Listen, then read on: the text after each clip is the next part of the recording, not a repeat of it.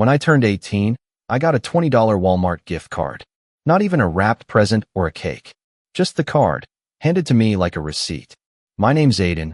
I'm 27 now, and I still remember how my mom didn't even make eye contact when she gave it to me. My dad was watching a football game on the couch and muttered something like, "Happy birthday, champ," without even looking up. Meanwhile, my younger brother Nathan, who was turning 18 the following year, had already been hinting about his dream car for months, a brand new BMW coupe. He used to scroll through car listings at the dinner table like he was window shopping a life I wasn't allowed to have. I never said anything. Not when I opened that tiny envelope on my birthday and saw the $20 card like some consolation prize. Not when I overheard Mom talking to Aunt Denise about how they were saving for something special for Nathan. Not even when I saw my brother grinning like a movie star the day my parents surprised him with that gleaming new BMW parked in the driveway, complete with a giant red bow, like in those commercials nobody actually believes are real. Except it was real, and it was right there. And I was standing in the front yard with them, like a background extra in someone else's movie. I just smiled, said nothing, and went inside. Growing up, favoritism in our house wasn't a secret. It was practically a family tradition. Nathan was the golden boy. He was the miracle baby after my mom had a miscarriage between us. I heard that phrase more times than I can count. You're lucky to have a brother at all, Aiden. He's our little miracle. What that meant in practice was that Nathan never got grounded, always had the newest gadgets, and somehow escaped every consequence. When he got caught vaping in the school bathroom, boys will be boys. When I got a B+ in math, why aren't you trying harder like Nathan? So I stopped trying. Not with school. I still did well enough to get into a decent college with scholarships, but I stopped trying with them. With family dinners, conversations, holidays. I played my role as the quiet, responsible one. The one who didn't need anything. The one who could handle being forgotten. When Nathan turned 18, the BMW wasn't just a car. It was a ceremony. My mom was crying when they handed him the keys. My dad was patting him on the back like he'd just returned from war. And Nathan? He acted like it was the bare minimum. He said, and I swear I will never forget this, "Finally. Took you guys long enough." They all laughed. I stood in the doorway, half in, half out, like a ghost in my own house. After that, I kept my distance. I focused on school, worked part-time jobs, saved money. I didn't visit much during college, except when I absolutely had to. Every time I came home for a holiday, Nathan had something new. New speakers, new rims, a custom license plate that said N8 Great. He became the kind of guy who posted mirror selfies with his car in the background like it was a trophy. Meanwhile, I was budgeting ramen packets and worrying if I could afford textbooks. And still, I said nothing. It wasn't bitterness. Not exactly. It was more like numbness. You ever get so used to being overlooked that you start to disappear, even to yourself? That's where I lived, just out of frame, watching life happen around me like I didn't have a script. But then something changed. I graduated, got a job in software engineering, not flashy, but stable. I moved out, rented a small apartment, and started building a life. Quietly. No help, no handouts. Just slow, steady progress. Nathan, on the other hand, didn't go to college. He started community college for a semester, dropped out, and bounced between part-time jobs and pyramid scheme ventures. He always had some business idea or new hustle. None of them stuck. But that car stuck around. He treated it like his firstborn, always detailing it, upgrading it, posting about it. But he drove it like a maniac. Speeding tickets, parking tickets, dented bumpers. Every few months there was a new story about how someone else messed up his car. I kept my mouth shut, even when my parents complained about how expensive his insurance was getting. They always bailed him out. He's still young, they said. He'll grow out of it. Then came the crash. It was 5 years after he got the car. I was 23, living in my second apartment, working my second job, doing pretty well for myself. I hadn't been home in a while. Then I got a text from my mom. Just a photo of Nathan's BMW. Or what was left of it. Crumpled. Airbags out. Windshield shattered. Apparently, he'd been racing someone at night on a back road. Lost control. Hit a tree. Miraculously, he wasn't seriously injured. Just some bruised ribs and a broken wrist, but the car was totaled. Insurance barely covered anything because of his history. My parents were frantic. "We're just grateful he's okay," they kept saying. I didn't respond. Then, a week later, Nathan called me. First time in ages. He didn't start with hello. He didn't ask how I was doing. He just said, I need a huge favor. I knew what was coming before he said it. His credit was trashed. Too many missed payments, too many overdrafts, maxed out credit cards. He'd been trying to get approved for a new car loan, but no one would touch him without a co-signer. And our parents had already hit their limit after bailing him out so many times. He was desperate. You've got good credit, right? You've got a good job. Come on, man, it's just a formality. I'll make all the payments. I swear. There was a long pause on my end. And that's when I smiled. Not out of joy, not out of spite either, but something cold and clear settled in my chest, like the final piece of a puzzle clicking into place. I remembered my 18th birthday. I remembered the $20 card. I remembered every quiet moment I swallowed instead of speaking up. And I said, why don't you buy it with a gift card? He laughed at first, like it was a joke. Then I hung up. That's when all hell broke loose. I expected the fallout to be bad, but not this bad. Within hours of hanging up on Nathan, my phone started lighting up like a Christmas tree. Missed calls, voicemails, texts that went from pleading to guilt-tripping to outright threats of being cut off from the family. My mom left me a long voice message, voice trembling like she was on the verge of tears. Aiden, honey, I know things weren't always equal, but Nathan's in a really tough spot right now. He's your brother. Family means helping each other when it counts. I'm begging you to reconsider. My dad didn't bother with emotional manipulation. He went straight for the cold, hard guilt. You wouldn't even be in your position if it weren't for the values we taught you.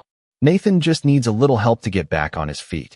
Are you really going to let your own brother flounder like this over some ancient grudge? Ancient grudge. That line stuck with me. It wasn't about the car or the gift card or even the years of being the family afterthought. It was the fact that when I finally stood up for myself, just once, they acted like I was the villain. Like I had some moral obligation to keep propping up the same guy who'd been handed everything I never got, only to crash and burn every opportunity. I didn't reply, so they came to me. 2 days later, I was eating lunch on my apartment balcony when I heard the knock.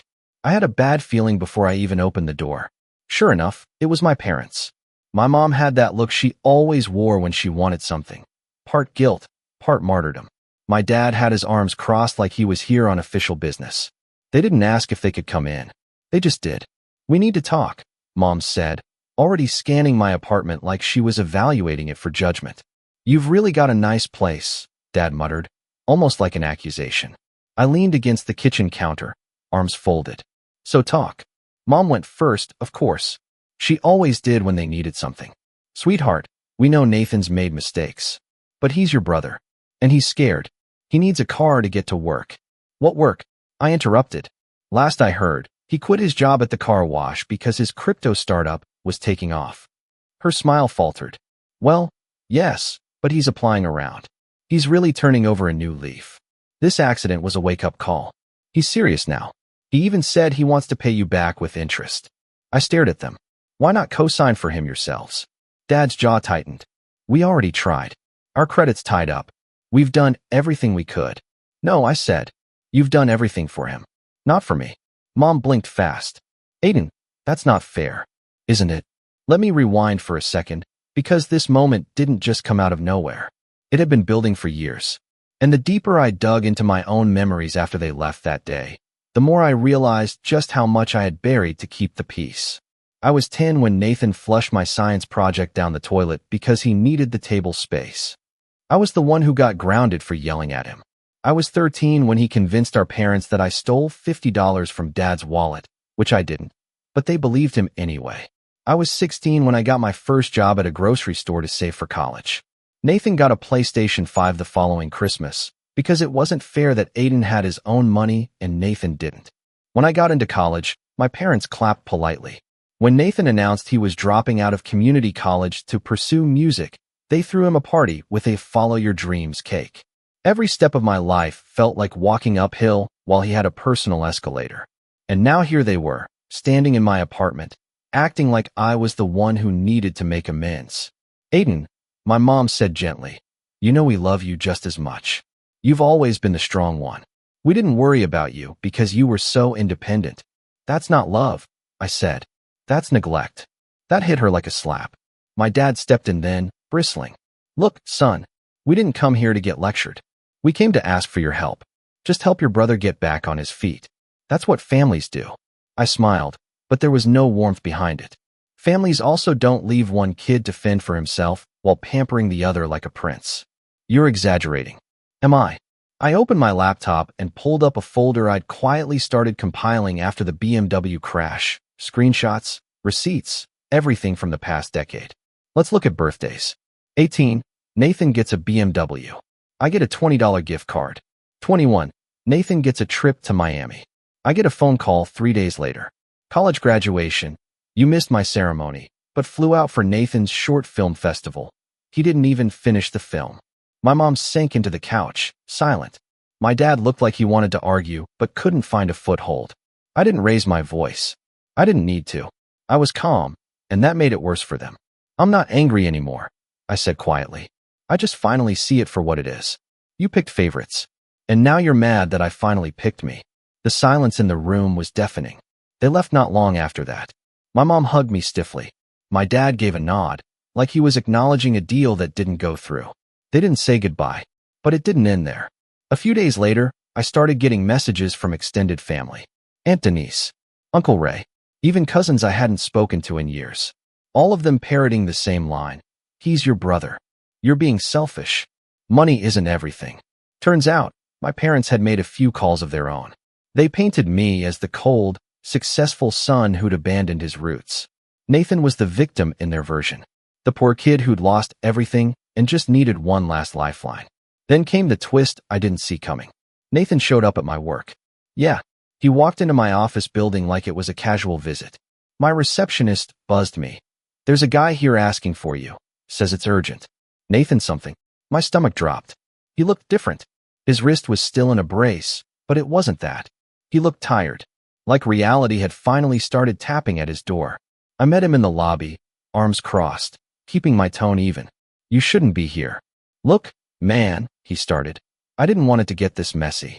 I didn't ask Mom and Dad to go nuclear. I said nothing. He rubbed his face. I screwed up. I know I did. I crashed the car. I maxed out my cards. I messed up my credit. But I'm trying now. I'm applying to real jobs. I even signed up for night classes. I just need a second chance. I stared at him for a long time. This wasn't the arrogant kid who posed in front of his car with fake Gucci. This was someone who'd finally hit a wall. But even then, I couldn't forget. You had a chance, I said. You had every chance. You were handed things I begged for. You wasted them. And now you want me to fix it. I'm not asking you to fix it, he said quickly. Just help. Just co-sign. I'll do the rest. No, I said. And that's when the last mask fell. Nathan's face twisted. You're just jealous. You always were. That's why you're doing this. You think I didn't see how bitter you looked every time I got something you didn't? You were too boring to get any of it. That's why Mom and Dad. I didn't let him finish. I turned and walked away.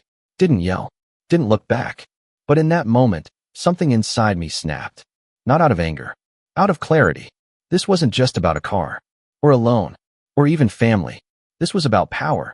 About who held it for the first time. And I was finally holding it. When I left Nathan standing in the lobby, something shifted in me. It wasn't immediate. I didn't walk away with fireworks in my chest or some grand sense of victory. What I felt was quieter, colder, an exhale after holding my breath for years. But underneath that, buried deep, was a knot I hadn't realized I'd been carrying. A knot made of old guilt, warped family loyalty, and a longing to be seen. And for the first time, I wasn't trying to untangle it. I was letting it go. The fallout came swiftly. My parents stopped talking to me altogether. The daily guilt-tripping texts from Mom turned into cold silence. No good morning messages, no links to dog videos, no passive-aggressive Bible quotes. Just nothing. Dad, who never texted much anyway, blocked me on Facebook. I only found out because a mutual friend mentioned that he'd been posting updates about letting go of negative people and choosing family who chooses you back. My name wasn't mentioned, but it didn't have to be. At first, I told myself I was fine with it. That this distance was healthy. That I was protecting myself. And in some ways I was. But the silence wasn't peaceful. It was heavy, especially at night. I'd come home from work to my little apartment, quiet, dim, clean, and feel like I'd won a prize no one remembered awarding. I had the job, the stability, the life they said I'd never need help with. And I was alone. I'd scroll through old photos on my phone sometimes, ones I'd taken without thinking. Nathan sticking his tongue out in front of the Christmas tree. Me holding up a birthday cake I'd baked for Mom when I was 16. Dad asleep in his recliner, the dog curled up on his lap. Snapshots of a family I didn't have anymore. Or maybe never really had. It got worse when holidays rolled around. Thanksgiving came and went. No invite. No text. I spent it microwaving mashed potatoes and eating turkey slices off a paper plate. I told myself I didn't care, that I preferred the quiet.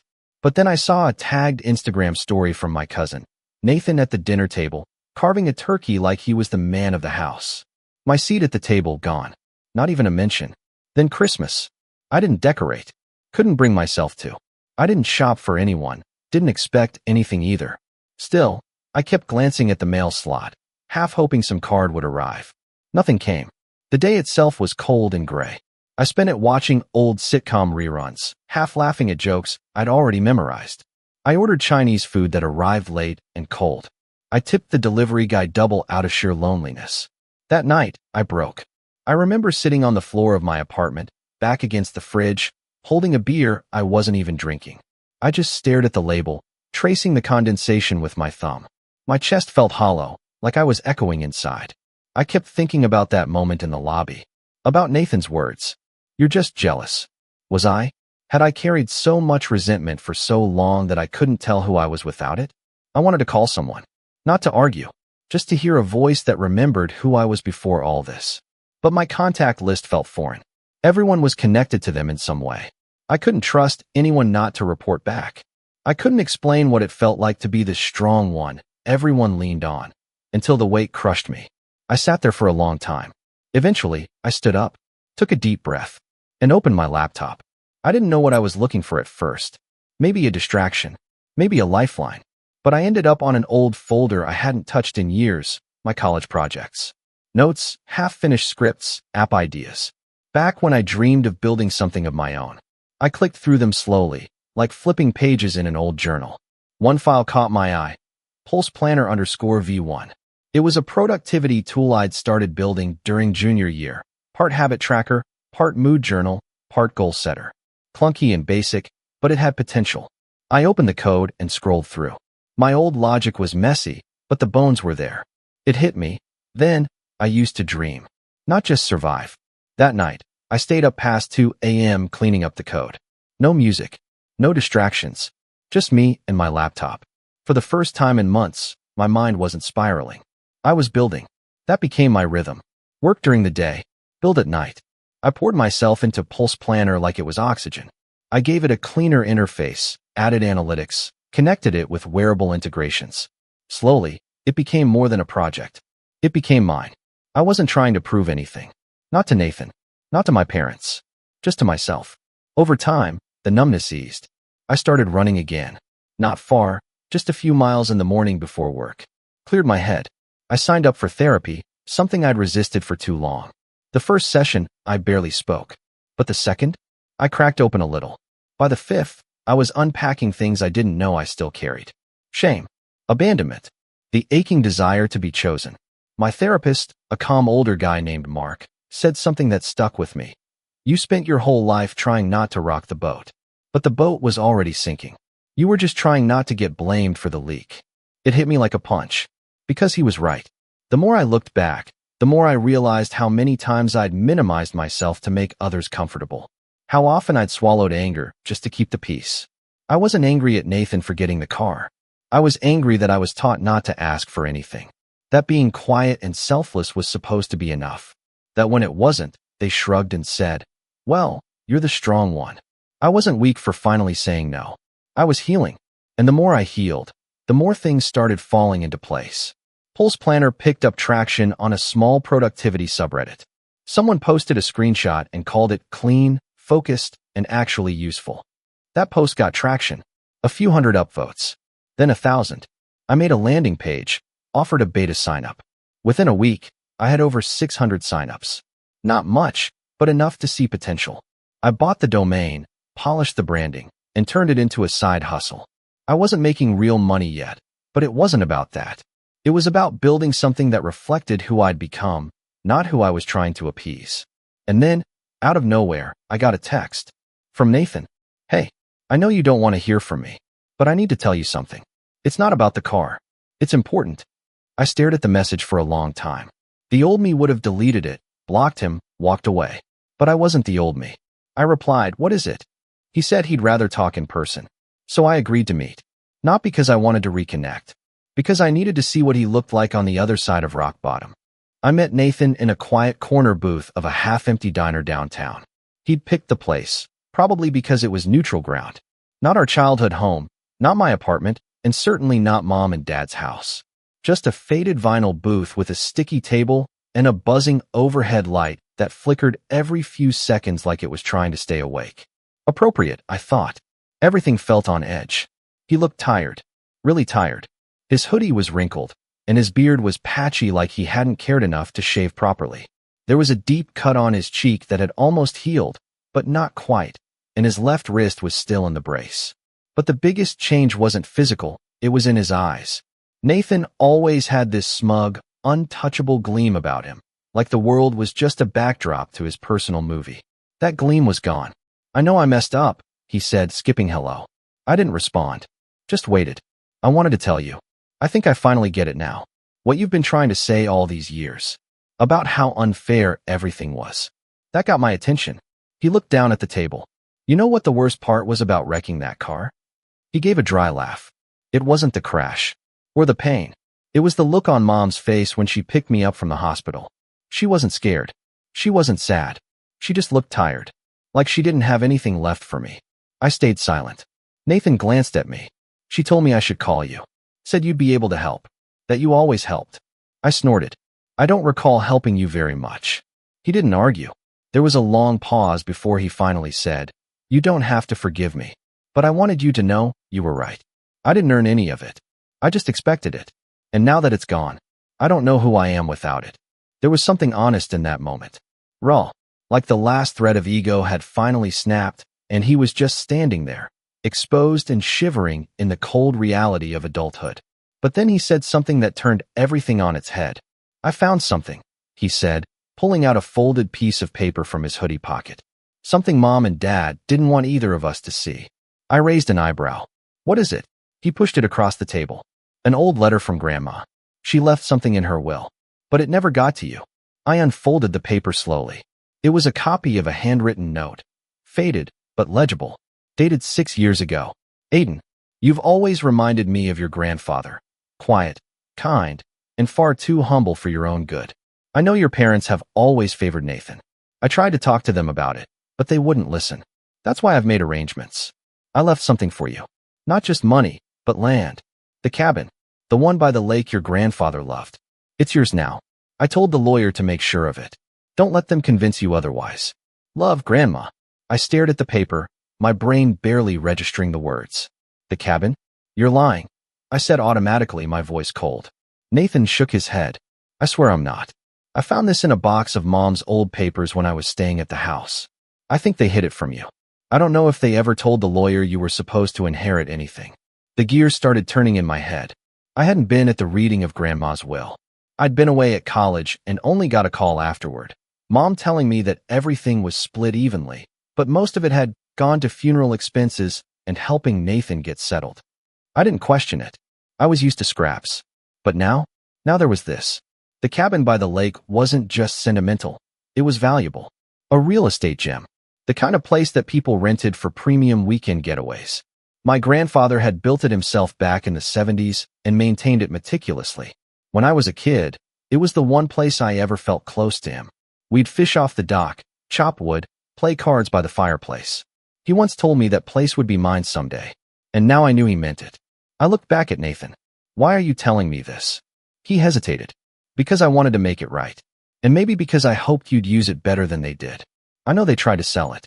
I heard them talking about it last year, but I think the paperwork was never fully in their name. If you go to the county office. I didn't let him finish. Because in that moment, I wasn't sitting in a diner with my brother anymore. I was sitting at the threshold of something big. Something just. And for the first time, I wasn't reacting, I was planning. The next morning, I called in sick. Then I drove 2 hours out to the county records office in the small town near the lake. The place smelled like dust and old linoleum, and the clerk at the front desk looked like she hadn't updated her hairstyle since 1995. But she was kind, helpful, and after about 40 minutes of digging through property transfer documents and notarized forms, she handed me a file. The cabin was never transferred to my parents' name. It was still in my grandmother's. And in her will, attached, sealed, and signed, it clearly stated that the property was to be left to me. Not to be sold, not to be split, solely and entirely to me. It should have passed into my name automatically, but only if the family submitted the final documentation. Which, of course, they never did. They'd buried it. And now I had the proof. By law, all I had to do was file the claim with the probate court, along with the letter and a petition to reopen the estate for property transfer. It would take a few weeks, maybe longer, but it would work. And when it did, that cabin wouldn't just be a quiet piece of family memory. It would be leverage. Because if they tried to sell it again, or claimed I was stealing, I'd have the original will and the county's record on my side. Ironclad. But I wasn't done. Not by a long shot. The next few weeks were a blur of preparation. I filed the court documents, hired a lawyer, a no-nonsense woman named Lila who didn't flinch when I said, "They've been hiding this from me for 6 years," and started planning my next move. I didn't tell Nathan what I was doing. I didn't tell anyone. Instead, I started looking deeper. Into my parents' finances. Into Nathan's bankruptcy filings. Into the tangled mess of personal loans and co-signed credit cards I had never been involved in, but which my name had mysteriously popped up on once or twice, years ago. And the more I found, the angrier I got. Turns out, when I was 19, my parents used my social security number to apply for a store credit card in my name. They never spent much, just a couple $100s, but it was fraud. And it had quietly dinged my credit until I noticed and fixed it. I'd assumed it was a clerical error back then. Now I knew better. They hadn't just favored Nathan. They'd used me. Quietly. Safely. Because I never made noise. That was about to change. The final piece came together when I reached out to a local real estate developer who'd been eyeing the lakefront area. A polite man in his 40s with a clean-cut smile and a firm handshake.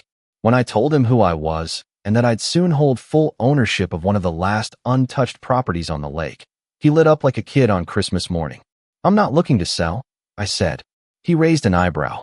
"Then why are you here?" "Because I want you to make an offer. On paper. A public one." He frowned, confused. "I'm not going to accept it. But I want to document it. Something my parents can see and panic over."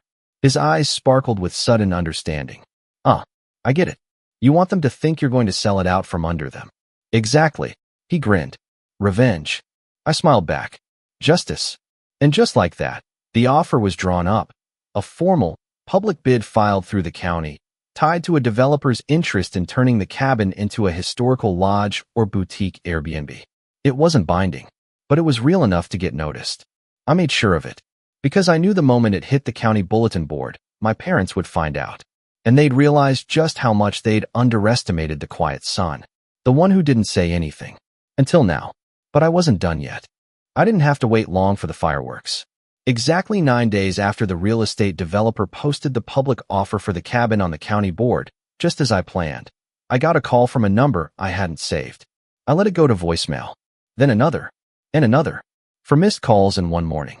All from Mom. Finally, my phone buzzed with a message. "What are you doing? Call me right now. Do not sell that property." The satisfying part wasn't the all-caps yelling. It was the fact that for once, they were scrambling, not me. I let the messages pile up. They came in waves. First panic, then guilt, then threats. My dad even tried the old, "You're making a huge mistake, son" routine. But the best one? The voicemail where he said, that cabin was meant for family, not profit. As if I was the one who buried a handwritten letter from Grandma for 6 years. As if they hadn't tried to quietly sell the place behind my back just last year. When I didn't respond, they upped the pressure. Uncle Ray called me next. Said he was concerned about the family falling apart. Aunt Denise chimed in, saying, "Honey, your parents are older now, and stress like this isn't good for them." One cousin even offered to mediate a family discussion like I was a misbehaving tenant and not the legal owner of a property my grandparents left to me. But I didn't budge. Then came the final play. Nathan. He showed up at my apartment again. I didn't let him inside this time. We talked at the door. He looked more put together than last time. Clean clothes, a decent haircut, less of that sunken desperation in his face. I told them the truth, he said quietly. That you found the letter. That you're the legal heir. They're freaking out. I know, I said. That was the point. He gave a small, bitter laugh. They're saying they'll contest it. That grandma was confused. That you forged something. I didn't, I said simply. And if they try, I've got the lawyer, the original will, the county office records, and grandma's lawyer's signature confirming everything. Let them burn money on a losing battle. Nathan looked at me for a long moment. You're really going to go through with it? I leaned against the doorframe. No, I'm not going to sell the cabin. I'm just going to renovate it. Turn it into a retreat. Maybe something for local writers or veterans. Something good. Something she would have wanted. He blinked. You're serious? I didn't do all this for revenge, I said. That was just the bonus. The renovations began 3 weeks later.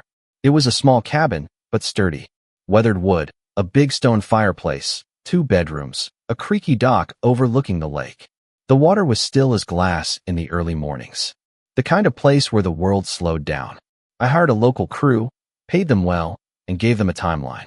As word got out that I was reviving the old cabin, I started getting emails and letters from people in the town, friends of my grandparents, former fishing buddies of my grandfather, even a librarian who remembered my grandma coming in every Wednesday to check out mystery novels.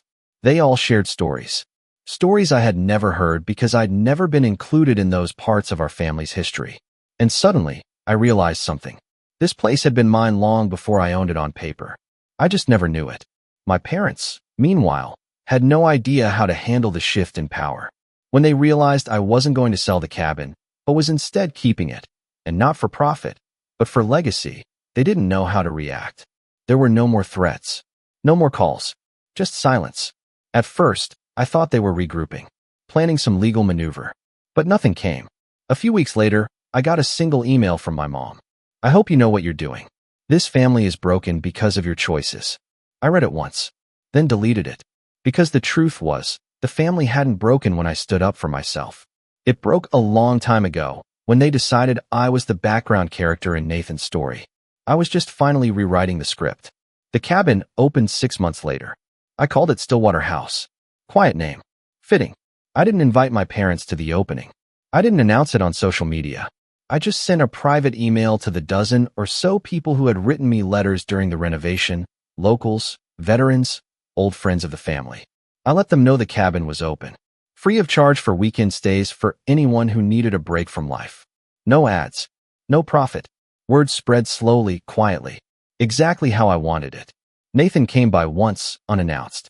This time, I let him in. We sat by the fireplace, drinking coffee in the silence. After a long while, he said, "You didn't have to go this far." I didn't, I agreed. But it's the only reason anyone paid attention. He looked around the cabin. They still talk about selling it. You know that, right? Dad says you'll get bored and cave eventually. I won't. He nodded, then looked at me. Do you hate me? I thought about that. No, I said finally. I don't hate you. I just don't trust you. And I'm not responsible for fixing who you became. That hurt him. I could see it. But it was the truth. We talked a little longer. About life. About therapy. About how he was trying to build something of his own now. It wasn't much, but I wished him well. Then he left, and I never saw him again. 3 years have passed since then. Stillwater House has quietly become a little haven. People come and go. Some leave notes. Some leave nothing. But the silence here? It's different. It's peaceful. Not like the silence I used to know.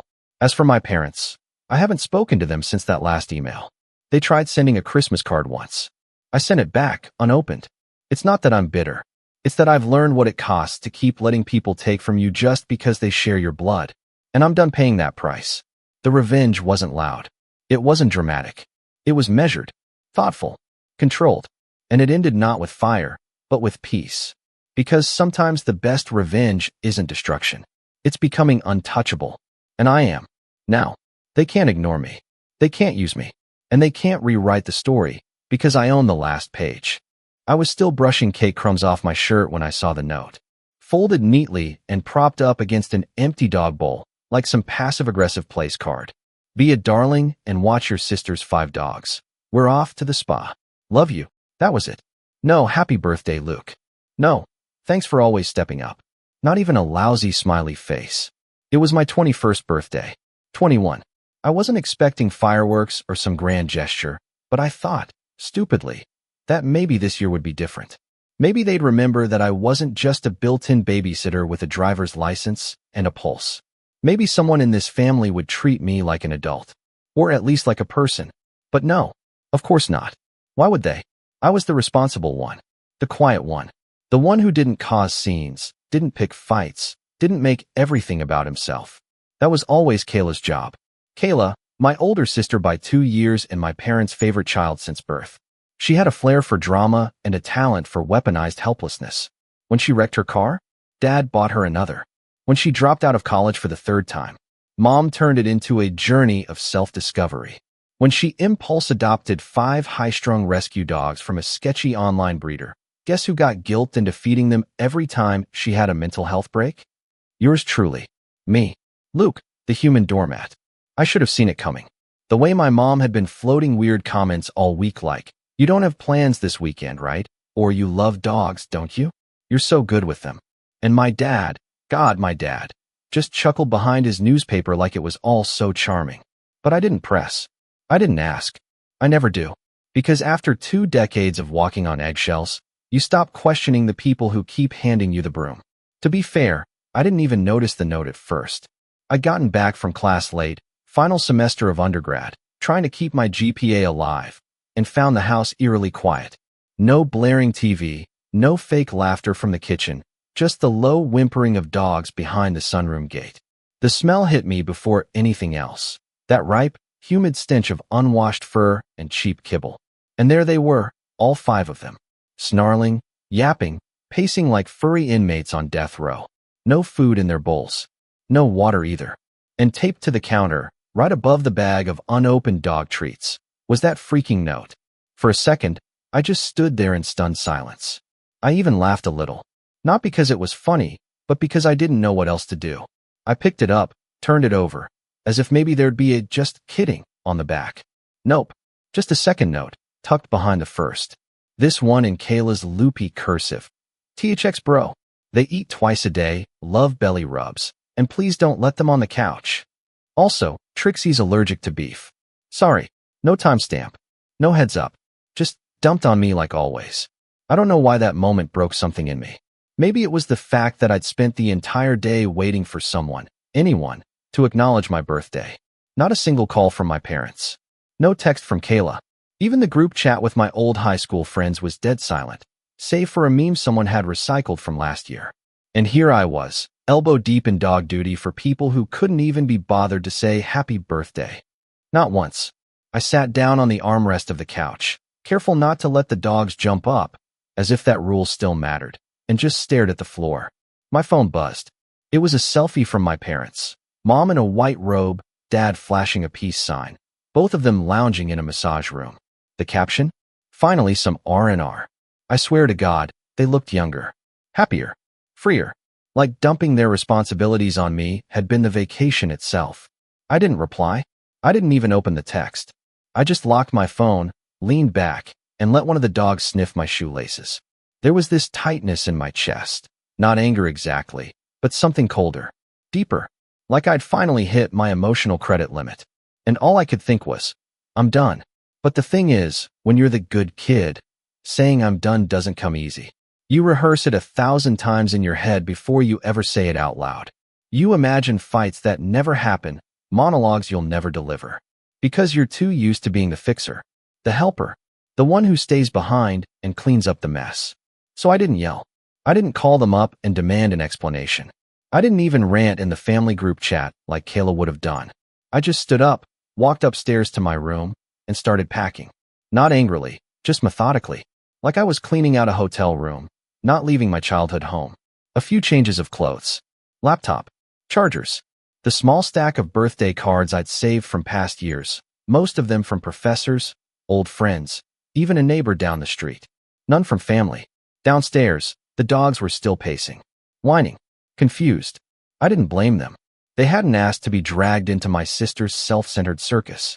But I wasn't going to be their collateral damage either. Not anymore. 2 hours later, I was gone. I left the house spotless. Not for them, for me. I fed the dogs, filled their bowls with fresh water, and left the baby gate open so they had full run of the place. They'd figure it out. Or not. I didn't care. And when my parents came back that night to a shredded couch, claw marks on the doors, and tufts of fur covering their precious rugs, well, let's just say they were in for one heck of a welcome home party. But I wouldn't know, because by then, I was 3 towns away, checked into a cheap motel with a vending machine dinner and a peace I hadn't felt in years. And for the first time in my life, I didn't pick up when they called. I didn't check my phone for 2 whole days. Not because I was trying to prove a point, but because I needed the silence. I needed to sit in the stillness of that motel room, all beige wallpaper and flickering light bulbs, and figure out what the hell I was doing with my life. I'd brought one backpack, a half-charged phone, and the birthday gift I bought for myself, a secondhand camera I'd been eyeing for months. I was going to take it out that weekend, maybe hike up to Old Ridge Trail and shoot the sunrise, maybe get some distance. But now I just stared at it, still wrapped in the paper bag I'd carried it home in. The voicemail inbox filled up fast. First it was Mom, sweet and sugar-coated. "Hi, honey. Just checking in. I'm sure there's a good reason you left. We're back now. The dogs were a little rowdy, but no biggie. Anyway, call me when you can." Then Kayla, more casual. Hey. So the dogs wrecked the couch. Like, destroyed it. You couldn't have at least crated them or something. Seriously. She hung up without even pretending to care. Then Dad, the disappointed tone. "Luke, you left without saying anything. That's not like you. You should have told us. We would have made other arrangements. Just call your mother back, would you? Would have made other arrangements. Right. Like how they would have paid attention to my birthday if I'd just reminded them. Or would have cleaned up after Kayla if I'd just asked nicely. That's the thing about my family. They always speak in retroactive empathy. Like their concern only kicks in after the damage is done, and even then, it's conditional." On Monday morning, I finally cracked and listened to the latest voicemail. Kayla again. "Okay, what the hell, Luke? The dogs ruined the floor. Like, actual damage. Scratch marks everywhere. The couch cushions are toast, and Mom is freaking out about the carpet. You owe us for this. You just left them here? Who does that? Call me." That one got to me. Not because I felt guilty, I didn't, but because it confirmed what I'd always suspected. I was never the sibling. I was the cleanup crew, the fallback plan, the second string. They didn't care that I was gone. They cared that their furniture was ruined and their weekend was wasted. And somehow that was my fault. I still didn't respond. I checked out of the motel, drove 2 hours south, and crashed on a college buddy's couch for a few nights. Aaron didn't ask questions, just handed me a beer and tossed me a blanket. We watched old movies and made boxed mac and cheese like we were back in sophomore year. It was the most seen I'd felt in weeks. Meanwhile, back home, the group chat blew up. "MO on Monday, 9:17 a.m. Luke, please. This isn't like you. We need to talk. Kayla Monday, 11:03 a.m. The cleaning estimate is $840. We're splitting it 50/50ths. Fair is fair. Dad Monday for 51 p.m. Your mother's upset. That rug was a gift from her grandmother. Kayla Tuesday, 8:40 a.m. You think this is funny? Grow up. MOM, Tuesday, 12:10 p.m. Luke, you're acting like a child. This isn't how family works. That line did it. This isn't how family works. I stared at that sentence for a long time. Reread it until the words lost meaning. Because if this was family, if using someone, ignoring them, guilt-tripping them, then calling it love, then maybe I didn't want any part of it. I finally typed back a single message. You left me a note. And then I muted the thread. The next day, Kayla showed up to Aaron's place. I should have known she'd track me down. I'd forgotten she followed me on SnapMap. She banged on the door like she owned the place, yelling my name like we were still 12 and I'd taken her hairbrush. Aaron answered before I could stop him.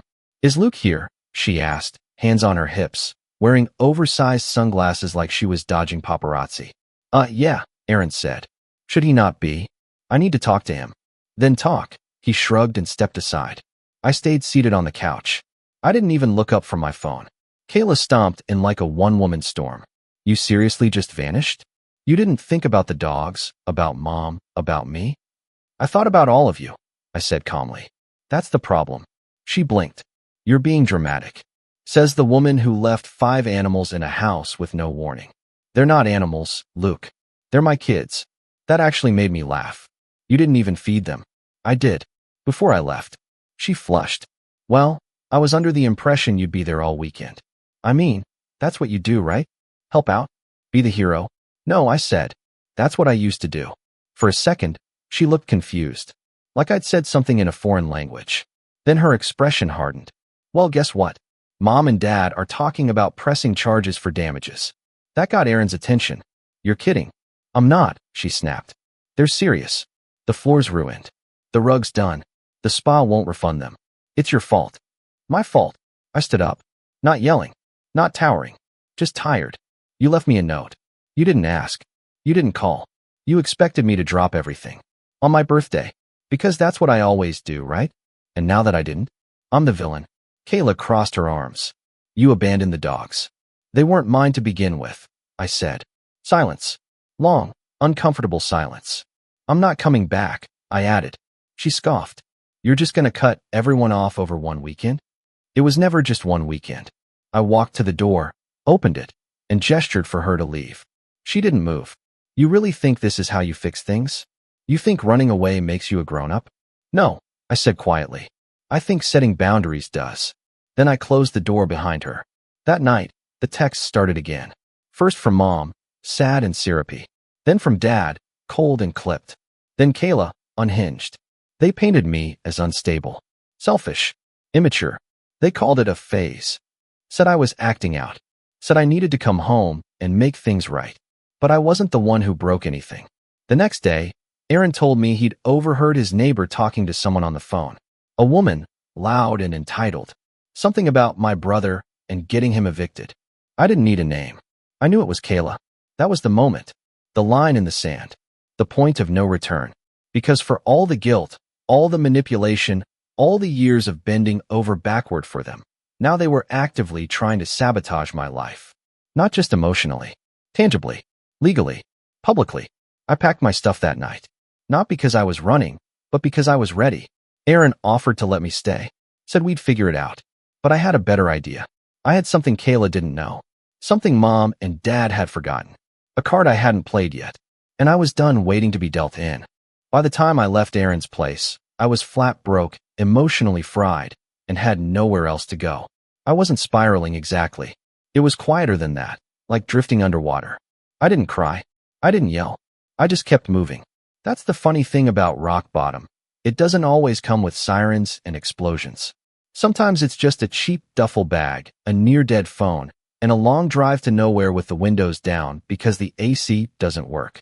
I crashed at a 24-hour diner that night, nursing a coffee for 4 hours until the manager gave me a suspicious once-over and said they don't do loitering. I smiled politely and left a tip I couldn't afford. Then I sat in my car until sunrise, flipping through job listings and half-baked life plans like they were lottery tickets. I considered going back. I really did.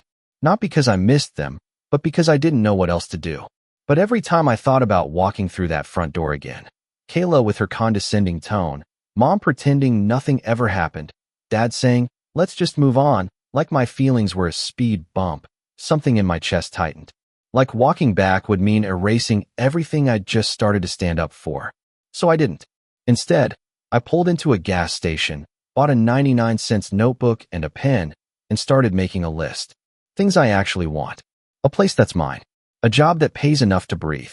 People who actually see me. A life that doesn't revolve around apologizing. A reason to wake up that is an obligation. It wasn't profound, but it was a start.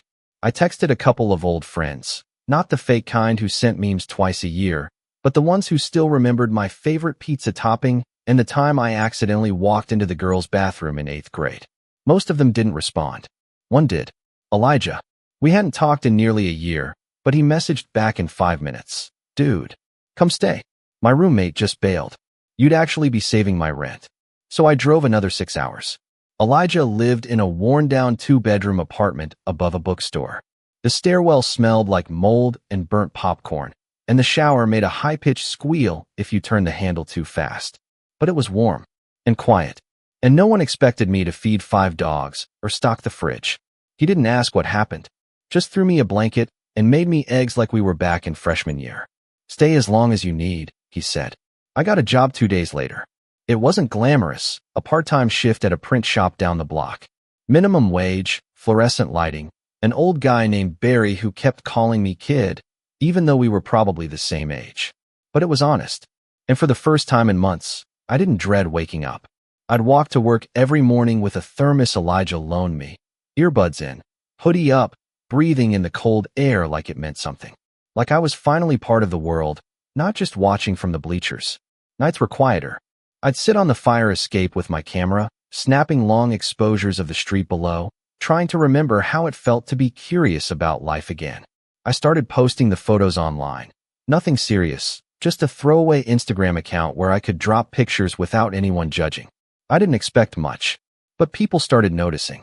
A travel blog reposted one of my shots. Then a small art collective DM'd me, asking if I wanted to contribute to their next zine. I said yes before I could talk myself out of it.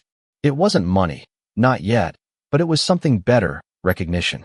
One night, a message popped up from an unfamiliar account. It was a woman named Grace, said she ran a small creative agency looking for a photographer for a local event. I told her I didn't have gear. She said, "We'll rent it. Just bring your eye." I almost said no. I was still walking around with imposter syndrome like a second spine. But something in me, some tired, stubborn part that had lived too long in the shadows, said yes. The event was a community fundraiser. Nothing fancy, but I showed up early, stayed late, and shot everything I could. Kids playing tag under string lights, a grandpa slow dancing with his wife on a creaky wooden stage, someone spilling lemonade and laughing about it. Real stuff. Unfiltered. Unposed. When I sent Grace the photos, she replied with one word, "Wow." She paid me $150 and asked if I'd be interested in doing another shoot. Then another. 2 weeks later, I bought my first real camera with the money I'd saved. Around that time, Kayla started texting again. First, it was subtle. Hey, just checking in every few days. Then, "We haven't seen you in a while. Mom's been worried." Worried. Right. Like she hadn't tried to get me kicked out of Aaron's place. Like she hadn't called me selfish and unstable. I ignored her. Then came the guilt trip texts. "Kayla, Wednesday, 6:42 p.m. It's been 2 months, Luke. Are you seriously ghosting your entire family over a dog-sitting thing?" "Kayla, Friday, 11:10 a.m. Mom's birthday is coming up. If you don't show up, she'll be crushed. Just saying." "Kayla, Saturday, 2:37 p.m. Okay. Wow. So this is who you are now? Mr. Independent with his little camera business? Good for you. Don't forget who helped you get there." That last one nearly made me throw my phone across the room. Helped me? They hadn't even said happy birthday. They hadn't supported my photography when I was 16 and wanted to take classes. Dad had called it a hobby, not a career. Mom told me to be more realistic. I stared at the message for a long time. Then I blocked her. That was the day I realized something important. Rock bottom wasn't just a place. It was a filter. It showed you who would come looking for you when you vanished, and who would only miss what you used to do for them. Elijah threw me a small birthday dinner a month later, belated, but it was the first one that actually felt like mine. A couple friends from the art collective showed up. Grace brought cupcakes. Barry from the print shop even stopped by with a used camera strap and said, "Don't tell anyone I'm soft." I didn't, but I wrote him a thank you note anyway. I was still broke, still rebuilding, but I felt whole. There was this quiet strength growing in me, like muscles I didn't know I had. I wasn't angry anymore, not exactly. Just done. Done begging to be included. Done waiting to be chosen. Done playing the part of the dutiful son and convenient brother. I'd started writing again, too. Nothing serious, just journaling. But it helped. Helped me track the climb back up, one slow inch at a time. A few weeks after my first paid gig, Grace introduced me to someone from a regional magazine. They were doing a feature on local artists and needed portrait shots. I got the job. Then another. I wasn't just getting work. I was building a name. People started tagging me, recommending me, following me. I wasn't famous, but I was free. And that's when I saw it. A new post from Kayla on Facebook. A photo of our family house, pristine and renovated. A caption that read, "Grateful for new beginnings. Family first, always." And the kicker? My name tagged at the bottom. Like I'd had anything to do with it. Like I was part of the team again. I felt my jaw tighten. I hadn't spoken to them in months. I hadn't gone home. I hadn't answered a single call. And yet here she was, rewriting the narrative in real time. playing the loving sister, erasing the part where she used me and tried to ruin me when I walked away. But I wasn't going to argue with her. I was going to show her. Not through words, not through some dramatic confrontation, but through something better. Because by then, I wasn't just surviving anymore. I was planning, and what I had in mind would make them wish they'd never handed me that note. I didn't see the setup as revenge at first. Not consciously, anyway. It started as something simpler, a quiet urge to reclaim the parts of myself they'd always dismissed. I didn't want to burn bridges. I wanted to prove I never needed theirs to begin with. But the deeper I got into my work, the more I realized just how many doors had been closed to me before, and how quickly they were opening now. By April, I was shooting 3 to 4 events a week. Portraits, engagements, even a small wedding. Grace got me a few gigs with local businesses that needed headshots for their websites and ads. My inbox stopped being a ghost town. I started raising my rates. People still booked me. And somewhere in that busy blur of lenses, lighting, and late-night editing sessions, a switch flipped in my brain. I wasn't just surviving anymore. I was building. And suddenly, I had leverage.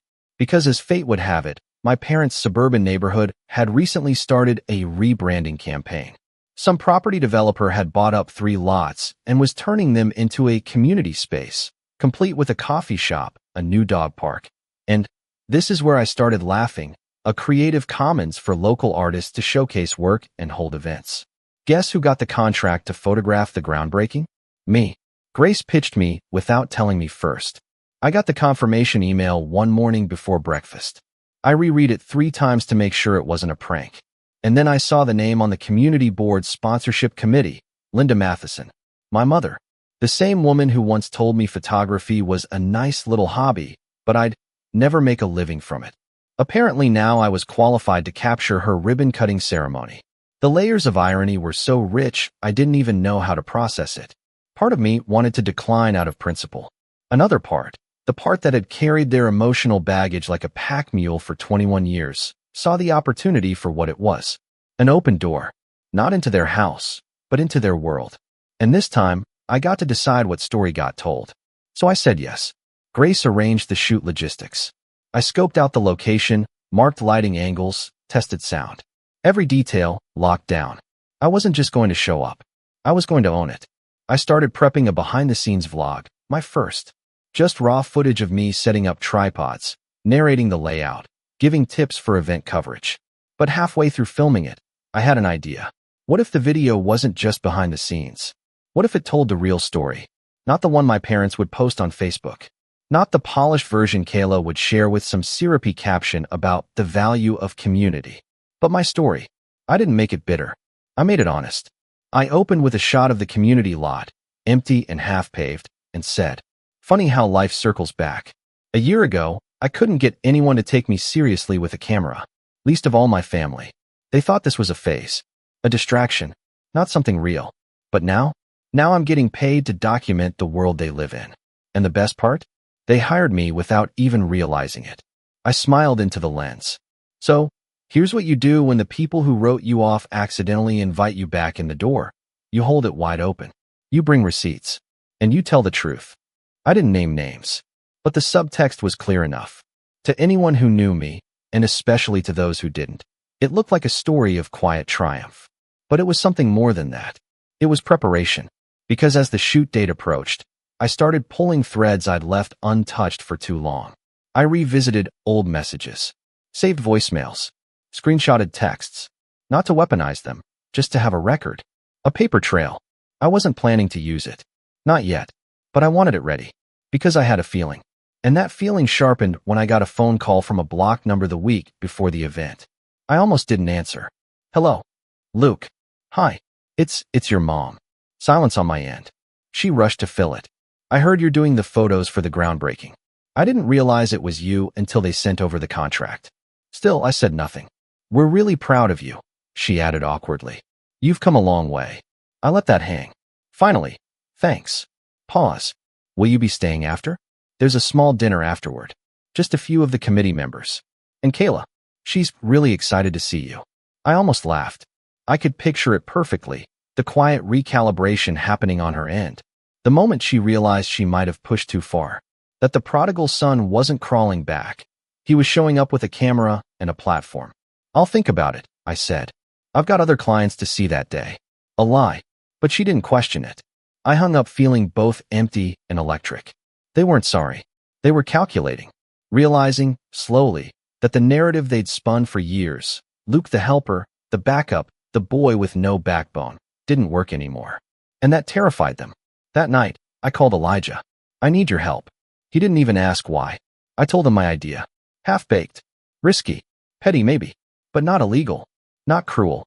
And undeniably satisfying. You sure? He asked when I finished. Completely. Then let's do it. Elijah handled the technical side. He was a wizard with sound editing, and he still had access to university AV equipment. I handled the planning. We stitched together a presentation. A silent reel to play at the post-event dinner if, and only if, things went a certain way. I wasn't going to provoke them, but I was going to be ready if they tried to rewrite the script again. The event day arrived like any other. Gray skies, coffee jitters, tight deadlines. I wore my cleanest button-down and a camera strap that didn't dig into my neck. Grace was already there when I arrived, clipboard in hand, hair pinned up, running logistics like a general. Big day, she smiled. Bigger than they think, I said. The ceremony itself went off without a hitch. Mayor gave a speech. A local high school band played a barely recognizable version of the national anthem. My mom smiled for every photo. Kayla wore a blazer 3 sizes too expensive for someone who still lived rent-free. I got my shots. All of them. And not just of the event. Of them. Kayla whispering to my mom with that tight-lipped smirk she always wore when she thought no one was looking. My dad scanning the crowd like he was checking for important people to impress. It was like watching actors slip in and out of character between takes. And I was the one holding the camera. Afterward, they pulled me aside. Can we talk? Mom asked. I glanced at my watch. Quickly, Kayla stepped forward, all fake warmth and overdone perfume. We're really glad you came, she said, patting my arm like a politician. Seriously, this whole thing, you crushed it. Thanks. And listen, she added, voice dropping. We were thinking, maybe you could help us build a little online presence. For the family. You know, like a legacy thing. I blinked. A legacy thing. Yeah, you could document our family stuff. Reunions. Vacations. House projects. You've got the eye. I let that hang. You mean like how I documented my birthday last year? Her smile twitched. I've got to go, I said. And I did. But not before making sure the dinner was still happening. Elijah would be there in 30 minutes. Grace too. I had one more part to play. One last shot to line up. And if everything went the way I expected, they'd finally see the whole picture. The dinner was hosted in a modest but elegant event hall just off the edge of the new development site. Round tables with white tablecloths, catered trays of hors d'oeuvres, a string quartet playing in the corner. Nothing flashy, just upper-middle-class charm trying too hard. I walked in just as they were finishing the ribbon-cutting recap, with Kayla up front, mic in hand, hamming it up for the sponsors like she was the face of the whole operation. Elijah gave me a subtle nod from the back of the room. He was already stationed at the A/V booth we'd scoped out earlier, laptop hooked into the venue's projection system. Grace stood nearby, chatting up one of the board members, wearing a neutral expression that gave away nothing. No one suspected a thing. I didn't want drama. I wanted precision. And I was about to give them the clearest picture I'd ever taken. Kayla stepped off stage, beaming like a reality TV host. Our parents were at the table near the front, basking in her glow, laughing like everything was fine. Like the last year hadn't happened. Like I hadn't been ghosted, blamed, and cut off emotionally just long enough for them to come crawling back when I became useful again. Mom saw me before anyone else did. Her expression lit up with performative warmth. Luke, you made it. I gave a tight smile. Wouldn't miss it. Dad stood and clapped me on the back like we were old pals, and Kayla slid up beside me with her wine glass in hand. Did you see the turnout? She said, like I hadn't photographed every single face in the crowd. You really captured something special today, Luke. I mean it. I know, I said flatly. And I'm glad you think so. Because I brought something special to share. That caught her off guard. Oh, you edited already. Sort of. I gave Elijah the signal. He tapped a few keys. The quartet stopped playing as the lights dimmed slightly. A few people looked around, curious but not alarmed. This won't take long, I said to the room. Just a short piece I've been working on. Not for the sponsors. For the family. I watched Kayla's smile freeze. Mom's wine glass paused mid-sip. Dad raised an eyebrow, but stayed silent. Then the video began. It started harmless. Clips of the ribbon cutting, the band, the crowd, all framed beautifully, almost like a tourism promo. A few murmurs of approval from the audience. My mother nodded. Kayla glanced around, trying to look casual. Then the tone shifted. The visuals cut to black and white shots of the house I grew up in. The front steps, the old swing, the garage door that still had my initials carved into the frame from when I was 9. Over those images, my voice came in. Calm. Even. For a long time, I believed being useful was the same as being loved. I was wrong. A hush fell over the room. The next clip was a still frame of the note my parents left me on my 21st birthday, the real one. I'd kept it, scanned it, and now it filled the screen. Be a darling and watch your sister's 5 dogs. We're off to the spa. Laughter erupted from a few people in the back who didn't know the context. Then came the photo of the trashed living room. Chewed couch, scratched floor, carpet destroyed, all time-stamped, with no edits. Then came the audio. Snippets of voicemails layered one after another. Mom, this isn't how family works. Dad, you should have told us. We would have made other arrangements. Kayla, you owe us for this. Each quote played over a black screen. No music, just their voices. For years, my voiceover continued. I was the one who stayed behind, who cleaned up, who said yes, because it was easier than fighting. And when I finally said no, they tried to rewrite the story. Then came the clips of Kayla at the groundbreaking, her whispering to our mom, rolling her eyes, smirking when she thought the cameras weren't watching. Then, and this was the kicker, a still of her Facebook post tagging me as if I were part of their success. My name, underlined in red. The caption, family first, always. My voice came in one final time. This is what happens when you stop letting people use your silence to build their own legacy. You start telling your version of the truth. The screen faded to black. A single phrase appeared, white text on dark. Some pictures don't need captions. Silence. Long, uncomfortable. Deafening. Then someone in the back, one of the younger board members, started clapping. A few others joined in. Polite. Confused. Unsure what they'd just watched, but moved nonetheless. My mom sat frozen, hand clenched around her wine glass. Kayla stared daggers through me. Lips parted like she wanted to say something, but couldn't find the script. My dad leaned back in his chair, face unreadable. I didn't wait for them to speak. I stepped up to the mic. Thank you for watching, I said simply. Photos from today's event will be sent to your inboxes by Friday. That concludes my part in this project. And with that, I stepped away.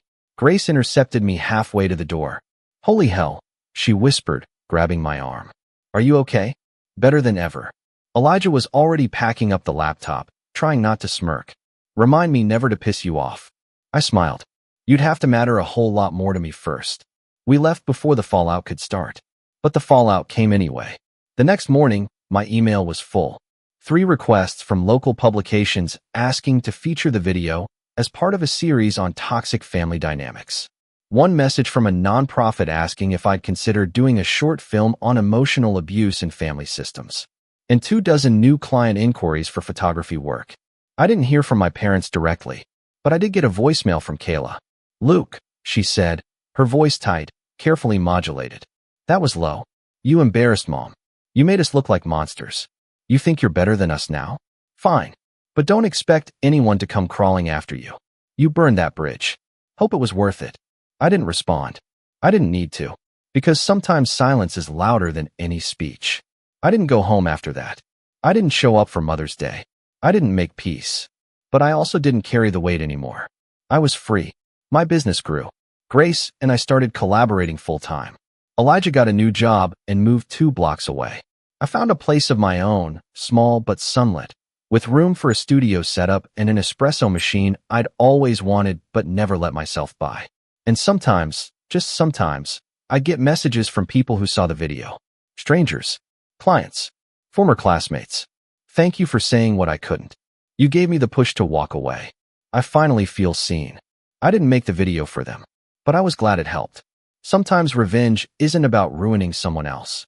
Sometimes it's about reclaiming yourself and making sure the world hears you loud and clear. I printed one of my photos, a shot of that old swing in front of my childhood home, slightly tilted, with the sun just catching the edges of the chipped paint. I hung it above my desk. A reminder that even broken things can be framed beautifully. And some stories, especially the painful ones, deserve to be told. Not whispered, not rewritten, told. And when you finally do, you don't need their permission. You just need a camera and the courage to click. My name's Darren, and I'm 42. I never thought I'd be writing one of these, but after everything that's happened, I need to get it off my chest. Maybe just to organize my own thoughts. Maybe because, deep down, I want someone to read this and go, yeah, that was messed up. I met Amanda when I was 34. She had this quiet grace about her, sharp, witty, the kind of woman who didn't let people in easily, which made it all the more meaningful when she finally did. She had a son from her previous marriage, Jonah. He was 14 when we met. Skinny, a little awkward, always glued to his phone, and polite in that sort of calculated way teenagers are when they're deciding whether or not you're worth their time.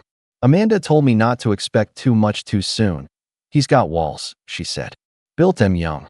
Fair enough. I wasn't trying to be his dad. I just wanted to be someone he could count on. I'd take him to his soccer practices when Amanda worked late, helped him build a model solar system for his science fair, even taught him how to drive when he turned 16. He wasn't overly affectionate, but he wasn't rude either. He'd mumble thanks and disappear into his room. Honestly, I thought we were okay. The real strain didn't start until Amanda's ex, Jonah's dad, started popping back into the picture. He'd been mostly absent for years. A couple birthday cards, the occasional promise to visit that always fell through. But around Jonah's junior year of high school, suddenly he was everywhere. At games, at parent-teacher meetings, at our front door on Saturday mornings. He had a new girlfriend, younger, loud, the type who laughs a little too hard at every joke. And Jonah thought he was the coolest thing since Bluetooth speakers. At first, I kept my mouth shut. I figured, okay, maybe the guy's finally stepping up. Maybe it's good for Jonah. But then the stories started trickling in. Jonah would come home talking about the new sneakers his dad got him, the video game console, the car stereo system, flashy stuff, surface-level love. Meanwhile, I was the one quietly paying for Jonah's tuition at the private school Amanda insisted on. Almost $18K a year, plus car insurance, phone bill, and the extra rent for the second bedroom we added so Jonah could have more space. I didn't complain. I believed in showing up, not showing off. But it was like none of that mattered. Amanda started defending her ex more often.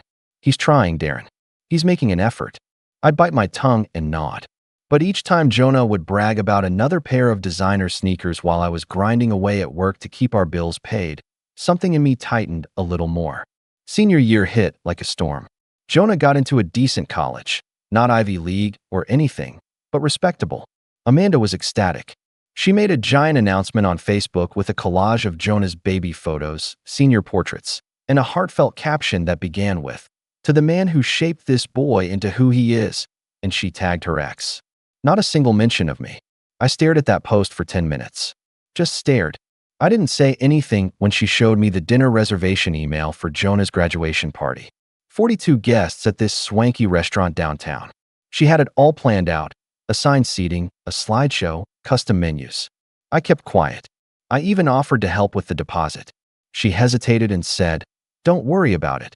His dad and I will split it." I should have known then. The graduation ceremony was held at the university's arena. Hot, crowded, a blur of robes and speeches. I sat next to Amanda and her parents. Jonah's dad sat on the other side, arms draped around his girlfriend like he was posing for a reality show promo. When Jonah's name was called, we all stood and clapped. I didn't expect anything special, just proud he'd made it through. Then came the part that still burns in my memory. Jonah got up to give a short speech. He'd been elected class rep or something. He looked sharp in his cap and gown, smiling that practice smile he'd learned from his dad. He thanked his teachers, his classmates, his mom. Then he paused, turned to the audience, and said, "And a huge thank you to the man who really stepped up, who believed in me and never gave up. Mom's boyfriend, Greg." Everyone clapped. I didn't. I just sat there, stunned. Greg? The guy who'd only been around for what, a year? The one who bought Jonah a used motorcycle and called him champ, like they were in a bad sitcom? That Greg? Amanda put a hand on my knee and whispered, "Don't make a scene," like I was the one embarrassing her. I nodded slowly and forced a smile. I clapped, not for Jonah, but to keep my hands from shaking. After the ceremony, we all shuffled out into the bright sunlight, fake smiles and congratulatory hugs all around. Jonah was basking in it, taking selfies, cracking jokes, clearly on top of the world. Then he saw me, walked over with this smug little grin and a folded piece of paper in his hand. "Hey, Darren," he said, like we were co-workers who occasionally shared an elevator. "Mind grabbing the dinner bill?" He handed me the receipt. Just under $5,000. 42 people, you know how it is. I took the receipt, looked at the total. $4,870. Plus tip. I glanced back at him. He stood there, arms crossed, waiting. Not a thank you. Not a trace of irony. I didn't say a word.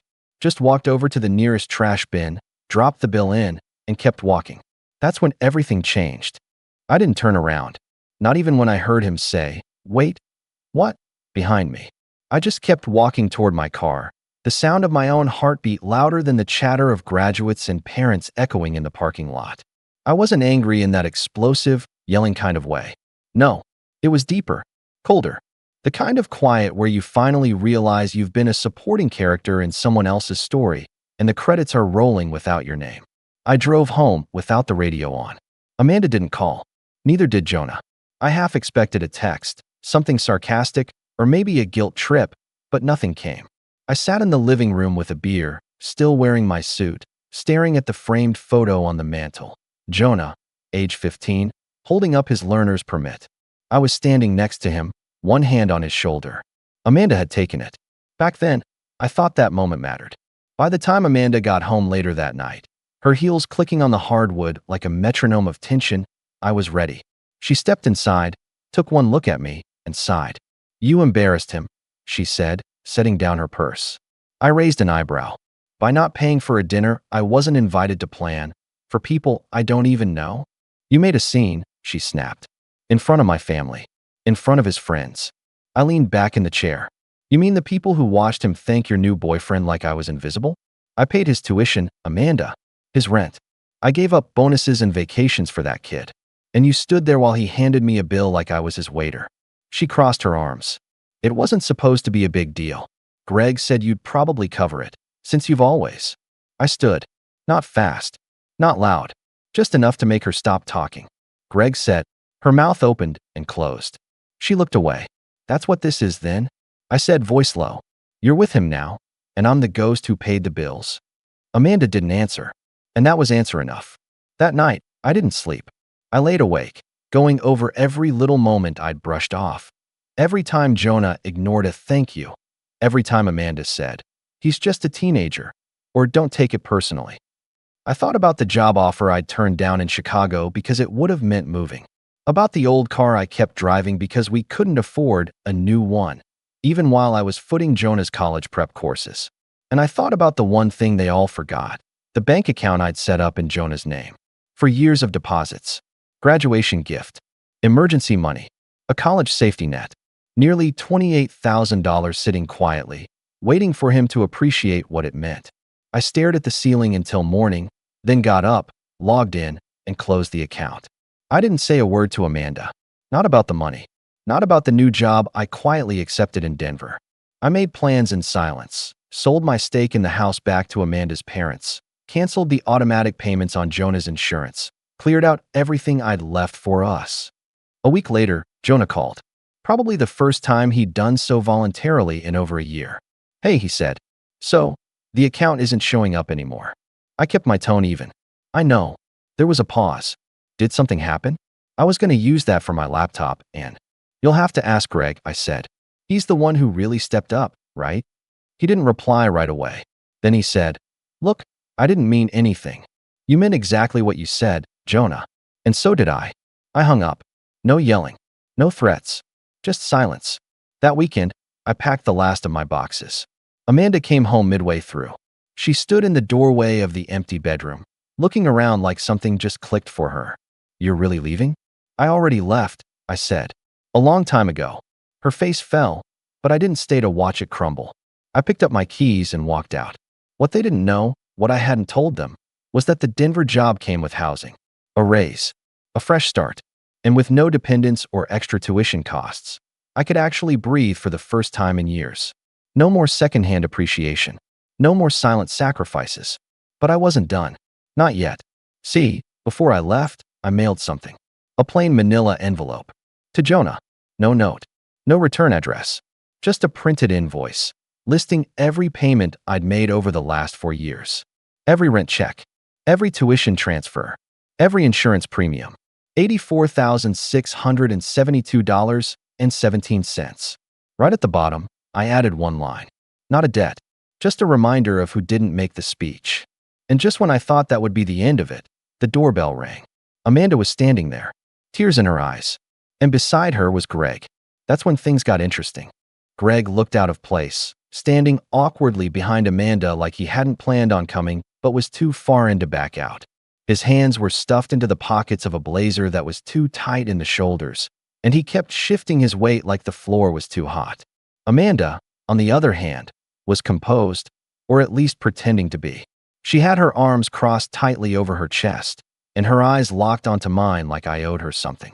I didn't invite them in, just leaned against the doorframe and waited. Amanda cleared her throat. Jonah's been upset. I raised an eyebrow. I'd imagined so. He didn't know, she said quickly, like the words had been rehearsed. He didn't know how much you were paying. He's just a kid. He's 18. I cut in, voice calm but firm. Old enough to accept a $5,000 dinner bill and give a public speech. Old enough to know who kept the lights on. Greg shifted again. Look, man, he said, trying for friendly. Maybe that speech was awkward, but he was nervous. And I didn't ask him to say my name, if that's what you're thinking. I let out a breath that might have been a laugh. I'm not thinking about you, Greg. I'm thinking about how I spent the last 4 years making sure Jonah had a stable home, a decent car, and a shot at college, while the people I lived with treated me like a placeholder. Amanda's eyes narrowed. That's not fair. No, I said, it's not. She hesitated, then stepped forward. We came here because we need your help. That made me pause. I blinked. You need my help? Greg jumped in. The dinner bill. The restaurant said the card declined. Amanda thought her dad's card would cover it, but they called me. Amanda interrupted, her voice suddenly sharp. Said the payment bounced, and now we're on the hook. Jonah thought you'd handle it. He was embarrassed when it got declined at the end of the night.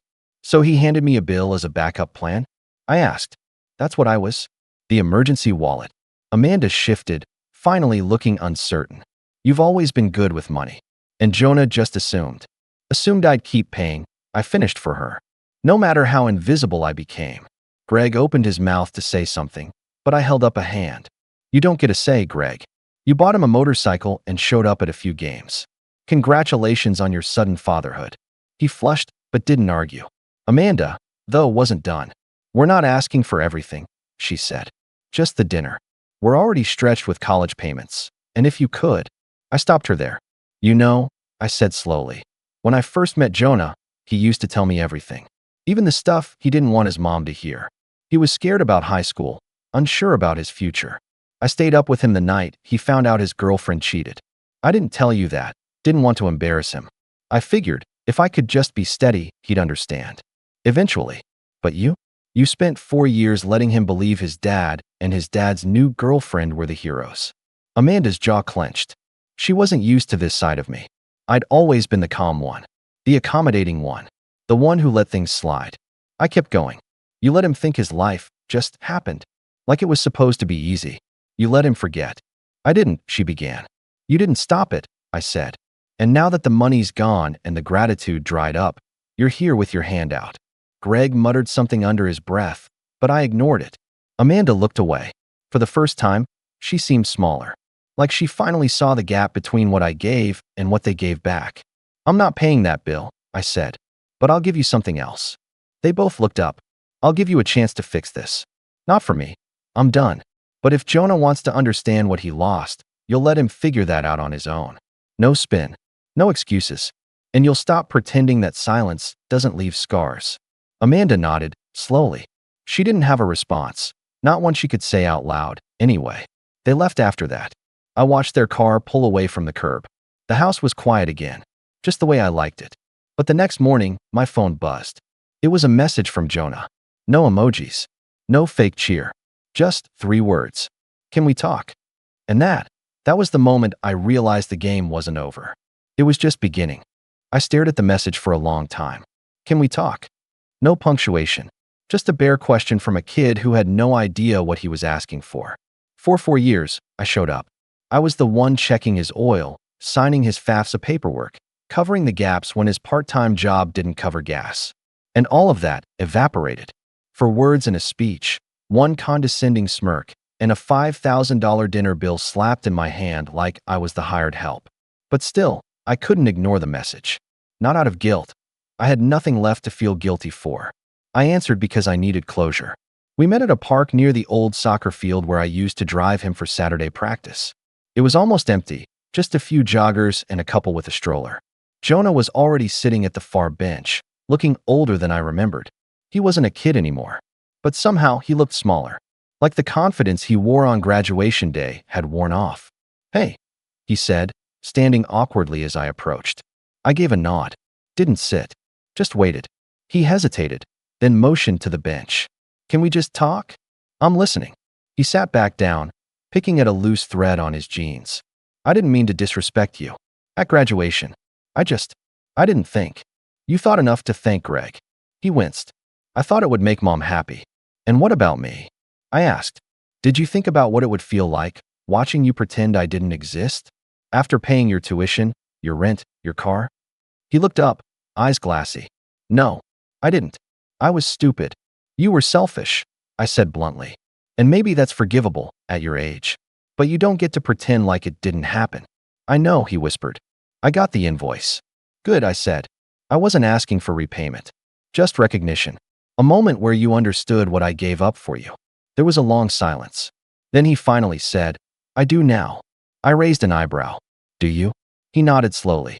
I looked through all my bank statements. All the tuition payments. Insurance. Rent. You covered stuff I didn't even realize. You never said no. You never even brought it up. "Because I didn't want to be a martyr," I said. "I wanted to believe that if I showed up, every day, in the little ways that mattered, you'd figure it out on your own." "I was blind," he said. "I thought my dad being around again meant something. I got caught up in the flash, the gifts, the praise, the motorcycle. But when the bill hit, he told me it wasn't his responsibility, that it was your role. Like you owed it to us." That made me pause. "Is that what you believe?" He shook his head quickly. "Not anymore. You didn't owe me anything. You gave me everything. And I threw it back in your face." I sat down finally. The bench creaked beneath us. "You know, Jonah, I didn't need a big speech. I didn't even care about the dinner. But when you handed me that receipt, after thanking another man for doing none of the work, it told me exactly how little you valued me." "I'm sorry," he said quietly. "I really am. I've been thinking about it every day. I see it all now, how easy it was to take you for granted." I didn't say anything for a while. Let him sit in the silence.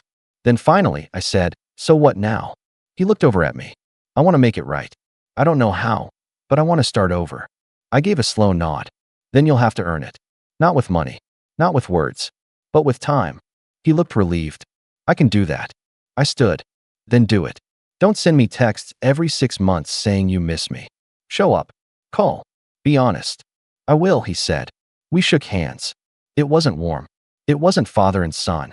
But it was something. A beginning. Over the next few months, Jonah kept his word. He'd call on weekends. Ask about my job in Denver. Tell me how school was going. He even started sending postcards. Something small, but consistent. I never expected miracles. I didn't forgive everything overnight. But the effort mattered. Amanda, on the other hand, stayed silent. I didn't hear from her again. Not when I officially sold my share of the house. Not when I removed myself from the joint account we'd once used for household expenses, most of which, I now realized, had been mine alone. She never sent a thank you. Never apologized. I suppose she couldn't face the truth of what she'd let happen. Greg? He faded out like a bad commercial. Jonah told me one day, almost casually, that Greg had broken up with Amanda after a fight about boundaries. I didn't ask for details. I didn't care. That part of my life was over. Then, around Christmas, I got a letter. Handwritten. From Jonah. Inside was a photo, the one from the graduation stage. Me, in the background, blurry, half cropped out, clapping. He'd written on the back, "You were there. I just didn't see you. I do now. Merry Christmas, Jay." I put the photo on my desk, not because I needed the reminder, but because sometimes the long game is about patience, not payback. About letting people fall apart just enough to want to rebuild, and watching them choose whether they do it right this time. Did Jonah ever repay the money? No, but he repaid the debt in something more valuable: humility, ownership, time. And for me, that was enough. Because revenge isn't always about taking something back. Sometimes, it's about walking away from a table that never saw your value and watching them scramble when the check finally lands. I still have the original invoice, framed, not as a threat, as a receipt for everything I gave and everything I'll never give again. When you spend your whole life being the easy one, people start to assume you'll just roll over forever, that you'll smile through the sting, nod when they twist the knife, and somehow still show up for family dinners with a gift and a thank you. That was me for most of my life.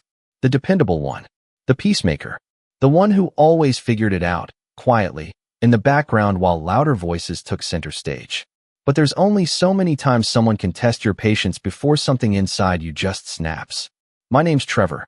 I'm 26, and up until 6 months ago, I thought I had a decent relationship with my mom.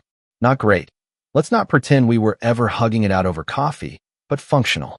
Civil, we talked every week, usually about how my sister was doing or what my cousin's kids were up to. Typical small talk, the kind of stuff you half listen to while doing dishes. I never really noticed how one-sided those calls were until things blew up. My sister, Leah, is 29, and growing up, she was the storm while I was the shelter. Every family has that dynamic. One kid who burns through grace like matches, and another who quietly learns how to stay out of the smoke. Leah was always pushing boundaries. She crashed a car at 17 and got a new one within a week. Dropped out of college twice.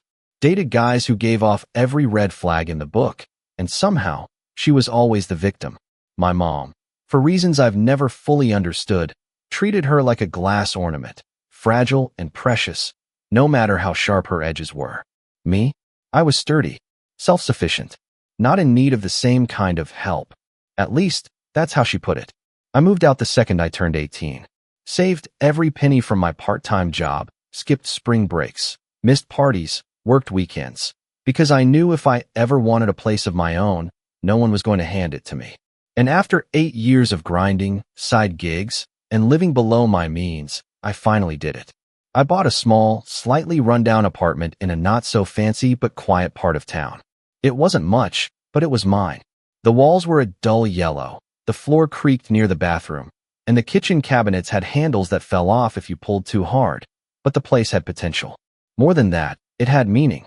I spent every weekend for the next 3 months fixing it up. Painted the walls a soft gray blue I'd fallen in love with on a home design blog. Replaced the cracked tiles in the kitchen myself after watching way too many YouTube tutorials. Even installed a floating shelf system in the living room to display a few books and plants. I didn't have a lot, but every single thing in that space had a story behind it. The couch? Picked it up off Craigslist for a steal, reupholstered it with my friend Emma over 3 pizza-fueled weekends. The TV stand? My old desk, repurposed and painted matte black. It was my first real home, and I poured myself into every square inch. My mom came by once, during the renovations. She stood in the middle of the living room while I explained how I'd patched the drywall myself and nodded slowly, distracted. Her eyes drifted from the unfinished baseboards to the ceiling fan I hadn't installed yet. Then she said, "Leah's going through a rough patch, you know. She might need a place to crash soon." I blinked at her, holding a screwdriver in one hand and a dripping paintbrush in the other. "I'm sure she'll figure something out," I said, not thinking much of it.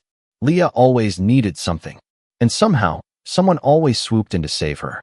But there was something in the way my mom looked at me then, like I was just holding on to something she hadn't quite decided I deserved yet. I brushed it off. Just another offhand Leah comment in a sea of Leah comments. At that point, I trained myself not to react. It was easier that way. I didn't want to start a fight, especially not while I was finally building something of my own. A few weeks later, I finally moved in.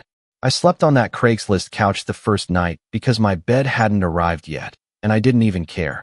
I just remember lying there, looking up at the freshly painted ceiling and feeling something I hadn't felt in a long time. Peace. Like I'd finally stepped out of someone else's shadow and into my own life. For the first time, I didn't owe anyone anything. No roommates. No landlords. No noise. Just me and my little apartment. I didn't even tell most of my extended family. I wasn't trying to flex. I just wanted to enjoy it quietly. My mom knew, of course. She even came by once or twice after I moved in, always with a slight edge of surprise in her voice. "It's really cozy," she'd say, running her fingers over the wood countertop I spent 2 weekends staining. Then she'd immediately pivot into some drama about Leah's latest breakup or car trouble. I'd nod, offer generic support, and try to change the subject. I should have known something was off when she started asking about my work schedule. "Do you work late on Thursdays?" she'd ask during one of our weekend calls. Or, "Are you still going to that gym across town? What time do you usually leave?" It was weird, but again, I brushed it off. Maybe she was just trying to make conversation. Then, one Friday night, after a long day at work, I came home to find my key didn't work. At first, I thought I'd grabbed the wrong one. I jiggled it, twisted it, even checked my wallet to make sure I wasn't losing it. But no, it was the same key I'd used every day for the past 2 months. I knocked, confused. Waited. Knocked again, louder this time. I was starting to panic when I heard movement inside. Footsteps. Then voices. And then the door opened. There, standing in my apartment, was Leah. Hair in a messy bun, wearing an oversized hoodie I recognized as mine from high school, holding a wine glass like she'd just settled in for a relaxing evening. She looked at me like I was the one intruding. "Trevor," she said, blinking like I'd just shown up uninvited. "What are you doing here?" I just stared at her. I couldn't form words. My brain couldn't compute what was happening. "This is my place," I finally said. "What are you doing here?" She had the audacity to look annoyed. "Mom said you were barely home, and I needed a fresh start. My lease was up, and I couldn't keep staying with Dan after the breakup, so..." I stepped back, heartbeat thudding in my ears. "She gave you a key?" Leah didn't answer, but I could see it all in her face. "She changed the lock," I said slowly, more to myself than to her. "You guys changed the lock on my apartment." Leah crossed her arms. "Mom said it made more sense for me to stay here. You're barely home anyway, and I need it." I turned around and walked straight to my car, hands shaking. I didn't know what I was doing or where I was going. I just knew if I stayed 1 second longer, I was going to say something I couldn't take back. And the worst part? As I pulled out of the driveway, I caught a glimpse of her through the window, sitting back down on my couch. The one I reupholstered. The one we spent 3 weekends fixing up. That's when I knew. This wasn't some misunderstanding. This wasn't some temporary situation. They'd planned this. And that's when everything changed. When I say I sat in my car for over an hour that night, I mean it literally. Engine off, headlights dimming, phone buzzing with 2 missed calls from my mom and a text from Leah that said, "Didn't mean to upset you. Come back when you've calmed down." I read it 3 times. Calm down. She was living in my apartment, using my things, drinking wine out of a glass I bought from a thrift shop for 50 cents and was proud of. And now she was telling me to calm down? I didn't reply. I just stared through the windshield at the dark suburban street, trying to process how this happened. How I had become the one knocking on a locked door while my sister settled into a home I built with scraped knees and maxed out energy drinks. The betrayal wasn't loud. It wasn't explosive. It was subtle, cold, calculated. I ended up crashing at a friend's place that night, an old college buddy, Marco, who didn't ask many questions, just handed me a blanket and said, "You good?" And I said, "Yeah," even though I clearly wasn't. I didn't sleep much. The next morning, I drove straight to my apartment complex and parked across the street. I wasn't sure what I was doing, but I wasn't going to just disappear. I needed answers. Closure. Justice. If that was even still a thing in this situation. But when I got out of the car and tried my key again, nothing had changed. Leah was still there. I knocked harder this time. Louder. After a minute, the door opened, and this time, my mom was standing next to her. I don't know if they were waiting for me or what, but the whole thing felt staged. My mom's arms were crossed. She didn't look surprised to see me. "We need to talk," she said. "Yeah, no kidding." I stepped inside, my eyes flicking to the living room. Leah's shoes on my rug, her duffel bag spilling clothes onto the floor, my bookshelf rearranged. A framed photo of her and her ex-boyfriend was now on my side table. Like this was some Airbnb she was making her own. I stood there, jaw clenched, and my mom launched into what I can only describe as a lecture. Trevor, sweetheart, I know you're upset, but you have to look at the bigger picture here. Leah's been through a lot. The breakup, the car getting repossessed, her job falling through. And that's my problem now. I cut in, voice sharper than I intended. You gave her a key to my place without asking. You changed my locks. Mom waved a hand dismissively, like I was being dramatic. We didn't change them. We just had a locksmith come in. That's literally changing them, I snapped. Leah rolled her eyes. God, Trevor, it's not like I'm wrecking the place. You barely even live here. You're always working or at Marco's. That one hit different. I told her that in confidence. Once, when she asked why I hadn't bought a gaming console yet. Too busy to use it. I didn't realize she was storing that line for later to use as ammunition. My mom sighed. You have a good job. You're stable. Leah isn't. She needs this more than you do. And there it was. The line that broke something inside me. It wasn't the key, or the couch, or even the locks. It was that sentence. She needs this more than you do. Not because she earned it. Not because she deserved it. But because she was struggling, and in my mom's world, struggle was currency. It meant everyone else had to bend around it. I turned to Leah. How long were you planning to stay here? She shrugged. Until I find something better. Maybe a few months? It's not like you're in a rush. You can come by whenever. Whenever. Like a visitor in my own home. That's when I walked out. Didn't say a word. Just walked. I could hear my mom saying something behind me, but it was muffled, drowned out by the roaring in my ears. That weekend, I didn't go back. I stayed with Marco and tried to focus on work, but I was spiraling. My safe place had been stolen, not just physically, but emotionally. Every time I thought about the money I'd put into that place, the hours I spent choosing paint colors, the busted knuckles from assembling furniture by hand, it made my stomach turn. And my mom? She didn't even call to check on me. Not once. On Tuesday, I finally cracked and tried calling her. Straight to voicemail. Then I tried Leah. Hey. She answered, like we were old friends catching up. I want you out of my apartment, I said. Silence. Then laughter. Seriously? I'm not joking. She scoffed. Mom said I could stay. I gripped the phone tighter. Mom doesn't own that apartment. I do. It's legally mine. Another pause. Then she said something that still makes my blood run cold. Well, she has the spare key, so technically, she can let whoever she wants in. That was the moment I knew. This wasn't just inconsiderate. This was malicious. They weren't planning on leaving anytime soon. They had decided, together, that my independence was negotiable. That week, I started gathering paperwork. Deed of ownership. HOA agreements. Lease details. I made an appointment with a lawyer friend I barely knew, just to find out what I could do. He was blunt. You're the legal owner. If she refuses to leave, you can file an unlawful detainer. The word evict felt so surreal. Like I was some cartoon landlord with a mustache, waving a cane at a tenant. But this wasn't a tenant. This was my sister. And the more I thought about it, the more I realized how deep the entitlement ran. Because it didn't stop at the apartment. A few days later, I stopped by to grab some of my stuff. A box of tools I'd left in the hall closet. I knocked first, out of some leftover sense of courtesy. Leah answered the door, barely looking up from her phone. What now? She muttered. I stepped inside and saw the damage. My succulents, dead. The shelf I installed, half collapsed, overloaded with junk. The walls scuffed, the place smelling like some weird combo of vanilla body spray and takeout. My home looked like a dorm room after finals week. I didn't even ask. I just walked past her and opened the closet. Hey, she snapped. You can't just barge in here like that. I turned, stunned. Barge in?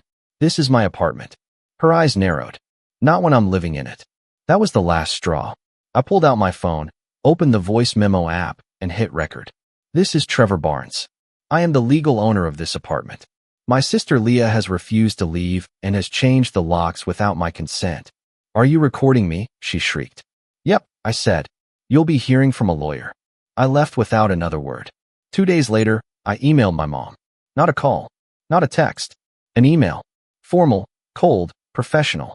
Effective immediately, Leah is no longer permitted to remain in my apartment. Any refusal to vacate will result in legal action. I have spoken to an attorney and will be filing a complaint if necessary. If she has any personal belongings she wishes to collect, she may do so within 48 hours, under supervision. No response. Not for hours. Then, finally, a short reply. You're making a huge mistake. She's your sister. Family should help each other. If this is how you repay love, I pity you. No apology. No recognition of what they'd done. Just guilt. Classic. But then came the twist I didn't see coming. Late that Friday night, I got a call from the front desk of the building. The concierge sounded confused. Hey, Mr. Barnes? There's a bit of a situation in your unit. My stomach dropped. What kind of situation? Well, your sister and your mom are here. Arguing. Loudly. Security had to go up. They're fighting over furniture. I didn't even grab my jacket. I just bolted. By the time I arrived, there were 3 people standing in the hallway outside my apartment. The building manager, a security guard, and my mom, arms flailing, voice raised, red in the face. Leah stood in the doorway holding my couch cushion like a shield, yelling something about it being half hers because she helped me pick it out from Craigslist. They were literally arguing about my couch. The couch Emma and I reupholstered. The manager turned to me like I was the adult in the room. Sir, can you explain what's going on? I took a deep breath, and that's when I said the words that would set the entire chain of events in motion. This is my apartment. Neither of them live here. I want them removed. The manager raised an eyebrow. You're sure? I nodded. And then, for the first time in my life, I watched as my mom, my own mother, was escorted out of my home. And Leah? She looked at me like I'd committed treason. But I didn't feel guilty. Not anymore. Because in that moment, something inside me finally clicked into place. I wasn't the easy one. I was just done playing by their rules. I wish I could tell you that watching them walk out was some glorious, empowering moment. That I stood tall with my arms crossed like the final scene of a movie, the soundtrack swelling behind me as justice was finally served. But the truth? I collapsed onto the floor the second the door closed behind them. The couch cushion Leah had been arguing over was still on the floor, its fabric stretched where she'd clutched it like a lifeline. A weird symbol of how twisted everything had become. That couch wasn't just a piece of furniture. It was a project, a memory, a metaphor. And now, it looked like a battlefield trophy. I sat there, shoulders hunched, staring at the dent where her duffel bag had been, the faint smell of her body spray still lingering like smoke after a fire. I'd won, technically, but I didn't feel like I'd won. I felt wrecked. The next few days were a blur. I took time off work. Not because I wanted to, but because I couldn't concentrate. My phone stayed silent, except for a couple of texts from Marco checking in. You good, man? Need a beer? Or 10?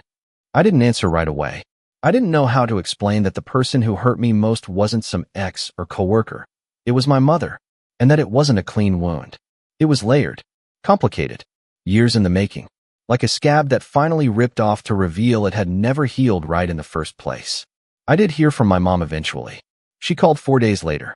I let it go to voicemail. Her message was short. No greeting. No apology. Just, I hope you're proud of yourself. Leah's staying with me now. She's devastated. You've broken this family. That was the moment I realized she wasn't going to apologize. Not now, not ever. In her mind, I was the villain for setting boundaries. For refusing to sacrifice what I built for the sake of someone else's chaos. And that realization broke me. That night, I laid in my bed, my actual bed, finally, and stared at the ceiling fan I'd installed myself, watching the blade spin. I'd done everything right. Worked hard. Stayed quiet. Didn't ask for much. And still, it wasn't enough. I thought about selling the apartment. Seriously. Just packing it all up and starting fresh somewhere else. Maybe a new city. New job. New number. Just erase the whole chapter and pretend it never happened. But then something stopped me. I think it was the floorboard near the bathroom. The one that always creaked when you stepped on it, no matter how careful you were. The one I'd planned to fix a dozen times, but secretly liked because it made the place feel real. Lived in. Mine. I stood up, walked to the kitchen, and brewed a pot of coffee at 11:30 p.m. Then I opened my laptop and made a list titled, What I Still Control. It had 2 items. My time. My space. That's it. Everything else, family, emotions, relationships, felt like a minefield. But those 2? Those were still mine. So I started with what I could control. The next morning, I threw out everything Leah had touched. Not in a dramatic, angry purge, just methodically. Quietly. like scrubbing off graffiti, her shampoo, her takeout containers, the old hoodie she left on the floor, even the coffee mugs she'd brought from Mom's house, chipped and mismatched. Then I spent the next week reclaiming the apartment. Not just physically, but mentally. I repainted the wall she'd scuffed dragging her suitcase in. Deep forest green. Rich. Clean. Mine. I ordered a new throw blanket to replace the one she'd spilled wine on. I rearranged the bookshelf, bought a new rug, and replaced every light bulb in the place. I even got one of those scented diffusers and made the entire apartment smell like cedar and citrus instead of anxiety and resentment. Bit by bit, breath by breath, I started to breathe again. Marco came by one weekend with a six-pack and a confused look on his face. "This place looks different," he said, plopping onto the now pristine couch. "It is," I said. He nodded, slowly, then looked at me sideways. "You good?" I shrugged. "Getting there." He handed me a beer. For what it's worth, that was the most insane story I've ever heard. "Still living it," I muttered. "Yeah, well, you handled it better than I would have. I'd have set the place on fire." I laughed, and it felt real. First time in a while. That's when the shift started. Not a big explosion, just small changes. A subtle pivot toward healing. I started going back to the gym. Not because I wanted abs or whatever, but because I needed somewhere to put the rage, the confusion, the grief. I stopped answering my mom's calls. At first, it felt like holding my breath underwater. But over time, it became easier. Liberating, even. I set my phone to do not disturb every evening after 7. Stopped checking social media. Started journaling instead. One night, I wrote, "I used to think being the bigger person meant keeping the peace. Now I think it means protecting your peace." I taped that to my fridge. Eventually, I signed up for a local woodworking class. Totally random. I'd never worked with wood before beyond the occasional IKEA nightmare. But I needed something tactile, something I could shape with my hands. By week 3, I'd made a small end table with dovetail joints and a walnut top. It was crooked, wobbly, but it was mine. The instructor, an older guy named Ron, clapped me on the back and said, "You got an eye for it." "Just learning," I said. "Aren't we all?" he grinned. Meanwhile, life outside the apartment kept moving. Promotions opened up at work. I didn't take them yet, but I felt the pull again. The ambition I'd buried beneath survival mode was waking up. One Friday afternoon, my manager asked if I'd consider mentoring a new hire. I hesitated. I'd barely been holding myself together. How could I guide someone else? But I said yes. Her name was Grace. 22, fresh out of college, full of ideas and nerves. Watching her ask questions and light up with every little success reminded me why I'd started this job in the first place. "You're really patient," she said one day. I blinked. "What? You explain things like you actually care if I understand." I smiled. Someone did that for me once. It wasn't true. No one really had. But I wanted to be that person for someone else. Around this time, Leah posted a photo on Instagram of her new studio apartment. I stared at it for a full minute. It was clearly my mom's basement, dressed up with some string lights and a filter. Her caption read, "Sometimes life forces you to rebuild. And sometimes that's a blessing in disguise." No mention of me. No apology. Just a curated version of the truth where she was the phoenix and I was the fire. I didn't like it. Didn't comment. Didn't say a word. Because I'd stopped needing her to acknowledge what she did. She'd taken something from me, yes. But I'd taken something back. Myself. One night, I came home from class and stood in the entryway of my apartment, just looking. The green wall. The new table. The faint scent of cedar and lemon. It didn't feel like a war zone anymore. It felt like a home. Mine. That's when I made the decision. I pulled out my laptop, opened a blank document, and titled it, "The Next Move." And at the top, I wrote, "Find a lawyer." Because while I'd spent the last few months healing, they hadn't stopped. I'd gotten wind through a cousin that my mom had been telling people I'd kicked them out onto the street and stole back the apartment. And Leah? She was applying for a loan, using my address as her residence history. That's when I knew it wasn't over. Not yet. But this time, I wasn't reacting from a place of pain. This time, I was planning. And I was ready. It's strange how clarity arrives. Not like a thunderclap, but like sunrise through blackout curtains.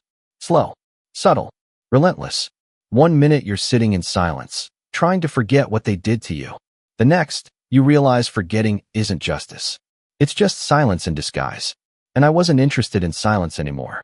Leah and my mom had crossed a line that could never be uncrossed.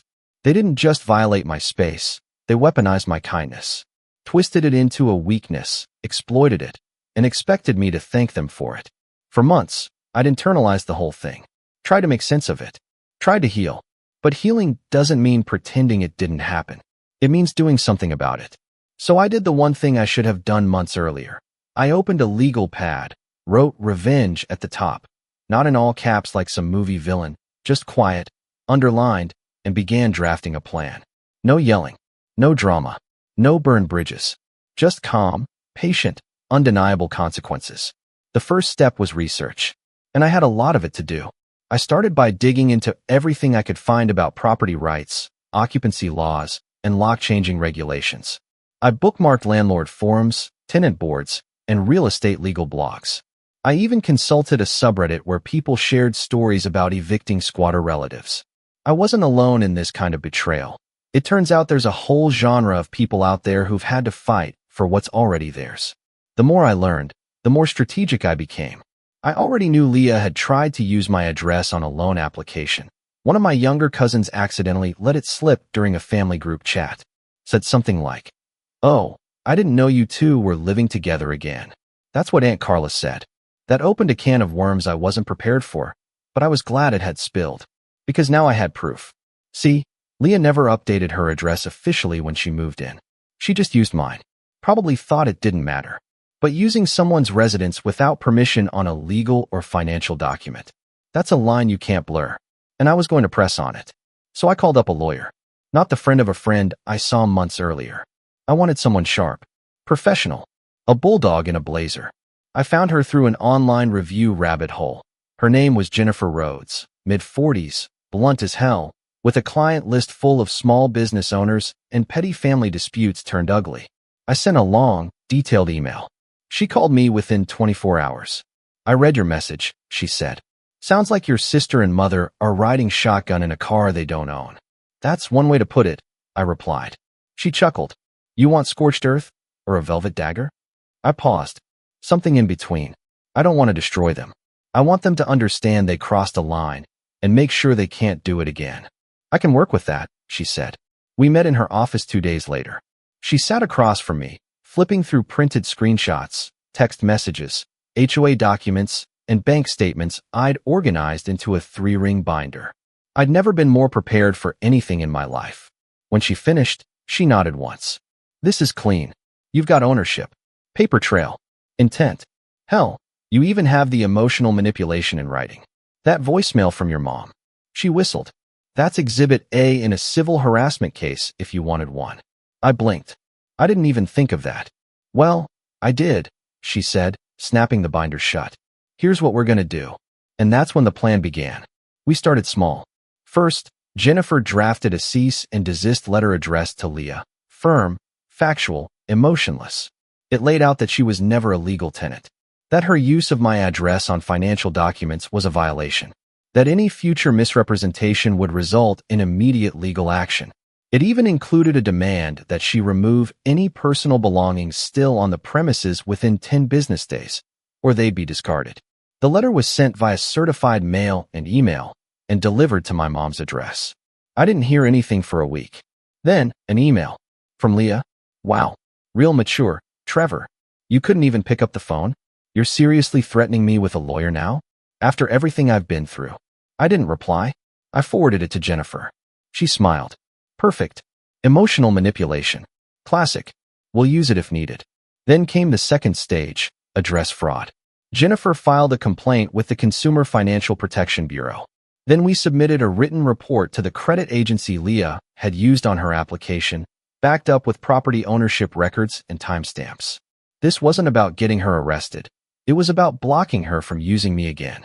Next, I contacted my building's HOA and formally requested to block any guests associated with Leah or my mother from being granted entry without my written consent. The building manager was more than willing to comply, especially once I showed them the footage security had recorded the night of the couch incident. That footage, oh, I forgot to mention, I requested a copy of it. And I watched it. More than once. It wasn't just arguing. It was my mom screaming about how I owed Leah a place to stay. Leah trying to unplug my TV while the security guard pulled her hands away. The raw entitlement caught on camera like a bad reality show. I didn't post it anywhere, but I saved it, just in case. Then came the social piece. I wasn't about to go on a family smear campaign, but I didn't want to stay silent anymore, either. So I did something subtle. I made a post. A single Instagram photo, the green-painted living room wall, my new end table, a steaming mug on top. Captioned, "Rebuilding means reclaiming. Brick by brick." No drama, no names, but everyone knew what it meant. And that, apparently, burned. Because within 24 hours, I got a text from my mom. "Trevor, that post was petty and unnecessary. You're making us look bad." I stared at the screen for a full minute, then typed back, "I don't have to make you look bad. You did that yourself." She didn't reply, and I didn't need her to. Around this time, I started gathering allies. Quiet ones. Cousins who'd always whispered about the favoritism, but never said it out loud. A family friend who admitted she'd seen the cracks years ago, but didn't want to get involved. People began reaching out. "Hey, man, I didn't realize it was that bad. I always wondered why Leah got away with so much. My mom said your mom's been telling everyone you kicked Leah out with no warning." That true, and for the first time, I didn't deflect. I told the truth. Yes, she stole my key, took over my home, changed the locks. My mom helped her. I gave them weeks to leave. They refused. So I had to escalate. People went quiet after that, but they stopped calling me the villain. Meanwhile, Jennifer helped me draft a letter to my mortgage company, ensuring they added a flag to prevent any co-signing or inquiries under my name. We added a fraud alert to my credit. I locked down everything, because this wasn't just about revenge anymore. It was about protecting what I'd built. And once I was certain every legal door had been closed to them, I waited, because I knew something was coming. Something big. And when it came, I'd be ready. It didn't come all at once. That's the thing about real consequences. They don't usually show up with a dramatic soundtrack or a viral video. They creep in like fog. Silent. Inevitable. It started with a knock at my door. I opened it to find a courier holding an envelope with my name neatly printed on the front. Inside was a letter from Jennifer, my lawyer, with a note clipped to the top. "Thought you'd want a hard copy of this. Enjoy." The letter itself? An official notice from one of the credit bureaus confirming that a fraudulent address had been removed from an active loan application and the applicant had been notified. The phrasing was dry, bureaucratic, but the weight behind it? That was the first domino. A few days later, I heard from my cousin Melissa. She's one of the few relatives I still trusted, smart, observant, a little too quiet at family events. She sent me a message that simply read, "Leah's loan got denied. Big scene at Aunt Carla's house. She's blaming you." I stared at the message for a long time before replying. I didn't take anything from her. I just stopped giving. Because that's what it had always been. Giving, and giving, and giving, until I had nothing left. It wasn't just the loan either. Apparently, Leah had been planning to use that loan to start some kind of wellness business. One of those pop-up boutique things selling crystals and overpriced herbal teas out of a storefront she hadn't even secured yet. She'd already ordered inventory, told friends, bragged about it on her social media. Now, without the loan, it all unraveled. Her Instagram went quiet for 3 weeks, then suddenly reappeared with a new caption, "Taking a break from toxic energy. Protecting my peace." Classic Leah. Meanwhile, I received an email from my HOA board. One of the residents had filed a complaint that 2 women were repeatedly trying to enter the building using a disconnected access code. They were denied each time, thanks to the block I'd put in place. I asked if security footage confirmed who it was. They replied with a still image. There they were, my mom and Leah, standing outside the glass entry doors, my mom visibly fuming while Leah stared at her phone like the code was just slow to load. I saved the image, not out of pettiness, out of proof, because I knew what was coming next. Sure enough, a week later, my mom called. Again, after weeks of silence. After months of guilt-tripping and half-truths, she finally left a voicemail that began with, "Trevor, we need to talk. It's not what you think. Leah's just been under a lot of pressure lately." I didn't listen to the rest. I saved it, forwarded it to Jennifer, then blocked the number. Because now, I had everything in writing, and it was time to use it. Jennifer helped me draft a formal legal notice, something I never thought I'd send to my own family. It included documentation of trespassing attempts, misuse of address, previous illegal occupancy, and the refusal to vacate when asked. It cited local statutes. It mentioned potential civil harassment proceedings. It was beautiful. We sent it to both Leah and my mom via certified mail. This time, the silence was immediate. No calls, no emails, no toxic energy posts. Just quiet. Until one morning, I got a call from a number I didn't recognize. I almost let it go to voicemail, until instinct told me to pick up. It was my uncle, my mom's older brother. We hadn't spoken in years. "Trevor," he said, "I know we don't talk much, but I just wanted to say I've been watching all this unfold, and I think you did the right thing." I didn't know what to say. He continued, "I talked to your mom. She's rattled, but I told her straight up, she messed up. You built something. She tried to give it away like it didn't matter." He paused. "You're not the bad guy here. Don't let her make you feel like you are." And just like that, the air shifted. I'd spent so long feeling like the villain of someone else's story. But now I saw the truth. I was never the villain. I just stopped playing the role of the victim. That weekend, Marco came by again. We sat on the couch, my couch, eating pizza and watching some terrible horror movie on Netflix. Halfway through, he nudged me. "You seem lighter," he said. "I am," I replied. Because I was. The apartment finally felt like mine again. Not just the walls and the furniture, but the space. The energy. The freedom. No more second-guessing every footstep. No more wondering what I'd find when I came home. No more feeling like a guest in my own life. Just peace. A week later, I got a letter in the mail. Handwritten. No return address. It was from Leah. I almost didn't open it. But curiosity got the better of me. It read, "I guess you got what you wanted. I'm back at Mom's, for now. She's barely speaking to me. Everyone thinks I'm some kind of leech now. Thanks for that. I don't expect forgiveness, but I thought you should know. You really hurt me. I know I messed up, but I didn't think you'd go nuclear on your own family. Anyway, hope your precious apartment's worth it." I read it twice, then folded it neatly and slid it into a drawer.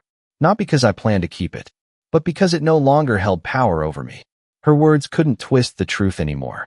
The truth was, I did get what I wanted. I got my home back. I got my peace back. And most importantly, I got me back. The version of me who didn't need to apologize for setting boundaries. Who didn't feel guilty for saying no. Who finally understood that family doesn't mean sacrificing your sanity so someone else can avoid growing up. In the months that followed, I kept building. The apartment became something of a haven. Friends would come over and say things like, "Man, this place just feels good." And I'd smile, knowing exactly why. I started teaching Grace, my mentee at work, more advanced stuff. She got promoted. Called me her career big brother. That one stuck.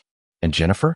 She sent me a Christmas card that said, "To my favorite client who took down a family empire with receipts and grace." I laughed out loud. Because yeah, it kind of felt like that.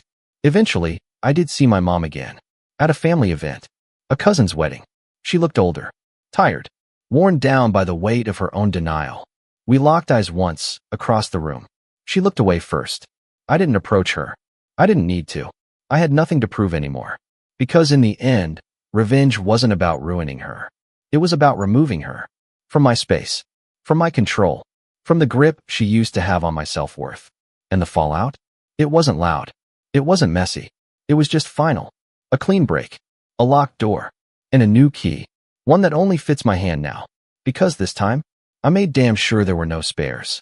I'm 29, and if you told me 5 years ago that I'd end up bankrolling my sister's entire wedding only to be uninvited from it, I would have laughed in disbelief. My name's Evan, and growing up, I was the quiet one, the kind of kid who did his homework early, stayed out of trouble, and got overlooked because I wasn't loud enough to demand attention. My younger sister, Olivia, was the opposite. She could throw a tantrum in a mall and somehow come out of it with a new toy. My parents used to call her their little princess. And me? Well, I was just responsible Evan. The one who didn't need anything. Our family dynamic was strange. My parents weren't cruel, but they had a way of making me feel like the background character in my own life. Birthdays came and went with a polite cake and maybe a gift card, while Olivia's every milestone was treated like a national holiday. She got dance recitals, new cars, even a trip to Europe after graduation. I didn't mind at first. I figured that once we grew up, the favoritism would fade. Spoiler, it didn't. By the time I was in my late 20s, I had built a stable life for myself. I ran a small but successful design business that had picked up some major clients, enough for me to move into a modest but comfortable home. Olivia, meanwhile, had bounced between jobs and boyfriends, always chasing the next big thing. My parents kept supporting her, even when she made obviously bad choices. So when she got engaged to a guy named Ryan, a realtor who looked like he practiced his smile in the mirror, I wasn't surprised to hear my parents immediately offering to help pay for the wedding. Except, help quickly turned into, we're kind of tapped out. Can you step in for a bit, Evan? It started innocently enough. My mom called me one afternoon, sounding flustered. Sweetheart, Olivia found the perfect venue, she said, but the deposit deadline is tomorrow, and your father's paycheck doesn't clear until next week. Could you maybe cover it? Just temporarily? I hesitated, but she promised they'd pay me back within a month. It was $12,000, not pocket change, but doable. I agreed. That was mistake number one. Because once you start helping, people start expecting. A month later, my mom asked if I could also cover the catering deposit so everything stays on schedule. Then the photography. Then the dress alterations. Then the flower arrangements. Every single time, there was some reason. It's just until next month. We'll figure it out soon. You'll get it all back. By the time I realized how deep I was in, I had wired over $200,000 in payments. My savings were shrinking, and my parents still hadn't reimbursed a cent. At first, I didn't even tell anyone. I convinced myself I was just being a good brother. Olivia would send the occasional thank you text, a heart emoji here, a you're the best, there, but that was it. She acted like it was normal that I was footing every bill. The first time I confronted her, she brushed it off with a laugh. You make good money, Evan. Besides, it's not like you'll ever have a wedding of your own, she said, half joking, half serious. I laughed awkwardly, pretending it didn't sting. The truth was, I'd always been a bit of a loner. My long-term relationship had ended a few years ago, and since then, I'd thrown myself into work. Helping my family made me feel needed again, like I finally had a role in their lives beyond being the quiet, forgettable one. That feeling, the illusion of being appreciated, was addictive. So I kept saying yes. But as the wedding planning escalated, so did Olivia's entitlement. Suddenly, she was calling me with urgent requests, last-minute changes, rush fees, custom decorations. Evan, I found a new designer for the invitations, she said one night. Her work is so elegant, but she's a bit pricey. Could you send $8,500 by tomorrow? Please. You know how bad I am with paperwork. She was right about that. Olivia had always relied on others to clean up after her. But it was more than carelessness now. It was manipulation. I was being used, and deep down, I knew it. Still, I didn't stop. Maybe because I wanted to prove something, that I wasn't the selfish one they made me out to be. Maybe because I hoped, just once, someone in my family would look at me with real gratitude. Instead, what I got was the exact opposite. About 2 months before the wedding, my parents invited me to dinner. I thought maybe they were finally ready to talk about repayment or at least thank me for stepping up. But as soon as I walked in, the atmosphere felt off. Olivia and Ryan were there too, sitting across the table, all smiles. The kind of fake smiles you put on before dropping bad news. Evan, my mom started, clasping her hands. We've been meaning to talk about the wedding arrangements. I nodded, waiting. Olivia jumped in before she could finish. So, we've been working with the planner, and honestly, everything's coming together perfectly. There's just one thing. About the guest list. I frowned. What about it? She hesitated, glancing at Ryan, who gave her a tiny nod. Then she said it. We decided it might be best if you didn't attend the ceremony. For a second, I thought I misheard. I laughed nervously. What? She sighed like I was being difficult. It's nothing personal, Evan. It's just that. Well, we want the wedding to reflect a certain image, and you have a tendency to, make things awkward. I stared at her. Awkward? What does that even mean? Ryan leaned forward, smirking. She means that this is a very exclusive event. No offense, man, but you're not exactly the social type. We just don't want any uncomfortable moments. Uncomfortable moments. From me, the guy who had quietly paid for everything. My hands went cold. My mom tried to chime in with her usual, let's not make a scene voice, but I couldn't even hear her. Olivia kept talking, completely oblivious to how cruel she sounded. Please don't take it the wrong way, she added. We love you. But this is a luxury wedding, Evan. There will be investors, clients, people from Ryan's company. It's not really your crowd. It felt like someone had punched me in the chest. All those months of wiring money, losing sleep, stretching my savings. And now they didn't even want me there. I could barely get words out. So, you want me to keep paying, but not show up? She blinked. Well, it's already mostly covered, isn't it? You've been such a big help. Honestly, you should be proud of yourself. Proud of myself. For funding my own humiliation. I looked at my parents. My dad wouldn't meet my eyes. My mom gave me this pitying look, the kind she used when I was a kid, and she thought I'd overreacted to something. Sweetheart, it's not that big of a deal, she said softly. Let them have their special day. You'll still be part of it in spirit. That was the moment something in me shifted. I'd spent my whole life letting them talk over me, laugh at me, minimize me, and I had let it slide because I didn't want to be the problem. But this was different. This was betrayal disguised as etiquette. I didn't say anything then. I just nodded, finished my meal in silence, and left early. Olivia called out, "No hard feelings, right?" as I walked out the door. I didn't answer. That night, I sat at my desk, staring at my laptop. My inbox was filled with receipts, deposits, invoices, contracts, all under my name, all tied to my accounts. The wedding that I was now banned from attending wasn't just funded by me, it legally belonged to me. And that realization changed everything. I didn't know it yet, but that dinner would be the last time my sister ever called me Evie, the childhood nickname she used when she wanted something. Because the next time she heard from me, it wouldn't be through a text or a phone call. It would be through someone else entirely, someone who could make a single phone call and end everything she'd built her fairy tale around. After that dinner, something inside me broke, not in an angry, explosive way, but in a quiet, hollow kind of way that seeps into your bones and makes you feel like a stranger in your own life. I'd always thought my family's favoritism was annoying but harmless. Now I saw it for what it was, a pattern. And I was the fool who kept volunteering to be the stepping stool. The next few weeks were a blur of fake politeness. Olivia texted me occasionally, mostly to update me on how well the wedding planning was going. The venue is locked in.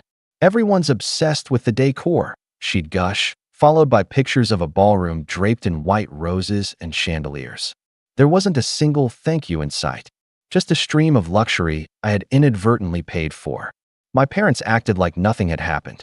My mom would call and chat about how excited everyone was. My dad would occasionally mention that Ryan's family seems very respectable, as if I needed to be reminded that my sister had leveled up socially. I wanted to cut them all off, to just walk away, but every conversation ended with another guilt trip. "Evan, don't ruin things now," my mom said one afternoon. "Olivia is under a lot of stress, and she's counting on you to be supportive." Supportive. I was already paying for her dream day, and wasn't even invited to watch it. How much more supportive could I possibly be? I started keeping a folder of every transaction related to the wedding. I didn't know why at first, maybe it was instinct. I saved every email from vendors, every invoice, every receipt that showed my name on the contracts. The numbers were insane. $31,000 for catering, $18,500 for floral arrangements, $47,000 for the band, $7,200 for a cake that looked like a modern art sculpture. And the list went on. Each time a new charge appeared on my credit card, I felt a little more detached. I wasn't even angry anymore. I was documenting, observing, preparing. Then came the next insult, one that almost felt like a parody of my life. About 3 weeks after that dinner, I got an email from the wedding planner, forwarded from Olivia's account. It was a note about guest access and vendor authorization. At the bottom of the email, under the vendor payments section, there was a note written by Olivia herself.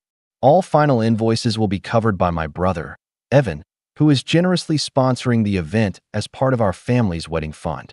Sponsoring, like I was some kind of charity donor. I called her immediately. "Olivia, what is this?"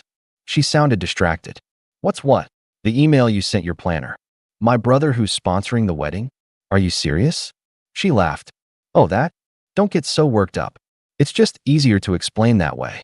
No one needs to know the financial details. It sounds better if people think you're, like, helping out." "Helping out?" I repeated. I've paid for everything, Olivia. Okay, chill, she said. You're acting dramatic. You're good with money, and I'm not. It's teamwork. Teamwork implies I was invited to the game, I said flatly. She went silent for a moment. Then, in that clipped, patronizing tone she used when she thought I was being childish, she said, Evan, this is my wedding. Can we not make it about you for once? I hung up. That night, I couldn't sleep. I replayed her words again and again until they felt like static in my head. Can we not make it about you for once? That line stuck with me because that was how my family had always operated. Anytime I stood up for myself, even as a kid, I was told I was making a scene or causing problems. Meanwhile, Olivia could throw tantrums, miss deadlines, or insult relatives, and it was always excused because she's just under pressure. The next morning, I checked my bank account. My savings had taken a nosedive, nearly 3/4 gone. I still had money coming in from my business, but watching that balance drop every week because of someone else's fairy tale was surreal. Then came the phone call that sealed it for me. My mom called, sounding chipper. Evan, you're going to be so proud of your sister. She's on the cover of a local wedding magazine. I was silent. They did a feature on her engagement shoot, she continued. It's so beautiful.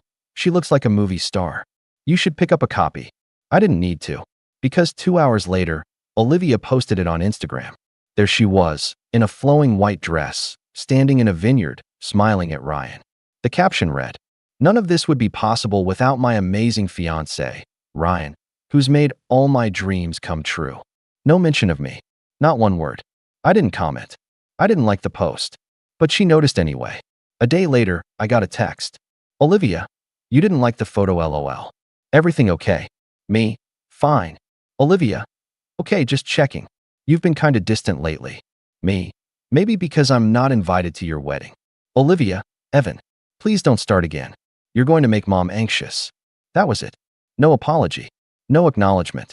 Just another reminder that my feelings were a nuisance. The tension kept building. I started hearing things through mutual acquaintances, comments Olivia made at parties, little digs about me being too intense or too private. Apparently, she'd been telling people I had control issues and that she was grateful I could contribute to her special day, as if I were some distant relative sending a check out of obligation. A week before the wedding, I went to my parents' house to drop off a box of old family photos. My mom opened the door and gave me that half-sincere smile. Oh, sweetheart, we were just talking about you. In the living room sat Olivia and Ryan, sipping wine like they owned the place. The conversation that followed was something else. Evan, Olivia said, we were wondering if you could help out with one more thing. I didn't answer. She continued, we're finalizing the rehearsal dinner menu, and there's been a small issue. The caterer raised their prices last minute, and, well, it's a bit tight. Could you maybe cover it? Just $9,000 more. I actually laughed, not out of humor, but disbelief. You've got to be kidding me. Ryan leaned back, smirking. It's a small thing, man. It's not like you're broke. I looked at my parents, waiting for one of them to step in. They didn't. My mom just said, You've always been so generous, honey. This would really take the pressure off Olivia. And that's when I realized they all genuinely believed this was normal. That my purpose in this family was to fund everyone else's happiness. I stood up. You know what? No, I'm done. I've paid more than enough. Figure it out yourselves. Olivia scoffed. Wow. Okay. You don't have to get so defensive. It's just money. Yeah, I said, my voice shaking. It's my money. I left before they could say anything else.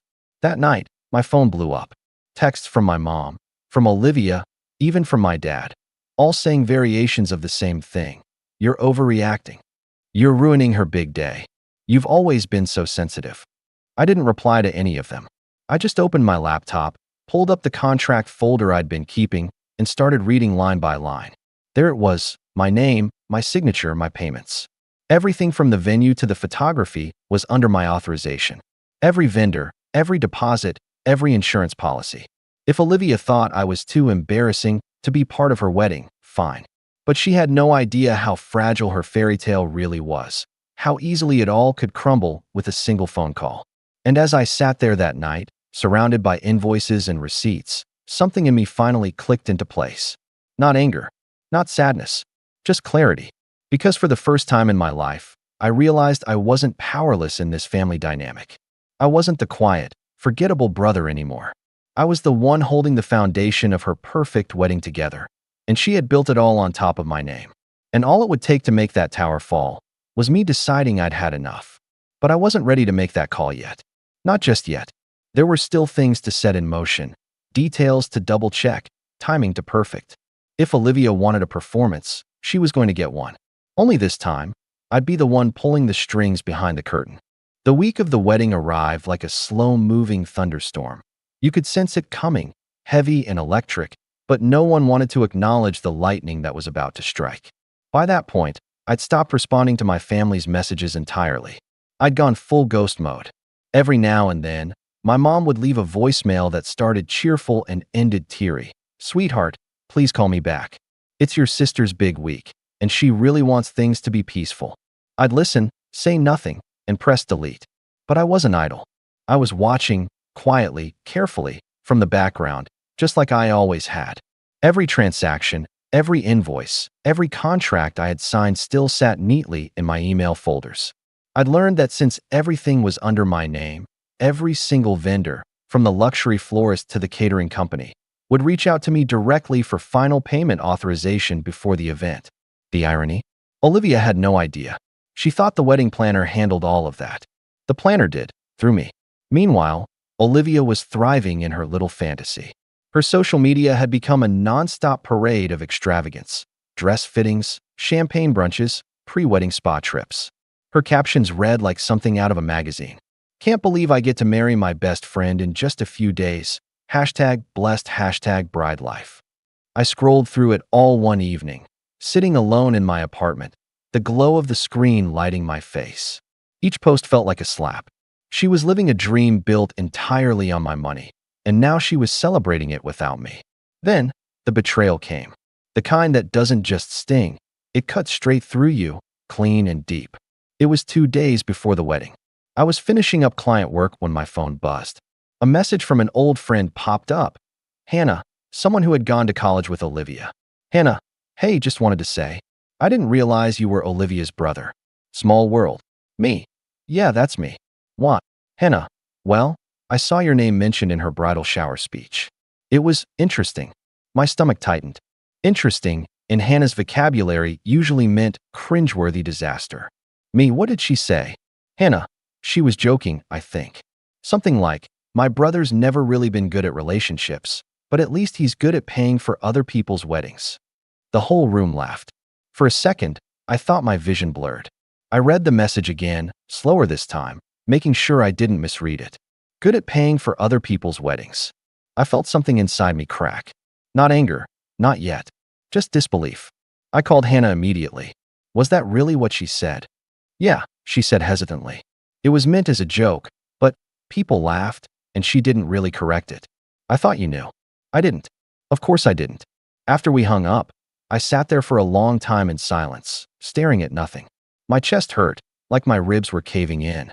That single sentence, that joke, told me everything I needed to know. To her, I wasn't a brother. I was a punchline. I opened Instagram again. Sure enough, she'd posted a video clip from the bridal shower, her standing at the mic, champagne in hand, her friends cheering. The caption read, "The roast of the year, love my people." I turned on the audio. There it was. Her voice.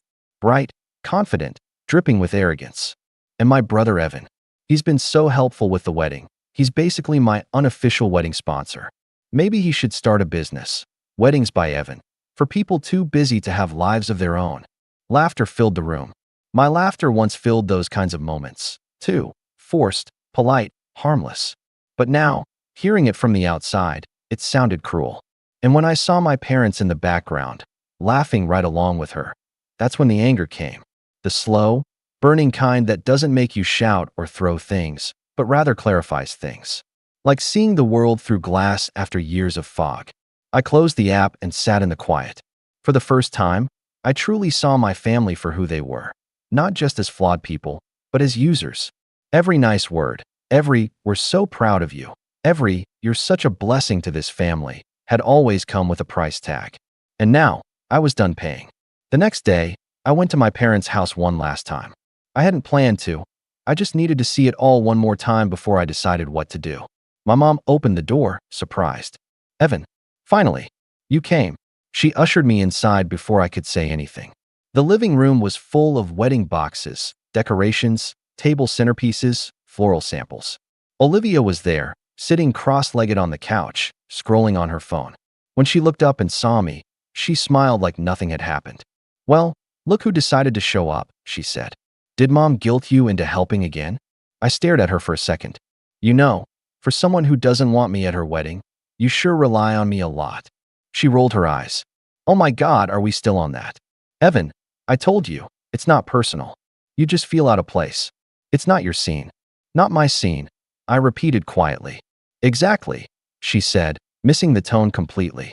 "I mean, think about it. Black tie, high-profile guests, photographers everywhere.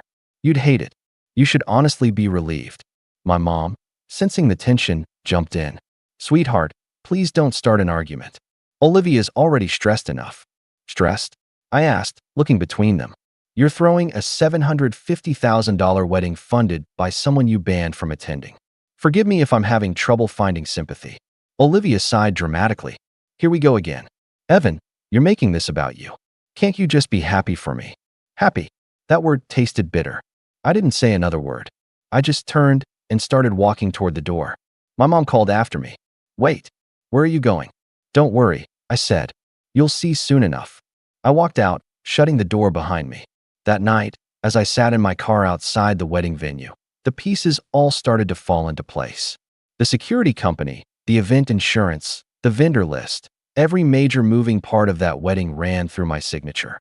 I hadn't planned to ruin anything yet, but the power I held was intoxicating. Then my phone buzzed again.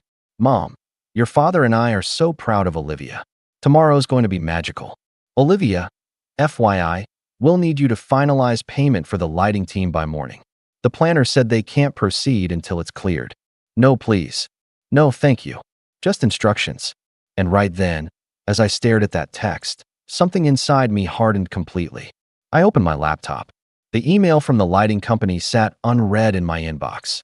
They'd asked for final authorization for their setup, nearly $24,000. Without my go-ahead, their contract stated they wouldn't proceed.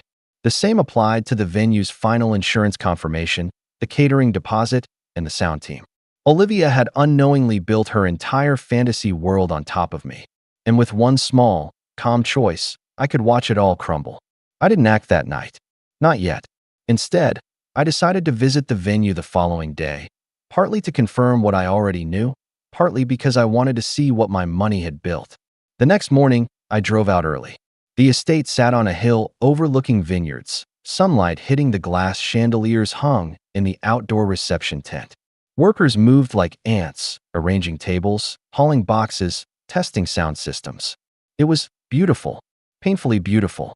I watched from a distance, hands in my pockets.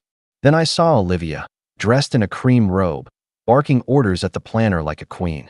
She was holding a mimosa, her hair half done, surrounded by bridesmaids laughing at her jokes. And for the first time in my life, I didn't feel envy. I didn't feel small. I felt free. Because I realized something crucial in that moment. I wasn't ruining her life. I wasn't sabotaging her happiness. I was simply removing myself from the foundation she had taken for granted. That was the day I decided what to do. Not out of revenge, but out of closure. And when I finally made the call later that afternoon, the call that would quietly, efficiently, and legally unravel every inch of her perfect wedding, I didn't feel guilt. I didn't even feel anger. I just felt peace. The kind that comes when you've been silent for too long and finally decide to let the silence end. But the real chaos hadn't even started yet. When I woke up the morning of the wedding, I didn't feel like myself. Not in a dramatic, movie-type way, just quietly detached, as if my body had decided to move on autopilot and leave my emotions behind. My apartment felt heavier than usual, every sound muffled. The world outside was bright and loud, but inside, everything was still. I sat at the kitchen table with a cup of black coffee that had gone cold hours ago, staring at my phone. Dozens of missed calls. My mom, my dad, the wedding planner, even a few numbers I didn't recognize. I hadn't answered any of them. The calm before the storm, I guess. I had done it. The night before, around 11:45 p.m., I sent a series of very short, very polite emails. Nothing dramatic. Just 3 sentences each. Due to unresolved financial authorization, please place all services for the Olivia Hamilton and Ryan Brooks wedding event on hold until further confirmation. Thank you for your understanding. No threats. No rants. Just the truth. I was the financial authorizer. And without me, nothing, legally or contractually, could move forward. Then I shut my laptop, turned off my phone, and sat in silence. By morning, I could imagine what was happening. The chaos, the panic. But I didn't smile. I didn't feel triumphant. If anything, I felt hollow. You'd think there'd be satisfaction in taking down people who'd wronged you. But when they're your family, the victory feels like a bruise that never quite heals. Around 10 a.m., I finally turned my phone back on. It lit up instantly. 27 missed calls. 14 voicemails. Dozens of texts. I scrolled through them slowly. Mom. Evan, what did you do? The venue says payments are missing. Olivia, this isn't funny. Fix this now. Ryan, dude. You're messing with people's livelihoods. Grow up. Dad, call your mother. She's in tears. Planner. Mr. Hamilton, I urgently need your approval to proceed with the vendor reconfirmations. It was like reading a script for a disaster movie, except I was both the villain and the invisible man. I didn't reply. Instead, I put my phone face down and went for a walk. The autumn air was crisp, and the city was waking up. Joggers, dog walkers, the smell of bakeries opening their doors. For the first time in weeks, I felt oddly weightless. My sister's wedding was hours away, and I wasn't part of it. I wasn't invited, wasn't welcome, but I also wasn't trapped anymore. Yet, beneath that relief, something darker lingered. Guilt. Not the kind you can rationalize away with logic. The kind that whispers, you're still their son. You're still her brother. By noon, I found myself driving aimlessly. I didn't plan to go anywhere in particular, but somehow, I ended up parked across the street from the venue again. It was chaos. From where I sat, I could see the planner pacing on her phone, gesturing wildly. Delivery trucks were lined up at the gate, some leaving, others stuck waiting. A couple of workers sat on the curb smoking, looking frustrated. I saw Olivia once, in her robe again, hair done this time, screaming into her phone. I rolled down my window just enough to hear fragments. He what? Are you serious right now? He can't do that. He's my brother. The planner said something I couldn't make out. Then Olivia shouted, well, fix it. That's your job, before storming off. A few minutes later, my phone rang again. This time, I answered. It was my dad. Evan, he said, his voice tight. You need to come here. Right now. No, I said simply. Don't you dare hang up on me, he snapped. Your mother's hysterical. The venue's saying everything's canceled unless you clear it. What were you thinking? I let out a slow breath. I was thinking that maybe I shouldn't be funding a wedding I wasn't even invited to. He went silent for a beat. Then, in that patronizing tone I knew too well, he said, Evan, stop acting childish. This isn't about you. That line again. Always that line. Dad, I said quietly, you've been saying that my entire life. When I got overlooked, when Olivia got what she wanted, when I helped pay for things and never got a thank you, you always said it wasn't about me. Maybe that's why you all forgot I exist. Don't start your martyr act, he snapped. This is real life. People are waiting. Do the right thing. Funny, I said. That's what I thought I was doing all along. He started yelling again, but I hung up. I didn't go inside. I didn't even stay parked. I just drove away. That afternoon, I turned my phone off completely and went somewhere no one would think to look for me. The lake. It was a small, quiet place I used to go as a kid, somewhere between a park and a forgotten trail, surrounded by tall reeds and distant sounds of ducks skimming the water. I sat on an old bench and stared at the ripples. For the first time in months, no buzzing phone, no guilt, no noise. Just silence. And that's when it hit me, the weight of it all. The years of being invisible. The way I'd twisted myself into someone useful just to be tolerated. Every ignored birthday, every, you're so reliable, that really meant, you'll do it so we don't have to. Tears slipped down my face before I even noticed. I wasn't crying out of anger or sadness. It was more like release. Like I'd been holding my breath for too long. Around sunset, I finally pulled out my phone again. Dozens more messages had piled up. Olivia's tone had shifted from furious to panicked. Olivia, please, Evan. They're saying we might have to postpone. Everyone's already here. Just fix this and we can talk later, okay? Mom, your sister is devastated. Please, honey, whatever this is, we can figure it out. Ryan, if this wedding doesn't happen, it's on you. Think about how that'll look. Think about how that'll look. That one made me laugh, actually laugh. Because for once, I didn't care how it looked. For once, I wasn't the one scrambling to keep everyone else's world together. But as I sat there, the sun dipping low over the water, I did feel something else, a flicker of emptiness. Like I'd reached the peak of a long climb and realized there was nothing at the top except quiet air and a view that no longer mattered. I'd spent years trying to earn love from people who only loved what I could provide. And now that I'd finally stopped, I didn't know who I was without that role. The next day, I went back to work as if nothing had happened. My clients had deadlines. My inbox was full. Life didn't pause just because your family imploded. Still, I kept my phone on silent. A part of me was scared to look. But curiosity always wins. Around noon, I checked my messages again. The first text was from my mother. Mom, I hope you're happy. Everything fell apart. Olivia's in pieces. The guests left. People are asking questions. You humiliated her. You humiliated us. Then another from my dad. Dad, don't bother coming around here anymore. And finally, one from Olivia. Olivia, I don't even recognize you anymore. I always thought you were weird, but this? You're pathetic. I'll never forgive you. I stared at that last message for a long time. Then I deleted it. The ache didn't go away, though. That night, I couldn't sleep. Every word replayed in my head, twisting, reshaping itself into guilt. Maybe I was pathetic. Maybe I'd gone too far. I tried to distract myself with work, but my focus was gone.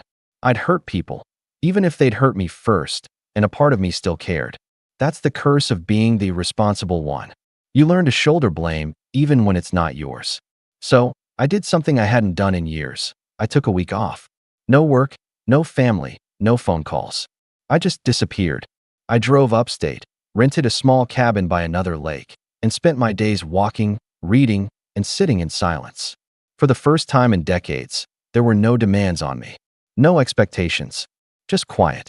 And slowly, painfully slowly, I started to think clearly again. I replayed everything in my head, not out of bitterness, but to understand. I realized my entire life had revolved around approval, being the dependable son, the fixer, the one who didn't make waves. And when I stopped fitting that mold, my family didn't know how to deal with me. But I wasn't innocent either. I had let it happen. Every yes I'd ever said had built the cage I now wanted to escape. By the end of the week, I came to a decision. I wasn't going to fight them. I wasn't going to argue or justify or try to rebuild anything. I was done trying to earn a seat at a table that was never meant for me. Instead, I was going to move forward, quietly, methodically. There was one thing left I needed to do before I could truly walk away. One last step that would close this chapter for good. Not to destroy, not to punish, but to reclaim what was mine and make sure they could never twist the story against me. And as I packed my bags that morning, ready to leave the cabin and return home, I already knew what it was. But first, I had to pay one more visit. Not to Olivia, to someone who had unknowingly helped me build the perfect revenge. When I got back from that week in the cabin, I was a different person, quieter, sharper, and, for the first time in my life, focused on myself instead of the people who drained me. My apartment felt lighter somehow. Maybe it was because the guilt had finally stopped echoing in every corner of my mind. Maybe because I'd made peace with something fundamental. I didn't owe them anything anymore. I spent the next few days catching up on work, and the difference was immediate. Without constant emotional chaos pulling at me, I worked better, faster, cleaner. I landed 2 big contracts within a week, one with a real estate firm in Chicago, another with a national design company that had found my portfolio online. Money was pouring in again, but this time, it was mine to keep. I started saving aggressively, investing in a few small ventures, and even hired an assistant to help manage the incoming clients. It's strange how peace looks like success when you stop letting people interfere with it. But the family situation? That was a storm still brewing beneath the surface. My parents hadn't reached out since their last venom-filled messages, and Olivia had gone completely silent online. Her picture-perfect Instagram life vanished overnight. No wedding photos, no captions, no honeymoon in Santorini posts. Just a single blank post that read, "Taking time offline. Please respect our privacy." I didn't need to imagine what had happened. Word spread quickly enough through people who still knew both of us. Apparently, the wedding collapse had been a spectacle. Guests had arrived to find chaos. Vendors refused to set up, the venue hadn't been paid, and Olivia had a very public meltdown. There was shouting, crying, and eventually, the police got called because one of Ryan's groomsmen tried to negotiate with a vendor who refused to release equipment. The wedding was officially called off by mid-afternoon. Most guests left early. Some posted so sad for the couple on Facebook, while others, the kind who lived for gossip, gleefully hinted that something financial had gone wrong. And Ryan? He didn't take it well. Apparently, he'd had no idea that everything was under my name. When the dust settled and the bills started arriving, he learned the hard way that the entire wedding's infrastructure, from catering to contracts, legally pointed back to me, the man who wasn't even invited. A month after the fiasco, I got an email from Olivia. Short, clipped, and carefully worded, like she'd spent hours editing it. Evan, I think we should talk. Things got really out of hand, and I want to clear the air. I'll admit I made mistakes, but so did you. Let's not make this worse than it already is. We're still family. I didn't reply. 2 days later, another email. Please, I need your help sorting out the refund process. The vendors are saying the accounts are all in your name, and some of them won't speak to me. I'm not trying to start anything. I just need to fix this. I didn't reply to that one either. I wasn't being cruel, just deliberate. I knew silence was louder than any speech I could give. Still, I had a plan forming, one that wasn't about petty payback or public embarrassment. I didn't want to destroy her life. I wanted her to understand mine, the weight of always being the one holding everything together, only to be pushed aside when things went right. So I decided to make things right my way. It started with a phone call to the wedding planner, whose voice trembled when she heard my name. Mr. Hamilton, she said quickly, I just want to say I'm so sorry for all the confusion. I had no idea. It's fine, I interrupted calmly.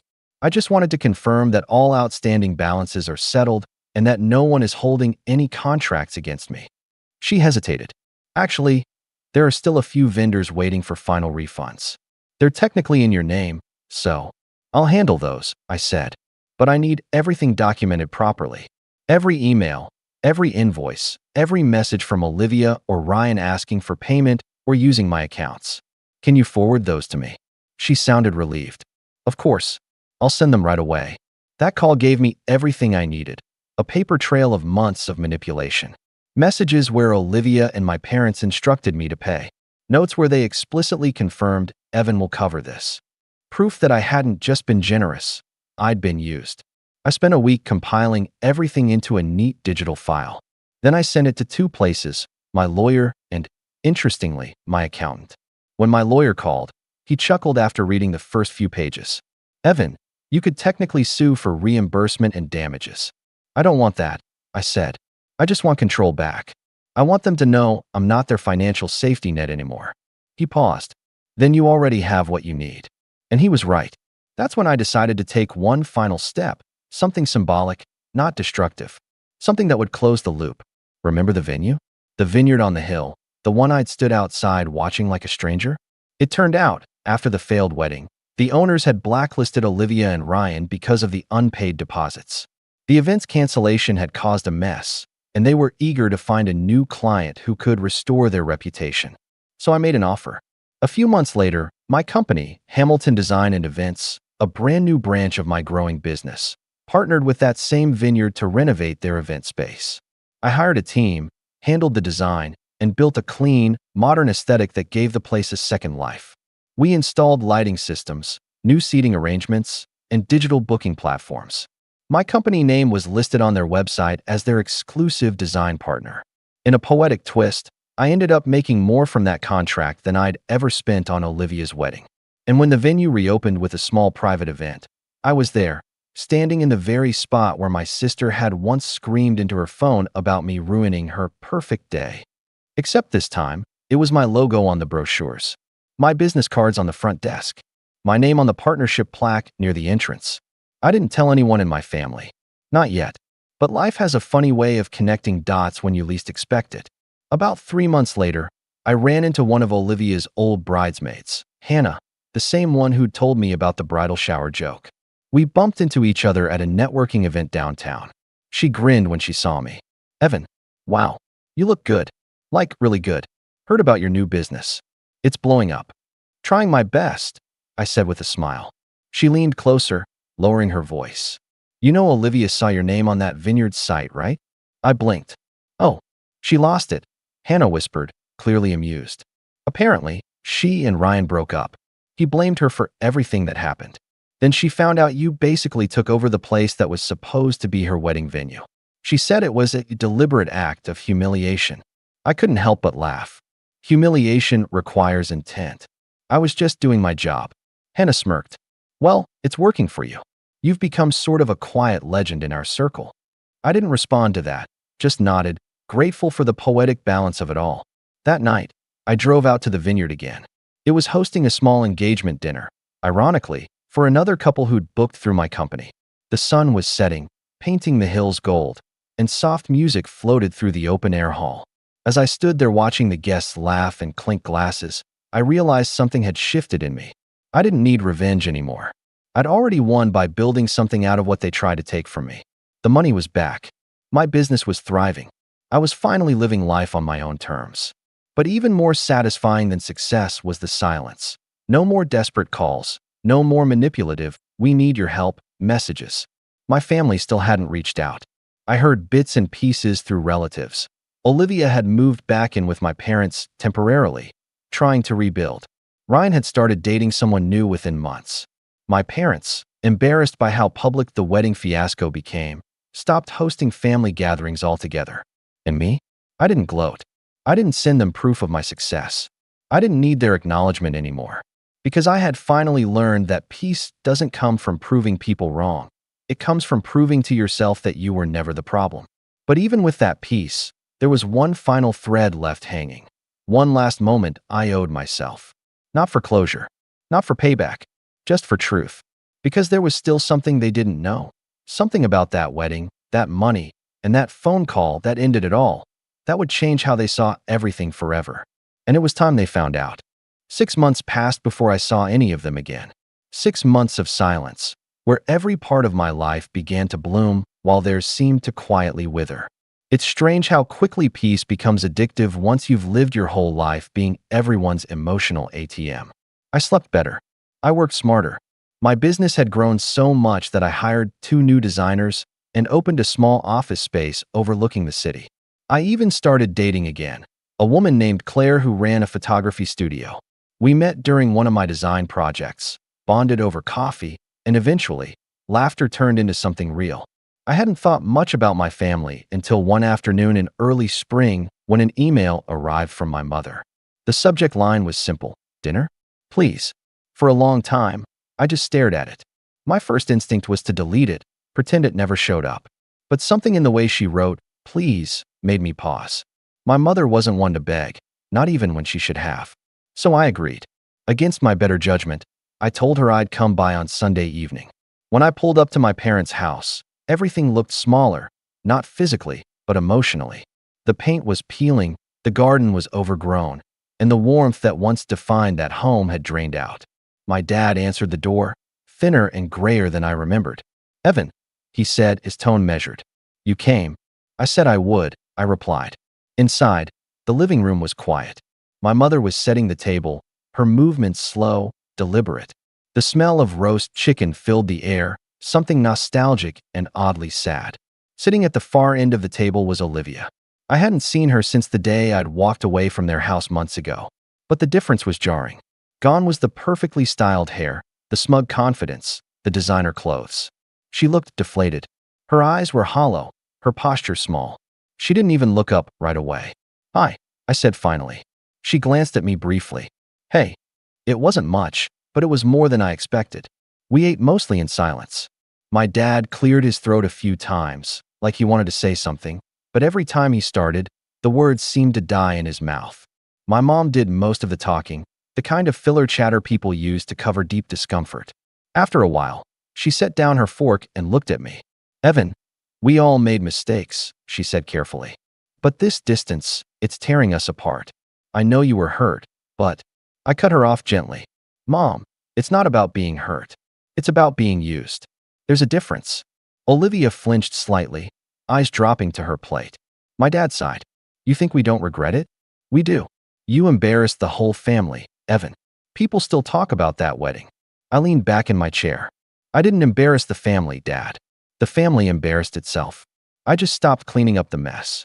That shut him up for a moment. My mom looked at Olivia then, urging her with her eyes to say something. Olivia took a slow breath and finally spoke. I lost everything because of that day, she said quietly. Ryan left. The vendors blacklisted me. Half my friends stopped talking to me. You got what you wanted. I tilted my head. Did I? What do you think I wanted, Olivia? She met my eyes for the first time, her voice trembling. To ruin me. I didn't speak right away. I wanted her to sit in that thought for a moment, the kind of silence that forces people to face themselves. Then I said, if I wanted to ruin you, I would have done it publicly. I didn't call anyone. I didn't post a thing. I didn't even tell people what really happened. You did that all on your own. Her lips parted slightly, but no words came out. I continued, I didn't ruin your life, Olivia. I just stopped financing it. The room went still. My mother's eyes welled with tears, my father looked away, and Olivia's expression shifted, something between anger and realization. I reached into my jacket pocket and pulled out a thin envelope. I slid it across the table toward her. This is for you, I said. She hesitated before opening it. Inside was a printed copy of a single email, the original message I'd sent the night before her wedding, the one that had paused all the contracts. At the bottom of the page was the timestamp, and under it, a short note I'd written by hand. You built your dream on my name. I simply took my name back. She stared at it for a long moment, her hands trembling. Why are you showing me this? Because, I said quietly, I want you to understand something. I didn't make that call out of hate. I made it because you crossed a line you can't uncross. You made me believe I was less than you, that I should be grateful to serve you. And that day, I realized I didn't have to. Tears welled in her eyes. She opened her mouth to speak, but nothing came out. My mom wiped her face. Evan, she's your sister. She still is, I said. But I'm done pretending family means unconditional forgiveness. That's not love. That's control. Olivia looked down at the paper again, her voice small. You were right, she said softly. I took advantage of you. I said things I can't take back. And I paid for it. I know you don't believe me, but I've been trying to get my life together.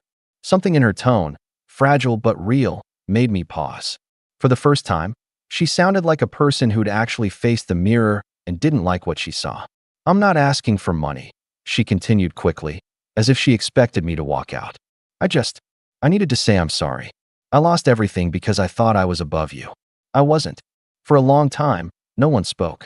I just watched her, the woman who'd once laughed at me for being awkward, now sitting across the table, stripped of all that arrogance.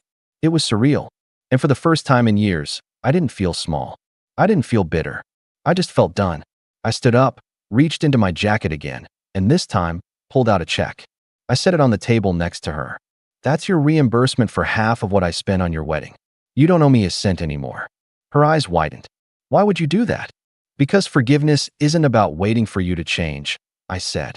It's about freeing myself from caring whether you do. She looked like she wanted to argue, but she didn't. She just nodded, silent tears rolling down her cheeks. I turned to my parents. You always said family comes first. But you forgot something. Family isn't who you use. It's who you respect. And you taught me neither. My dad opened his mouth, then closed it again. My mom whispered, we can do better. Maybe, I said. But it's not my job to make sure you do. And with that, I walked out. The air outside felt crisp, like the universe itself had exhaled. I stood by my car for a moment, letting the night sink in. The distant hum of crickets, the faint light from their kitchen window, the feeling of closure settling over me like a warm coat. For years, I'd chased their approval like it was oxygen. Now, standing there, I realized I didn't need it. I had my own life, my own peace, my own family. The kind you build, not the kind you're born into. 3 months later, I married Claire at the same vineyard that had once hosted the ghost of Olivia's wedding. The owner insisted on comping part of the event as thanks for my design work, but I paid in full. This time, it wasn't about proving anything. It was about honoring what mattered. The ceremony was small, simple, and perfect. As I stood with Claire under the arch I had designed myself, surrounded by people who genuinely cared about us. I realized that sometimes destruction isn't the opposite of creation, it's the beginning of it. Olivia didn't come. She sent a short text that morning. I hope it's everything you deserve. And for once it was. When the night ended and everyone had gone, I stood alone in the quiet vineyard, the string lights flickering softly above me. I thought about that first dinner months ago, where I'd been told I was too embarrassing to be seen with. Now, my name was on the wall outside, engraved in bronze under the vineyard's redesigned plaque. Hamilton Design and Events, Restoring Elegance. I smiled, knowing no one could ever erase that, because they had tried to make me invisible. And instead, I became unforgettable. You ever have one of those moments where you're handed something so insulting, so absurd, that you don't even feel angry at first? Just numb disbelief? That was me, staring down at a crisp $500 check like it had come from another planet. My name's George, I'm 33 now, and this happened about a year ago, but I remember the exact way the paper felt in my hands. Cheap, like the gesture itself. The kicker? It was from my own parents. My grandfather had just passed, a man I adored, admired, and, more importantly, who had practically raised me. And that check was what they called my share of his $50 million estate. That's right, $50 million. My cut. A week's rent and a slap in the face. To explain how we got there, I have to take you back a bit, back before Grandpa passed, before the money, before the silence. Growing up, I always felt like the outsider in my own family. Not because I was rebellious or troubled, but because I wasn't what my parents wanted. My younger sister, Madison, was the golden child from day one. Straight A's? Sure, but so did I. Captain of her soccer team? Great, but I built a tech startup in college that actually got acquired for a decent sum. News they never bothered to share at family dinner. I was quiet, too independent, and distant, which was their way of saying I didn't kiss the ring. Grandpa Harold, though, he got me. He was a quiet man himself. A sharp, no-nonsense kind of guy who had built a real estate empire from the ground up, starting with a single duplex and working day and night until his name was attached to half the city. He never boasted, never wore flashy suits or drove fancy cars. But he noticed everything. I'd visit him every Sunday once I moved back into town in my late 20s. We'd talk about business, life, philosophy. He had this way of listening that made you feel like what you were saying actually mattered. My parents thought I was wasting my weekends with an old man, but Grandpa used to chuckle and say, "Let them keep underestimating you, Georgie. One day, they'll regret it." I didn't know just how prophetic those words would turn out to be. Things were fine on the surface. Tense, sure, but functional. My parents had never been openly hostile, just distant. Madison and I kept in touch sporadically, mostly during holidays, when she'd show up with designer bags and a new boyfriend, all of whom my parents adored. She always had a way of sucking the oxygen out of a room, and our parents lapped it up like she was the second coming. I played my role, smiled, nodded, answered questions about that tech thing I was doing, even though I'd been in Forbes 30 Under 30 a few years prior. Not that they read it. Then Grandpa died. It was sudden, heart failure in his sleep. Peaceful at least. I got the call from his estate attorney before I heard from my parents. That should have been my first red flag. Mr. Preston, his lawyer, told me that there'd be a formal reading of the will in 2 weeks. He said, "Your grandfather was very deliberate, George. He made sure everything was crystal clear. He spoke highly of you, often." I showed up to the reading in a tailored navy suit. Not flashy, but sharp. I wanted to pay my respects the right way. My parents and Madison were already there, lounging in the massive conference room like they owned the place. My dad gave me a cursory nod. My mom barely looked up from her phone, and Madison gave me that fake, sugary smile she used when she wanted something. The reading itself was oddly tense. Mr. Preston went through the usual pleasantries, then started outlining Grandpa's assets, properties, investments, stock portfolios. My grandfather had been far wealthier than any of us realized. $50 million spread across real estate, businesses, offshore accounts, and more. My sister sat up straighter. My mom's eyes flicked over to my dad, who had a weird smirk playing on his face. They looked calm. Too calm. And then came the will. To my daughter Elaine and her husband Robert, Mr. Preston read, "I leave nothing." I swear you could have heard a pin drop. My mother blinked. "What?" Mr. Preston didn't even pause. To my granddaughter Madison, I leave nothing. Now Madison sat bolt upright. Wait, what? That can't be right. Again, Mr. Preston kept reading like he'd done this dance before. To my grandson George, I leave the entirety of my estate, including but not limited to all properties, business holdings, liquid assets, and personal belongings, under the condition that he upholds the values of integrity, humility, and family. There was this eerie silence that fell over the room. Not rage, not shouting, just a stunned, frozen kind of disbelief. I didn't move. I couldn't. My mind was scrambling to catch up to the words I'd just heard. I inherited everything. All of it. I looked around. My parents sat like statues, pale and blank. Madison was blinking rapidly, like she was trying to reboot her entire understanding of reality. After that, things got messy. Very messy. My parents tried to act like nothing had happened. For 2 days, radio silence. Then I got a message from my dad. Come by the house. We want to talk.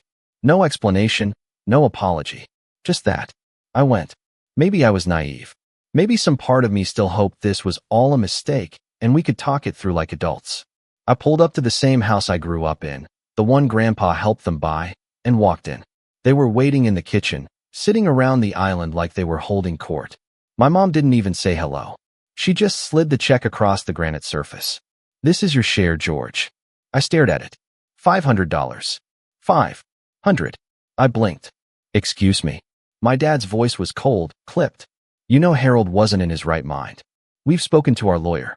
There's a clause in the will that we're contesting. It's just a formality. But we're offering you this as a gesture of goodwill.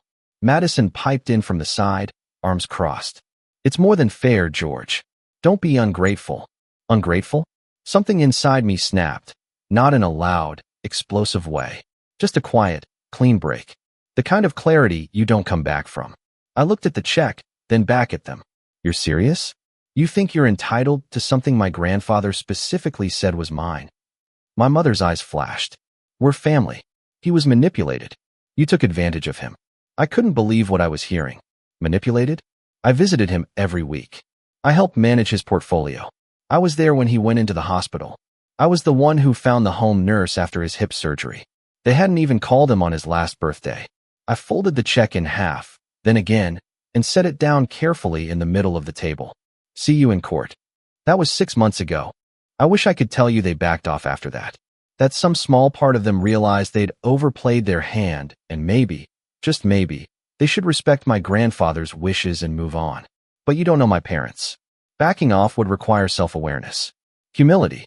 And if there's one thing my family has always lacked, especially my mother, it's the ability to admit they're not the smartest people in the room. I walked out of their house that day with my hands shaking, not from fear, but from fury. The kind that simmers just below the surface and burns hotter the longer it sits. I didn't say another word to them, didn't turn back when my mom shouted after me. This isn't over. I knew it wasn't. I just didn't know how low they'd be willing to go. The first strike came a week later. I was working from home. Ironic, really, since I'd just finished a call about launching a new investment firm using part of the inheritance money, when I got an email from the law office representing my parents. They were officially contesting the will on grounds of mental duress, diminished capacity, and undue influence. In other words, they were claiming I manipulated my grandfather into leaving everything to me. The kind of claim that might work if there wasn't an ironclad will, multiple witnesses, and a video recording of Grandpa reading the will out loud with full cognition. He was sharper than most 30-year-olds on the day he signed it. But facts didn't matter to them. Just delay, obstruction, and most of all, punishment. Because that's what this was. A punishment. Not just for inheriting the money, but for refusing to roll over when they offered me scraps. They weren't trying to win. They were trying to exhaust me. Emotionally, financially, legally. I told Mr. Preston to proceed with a formal defense. I wasn't backing down. Over the next few weeks, the gloves came off. It started with family friends, people I hadn't heard from in years, messaging me on Facebook, asking what was going on. Some were polite. Most weren't. I got messages like, "Hey George, your mom says you took advantage of your grandfather when he was sick. That true?" Or, "Your sister told us the will wasn't legit and you're trying to keep everything for yourself. Doesn't sound like you." And my personal favorite, "Wow, 50 million, and you're not even giving your own family a penny? That's cold, man. They were planting seeds, poisoning the well, making me out to be some greedy, conniving opportunist who swooped in during Grandpa's last days like a vulture. Never mind the truth. Never mind the years I spent by his side while they were off vacationing in Aspen or wine tasting in Napa. I stopped responding, deleted Facebook, locked down my social media, changed my phone number. It felt like I was peeling away pieces of my life just to breathe. But it wasn't just social sabotage. No, that would be too easy. A month after the will reading, I found out my parents had approached one of Grandpa's former business partners, someone I'd been negotiating with to co-invest in a new real estate venture. They told him I was under investigation for fraud. Fraud. They handed him some documents that I can only describe as laughably fake. A printout of a fake email thread that looked like it was made in Microsoft Paint and a screenshot of a supposed bank transfer from one of Grandpa's accounts to mine. Both completely fabricated. The deal fell through. The partner backed out. Said he didn't want any drama. I couldn't blame him. Then Madison got involved in a way that shocked even me. She called me one afternoon. I almost didn't pick up, but curiosity got the better of me. "George," she said, her voice syrupy sweet. "I think we should talk." "About what?" I said flatly. "About all of this. The money. The family. We don't have to go to war over it." I let her talk. She went on about how the will was probably a mistake, how Grandpa loved all of us and would have wanted things to be fair, how she was willing to be the bigger person and help me distribute the assets in a way that doesn't tear the family apart. I didn't say a word, just listened. Then she said, "Look, I'm getting married soon. I want you at the wedding. Mom and Dad do too. We can make this right. Let's just talk. Maybe you can put some of the properties in my name and we can forget this ever happened." I laughed. I couldn't help it. It just burst out of me. "You want me to give you property?" I said. "So you'll invite me to your wedding?" She got quiet. "I'm not buying my way into this family," I said. "I already know where I stand." She hung up without another word. 2 days later, I got served.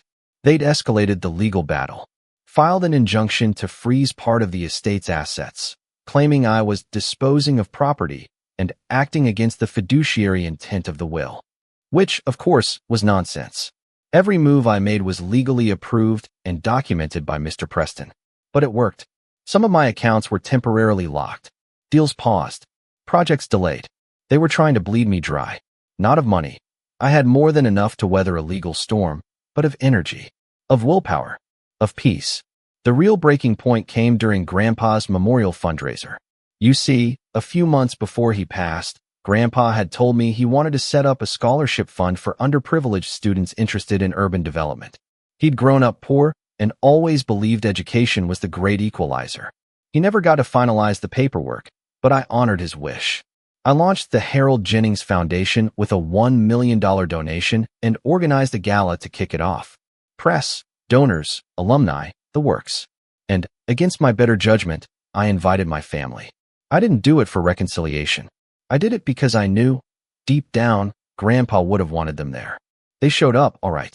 Late, loud, and dressed like they were attending a nightclub, not a charity gala. Madison wore a glittery gold dress that screamed, "Look at me." My father refused to shake my hand. My mother air-kissed donors like she was the one footing the bill. The speeches began.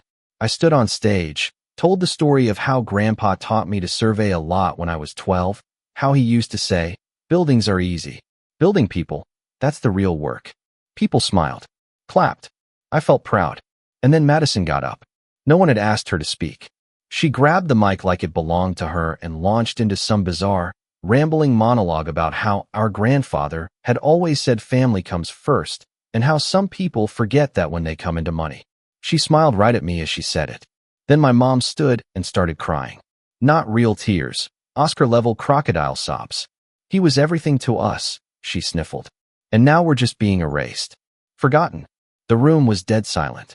I stood, took the mic back, and said calmly, "Grandpa left everything to me because he knew exactly who you are. And now, so does everyone else." The next day, tabloids ran with it. Family feud at Millionaire's Memorial Gala. Suddenly the story wasn't just internal. It was everywhere. Investors, clients, friends, all reading headlines about a messy, public inheritance war. But you know what? That night didn't break me. It clarified everything. This wasn't just about money. It never was. It was about power, legacy, control. And they hated that Grandpa had handed it all to me, not because I manipulated him, but because I earned it. And they couldn't stand the fact that for once, they didn't get to write the ending. That's when I made a decision. If they wanted a war, they were going to get one. But not the kind they expected. I wasn't going to play defense anymore. And the first move? Well, that started with digging into a few documents Mr. Preston had quietly handed me the day of the will reading. Documents I hadn't looked at until now. Documents that changed everything. Rock bottom doesn't always look like losing everything. Sometimes, it looks like standing in a multi-million-dollar penthouse you technically own, staring at your reflection in floor-to-ceiling glass while your family tears your reputation apart in the press. It looks like checking your phone and seeing texts from old friends you haven't heard from in years, not to check in, but to ask, is it true? It looks like wondering if this whole war is worth it, even when you're legally in the right, morally justified, and, frankly, richer than ever. That's where I was in the weeks following the gala. After the chaos my family stirred up at the foundation event, the headlines spread like wildfire. Local outlets picked it up first, then national. Real estate heir accused of manipulating dying grandfather. Sister denied inheritance speaks out. Family fortune sparks legal firestorm. The worst part? They weren't quoting any facts, just opinions, insinuations, and strategically placed anonymous sources. I don't know if it was my mom, my dad, Madison, or some PR firm they hired behind the scenes, but someone was feeding them exactly what they needed to twist the narrative. At first, I tried to ignore it. I'd been taught by Grandpa to stay above the noise. Never wrestle with pigs, Georgie, he used to say. You both get dirty, but only one of you enjoys it. But that philosophy only works when people believe the truth will rise to the surface. When they're hungry for gossip, scandal, and family drama with dollar signs attached, the truth gets buried fast. I was scheduled to close 2 major investment deals that month, both partnerships with reputable firms in Chicago and Austin. Both pulled out within days of the media frenzy. They didn't want to be tied to someone embroiled in a public inheritance dispute. I couldn't blame them. It looked messy, risky, and the worst part? I knew I was right. I had every receipt, every legal signature, every video-recorded confirmation of my grandfather's intent. But none of it mattered in the court of public opinion. I started losing sleep. My diet went to hell. I was working from home less and less, choosing instead to wander through the city in a hoodie and sunglasses like some guilty celebrity, trying to avoid stares and whispers. Even the employees at the Jennings Tower, the flagship high-rise Grandpa and I renovated together, began to look at me differently. One concierge, who used to smile every time I walked in, wouldn't even make eye contact. But it wasn't the press, or the business losses, or even the social isolation that broke me. It was a voicemail. A 2-minute message from a man named Lewis, a quiet, elderly tenant who lived in one of the original buildings Grandpa had built back in the 70s. I used to visit that complex with Grandpa on Saturdays when I was a kid. He'd bring bags of groceries to the older tenants, help fix broken locks or leaky faucets, even if he had a full staff who could have done it for him. He believed in looking people in the eye, being present. I'd once asked him why he didn't just sell the building and cash out. Because these walls fed me, Georgie, he said. You don't abandon the ones who fed you. Lewis's voice cracked as he spoke on the message. I don't know what's going on with your folks, son, but Harold always spoke so proudly of you. Said you had the heart for this business, not just the brains. I see what the papers say, but I don't believe them. I just wanted you to know, not everyone does. I sat on the floor of my apartment and cried for the first time in years. Not loud, heaving sobs, just quiet tears that kept falling, like a faucet left on too long. It wasn't just grief. It was shame. I'd let them shake me. I'd let them take my peace, my reputation, my purpose. For weeks, I'd been playing defense, reacting to attacks, dodging headlines, shrinking from my own legacy. That night, I made a choice. No more hiding. No more silence. No more letting them define me. I started by calling Mr. Preston. I want to go on the offensive, I said. But not with lawyers. With the truth. Over the next few days, I rebuilt. Slowly. Quietly. First, I reconnected with the tenants of the Jennings legacy buildings. I showed up in person. No press. No photographers. Just me, dressed in jeans and a button-down. knocking on doors and asking how things were going. I brought groceries to some of the elderly residents, repaired a faulty gate that had been left untouched for weeks, and replaced a broken vending machine with a new one that offered drinks for free. Word traveled fast. People started smiling again. The concierge at Jennings Tower nodded at me for the first time in weeks. Then I launched the foundation's community wing early, months before we were scheduled. I donated another $500,000 anonymously to start after-school programs in 2 underserved neighborhoods. The media didn't pick it up. I didn't want them to. I wasn't doing it for headlines. I was doing it because it felt like Grandpa was watching. And then there were the documents Mr. Preston had given me, the ones I hadn't looked at until everything fell apart. Inside the thick envelope were handwritten letters, some addressed to me, some to Mr. Preston, and one, sealed in red wax, marked simply, "In case they fight." It was from Grandpa, dated 6 months before he died. The letter inside was short, less than a page, but it said everything. "George, if you're reading this, I'm sorry. I hope they'd let it go. But I know my daughter. I know Madison. And I know what money does to people who never earned it. You earned this. Not because you wanted it, but because you cared. Not just about me, but about the people behind the buildings. Use it wisely.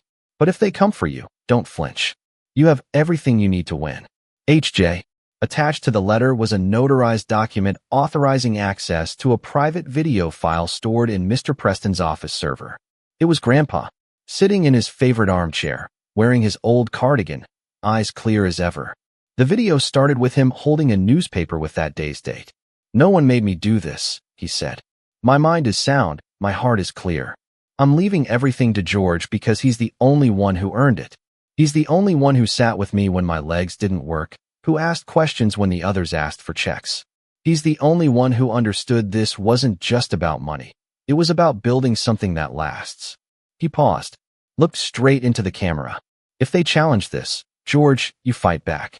And you remind them who built this empire. Not for bloodlines. For legacy." That video changed everything. I sent a copy to my legal team and gave them permission to submit it in the upcoming hearing. It wasn't just a will. It was testimony. And yet, I still didn't feel like I'd won anything. Not really. Not yet. I needed to rebuild something bigger. So I called every investor who'd pulled out, every partner who'd gone quiet, every advisor who told me to lie low. And I told them I wasn't going anywhere. I set up a new firm, not just for profit, but for legacy. We called it Brick and Bone, a name Grandpa used to say when describing buildings that had stood the test of time. I brought in 2 young developers from Chicago who'd grown up in housing projects and worked their way up from construction crews. I gave them equity. I started showing up to city council meetings again, advocating for mixed-income housing, sustainable renovation projects, and tenant-first policies. Not for attention, for impact. One night, as I was locking up the Brick and Bone office, I found a letter tucked under the door. It was from one of my former business professors. He'd seen the headlines, read the court filings, and wanted to offer his support. But more than that, he enclosed a copy of a recommendation letter Grandpa had written about me, unsolicited, back when I was applying to grad school. "He has the heart of a builder," the letter said, "and a spine made of stone. If you don't admit him, it'll be your loss, not his." For the first time in months, I smiled. Not because I'd won yet, but because I wasn't broken anymore. They thought they could corner me, shame me, bury me, but they forgot something critical. I was Harold Jennings' grandson, and I don't crumble. The court date was set, just a few weeks away. And what my parents didn't know? I had one more card to play. One more secret Grandpa left behind. Something even Mr. Preston didn't know I'd found. And when I revealed it, everything would change. They always say revenge is best served cold, but I think that's wrong. Cold revenge is messy. It's hasty, impulsive, all emotion and no control. Real revenge, the kind that hits them where it hurts, the kind that leaves them stunned and speechless, takes planning, precision, patience. And patience, I had in spades now. After rebuilding myself and Brick and Bone from the ashes of my family's smear campaign, I wasn't just standing again. I was stronger, wiser, calmer. The public storm was starting to quiet. The media attention had waned. Once people realized I wasn't the villain they'd been fed by press releases and drama-hungry gossip columns, they moved on to juicier scandals. I let the silence work in my favor. But I didn't forget. Not the check. Not the fake documents. Not the public ambush at the foundation gala. Not the betrayal of my own blood. So when the court date finally landed on the calendar, a Monday morning in late spring, I knew it was time to stop playing defense entirely. I was going to dismantle them. But not just with evidence. Not just with truth. I wanted to take everything they built their ego on, their illusion of power, their entitlement, their public image, and turn it to dust. Not out of spite. Out of justice. Out of a need to balance the scales my grandfather trusted me to protect. And it started with that secret. The one Grandpa had hidden away, buried in the last few drawers of his study. Drawers I hadn't opened until the second week of April. It was a simple envelope. Yellowed with age, sealed shut with brittle wax that cracked as I peeled it open. Inside, a copy of an agreement. A signed, notarized contract. Dated 1989. My grandfather's signature. My mother's.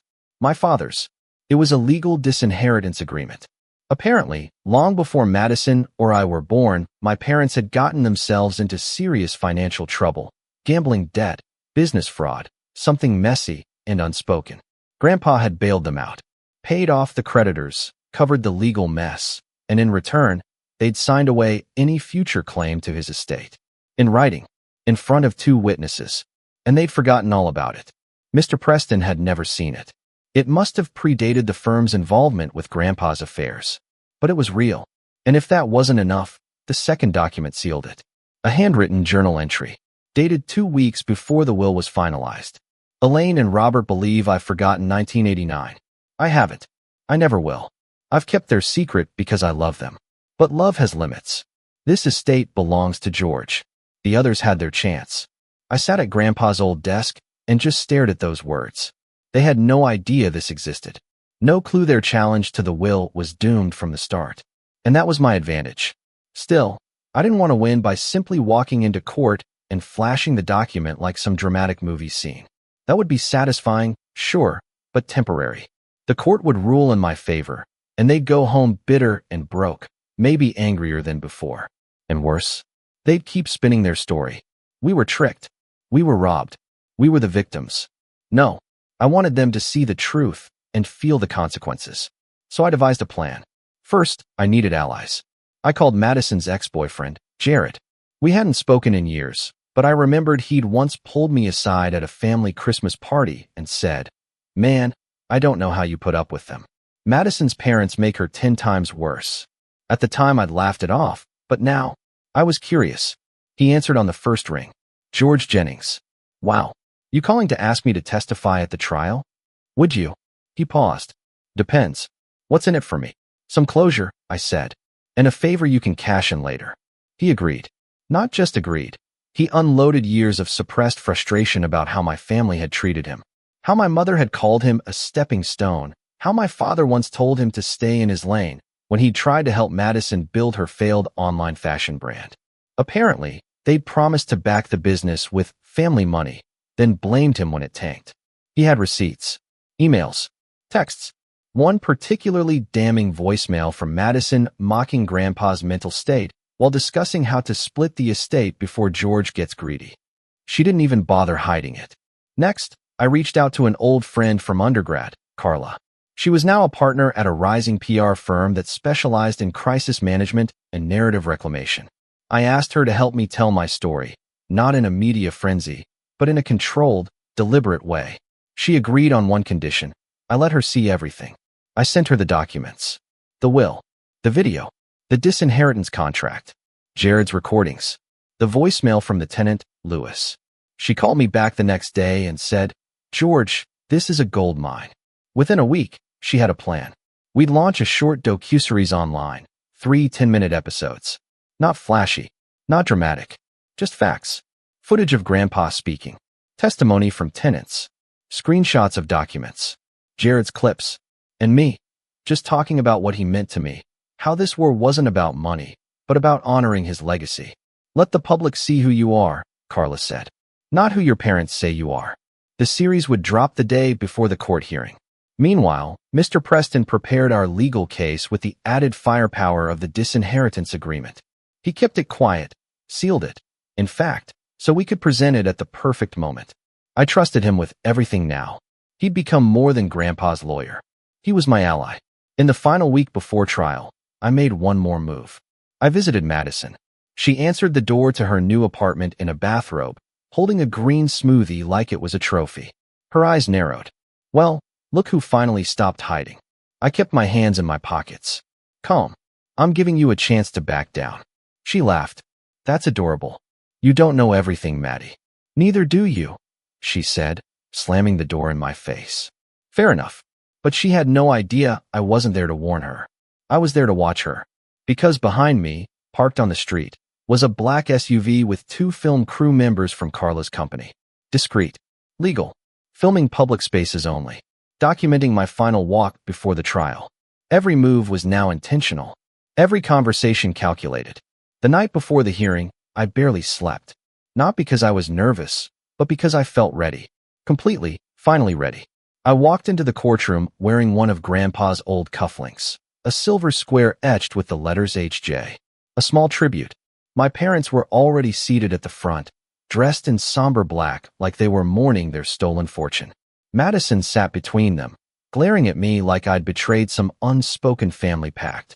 I didn't look at them. I looked at the judge. Calm, confident, silent. And then, the first domino tipped. The docuseries dropped. Phones buzzed throughout the courtroom. You could feel the shift. The bailiff whispered something to the clerk. One of the reporters in the back furiously scribbled notes. By lunch break, it was trending on Twitter.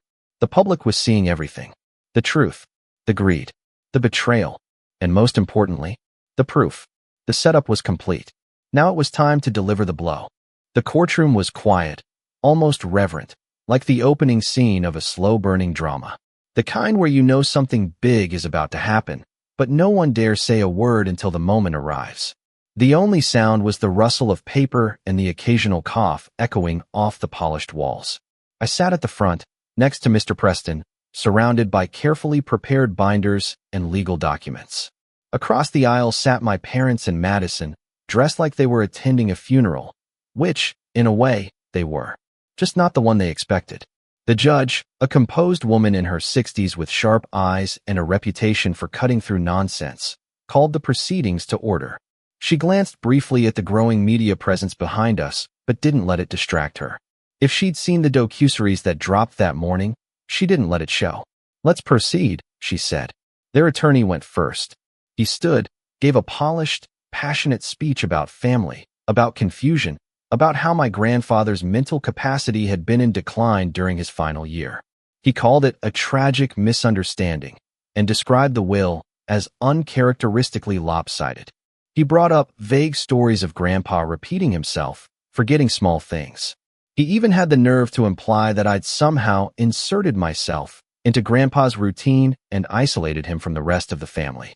I kept my face neutral, but my fingers tightened around the edge of the table. Then came their witnesses. First was my mother, taking the stand like a Broadway actress auditioning for a revival of Les Miserables. She dabbed her eyes with a tissue she clearly brought just for the occasion. I loved my father, she began. All I ever wanted was to honor his legacy. I never expected anything. But when I heard he left everything to George, I was shocked. We all were. It just didn't make sense. It wasn't who he was. She talked about my distance from the family. Claimed I had isolated myself. She even said Grandpa would have been horrified to see what I'd done with the foundation money. That was the moment I saw the judge's eyebrow twitch. Next up was Madison. If Mom was the weeper, Madison was the ice queen. Cold, controlled, condescending. I'm not here for money, she said. I'm here because something doesn't feel right. My grandfather always told me I'd help lead the family legacy. He talked about me running the charitable side of his empire. This will, it's not just unfair. It's wrong. Their lawyer rested their side of the case there, confident. Then it was our turn. Mr. Preston stood slowly, adjusting his glasses. Your Honor, we will be brief. Because the facts are clear. He introduced the official will, signed, witnessed, and notarized, with a statement from the attorney present during its creation. We submitted 3 years of medical records verifying Grandpa's cognitive strength up until the final month of his life. We had video footage of him attending public events, speaking clearly, articulating detailed ideas. But none of that was the real hammer. First, we called Jarrett. He walked up to the stand like he had been waiting his whole life for this moment. He didn't rant, didn't rage. He just spoke plainly about the pressure, the manipulation, the lies. He played the voicemail from Madison. I mean, he's old. George is probably convincing him to do something dramatic. But whatever. When it's all over, we'll fix it. Family money belongs to the family. The courtroom went silent. Then came the disinheritance agreement. Mr. Preston handed it to the judge in a sealed folder, explaining the 1989 financial cover-up. The judge raised her eyebrows slightly as she scanned the signatures. My parents' names, right there in ink. But the final nail? Grandpa's video. We wheeled in a monitor, and the court clerk hit play. There he was. Grandpa, cardigan and all, looking directly into the camera. Calm, clear, intentional. To my grandson George, I leave everything. Because I trust him. I believe in him. Because he earned it. Not through blood, but through loyalty. When the screen went black, the silence in the courtroom was deafening. The judge folded her hands and leaned forward. I've seen enough. She didn't even ask for closing arguments. In light of the overwhelming evidence, including video testimony, notarized agreements, and supporting witness accounts, this court finds that the will is valid and binding. The plaintiff's claims are rejected in full.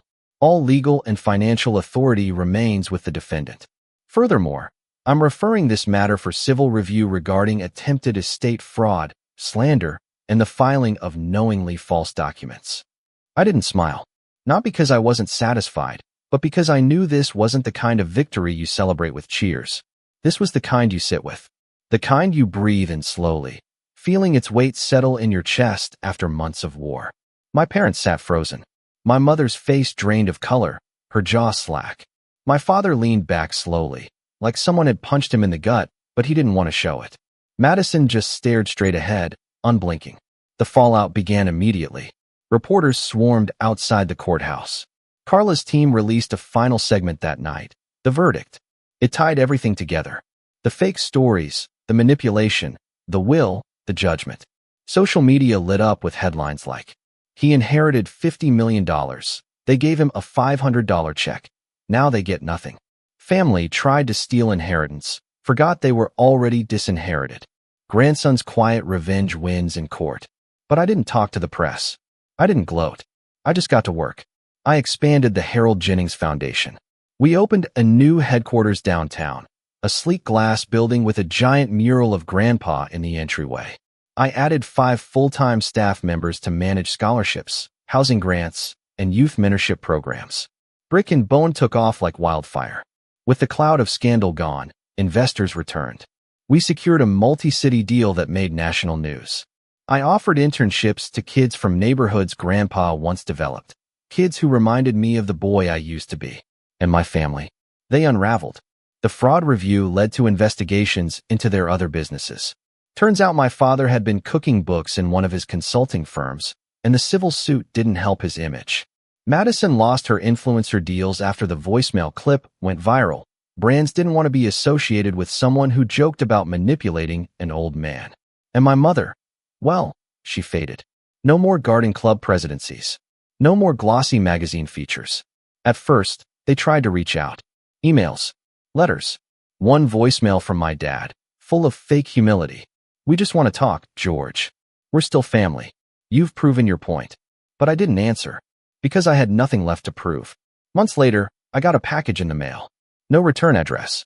Inside was the $500 check. The original one. The one they'd slid across the table like it was all I was worth. It had been torn in half. No note. Just the broken check.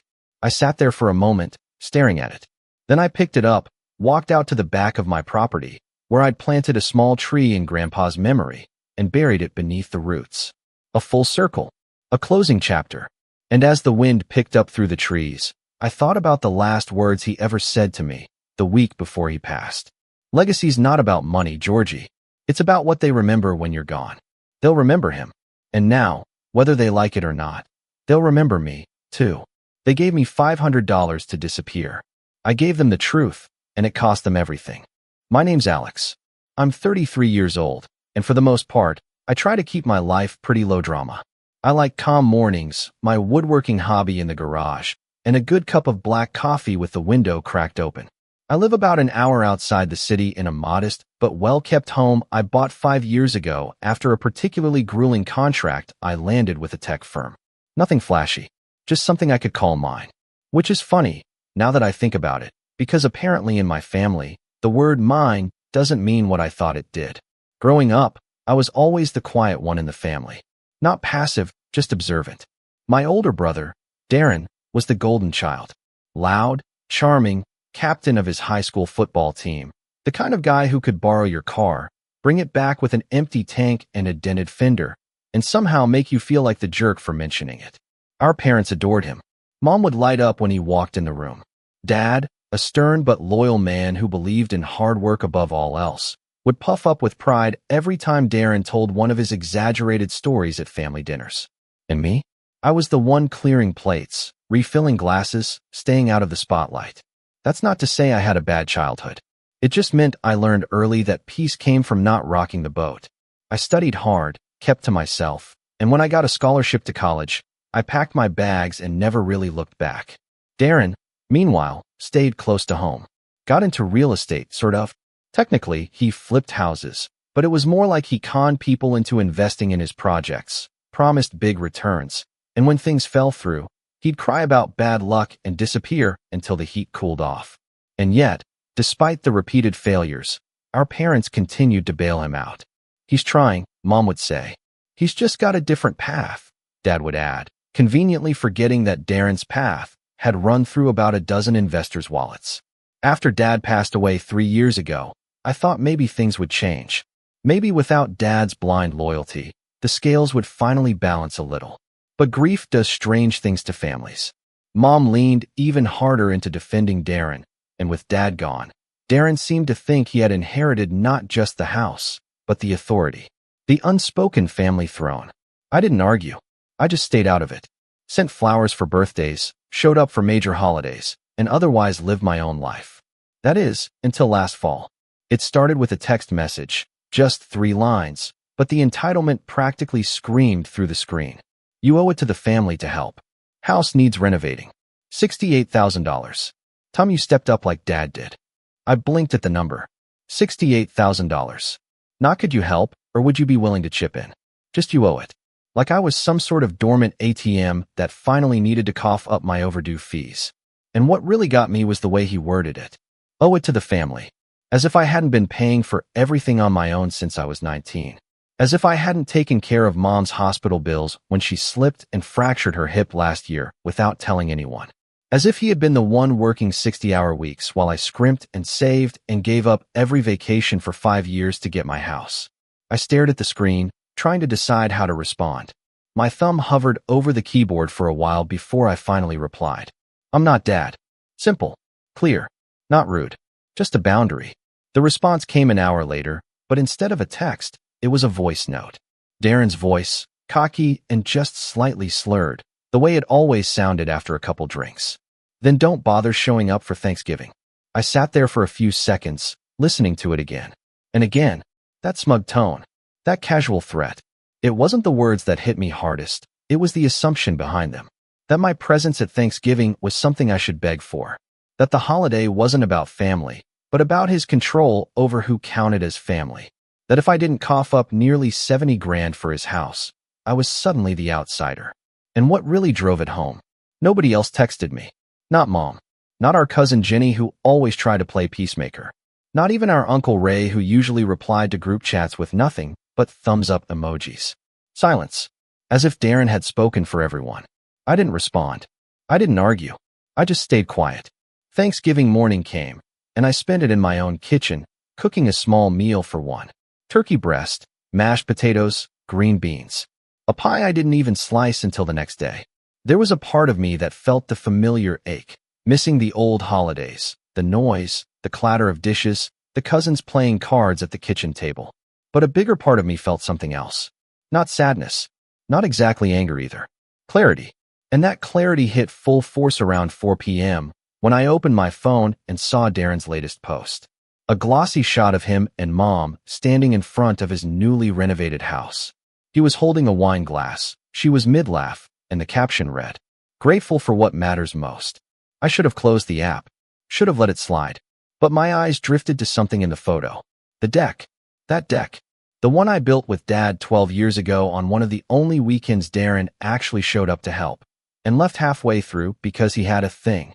The one I had quietly purchased from Dad before he passed, when the property line was adjusted and the deck technically crossed into our adjacent land. Darren had wanted to bulldoze it last year for some hot tub plan that never materialized. I stopped him with paperwork. He'd been furious, and now he was posing on it, toasting from it. That's when the idea started forming. Quiet at first, just a whisper, but growing stronger. I clicked on the comment section and typed, "That deck you're standing on? I own it."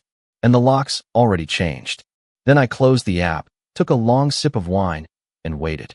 And that's when everything started to unravel. I didn't expect the comment to do much. Maybe a snarky reply, maybe Darren would delete it out of embarrassment.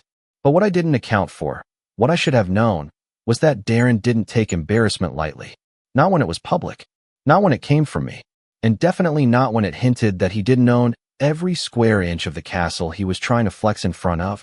The first response came 5 minutes later. A reply to my comment. "Real classy, Alex. This is why no one wants you around."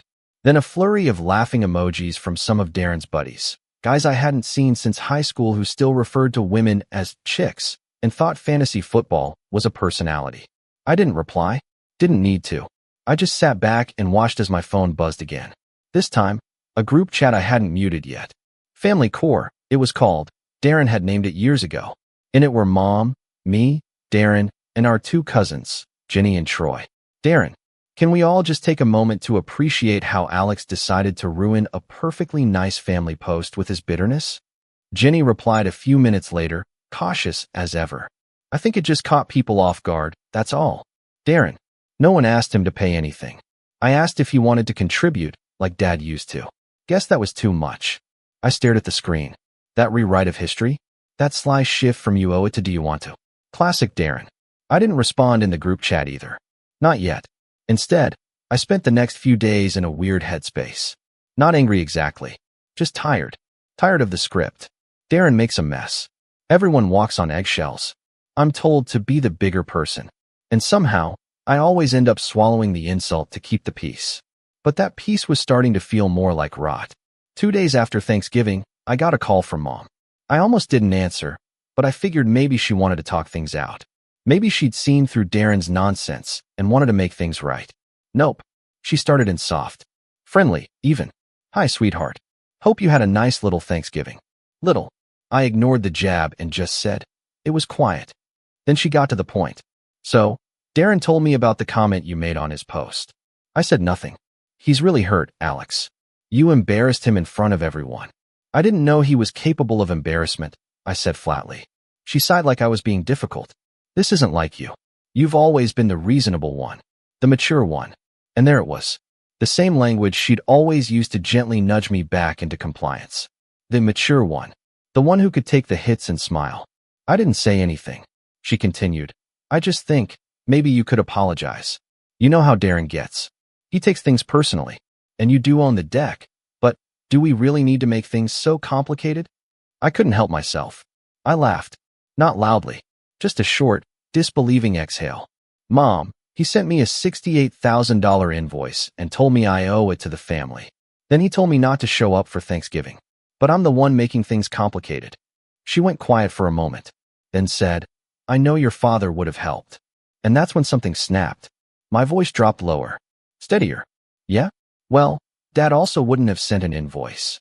He wouldn't have blackmailed me with Thanksgiving. And he wouldn't have used the phrase, 'owe it to the family,' like it was a mafia movie. So don't bring him into this." Her voice turned sharp. "That's uncalled for." "No. What's uncalled for is pretending Darren didn't demand money and throw a tantrum when he didn't get it. What's uncalled for is you calling me to clean it up." Another long silence. Then, in a smaller voice, she said, "You know what? Maybe it's better if we all take some space." And she hung up. I sat there with the dial tone buzzing in my ear and thought, that was new. I'd expected guilt. Maybe even tears. But space? That was different. That felt deliberate. The following week, I didn't hear a word. No texts. No calls. I figured maybe things were cooling down. But then I got the envelope. No return address. Just my name, written in my brother's unmistakably sloppy handwriting. Inside was a printout of a revised invoice, now formatted like a professional contract. At the top, shared family home renovation contribution agreement. Below that, a list of suggested contributions from each relative. $68,000 for me, $5,000 for Jenny, $2,000 from Troy, and nothing for Darren, of course, because he was managing the project. At the bottom was a line for my signature. I laughed out loud this time. It wasn't even disbelief anymore.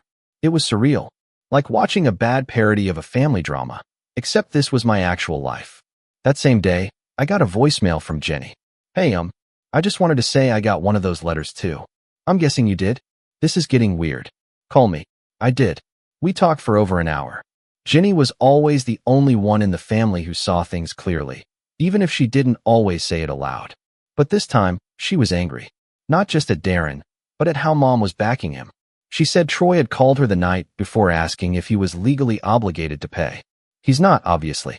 And that's when Jenny told me something that made my stomach turn. Darren told me he's planning to take out a new loan against the house, she said.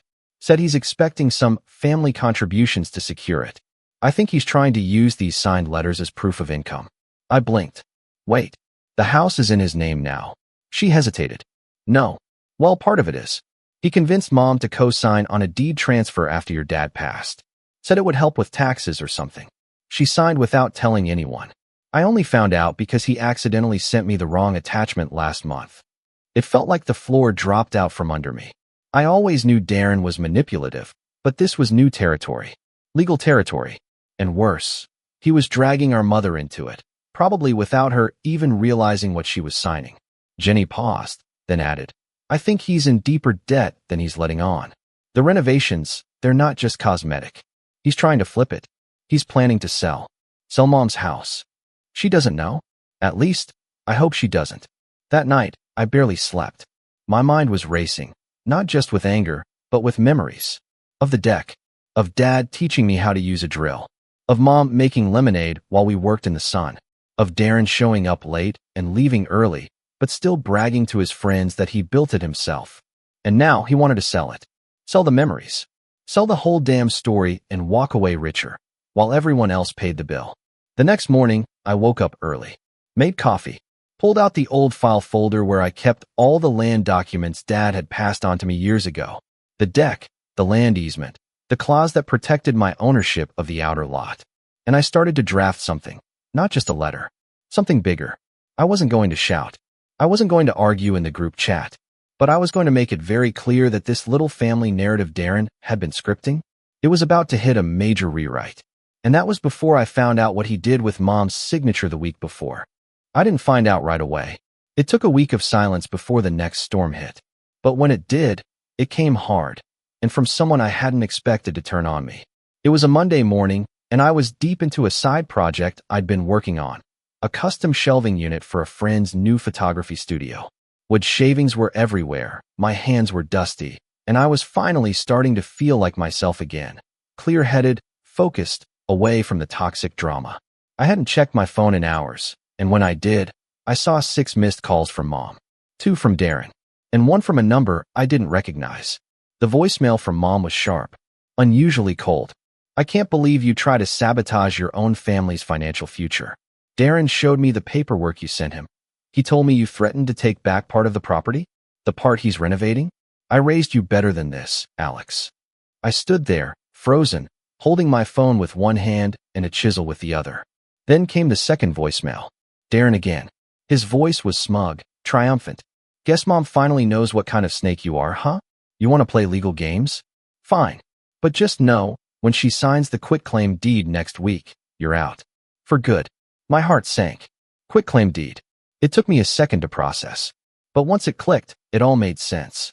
Darren had convinced Mom, somehow, to sign over her share of the house to him. No lawyers. No protections. Just a signature, and it'd be legally binding. I wouldn't have believed she'd do it, but then again, I didn't think she'd accuse me of sabotaging the family, either. I immediately called her back. She didn't answer. I texted, please don't sign anything. Can we talk first? No reply. I called Jenny. She picked up right away. Did you hear about the deed? I asked. She sounded out of breath. Yeah, I'm driving to Mom's now. I don't think she gets it, Alex. He told her it was just a formality, that it'll help him refinance the renovation loan. She thinks she's just getting out of his way. I clenched my jaw. He's not refinancing. He's selling. I know, Jenny whispered. But he's got her thinking you're out to ruin everything. That you're bitter. That you're weaponizing Dad's land easement. I sat down on the edge of the workbench, heart pounding. I wasn't even trying to do anything. I just told him the truth, that I own the deck. And I'm not signing that stupid agreement. Jenny sighed. He's trying to isolate you. He's good at it. He was. And for the first time in years, I felt truly, painfully alone. That week was hell. I couldn't focus on work. Every email notification gave me anxiety. I kept imagining Darren parading through the house, telling contractors to gut the kitchen, rip up the floors, install marble countertops on land he didn't even fully own yet. I had this image stuck in my head of him tossing out old family photos like junk because they didn't match the new aesthetic. I tried one more time with Mom, drove to her place, flowers in hand, calm voice ready. She opened the door, arms crossed. We don't need to do this right now, Alex. I kept my tone soft. I just want to talk. She let me in, but barely looked at me. I sat at the dining table, the same one where Dad used to read the paper every Sunday, and tried to explain. He's not keeping the house, Mom. He's flipping it. He's planning to use your signature to leverage ownership, and he told me you'd say that, she interrupted. That you'd twist everything. I blinked. Twist. Mom, I'm showing you documents. I'm not twisting anything. Her voice hardened. Darren's not perfect, but he's trying. He's been here. He's been involved. You haven't. That one hit harder than I expected. I stood up, fighting back the sting. You're right. I haven't been here. I've been working. Quietly. Paying for things without being asked. Building a life without demanding applause. But maybe that's why no one ever noticed. She didn't respond. Just looked out the window. I left the flowers on the table and walked out. That was the lowest I've felt in a long time. Worse than when Dad passed. Worse than when I first found out Darren was scheming again. It wasn't just betrayal. It was being erased. Like everything I'd done quietly, patiently, responsibly. All of it was invisible. And suddenly, Darren's fantasy version of me was the truth everyone wanted to believe. That night, I shut off my phone. Didn't eat. Didn't sleep. Just sat in the dark, wondering how I'd become the villain in my own family. But something shifted the next morning. I woke up, showered, and pulled open the drawer where I kept all the old documents from Dad. There were letters in there. Receipts. Maps. Notes written in Dad's blocky, steady handwriting. One of them caught my eye. Just a short note on yellowing paper, folded in half. To Alex, for when I'm not around to explain it myself. My hands trembled as I unfolded it. It was written years ago. Short and to the point. I gave you the outer parcel and deck rights for a reason. Not just because you helped build it, but because I know you won't let it be exploited. I trust you to protect what matters. Not just the land, but the memory. That was it. That's all it took. I stared at the note for a long time, then got up and grabbed my laptop. I spent the next 2 days digging, researching, quietly, carefully. I called a property attorney I'd worked with on a small contract years ago, explained the situation, sent over the land easement and deck ownership paperwork. He called back the next morning. Legally, he can't do anything to that section of land without your written consent. If he tries to include it in a sale, that's a misrepresentation. He'd be liable. What if he already filed permits? I asked. Then we flag it. Challenge it. Force a halt. I exhaled slowly. And the house deed? If she signs that quitclaim, she's transferring her ownership rights. He can do what he wants after that. But depending on how the deed is structured, we might be able to contest the valuation, especially if there's evidence she was misled. I thanked him and hung up. Then I got to work. I started drafting a formal cease and desist letter, not from me, but through the attorney. It would notify Darren and any future buyer that the deck and surrounding land were separate, not to be included in any title or renovation scope. I attached a copy of Dad's easement, the original parcel agreement, and the local zoning law that backed it up. Then I had the letter notarized, mailed, and emailed to Darren, the county property office, and the contractor he was working with, whose email I got from Jenny, who finally agreed to step out of the shadows. The contractor called me directly the next day. Hey, I just wanted to double check. Your name is on this easement? Yes. And you're not authorizing the deck to be altered, removed, or repurposed in any way. Nope. Long pause. Okay, that changes things. By the end of the week, Darren's contractor had backed out. Quietly. No social media post. No grand announcement. Just a one-line email to Darren saying they were withdrawing from the project due to unforeseen legal complications. And then the permit office contacted Darren. Apparently, someone had submitted a formal inquiry about a permit being issued on land that wasn't legally part of the main parcel. That triggered a review. A slow one. Bureaucracy at its finest. And suddenly, Darren's big renovation? Dead in the water. But the fall wasn't over yet. Because a few days later, Ginny sent me a screenshot. It was a Craigslist listing. No photo, just a vague description. Charming family home, recently updated, great neighborhood, perfect for first-time buyers. Asking price? A laughably high number.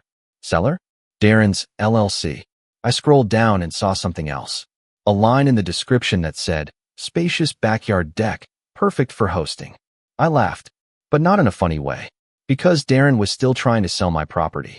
And now it was time to rise.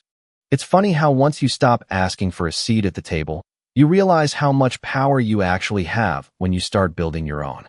By the time I saw the Craigslist listing for Darren's recently updated family home, I wasn't even surprised. He had a pattern, and it was always the same. Inflate, spin, deny, and bail. But this time, I wasn't the one scrambling to keep the peace. I wasn't even mad. I was calculating, focused, and honestly, I was calmer than I'd been in weeks. The listing proved something important. Darren was in deeper than anyone realized. He was already trying to offload the house, probably to get ahead of whatever debt storm was brewing behind the scenes.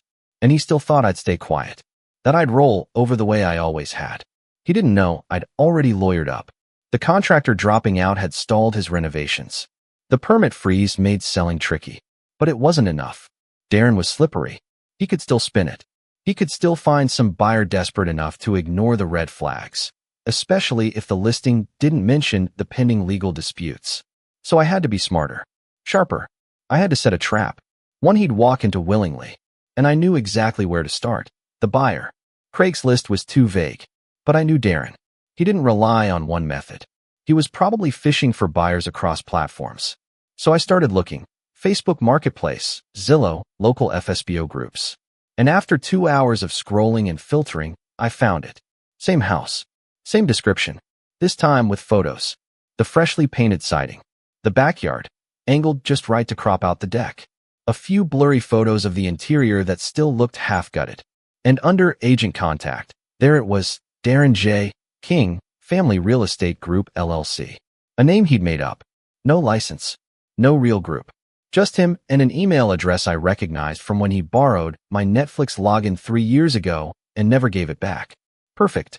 I created a throwaway email using a generic-sounding name and wrote, "Hi, I'm interested in the property you've listed. Saw it on Facebook. Looks great. Would love to schedule a walkthrough and learn more about the renovations." He replied within 10 minutes. Typical Darren. "Hey, thanks for the message. The house is still available. Schedule's open this weekend if you want a tour. It's a hot listing though, so serious buyers only. I've had a lot of interest." I responded as Sam, an out-of-town investor looking for a long-term rental opportunity. Darren loved investors. Investors meant fast money, no fuss, no inspections. Exactly the kind of target he could overpromise to and hope they didn't dig too deep. We scheduled a walkthrough for Saturday at 11 a.m. Now I needed someone to play Sam. I thought about hiring someone, but that came with risks. Instead, I called in a favor from someone who owed me. Greg Wallace. Greg was a former coworker, now working in property compliance. We'd worked on a nightmare contract together years ago, and I'd covered for him when a client tried to pin a blown deadline on his department. He never forgot that. "Let me get this straight," Greg said after I laid it all out. "You want me to pretend to be a buyer, walk through your brother's half-renovated house, and ask a bunch of annoying legal questions?" "Basically," I said, but casually, like you're just a smart investor. He laughed.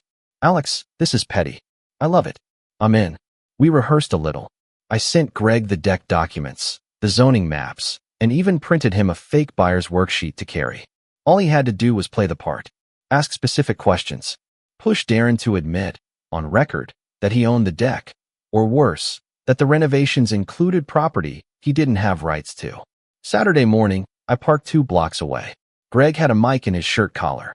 I had my laptop open in my car, audio streaming live to my headphones. At 11:03 a.m., Greg knocked on the door. Darren answered with his usual fake charm tone. "Hey, you must be Sam. Come on in, man. Let me show you around." The first few minutes were small talk. Darren bragging about the appliances, none of which were installed yet. Then the tour shifted to the backyard. "Greg, nice deck. Is that included in the parcel?" Darren, "Yep. Fully part of the property. Just needs a little staining." Greg, "Wasn't sure. County records show a separate parcel line." Darren paused. "Oh, yeah. Well, that's just a technicality. My family owns the land. It's all in the family. No one's gonna fight over it."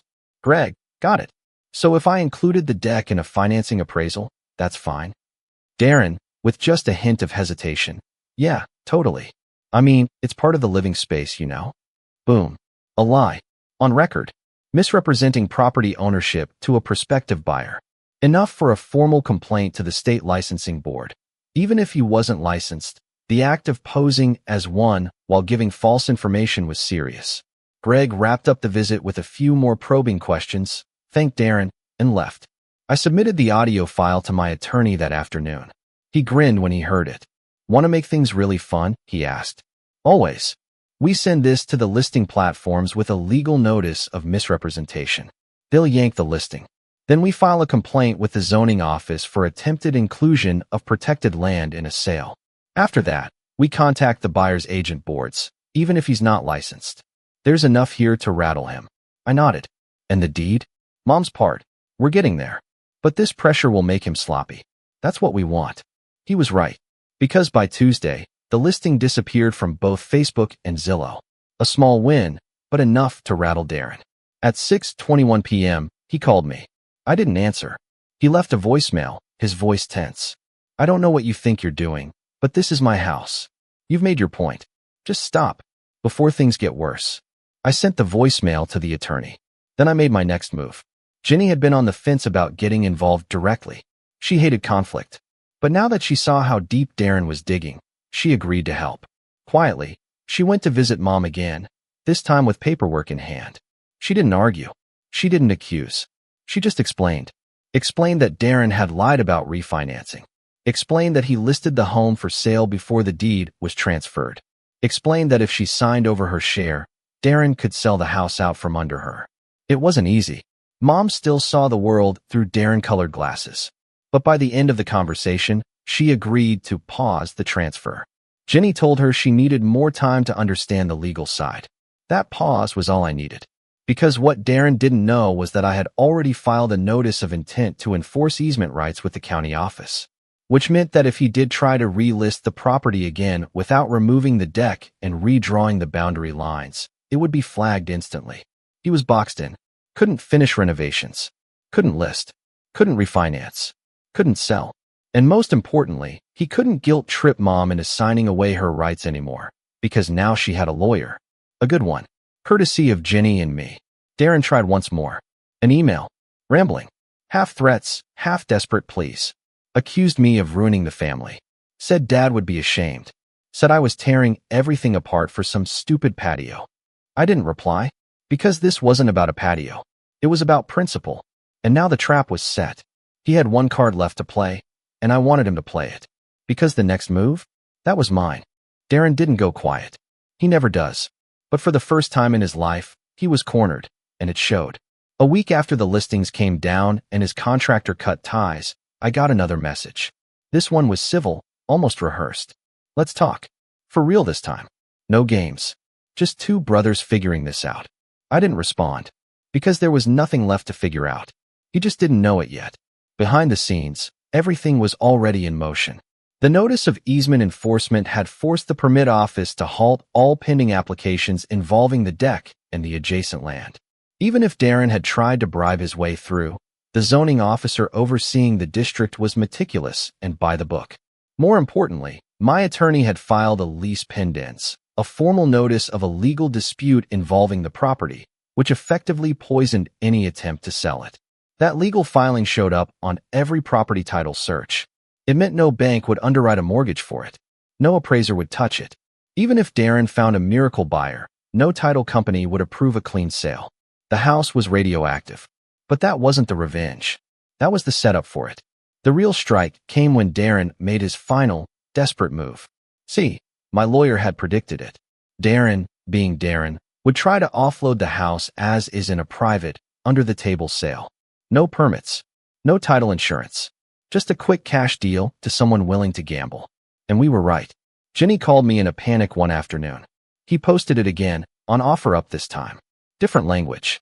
Says it's an off-market opportunity for investors with vision. Says the deck's being gifted with the property. I checked the listing. Sure enough, same house. New phrasing. No mention of the legal flag. Just bold promises and blurry pictures. That was all I needed. We called the buyer. Well, Greg called them. Remember Greg? My friend from compliance who played the fake investor during the walkthrough? Yeah. He called the listed number pretending to be a fellow investor curious about the deal. Said he'd heard about the property and wanted to confirm the parcel boundaries. The buyer, some guy named Nick from out of town, admitted he hadn't done a title search yet, but had already given Darren a small deposit to lock it in. Greg pushed just enough. You sure that deck comes with the house?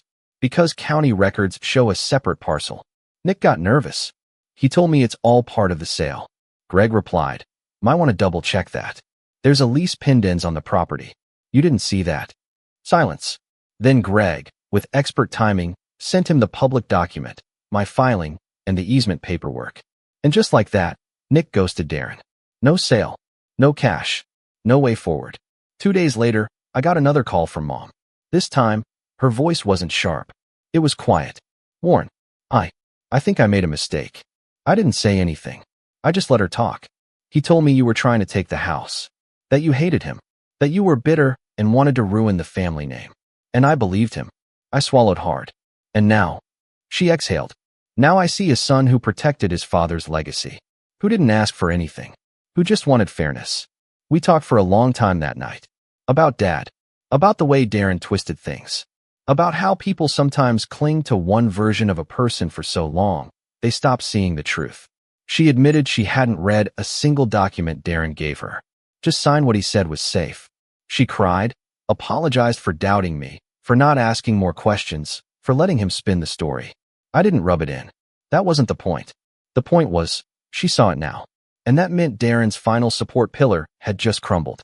The next day, she called her own attorney, one of Jenny's contacts, and initiated a reversal of the quitclaim process. Since the transfer hadn't been fully recorded due to a clerical delay, the revocation was filed just in time. Darren lost access to her share of the property. He was livid. I know because he emailed everyone. A long, dramatic manifesto about betrayal and blood and legacy. He accused me of weaponizing Dad's death, accused Jenny of being a traitor, accused Mom of being senile. He even threatened to sue me for defamation. That last one made my lawyer laugh out loud. Let him, he said. All it'll do is get him deeper in the mud. But I wasn't done. There was still one piece left. The deck. See, the original build wasn't just a patch of wood behind a house. It was a memory. One of the only weekends Dad, Darren, and I had spent working side by side. But Darren had tried to demolish it. Sell it. Claim it. Lie about it. So I reclaimed it. Literally. I paid a local contractor to come out and install a fence around the deck, just tall enough to make a point. On the gate, I mounted a small plaque. Private property. Access restricted. The fence didn't block the rest of the yard. Didn't encroach on Darren's section. But it sent a message. It said, this is mine. And you don't get to use it anymore. Neighbors noticed. One even commented, looks like the deck's under new management. I just smiled. A month later, Darren's renovation dream was dead. The house sat half-gutted. No buyers. No money. No permits. No contractor. No mother on his side. No sister to vouch for him. And the bank? Well, turns out Darren had taken out a short-term personal loan for the initial work, probably planning to repay it after the sale. But with the house unsellable and the equity split frozen, he defaulted. They put a lien on the house. Within 3 months, the property was listed again, this time by the bank.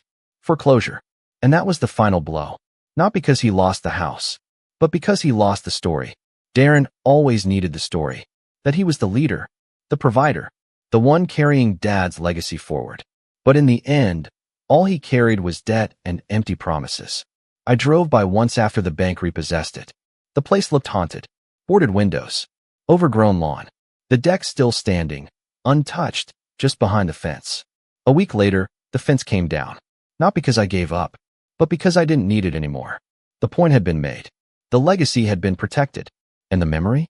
It was safe, where it always belonged. With me. I left a final note on the kitchen counter the day they started auctioning off the interior fixtures. Just a simple one. You always said I never stepped up. Turns out I did. You just never noticed. Darren didn't attend the auction. Mom came by the following weekend. We sat on the deck, coffee in hand, watching the sun set behind the trees the same way we used to with Dad. She was quieter now, humbler, but there was a peace in her eyes I hadn't seen in years. "I'm proud of you," she said. I didn't need to hear it, but it still meant everything. That night, I stood alone on the deck and looked out across the yard, now stripped of illusions and schemes. Just quiet grass, fading light, and the echo of a battle I hadn't wanted, but refused to lose. Because sometimes, standing your ground doesn't look like shouting or slamming doors. Sometimes, it looks like a fence. Sometimes, it looks like silence. And sometimes, it looks like winning. He tried to inherit the legacy, but I built it, board by board. And I never let go. My name's Jerry, I'm 28, and I never thought my life would unravel the way it did that night. One moment I was driving home from work, a little tired but relieved the week was finally over. And the next I was waking up in a hospital bed, wires running across my chest, the rhythmic beeping of machines surrounding me. My body ached in places I didn't even know could ache. And for a while, I couldn't quite piece together how bad it was. What I did know, however, was that I had no one sitting in the chair next to me. The space was empty, sterile, and painfully quiet. My fiancée, Mia, was supposed to be that person. We'd been together for almost 5 years, and though things hadn't been perfect, there had been little cracks lately, arguments that ended unresolved, and an unsettling amount of time she spent with her so-called best friend, Mark. I still believed she cared enough to show up when I needed her most. That's why, as soon as I was able to reach for my phone, I called her. I still remember the way my voice trembled, the weight of the tube in my arm, making me feel more fragile than I ever had in my life. When she answered, there was a swell of relief, like maybe this wouldn't be as lonely as it seemed. But instead of concern, instead of the panic I thought I'd hear in her voice, there was laughter in the background, silverware clinking, the hum of conversation and music, and then Mia's voice, light and casual, saying, "I can't leave right now. I'm out with Mark." My stomach dropped, and for a moment I thought maybe I had misheard. Maybe she hadn't just brushed off the fact that I was in a hospital bed after a car accident. But she said it again, more firmly this time, as if my asking her to come was an inconvenience. I remember staring at the Ford drip, wondering how someone who promised forever could dismiss me in the moment I felt most vulnerable. I didn't argue. I didn't even know how. I just lay there, the phone pressed weakly to my ear, trying to keep my voice from breaking as I said, "Okay, I understand." She muttered something about calling later and hung up, her laughter drifting through the line before it cut. That was the first sting, the first sign that maybe the woman I thought would be my future had already chosen a different path. The nurses tried to comfort me, but they had their rounds, their routines. My family. They were complicated. My parents had always been quick to take Mia's side in things. Whenever we fought, I was the one told to stop being dramatic or learn to be more patient. Mia was charming, always smiling in front of them, always saying the right things. They adored her, so the thought of calling them felt pointless. I could already hear my mother's voice. "Jerry, she's young. You can't expect her to drop everything for you all the time." As though me being hooked up to machines was somehow trivial compared to her dinner with Mark. So I sat in that room, listening to the beeping, watching the shadows stretch across the ceiling, and for the first time in years, I felt truly alone. And yet, as the loneliness pressed down, so did something else, something sharp, simmering beneath the surface. It wasn't anger yet, more like a seed of realization that maybe, just maybe, I'd been blind to the truth for too long. That seed began to grow when the nurse came in later that night, a phone in her hand. "Your fiancé's on the line," she said, Her expression caught somewhere between sympathy and disapproval. I took the phone, my chest tightening, expecting another dismissive excuse. But the nurse leaned closer, her voice cutting through the silence like a blade. You might want to stay on. He might not make it through the night. And in that moment, I realized Mia's laughter wouldn't last forever. Something was about to break. The nurse's words must have landed like a weight on Mia's end of the line, because the laughter I'd heard earlier faded instantly. For a moment there was silence, and then her voice, shaky, uncertain. Jerry, what do you mean you might not make it? The nurse said that. I wanted to tell her how scared I was, how I could barely breathe without pain tearing through my ribs, how the doctor had said internal bleeding wasn't ruled out yet. But all I could muster was a flat, yeah, that's what she said. I let the silence hang, almost daring her to leave the restaurant, to come sit in the chair beside me like any partner would. But instead of saying she was on her way, Mia sighed. I'll check in later tonight. Just don't freak out, okay? And just like that, the line went dead again. The hollowness in my chest had nothing to do with broken bones. It was the kind of emptiness you feel when you know you're not anyone's priority. That realization cut deeper than the accident itself. I spent that night staring at the door, half expecting her to walk in, convincing myself she'd change her mind. She didn't. The next morning my parents finally showed up, but not in the way I'd imagined. My mom walked in with a frown, not of concern for me, but for Mia. She called us crying last night. Mom said, dropping her purse on the visitor's chair. Said you scared her half to death with how dramatic you were being. My dad, standing behind her with his arms crossed, added, Son, you need to understand, Mia's young. She panicked. You can't hold it against her. There I was, pale and stitched up, hooked to machines that were literally keeping me stable, and they were worried about Mia's feelings. I wanted to scream. Instead, I just swallowed hard, letting their words settle like stones in my gut. She didn't come, I whispered. She was with Mark. My mom waved her hand, brushing it off like I'd complained about the weather. Mark's harmless. You know he's her best friend. Don't start with that jealousy nonsense again. If you keep this up, you're going to push her away. Push her away? As though my being in an accident, as though nearly dying, was somehow an act of selfishness on my part. I lay there, listening to them defend her, and a memory came back to me. Last month, when I caught Mia texting Mark at 2 a.m., laughing at something he'd sent. I'd asked her about it, and she'd snapped. You don't get to control who I talk to. Stop being insecure. And then, when I tried to explain how it made me uncomfortable, she called my mom to complain that I was suffocating her. My mom had given me the same lecture then, too. It wasn't the first time Mia had pulled that stunt, weaponizing my own family against me. Whenever she wanted the upper hand, she knew just who to call. And my parents, blinded by her charm, never failed to take her side. I'd been painted as the jealous, controlling one, while she got away with whatever she pleased. That morning in the hospital, the pattern was so clear it made my head spin. Even when I was broken and bedridden, they were still bending over backwards to defend her. My dad leaned in, lowering his voice as though imparting some great wisdom. Son, women like Mia don't come around often. Don't ruin it over your pride. His words tasted bitter in my ears. Pride? Was it pride to want your partner to care whether you lived or died? I clenched my fists, the four-needle tugging slightly at my skin, and realized something important. I wasn't the one ruining anything. I was just finally seeing the cracks for what they were. Later that day, Mia finally showed up. She breezed into the room carrying a cup of coffee like it was just another errand on her to-do list. Her hair was perfectly styled, her makeup fresh. She looked like she'd had a good night's sleep, maybe even a fun one. She kissed my forehead lightly, almost absently, then sat down and pulled out her phone. So, how are you feeling? She asked, her eyes still glued to the screen. I stared at her, searching for something, guilt, fear, relief, but found none. I thought you'd come last night, I said quietly. She didn't look up. I told you, Jerry, I couldn't just ditch Mark. He would have felt abandoned. And you were fine, obviously. Fine. That word echoed in my head, bouncing around until it burned. She didn't see the bruises, the stitches, the machines. She didn't see me.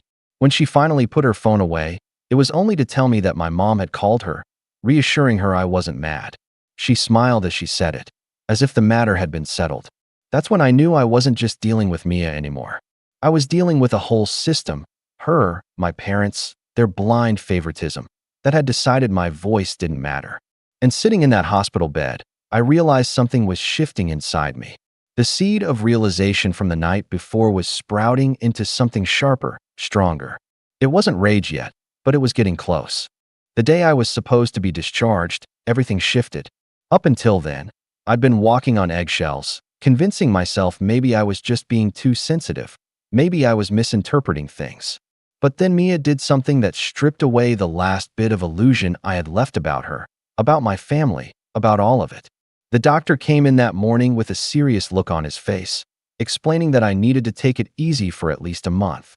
No work, no stress, and definitely no driving. He recommended a follow-up surgery in a few weeks, just to stabilize some of the internal injuries.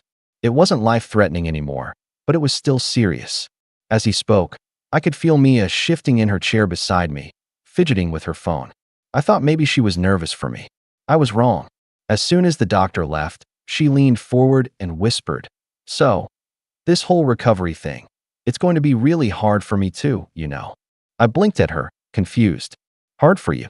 She sighed, rolling her eyes like I was a child. "Jerry, I can't spend the next month babysitting you. I have my own life, my own plans. I've got a work trip coming up with Mark, and I can't just cancel because you're stuck at home. My mom already said it's not fair to expect me to put everything on hold." I felt like the air had been sucked out of the room. A work trip with Mark. She didn't even try to hide it anymore. "Mia," I said slowly, trying to keep my voice steady. "I almost died. And you're talking about vacations with him?" She crossed her arms, defensive. "It's not a vacation. And don't make this about him. This is about you not respecting my independence. You're always so controlling." That word again. Controlling. It hit me like a slap. And as if that wasn't enough, my parents walked in at that exact moment, catching the tail end of our argument. Mia didn't waste a second. She turned to them with a wounded expression and said, "I'm trying my best, but Jerry just doesn't trust me. He keeps accusing me of things." Like clockwork, my mom rushed to her defense. "Jerry, stop it. Can't you see how much she's sacrificing for you? You're lucky she's even here after the way you've been treating her." My dad chimed in, shaking his head in disappointment. "If you keep this up, son, you're going to lose her." And frankly, I wouldn't blame her. I just sat there, stunned. They didn't ask what happened. They didn't ask what I needed. They didn't even notice how pale I'd gone from the stress of the argument. They just circled around Mia, soothing her, while I, broken, bruised, and barely stitched together, became the villain in my own hospital room. And then came the breaking point. While I was signing the discharge papers, the nurse asked about payment details for the extra scans and procedures. Mia cut in before I could even respond. "Oh, he'll cover it. He always does. But if not, I can ask Mark to spot us." She said it so casually, like it was normal for her best friend to step in where she wouldn't. The nurse gave me a strange look, her eyebrows raised as though she'd just uncovered a secret. My hands trembled as I signed the form, trying to ignore the hot flush creeping up my neck. That wasn't just inconsiderate, it was humiliating. She was telling hospital staff, in front of my parents, that another man had more reliability in my life than I did. Something snapped in me then. It wasn't a loud snap. It wasn't rage or yelling or throwing things. It was quiet, cold, a realization so sharp it almost felt like clarity. I looked at Mia, her perfect hair, her carefully practiced expressions, her casual cruelty, and I knew. The trust I'd been clinging to, the belief that she loved me deep down, was gone. Completely gone. I didn't say anything to her in that moment. I didn't argue, didn't beg. But inside, I felt the shift. The part of me that had always tried to excuse her, to believe my parents' favoritism was just their way, was gone. Something darker, calmer, was settling in. A plan I hadn't yet formed, but knew I would. That night, as I lay in my own bed for the first time since the accident, staring at the ceiling in silence, I realized that the person I thought was my partner had betrayed me in the most fundamental way. And what was worse, my own family had handed her the knife. The first week at home was a blur of painkillers, shallow breaths, and restless nights. Every time I tried to sit up, my ribs screamed in protest. Every cough sent waves of pain through my body. But worse than the physical pain was the silence. Mia didn't move in to take care of me. She didn't even adjust her schedule. She'd stop by once every couple of days, usually in the evening after she'd already spent time out with Mark, and drop off some takeout as though that absolved her of everything. She'd kiss me on the cheek, her perfume lingering longer than her presence, and then be gone again. My parents weren't any better. They called often, but the calls were less about me and more about how stressed Mia was, how I needed to be patient with her. My mother even said, "She's been such a saint through all this, Jerry. You don't realize how much she's doing for you." I remember staring at the phone after she said that, the absurdity of it leaving me speechless. A saint? The woman who laughed in a restaurant while I was fighting for my life. The loneliness crept in like fog, heavy and suffocating. I spent hours scrolling through old photos on my phone, pictures of Mia and me from when things were good. Vacations, birthdays, even silly selfies in the kitchen. In every one of them, I looked happy. Or maybe I just looked blind. I kept asking myself, when did it change? Was it gradual, like water boiling so slowly you don't realize until it's too late? Or was it always this way, and I just refused to see it? One night, after a particularly brutal wave of pain that left me gasping, I reached for my phone and called Mia. I just wanted her voice, some reassurance. She answered on the second ring, but her tone was clipped, annoyed. "Jerry, I'm out. Can this wait?" I could hear laughter in the background, glasses clinking, music pulsing. It was Mark's laugh. I didn't even need to ask. I hung up without saying a word. That was the moment I stopped waiting for her to care. But stopping didn't mean healing. If anything, it plunged me deeper into a kind of quiet despair. I withdrew from everyone. I stopped answering my parents' calls. I stopped asking Mia when she'd be over. I started eating less, sleeping less, letting the world blur into one long, dull ache. I was existing, not living. And yet, in that hollow space, something else began to stir. One afternoon, when Mia finally did show up, she walked in talking about how she and Mark were planning a trip for work. She said it so casually, as if I wasn't lying there half broken, as if my world hadn't been turned upside down. She even added, "Don't worry, I'll send you pictures." Something inside me shifted then. Not rage, not even heartbreak, just clarity. I realized I couldn't keep clinging to the life I thought I had. I couldn't keep waiting for people who never chose me. My parents had chosen her. She had chosen him. And me? I had chosen silence for too long. That night, for the first time since the accident, I got out of bed without calling anyone for help. It hurt like fire, every step a reminder of my broken body. But I made it to the desk in my room, pulled out a notebook, and started writing. Not a letter, not a plea, just notes. Observations. Dates. Things Mia had said, things my parents had done. It wasn't a plan yet, but it was the beginning of one. Because if I couldn't rely on them, I'd rely on myself. And maybe, just maybe, I'd find a way to make sure every slight, every betrayal, every cruel laugh they'd shared at my expense would eventually come back to them.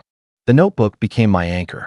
Every night, after the house had gone quiet and the pain dulled enough to let me focus, I opened it and wrote.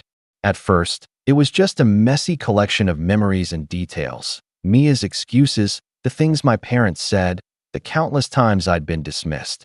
But over time, those scribbles began to take shape. Patterns emerged. It became less about venting and more about building a map of how I'd been treated, how my life had been steered by people who cared more about appearances than about me. It was strange, but the act of writing gave me strength. I started to see beyond the fog of pain. Slowly, my body began to heal. The bruises faded, the stitches came out, and though the ache in my ribs lingered, I found myself sitting longer at the desk, reading more, researching more. I devoured books about resilience, about boundaries, even about business strategy, anything that reminded me I could rebuild from the ground up. My job had been waiting for me. I worked in IT consulting, and my manager had sent me emails while I was in recovery, telling me to take all the time I needed. When I finally felt strong enough, I logged back in remotely. Within a week, I remembered who I was outside of Mia's shadow. Clients still trusted me, colleagues respected me, and for the first time in months, I felt useful again.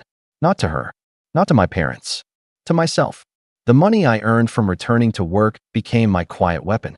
I stopped telling Mia about my paychecks, about bonuses. In the past, she'd always had access, always knew what I made, always had suggestions on what we should invest in, which usually translated to things she wanted. But now, I kept it close.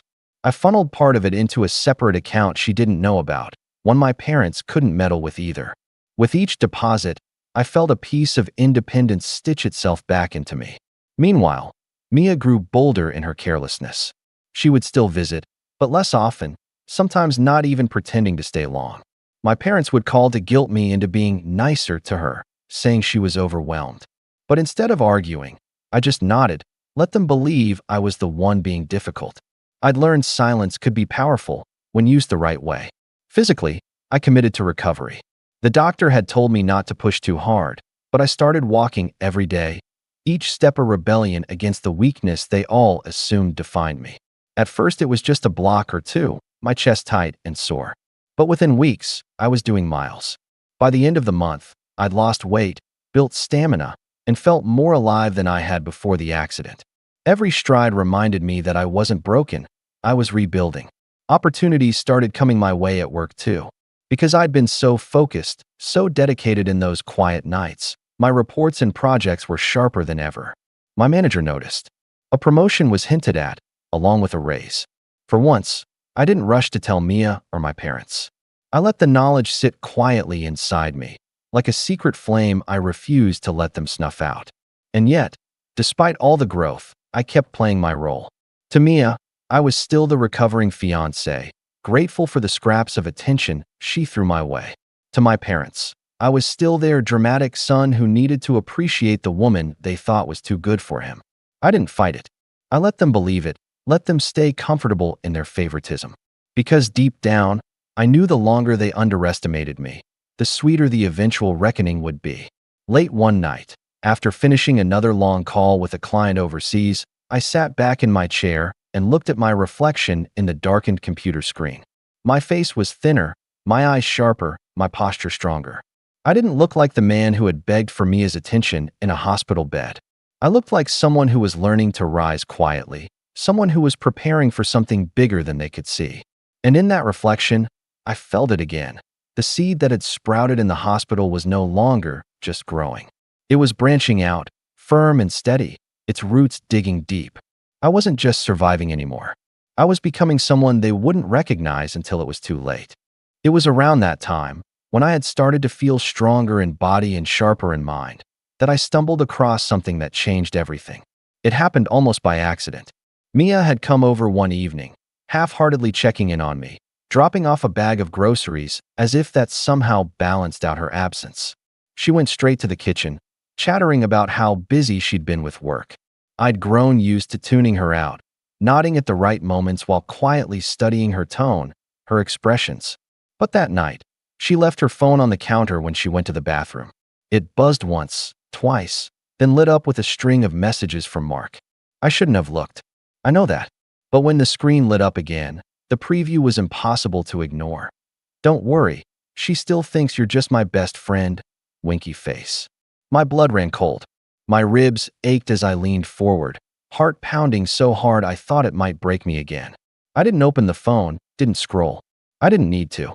The implication was clear, and it confirmed every suspicion I'd pushed aside for months. When Mia came back, smiling like nothing was wrong, I kept my face neutral. I didn't say a word. That was when I realized the advantage I suddenly had. They thought I was blind. But now I had proof, not just of her betrayal, but of their arrogance. They weren't even careful anymore. That arrogance could be turned against them. From that night on, I became more deliberate. I didn't confront her, didn't let on that I knew. Instead, I played the part of the recovering, dependent fiancé. I let her think I was still under her spell. That way, she didn't guard her secrets as closely. And sure enough, over time, I began piecing together her patterns. When she'd stay late at work, when she'd visit her mom, the excuses she fed my parents to keep them on her side. All of it went into the notebook, neat and detailed. Meanwhile, at work, things took an unexpected turn. My manager officially offered me a promotion, senior consultant, with a salary bump big enough to change my life. I accepted without hesitation. But here's the thing, I didn't tell anyone. Not Mia, not my parents. I kept that raise quiet, funneling the extra money into the account she didn't know existed. The longer I built that reserve, the more freedom I could feel pressing at the edges of my life. But it wasn't just financial power I was gaining. The promotion came with connections, new clients, influential people in industries I'd only brushed against before. I began to realize just how valuable my network could be. And in one of those late-night calls with a client, I learned something else. Mark's company had a contract with the very firm I now had oversight on. Not directly through me, but close enough that I could find out details if I wanted to. That discovery felt like a key turning in a lock. Mia's best friend wasn't just a personal problem anymore. He was tied to the professional world I was now rising in. It meant I could watch them without them realizing it. It meant I could position myself in ways they'd never anticipate. By day, I was the same old Jerry, quiet, recovering, grateful for scraps of attention. By night, I was building, collecting information, growing stronger in silence. My parents kept defending Mia, blind to everything. She kept underestimating me, too busy with her double life to notice the shift in my eyes. And somewhere deep inside, beneath the calm surface I showed the world, the outlines of something sharp were forming. It wasn't just about leaving anymore. It wasn't even just about surviving. It was about making sure the people who had written me off would one day realize exactly who they'd betrayed and exactly how much it would cost them. The opportunity came sooner than I expected. It was a Tuesday evening, and Mia had once again made an excuse about staying late at work.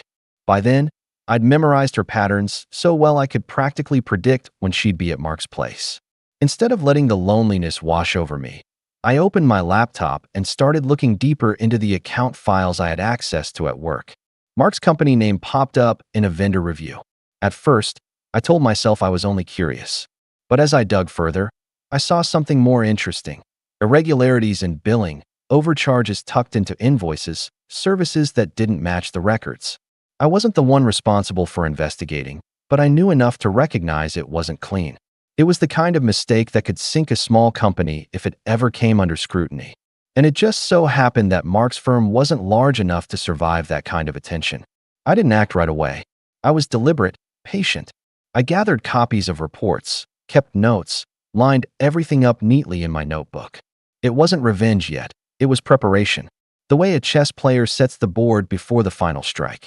Meanwhile, Mia's behavior gave me even more leverage. She grew reckless, maybe because she thought I was too weak to care. One evening, she left her phone face up while cooking in my kitchen, and another string of messages from Mark flashed across the screen. Don't forget the weekend. Can't wait to finally be together without him hovering. My stomach turned, but outwardly, I just smiled and asked if she wanted me to set the table. She had no idea I'd seen it. That was when the revenge crystallized in my mind. I wasn't just going to walk away quietly. I was going to make sure the mask she wore, so carefully crafted for my parents, for everyone, would shatter in front of them. And I would do it without raising my voice, without a single curse, without a scene. Calm, sharp, undeniable. I started small. I began politely declining when my parents asked me to be more patient with Mia. Instead, I'd say, "You're right. She deserves someone who understands her better." The first time I said it, my mom blinked in confusion, not sure whether I was being sarcastic. But I wasn't. I wanted to plant the seed in their minds that maybe I was stepping back. And as I pulled away emotionally, Mia leaned harder into her outings with Mark, giving me even more space to prepare. Then came the perfect storm. My company scheduled a quarterly review with vendors, and Mark's firm was on the list. I wasn't leading it, but I made sure I was in the room. When the questions started flying about the inconsistencies I'd quietly documented, Mark stumbled. His confidence cracked. The more the auditors pressed, the paler he became. I didn't say a word, just sat back, taking quiet notes, while the walls closed in around him. That night, Mia came over, distracted and tense. "Mark's having a tough time at work," she said, her tone laced with worry. She didn't know I'd been in the room. She didn't know I'd already seen the cracks forming in his world. I nodded, hiding the flicker of satisfaction in my chest. "That's tough," I said softly. "I hope he figures it out." By then, my savings account had grown fat from the promotion and overtime. I'd spoken quietly to a realtor and started looking at apartments. Places with clean walls, bright windows, spaces that didn't hold the shadows of betrayal. I wasn't ready to move yet, but knowing I could was enough to keep me steady. The last piece fell into place on a Saturday morning. Mia was in my living room, scrolling through her phone while pretending to watch TV.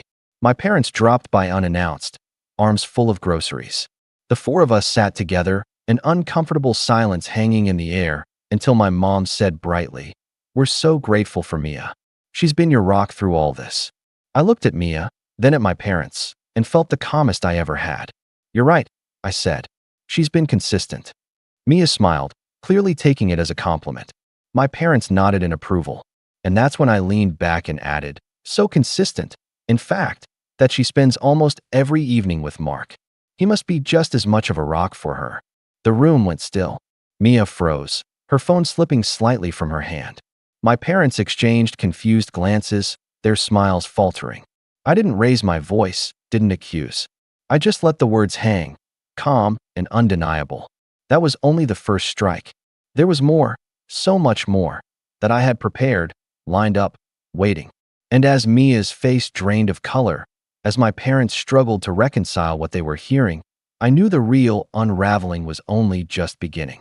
The silence after I dropped those words was heavy enough to suffocate the room. My mother blinked rapidly, looking between Mia and me as if waiting for one of us to laugh and say it was a joke. My father cleared his throat, trying to regain control. "Jerry, that's a serious accusation," he said firmly. But his voice faltered when Mia's face betrayed her. Cheeks flushed, eyes darting, lips pressed tight. I leaned forward, my tone steady, deliberate. "It's not an accusation. It's a fact. While I was in a hospital bed fighting to breathe, she was out with him. While you told me to be patient and stop being dramatic, she was sneaking off to spend the night with him. I didn't want to believe it, but I've had all the proof I need for months. I just wanted you to see her clearly, without my voice being drowned out." Mia shot up from the couch, her hands trembling. "You don't understand. Mark and I, we..." She cut herself off, realizing she'd already said too much. My mom gasped, clutching her chest. My dad muttered something under his breath, his face paling as he sank back into the chair. I stayed calm, almost eerily so. You wanted me to be patient, to be grateful, to keep quiet while she laughed at me with someone else. And I did. I let you defend her. I let you tell me I was overreacting. But now you know, and I won't let you twist this one." For once, there was no lecture, no dismissive wave of the hand. Just the sound of Mia fumbling to grab her purse, her voice cracking as she said, "You'll regret this, Jerry." She didn't wait for a response. The door slammed behind her, the echo reverberating through the house like the final crack of a whip. My parents sat frozen, their faces reflecting the realization that they had been played just as much as I had. My mother whispered, I didn't know." My father didn't speak at all. For the first time in years, I felt no urge to explain myself, no desire to seek their approval. I simply stood, ribs still aching but posture straighter than it had ever been, and said, "That's the difference between us." I knew, and I won't ignore it anymore. In the weeks that followed, Mia tried to reach out, texts, calls, even showing up once at my door in tears. I didn't answer. Word spread quickly about Mark's company facing an investigation, their contracts suspended, clients pulling out. I didn't need to say a word or lift a finger beyond what I had already done. His arrogance had taken care of the rest. As for me, I signed the lease on a new apartment with wide windows and clean, white walls. I moved in quietly, leaving behind the house that had become a stage for betrayal.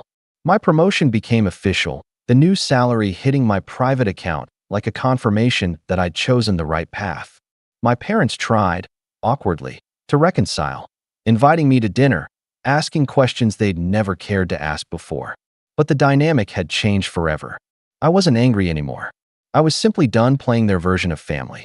One evening, as I sat by the window of my new place, the city lights stretching endlessly before me, I opened my notebook one last time. The pages were full, dates, notes, memories, all the evidence of everything I had endured. I flipped to the last page and wrote a single line. They thought I wouldn't make it through the night, but I did, and they'll never forget it. Then I closed the notebook, set it on the shelf, and finally exhaled, not as the broken man I'd been, but as someone who had risen, endured, and reclaimed his own life. My name's Daniel, I'm 27, and last Christmas was the moment I finally stopped being the family doormat. I grew up in a house where family first meant everyone's needs came before mine, as long as that everyone was my parents and my sister, Emily. I was the quiet kid, The one who picked up the slack, did the dishes, took out the trash, and handled all the small tasks no one else wanted to do. It wasn't even questioned, it was just assumed. If something needed to get done, I would do it. And if I didn't, there would be this passive-aggressive silence in the house that felt worse than yelling. This year was supposed to be different. I had finally gotten a promotion at work and had saved enough to actually take some time off.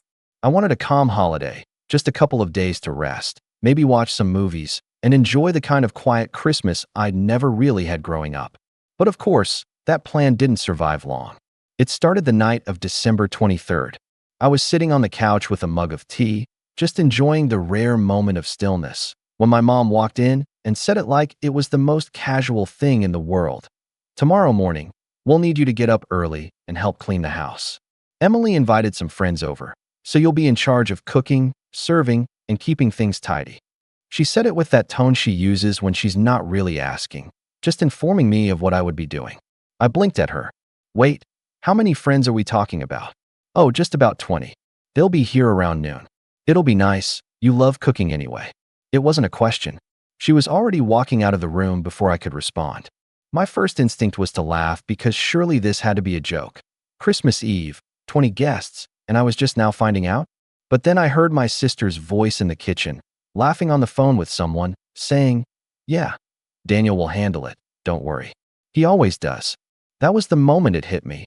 No one had asked me if I was okay with this. No one had even thought about it. They had just decided my entire Christmas for me.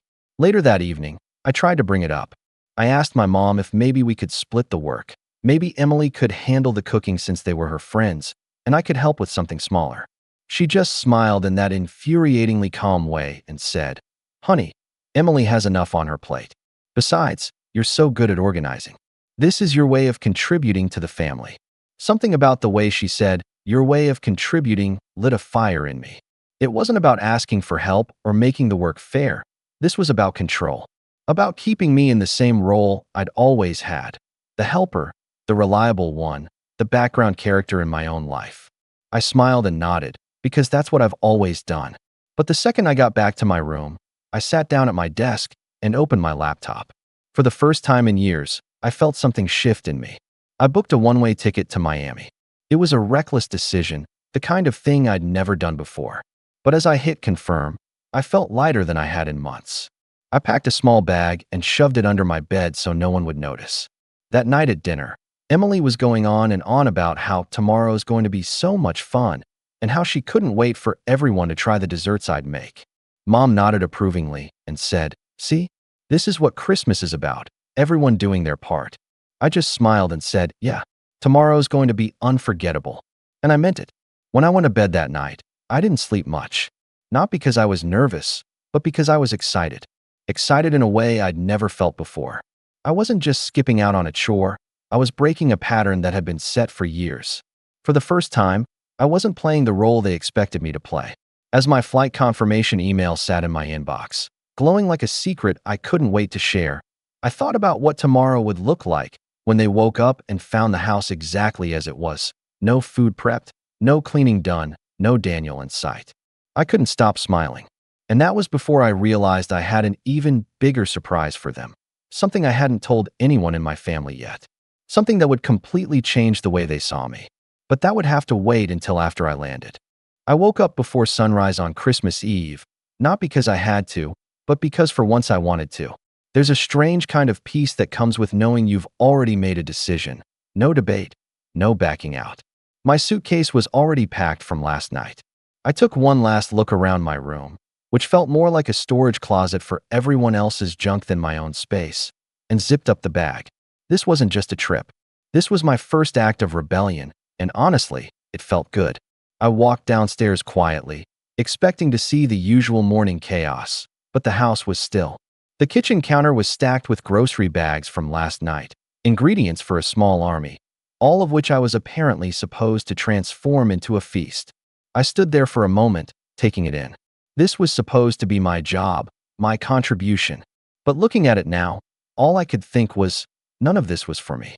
It was for Emily, for her friends, for my parents to brag about having a perfect Christmas. I was just the free labor. I left a short note on the counter, not too detailed, Just enough so they wouldn't think I'd been kidnapped or something. Gone out. Back later. D. The truth was, by the time they saw it, I'd be somewhere over the Atlantic. By the time I grabbed my bag and stepped outside, the sky was just turning pale pink. The cold air hit me hard, and for a second, I hesitated. It felt like I was crossing a line that couldn't be uncrossed. But then I thought about every Christmas before this one. The year I was 12 and spent the entire day washing dishes while Emily opened gifts and watched movies. The year I was 17 and wanted to go see my friends, but Mom said I couldn't leave until everything was spotless. The way they'd look at me with that mix of disappointment and expectation every time I even suggested that maybe, just maybe, I deserved to enjoy myself too. I wasn't going back. The airport was quiet that early, just a few other travelers wandering around in a holiday haze. As I went through security, I got a text from Emily. "Where are you?" "Mom says start prepping the potatoes." I didn't reply. Then another came through a few minutes later. "Are you seriously still sleeping? People will be here in 4 hours. Get up." By the time I reached the gate, my phone was buzzing nonstop. Mom, Emily, even Dad, all texting some variation of "Where are you? Get back now." This isn't funny. I turned my phone on silent and boarded my flight. When we landed in Miami, the first thing I did was check my messages. There were dozens. The tone had gone from annoyed to panicked to outright angry. "Emily, what is wrong with you? We had to start cooking ourselves. Everything is a mess. Mom, you have embarrassed this family. You were supposed to make this a beautiful day for everyone." Dad's message was the shortest, but it stung the most. "Grow up." I sat in the terminal for a long time after reading that, staring at the palm trees outside the window. I should have felt guilty, maybe a part of me did, but mostly, I felt a kind of freedom I'd never felt before. For once, I wasn't the one cleaning up the mess. I checked into my hotel near the beach and spent the afternoon just walking, breathing, existing without someone shouting my name from another room to come help with something. I grabbed a late lunch, sat outside, and listened to the sound of the ocean. It was everything I'd wanted Christmas to feel like. Of course, the messages didn't stop. By the time the evening rolled around, Mom had switched from anger to guilt-tripping. "Mom, everyone is asking where you are. People keep saying how rude it is you aren't here. I told them you were probably feeling unwell, but you've really made this day stressful for everyone. Emily, you should have told me you weren't going to help. I never would have invited this many people. You made me look bad." There it was, the truth. This was never about me. It was about appearances, about making Emily look good in front of her friends, about Mom playing hostess to impress everyone. I was just the scaffolding holding up the whole image. I didn't reply, not yet. I wanted them to sit with it. But as the sun set over Miami, I realized something. This wasn't just about skipping Christmas dinner. This was about every time they dismissed me, minimized me, treated me like the help in my own family. I thought back to just last week when I told them about my promotion at work. I had been so proud. It was a big jump, something I'd worked for years to achieve. Mom had smiled and said, "That's nice, honey, but make sure you still have time to help us with the holiday stuff. No congratulations. No, we're proud of you. Just a reminder of my place." And Emily, she hadn't even looked up from her phone. She just said, "Cool," and then started talking about how she wanted to do a themed Christmas party this year. That memory burned in my mind as I sat in my hotel room that night. I wasn't just skipping out on chores. I was finally putting myself first. I ordered room service, turned on some cheesy Christmas movie, and let their texts pile up unanswered. The angrier they got, the calmer I felt. Then, just before midnight, a message came in from Dad. "Your mother is crying. I hope you're happy." That one made me pause. For a second, the guilt tried to creep back in, but then I remembered all the times I'd cried, quietly, in my room after being told I was selfish just for wanting a little space. I put my phone down and let it buzz on the nightstand. Somewhere deep down, I knew that this was just the beginning. They weren't going to let this go. Tomorrow, when Christmas morning came and I still wasn't there, things were going to get even worse. And a small, quiet part of me was looking forward to it. Christmas morning in Miami felt unreal. The sun was bright, the air warm, and for the first time in years, I didn't wake up to the smell of coffee and the sound of my mom yelling orders from the kitchen. I didn't have to rush downstairs to scrub counters or chop vegetables before guests arrived. I just sat there, in the hotel bed, staring at the ceiling with this strange mix of relief and dread. My phone was lit up with notifications, dozens of them stacked on top of each other. Missed calls, messages, even a voicemail or two. I ignored them at first. Instead, I got dressed, went downstairs, and grabbed breakfast by the pool. People were laughing, swimming, taking selfies with Santa hats on. It felt like I was in a completely different universe from the one my family was in. By the time I got back to my room, though, curiosity got the better of me. I unlocked my phone, and my stomach dropped as I read the newest messages. Mom, your aunt and cousins came early, saw the state of the house. Everyone had to pitch in last minute. It was humiliating. Emily, I hope you're proud of yourself. I told everyone you bailed, and now they think I'm the one who didn't plan things right. People left early because there wasn't enough food. Dad, your selfish stunt ruined Christmas. Don't bother coming back here. Those last 6 words hit me like a punch to the gut. Don't bother coming back. It wasn't just anger in his tone, it was final. Like he'd already decided I was no longer part of the family. I stared at the screen for a long time, my breakfast sitting untouched on the table. This was worse than I'd expected, but I still wasn't prepared for what came next. About an hour later, I got a video call request from my cousin, Rachel. I hesitated but answered. She never called me unless something big was going on. The second her face appeared, she was whispering. Daniel, do you know what's happening right now? No, I said slowly. Why? What's going on? They're cleaning out your room. I felt the air leave my lungs. What? I'm not kidding. Your dad and Emily are upstairs right now going through your stuff. Your mom is telling people to take whatever they want, like it's some kind of garage sale. My brain went completely blank for a second. They're giving my stuff away? Yeah, they just told me to grab anything I wanted before they donate the rest. She bit her lip. Daniel, I think they're serious about you not coming back. Something inside me snapped. I wasn't even surprised they were angry. I'd expected that. But taking my things, giving them away like I didn't matter? That crossed a line I didn't even know existed. I hung up and immediately tried calling my mom. No answer. I called Dad. Straight to voicemail. Finally, Emily picked up, and the first thing I heard was laughter in the background. Emily, I said sharply, what are you doing in my room? Oh, hey, she said, sounding way too casual. Yeah, Dad told me to clear some space since you apparently don't live here anymore. We're just sorting through your stuff. Most of it's old anyway. You don't get to decide that. My voice cracked. That's my property.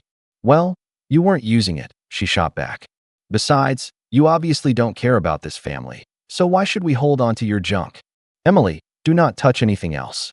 I'm serious. She laughed, actually laughed, and said, maybe you should have thought about that before running away to the beach. Then she hung up. I sat there shaking, staring at my phone like it might burst into flames. They weren't just angry at me. They were erasing me. I called Rachel back, my voice tight. Can you record what they're doing? She hesitated. Daniel, if they find out I'm... Please, I said quietly. I need to see it. A few minutes later, she sent me a short video. It was shaky, clearly filmed on her phone, but I could see everything. Dad carrying boxes out of my room, Emily tossing my books into a trash bag, Mom standing in the doorway directing them like some kind of general. And then I heard Mom's voice, clear as day. If he wants to act like a stranger, then we'll treat him like one. This is our house, not his. That was the breaking point. I sat there, fists clenched, watching as years of my life were packed into boxes and plastic bags. Old photos, the guitar I'd saved up for as a teenager, even the framed certificate for my recent promotion, gone. I had always suspected that my place in the family was conditional, but now I knew for sure. I didn't cry. I didn't yell. I didn't even throw my phone across the room like I wanted to. I just sat there, stone cold calm, because something in me had shifted completely. They thought this was about me being lazy, about me skipping out on Christmas dinner. But no, this was about control. And if they wanted to escalate things, they had no idea who they were dealing with. I stood up, grabbed my bag, and walked down to the hotel lobby. I didn't know exactly what I was going to do yet, but I knew this. I wasn't going to let them win. As I stepped out into the warm Miami air, my phone buzzed again. This time it was a group message from Mom. Since you decided to leave us in the middle of the holiday, we've decided you can collect whatever's left of your things after New Year's. If it's still here by then, we'll assume you don't want it. No apology. No second chance. Just a deadline. I stared at the message, and instead of replying, I put my phone in my pocket and kept walking. Somewhere between the hotel and the beach, I realized I wasn't just hurt anymore. I was angry. Not the quiet, helpless kind of angry I used to feel when they dismissed me, but the kind of anger that pushes you to do something. The kind of anger that makes you want to change the game entirely. And maybe, just maybe, I was finally in a position to do it. I spent the rest of Christmas Day just wandering. Miami was buzzing with life. Kids running on the beach, couples taking photos, people laughing and carrying shopping bags. But I felt like I was walking through it all with a weight tied to my chest. My feet carried me down the boardwalk almost automatically, but my mind was stuck back home, stuck in my room that wasn't really mine anymore. Every time I pictured Emily tossing my books into a trash bag, my stomach twisted. I grabbed a late lunch at a cafe by the water, but I barely touched it. My appetite was gone. It wasn't just about the stuff, though some of those things meant everything to me. It was about what the act represented. This wasn't just a family fight anymore. This was a message: you are replaceable. As night fell, I went back to the hotel, sat on the edge of the bed, and just stared at my phone. I scrolled through old photos, pictures of Christmases past, birthdays, even random snapshots from family vacations, and I kept asking myself, was I blind all these years? Or had this been building slowly, piece by piece, until it finally snapped? I remembered last Christmas, when Emily had forgotten to get me a gift and my mom laughed and said, "Oh, come on, it's just Daniel. He doesn't care about gifts." And I'd smiled and said, "It's fine," even though it stung. I remembered my 25th birthday. We'd all gone out to dinner, but halfway through the night, everyone's attention had shifted to Emily's new job offer, and by dessert, they were toasting to her future. My birthday cake sat there while the conversation turned into an entire planning session for her move to the city. I remembered the time I came home late from work, exhausted, and asked if someone else could handle dinner that night, and my dad snapped, "You think you're too good to pitch in around here?" Every memory felt like a breadcrumb leading me to this moment, this ugly realization that maybe I had never really been seen as an equal in my family. I was just useful. By midnight, I still hadn't replied to their messages. Not out of defiance this time, but because I genuinely didn't know what to say.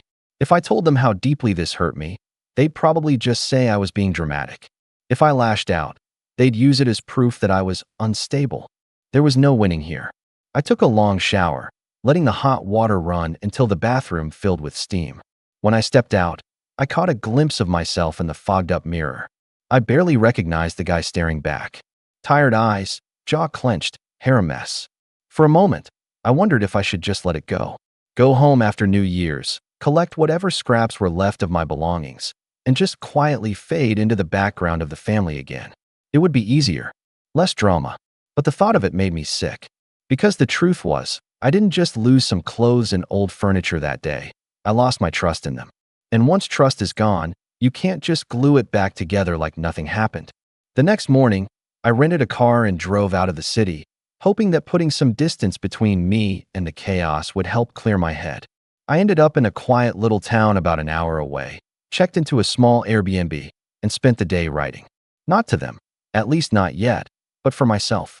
I wrote down every moment that had led up to this point, every insult I'd swallowed, every time I'd put myself last to keep the peace. It wasn't pretty, but it was necessary. Seeing it all laid out in front of me made something click. I wasn't crazy. I wasn't overreacting.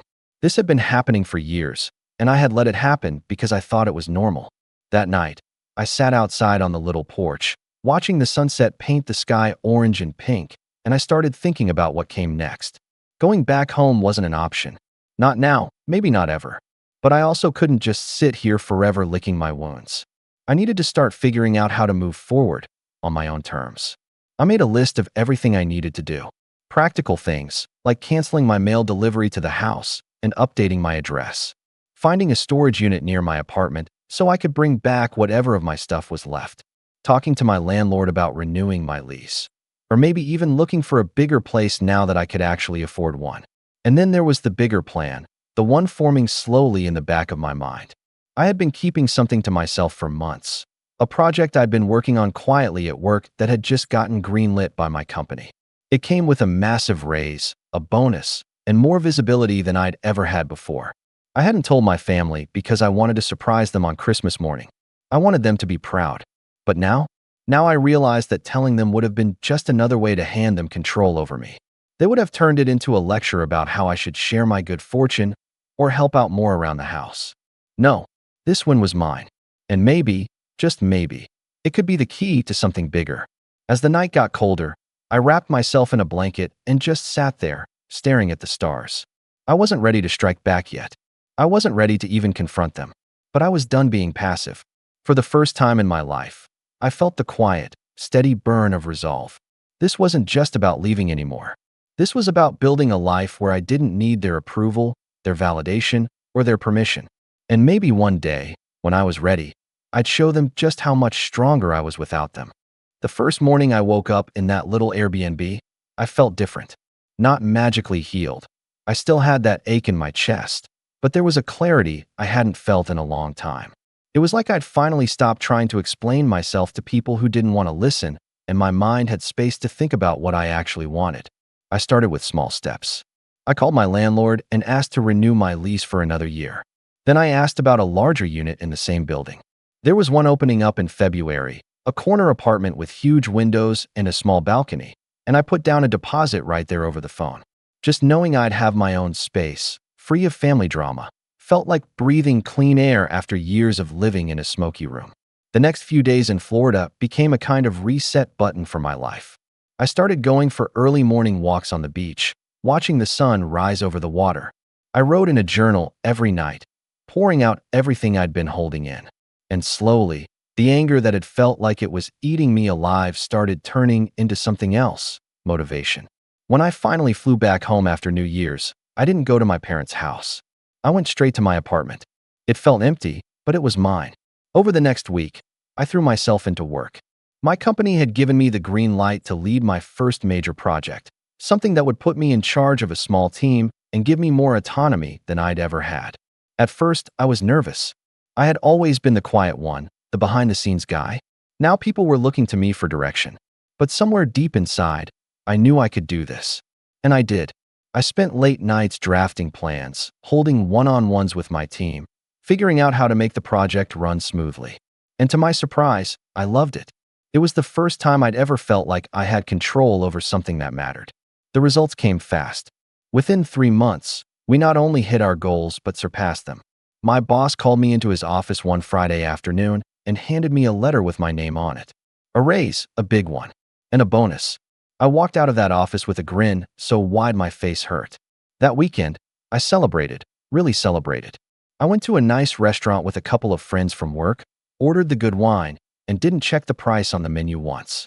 Somewhere in the middle of that dinner, one of my friends raised a glass and said, "Daniel, I don't know what happened to you in the last few months, but you seem like a completely different person. You seem happy." I thought about it for a moment, then smiled. I think I am. And it was true. I started upgrading my life in little ways, not to show off, but because I could finally afford to. I replaced my old couch with something new and comfortable. I bought myself a good set of kitchen knives and started cooking meals I actually wanted to eat, not just whatever was cheapest. Most importantly, I began setting boundaries, not just with my family, but with everyone. If someone tried to push me into something I didn't want to do, I learned how to say, no, not aggressively, not with guilt, just calmly, firmly. My family noticed, of course. Mom texted me once asking why I hadn't come by to visit yet. I replied politely that I was busy with work and settling into my own place. Emily called one night and tried to steer the conversation toward how stressed Mom had been since Christmas, clearly trying to guilt me into coming back. I listened quietly, then said, "I'm sorry to hear that, but I'm not in a place to take that on right now." There was a stunned silence on the other end before she snapped, "Wow, you've really changed." "Yeah," I said softly. "I have." And I meant it. Over the next several months, my career kept climbing. I was offered the chance to present our project's results at a major company event, which put me in front of executives I'd never even met before. That led to new opportunities, mentoring, cross-department collaboration, even travel. Each win felt like another brick in the wall I was building between who I used to be and who I was becoming. By the time spring rolled around, I had moved into my new apartment. The first night there, I stood on the balcony, looking out over the city, and felt something I hadn't felt in a very long time: pride. I had done this without their help, without their approval, and maybe, just maybe, it was time to let them see it. I didn't want to go back to them with anger anymore. That phase was over. Now, I wanted them to see the life I had built without them. Not because I needed their validation, but because I wanted them to understand what they had lost when they treated me like I didn't matter. I began planning carefully. I wasn't going to just show up and throw my success in their faces. That wasn't my style. But I did want to pick the right moment, the right way, to make them confront what they'd done. And as luck would have it, the perfect opportunity was just around the corner. Emily's birthday. Every year, my parents threw her a big party, inviting everyone: extended family, neighbors, friends. It was their annual brag fest, and this year was no different. I got the invitation by text from Mom. "We're doing a big dinner for Emily on Saturday. Everyone will be there. Please come. It's time you made things right." I stared at the message for a long time. This wasn't just an invitation. It was a challenge. And for the first time in months, I felt that familiar fire spark to life. I didn't reply to Mom's invitation right away. Instead, I closed my phone, stood on my balcony, and just let the night air wash over me. For months, I had kept my distance, building myself back up, brick by brick. And now here it was, the moment they wanted me back in their orbit, if only to parade me around like everything was fine. But things weren't fine. Not yet. That night, I sat at my kitchen table with a notepad and began outlining a plan. Not some cartoonish revenge fantasy, but something quiet, calculated, and perfectly timed. Something that would make them look me in the eye and finally see me. Not as the helper, not as the afterthought, but as the man who walked away and came back stronger. The first step was making sure I had all the leverage I needed. So, I took inventory of what I'd accomplished in the last few months. The project I had led at work? It hadn't just been a success. It had been a company-wide case study. My boss had personally recommended me for a fast-track leadership program, which came with a significant pay bump and a relocation stipend. I wasn't just earning more than ever. I was being positioned as one of the rising stars in the company. I thought back to the video Rachel had sent me on Christmas Day, my family bagging up my belongings, giving away my things like they were clearing out a stranger's space. That image had been burned into my mind for months, and now I realized I had a chance to flip the script. I called Rachel and asked if she still had the video. "Yeah," she said slowly. "Why?" "I might need it," I said simply. "You're not going to, blow up the family group chat with it, are you?" I smiled faintly. "No, something better." While work kept me busy, I spent the evenings preparing. I had just received my annual bonus, enough to let me invest in a few things I'd been putting off. I replaced the worn-out car I'd been driving for years with something sleek, new, and reliable, not flashy, but impossible to ignore. I had a professional photographer friend take updated headshots and photos of my apartment, partly for work purposes, but also because I wanted proof of what I'd built for myself. It wasn't about showing off. It was about control. For the first time, I was curating how they would see me on my terms. In early May, my company sent me to a leadership conference in Chicago, where I met executives from other branches, sat in on panels, and even gave a short talk about the project I had led. The response was overwhelmingly positive. One VP shook my hand afterward and said, "You've got a future here, Daniel." Big one. I flew back home with a stack of business cards and a renewed sense of confidence. That weekend, I went shopping for a gift for Emily. I wasn't going to show up empty-handed. I wanted to be gracious, even generous, but I also wanted the gift to make a statement.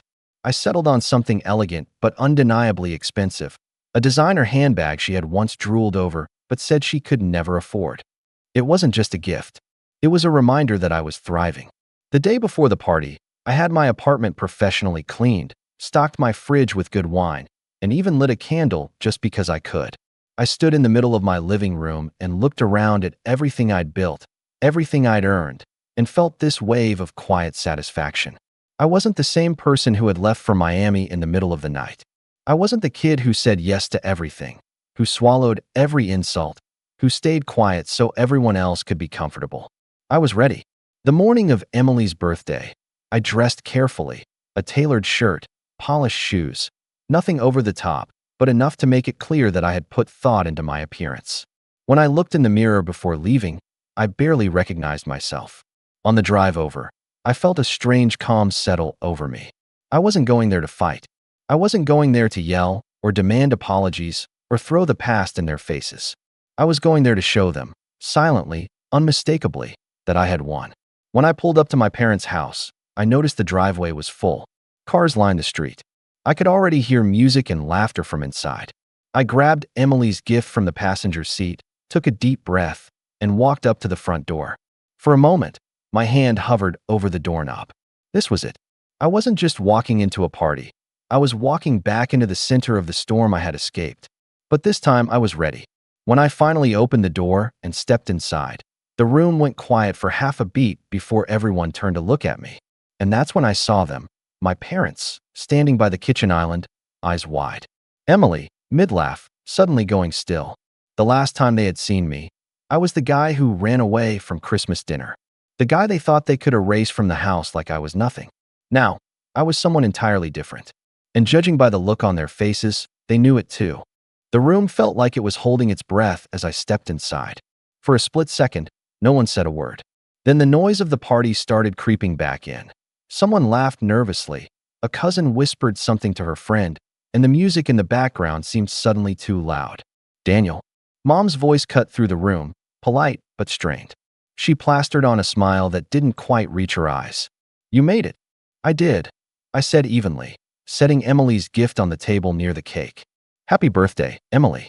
Emily blinked at me like she'd seen a ghost, then forced a laugh. Wow, didn't think you'd actually show up. Neither did I said, my tone calm, but with just enough weight that she caught the double meaning.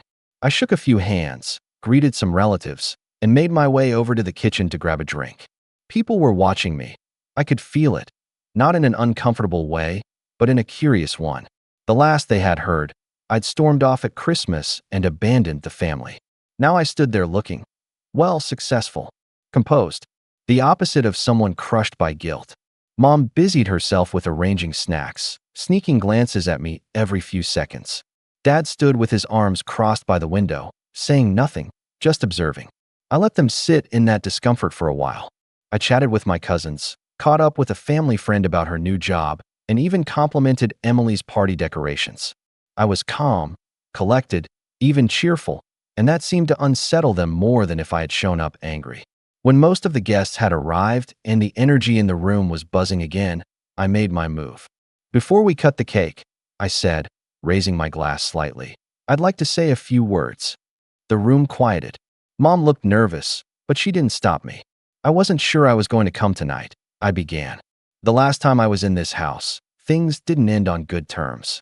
I needed time away to figure out who I was and what I wanted. A few relatives shifted uncomfortably, clearly remembering the Christmas disaster. Emily's friends just looked curious. And during that time, I continued, I realized something important. I realized that I'd spent a lot of years putting everyone else first, saying yes when I wanted to say no, showing up when I was exhausted, keeping quiet so other people could be comfortable. And I thought that was what being part of a family meant. But when I finally stepped away, I learned something else. Family isn't about who does the most work or who sacrifices the most. It's about respect. Mutual respect. Mom's face had gone pale. Dad's jaw was tight. Emily rolled her eyes, but I didn't stop. This year has been the most challenging and the most rewarding of my life. I've grown in ways I never thought I could. I led my first major project at work, earned a promotion, and got accepted into a leadership program. I moved into a new apartment. I built a life that I'm proud of, one that I created on my own terms. There were a few murmurs of congratulations around the room. My aunt smiled at me encouragingly. And I'm sharing this not to brag, I said, my voice calm but firm. But because for the first time, I want you all to see me as I really am. Not as the background character, not as the guy who just handles things, but as someone who matters. I let that hang in the air for a beat before I reached into my pocket and pulled out my phone. There's one more thing, I said. On Christmas Day, while I was gone, something happened. Something I didn't think I'd ever talk about. But I think it's time we all acknowledge it. I tapped the screen and held it up so everyone could see. Rachel's video played. The grainy clip of my dad carrying boxes out of my room. Emily tossing my books into trash bags. Mom standing in the doorway saying, if he wants to act like a stranger, then we'll treat him like one. The room went dead silent. I didn't raise my voice. I didn't accuse anyone. I just said quietly, "This is what I came back to after the holiday. This is what I saw while I was sitting alone in a hotel room, wondering if I'd made a mistake by leaving." Mom opened her mouth, then closed it again. Dad shifted his weight but didn't speak. Emily's face flushed bright red. "I want you to know," I continued, still calm, "that I kept that video, not because I wanted revenge, but because I wanted to remember what it felt like in that moment, to have everything I owned treated like garbage, to have years of my life tossed into bags like it meant nothing. That moment changed me, and in a strange way, I'm grateful for it, because it forced me to stop waiting for this family to value me and start valuing myself." I put my phone away and set my glass down. So tonight, I'm here because I chose to be, not because I felt obligated, not because anyone guilt me into it. I'm here because I wanted to celebrate Emily's birthday and because I'm finally strong enough to stand in this house and know exactly who I am. I didn't slam the metaphorical door. I didn't need to. The silence that followed was louder than anything I could have shouted. Then, almost on cue, people began to clap. First a couple of cousins, then a few of Emily's friends, until half the room was applauding. Not for me shaming anyone, but for me standing up for myself. I smiled, handed Emily her gift, and stepped back. "You can open that later," I said gently. "It's something I think you'll like." She took it wordlessly, her eyes flickering between me and Mom, who still looked like she'd just been hit by a truck. The tension in the air was thick, but I stayed exactly where I was, calm and unflinching. Because this wasn't about revenge that left scars. This was about making them see, really see, that I was no longer theirs to control. And judging by the look on their faces, the message had landed. The applause faded slowly, replaced by an uneasy hush.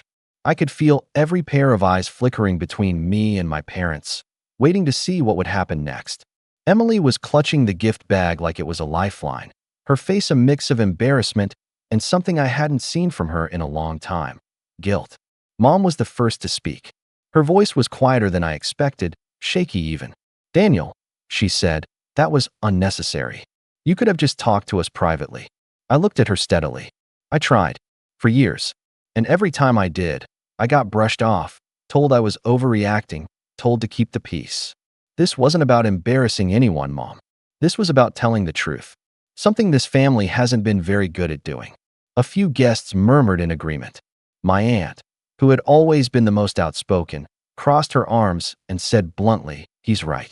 I saw the way you treated him last Christmas." I almost said something then. Mom flushed. "It wasn't like that." "Yes, it was." I cut in, calm but firm. "And it's okay if you don't want to admit it right now. I didn't come here for an apology. I came here to put an end to the way things used to be." Dad finally spoke up, his voice low but rough. "You didn't have to air dirty laundry in front of everyone. You've humiliated this family." I turned toward him, my tone still level but colder now. "No. What happened on Christmas humiliated this family. All I did tonight was hold up a mirror." For a moment, no one moved. Dad looked like he wanted to argue, but then he glanced at the guests, at the judging eyes, the disapproving stares, and stopped. Emily broke the silence. "Daniel," her voice cracked slightly, "I didn't realize how bad it was for you. I was just angry you left. But I shouldn't have touched your stuff. That was wrong." It was the first real apology I'd ever heard from her. I nodded once, accepting it, but not letting her off the hook completely. "Thank you," I said simply. Mom looked like she wanted to say something more, but for once, she didn't. She just turned back to the counter and busied herself with the cake. The party limped along after that, but the mood had shifted.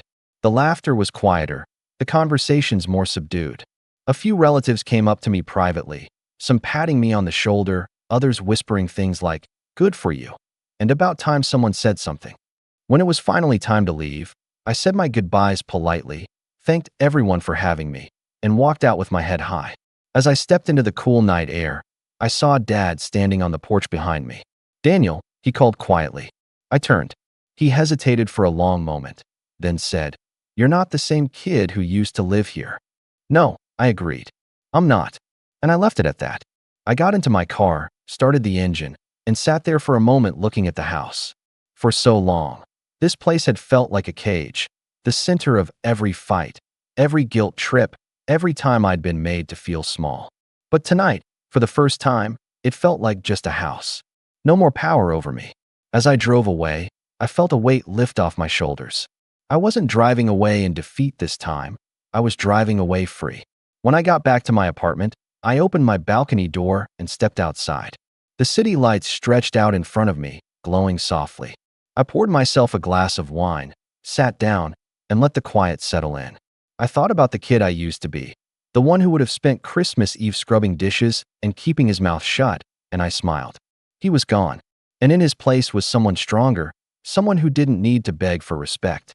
I raised my glass toward the night sky and whispered, almost to myself, "Here's to the life I built." For the first time in a very long time, I felt at peace. And when my phone buzzed with a new message, this time from Mom, I let it sit on the table. Because tonight, I had already said everything that needed to be said, and I didn't need their response to know that I had finally won. I'm Josh, 34, divorced dad of 2 boys, Eli, 9, and Lucas, 7. Life hasn't exactly gone how I pictured it, but I've made peace with that. I work as a mechanic at a local auto shop and rent a modest 2-bedroom apartment just outside of town. My boys stay with me every other weekend and for long stretches during holidays. They're my whole world. We play chess, watch old superhero cartoons, and every now and then, I let them stay up late and eat popcorn on the couch. It's not glamorous, but it's ours. My family, on the other hand, is complicated. My mom's always had a soft spot for my younger sister, Tessa, golden child, straight A's, soccer scholarships, the whole shebang. She's 4 years younger than me and married to this guy named Brent who works in finance and walks around like he invented money. They've got 3 kids under 10, a house in the suburbs, and the kind of curated Instagram life that looks perfect from the outside. My mom, obsessed. Every photo Tessa posts gets shared in the family group chat. Every minor achievement. Landon learned to tie his shoes. Gets the kind of praise usually reserved for Nobel Prize winners. Me? I get polite nods, if that. When I told her Eli won a regional chess tournament last spring, she said, "Oh, that's nice," and went back to talking about Tessa's family trip to Aruba. I've gotten used to it mostly. I learned a long time ago not to expect too much when it comes to family. Still, every now and then, I catch myself hoping things will be different. That she'll see my boys, really see them, for who they are. Which brings me to 3 days before Christmas. I was in the kitchen making boxed mac and cheese for the boys when my phone buzzed. It was a text from Mom. "Hey, what do Eli and Lucas want for Christmas this year?" Just curious. My heart actually did a little stutter step. She never asks that. Usually, she buys generic stuff, clothes that don't fit, board games with missing pieces, or sometimes nothing at all. But this felt like an olive branch. I read the message out loud, and the boys lit up like the tree we'd just decorated together the night before. "Can we really tell Grandma?" Eli asked, eyes wide. "Of course," I said. "Write her a letter. Or draw pictures. Whatever you want." They took it so seriously. Spent the entire evening at the kitchen table, heads bent in concentration. Eli drew a picture of a remote control helicopter and wrote a detailed list with bullet points. Lucas wanted a big Lego police station set and a Pikachu hoodie he saw at the mall. They even added little stars and smiley faces to their notes. I took photos of the letters and drawings, sent them to my mom with a little message. They had so much fun doing this. "Thanks for asking. It really means a lot." She replied with a thumbs up emoji. No words, just a thumbs up. But I told myself not to read into it. Maybe she was busy. Maybe she didn't know what to say. The point was, she asked. Christmas morning came, and we were all invited to her house. It was a tradition I'd skipped the last couple years. There was always some kind of drama, someone forgetting to get my boys gifts, or my ex being invited without telling me. But this year, I thought it might be different. I really did. We got up early, and I helped the boys into their little sweaters and jeans. They were practically vibrating with excitement. Eli kept asking, "Do you think Grandma got the helicopter?" Lucas was more quiet, but he clutched a drawing he made for her the night before, a big smiley stick figure version of her holding hands with both of them. When we walked into her house, the smell of cinnamon and pine hit me like a wave. Everything looked perfect. Big tree in the corner, fireplace crackling, a mountain of gifts wrapped in metallic paper spilling into the living room. Tessa and Brent were already there with their kids, who were tearing into their gifts like they were competing in a race. We stood awkwardly in the doorway for a moment before my mom noticed us. "Oh good, you made it," she said, waving us in. No hugs. No Merry Christmas. Just a quick glance at the clock like we were late. The boys hovered near the tree, eyes wide. I scanned the tags. Most said to Landon, to Avery, to Bella, Tessa's kids. A few had no names at all. I found one that said Josh and handed it to myself with a sarcastic little grin. It was a candle. Vanilla. I don't even like candles. Where are mine? Eli whispered. I tried to smile. They're probably behind the tree, I said, even though I didn't see anything. But there was nothing. Not one gift. Not a hoodie. Not a Lego set.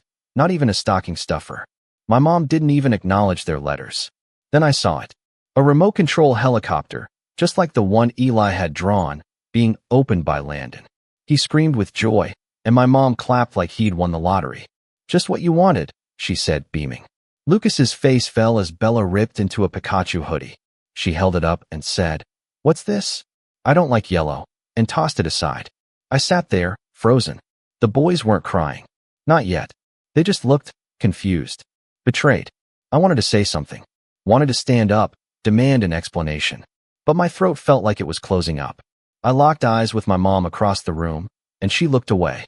Not guilty. Just dismissive. So I stood up. Took the boys' hands. "Come on," I said. "We're heading home." "Already?"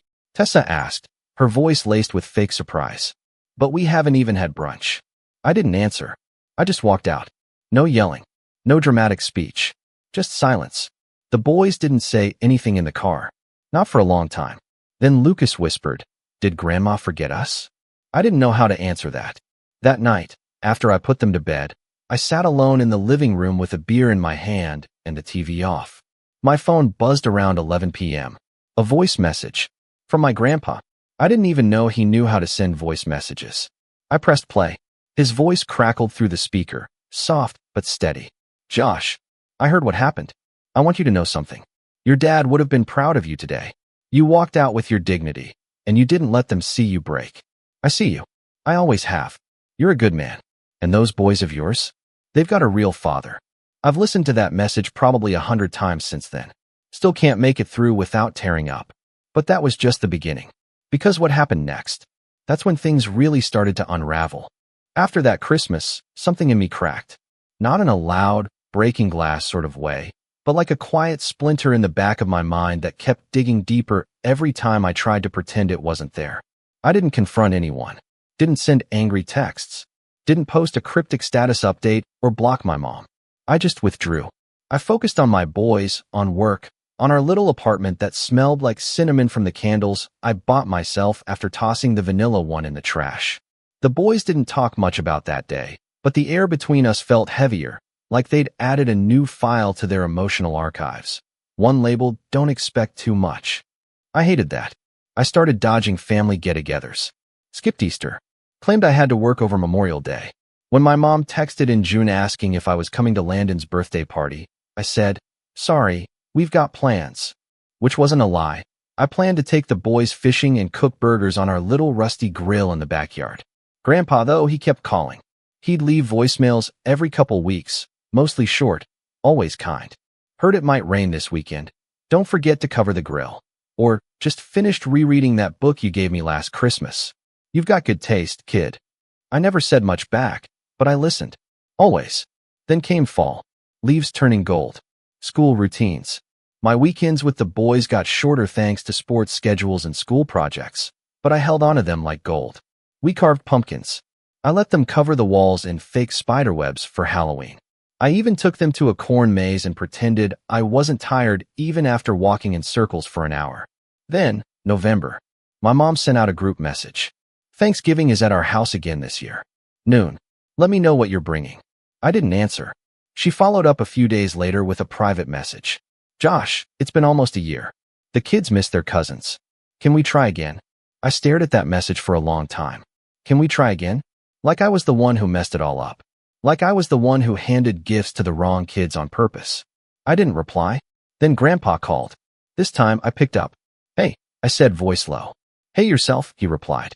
"Listen, I know things haven't been fair, but I'd sure like to see my great-grandsons this Thanksgiving. Can you make it? For me?" I didn't say yes, but I didn't say no. I ended up caving. I told the boys we were going to Thanksgiving dinner at Grandma's. Eli flinched. Lucas asked if they had to bring anything. I said nope, just your sweet selves. We arrived 10 minutes early, holding a pumpkin pie I picked up from the grocery store. I even dressed up a bit, ironed shirt, clean jeans, brushed hair. Hoping maybe. The house was full when we got there. Tessa's family, of course. Brent's parents. Even my cousin Melanie from out of state. People I hadn't seen in years. My mom acted surprised to see us, but not in a warm way. In the kind of way someone does when they didn't think you'd show up and now their plans are slightly inconvenienced. She air-kissed me, gave the boys a quick hug. "There's room at the kids' table," she said, pointing to a small folding table off to the side. I nodded, set the pie down, and helped the boys with their coats. Dinner was fine. Awkward. Loud. Full of clinking silverware and forced small talk. Every time I tried to join a conversation, someone talked over me or changed the subject. At one point, I heard Tessa say to Brent, "I'm surprised he even showed up. He's been so distant lately. Probably still sulking over last year." Sulking. That word hit me like ice water. After dessert, everyone crowded into the living room to watch football. The kids ran off to play in the basement. I was about to grab my coat when Grandpa walked in, grinning. "There's my boy," he said. We sat in the den while everyone else watched the game. He pulled a small envelope from his coat pocket and handed it to me. "What's this?" "Just something I've been working on. You'll understand when you open it. But maybe wait until you get home." I nodded slowly. He leaned in closer. "You're a good dad, Josh. Don't let them make you feel small for it." I almost cried right then and there. But what happened next? That's when the floor really fell out from under me. Christmas was coming again. And despite everything that happened the year before, the boys, bless their hearts, still wanted to try. They wrote new letters. This time, they taped them to the fridge and waited for Grandma to ask. She never did. 2 weeks before Christmas, I got a group text from Tessa. "Hey guys, just wanted to let everyone know, we're hosting this year. Big Christmas brunch at our place. White Elephant Exchange. Bring a $25 gift. See you there." No mention of presents for the kids. No personal message to me. Just a blanket invite like we were all part of the same, happy sitcom family. I was going to ignore it. But then my mom called. "Josh, I hope you'll come this year. The kids would love to see you." "The kids," I said. "Or my kids?" She hesitated. "All of them. Of course." That's when I should have said no. Should have drawn the line. But I didn't. I told myself maybe this year would be different. Maybe last year was a fluke. A miscommunication. Maybe I was being too sensitive. So I went. We showed up at Tessa's house on Christmas morning, the boys in matching sweaters they picked out themselves. I even let them each bring a little toy to show their cousins. We walked into chaos. Wrapping paper everywhere. Half the gifts already opened. Laughter echoing off the walls. My mom barely looked up. Tessa waved distractedly from the kitchen. There were no gifts for my boys. Again, I stood there frozen, watching Landon tear into a box of video games while Bella shrieked over her new bike. Eli turned to me, quiet. "It's happening again." Lucas gripped my hand so hard it hurt. I didn't make a scene. Not at first. I bent down and whispered, "Let's go." But then Tessa walked over, holding a mimosa. "You're leaving already? You just got here."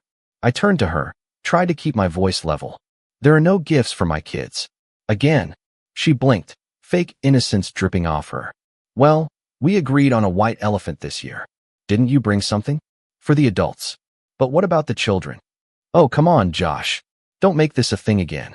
Your boys are old enough to understand that Christmas isn't just about presents." I felt my vision blur. Then my mom chimed in from the couch. "You're overreacting. If they wanted something special, you should have brought it yourself." That was it. The moment everything snapped. I looked around that room, at the pile of gifts, the smug faces, the absolute absence of shame, and I realized I had spent an entire year hoping for decency from people who saw my kids as afterthoughts, who saw me as nothing more than a moody, inconvenient reminder that the golden family wasn't quite so golden. I walked out. Again. But this time, not quietly. And when I got home, I opened the envelope Grandpa gave me, and what I found inside changed everything. When I opened that envelope Grandpa had slipped into my hand on Thanksgiving, I didn't know what to expect.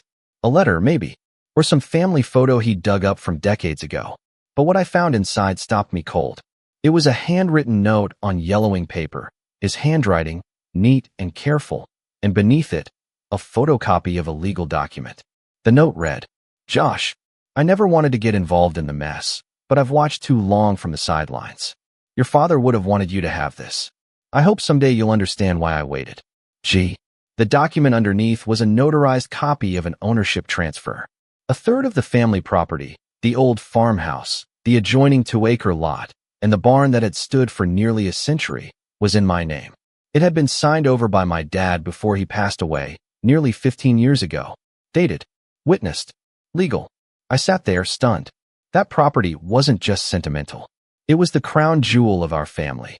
My mom had always talked about it like it belonged to her, and by extension, to Tessa. She rented the land out to a neighbor who grew organic produce and collected a nice check every season. She talked about it like some long-term investment for the family legacy. But according to the document in my hand, 1/3 of that land was mine. I didn't know what to do with that at first. It felt too big to process. I tucked the papers into a folder and shoved them in the back of my closet, like some relic I wasn't ready to look at yet. And in the weeks after Christmas, I hit a low I hadn't felt in years. Not because of the document, but because of the silence that followed. No one from the family checked in. No one apologized. No one asked why I left Christmas brunch without a word. My phone stayed quiet. The boys were quiet, too. Eli stopped bringing up family. Lucas asked if we were going to have our own Christmas next year, with just us and nobody else. I told him yes. And that's when I knew something had to change. I didn't want my boys growing up learning how to be invisible. So I started small. I cleaned out the apartment. Not just tidying, but a full purge. Old boxes, broken toys, clothes we never wore. It felt like shedding dead weight. I repainted the boys' room. Bought a small secondhand bookshelf and filled it with things they loved. Books about space, animal encyclopedias, graphic novels. Then I turned inward. I'd been stuck in that same job at the auto shop for almost 8 years. Decent pay, decent coworkers, but no real room to grow. And I'd been ignoring a side gig I used to love, fixing up junker motorcycles and flipping them online. So I pulled out an old Yamaha I'd bought at an estate sale 2 years ago and never touched. Stripped it down in the evenings. Watched YouTube tutorials. Spent what little extra I had on parts and tools. It took 2 months. But when I finally listed it, it sold within 3 days for a $2,000 profit. That was the first time in a while I felt something that wasn't anger or bitterness. It was pride. So I did it again. Bought another bike. Rebuilt it. Sold it. And I started building a little savings fund. Nothing major, but mine.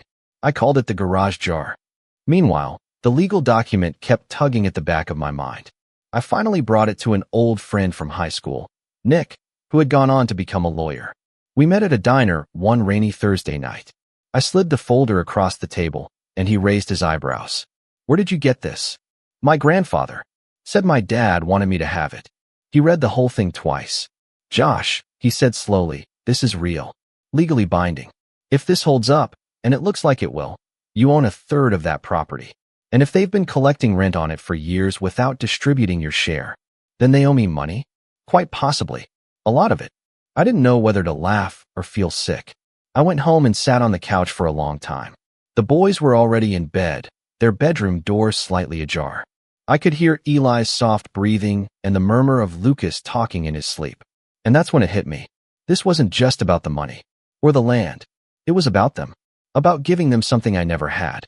A family that didn't pretend they were invisible. I started documenting everything. Text messages. Dates. Names. The voice message from Grandpa. I printed it all out and put it in a binder labeled Property and Family History. It was part catharsis, part preparation, because deep down, I knew a confrontation was coming. In the meantime, I kept rebuilding. I applied for a loan and used it to lease a small garage space on the edge of town.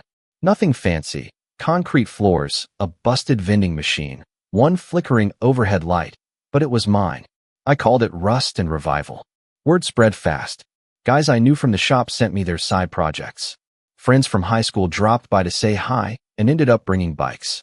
Even the local high school's auto club asked if they could volunteer a few Saturdays a month.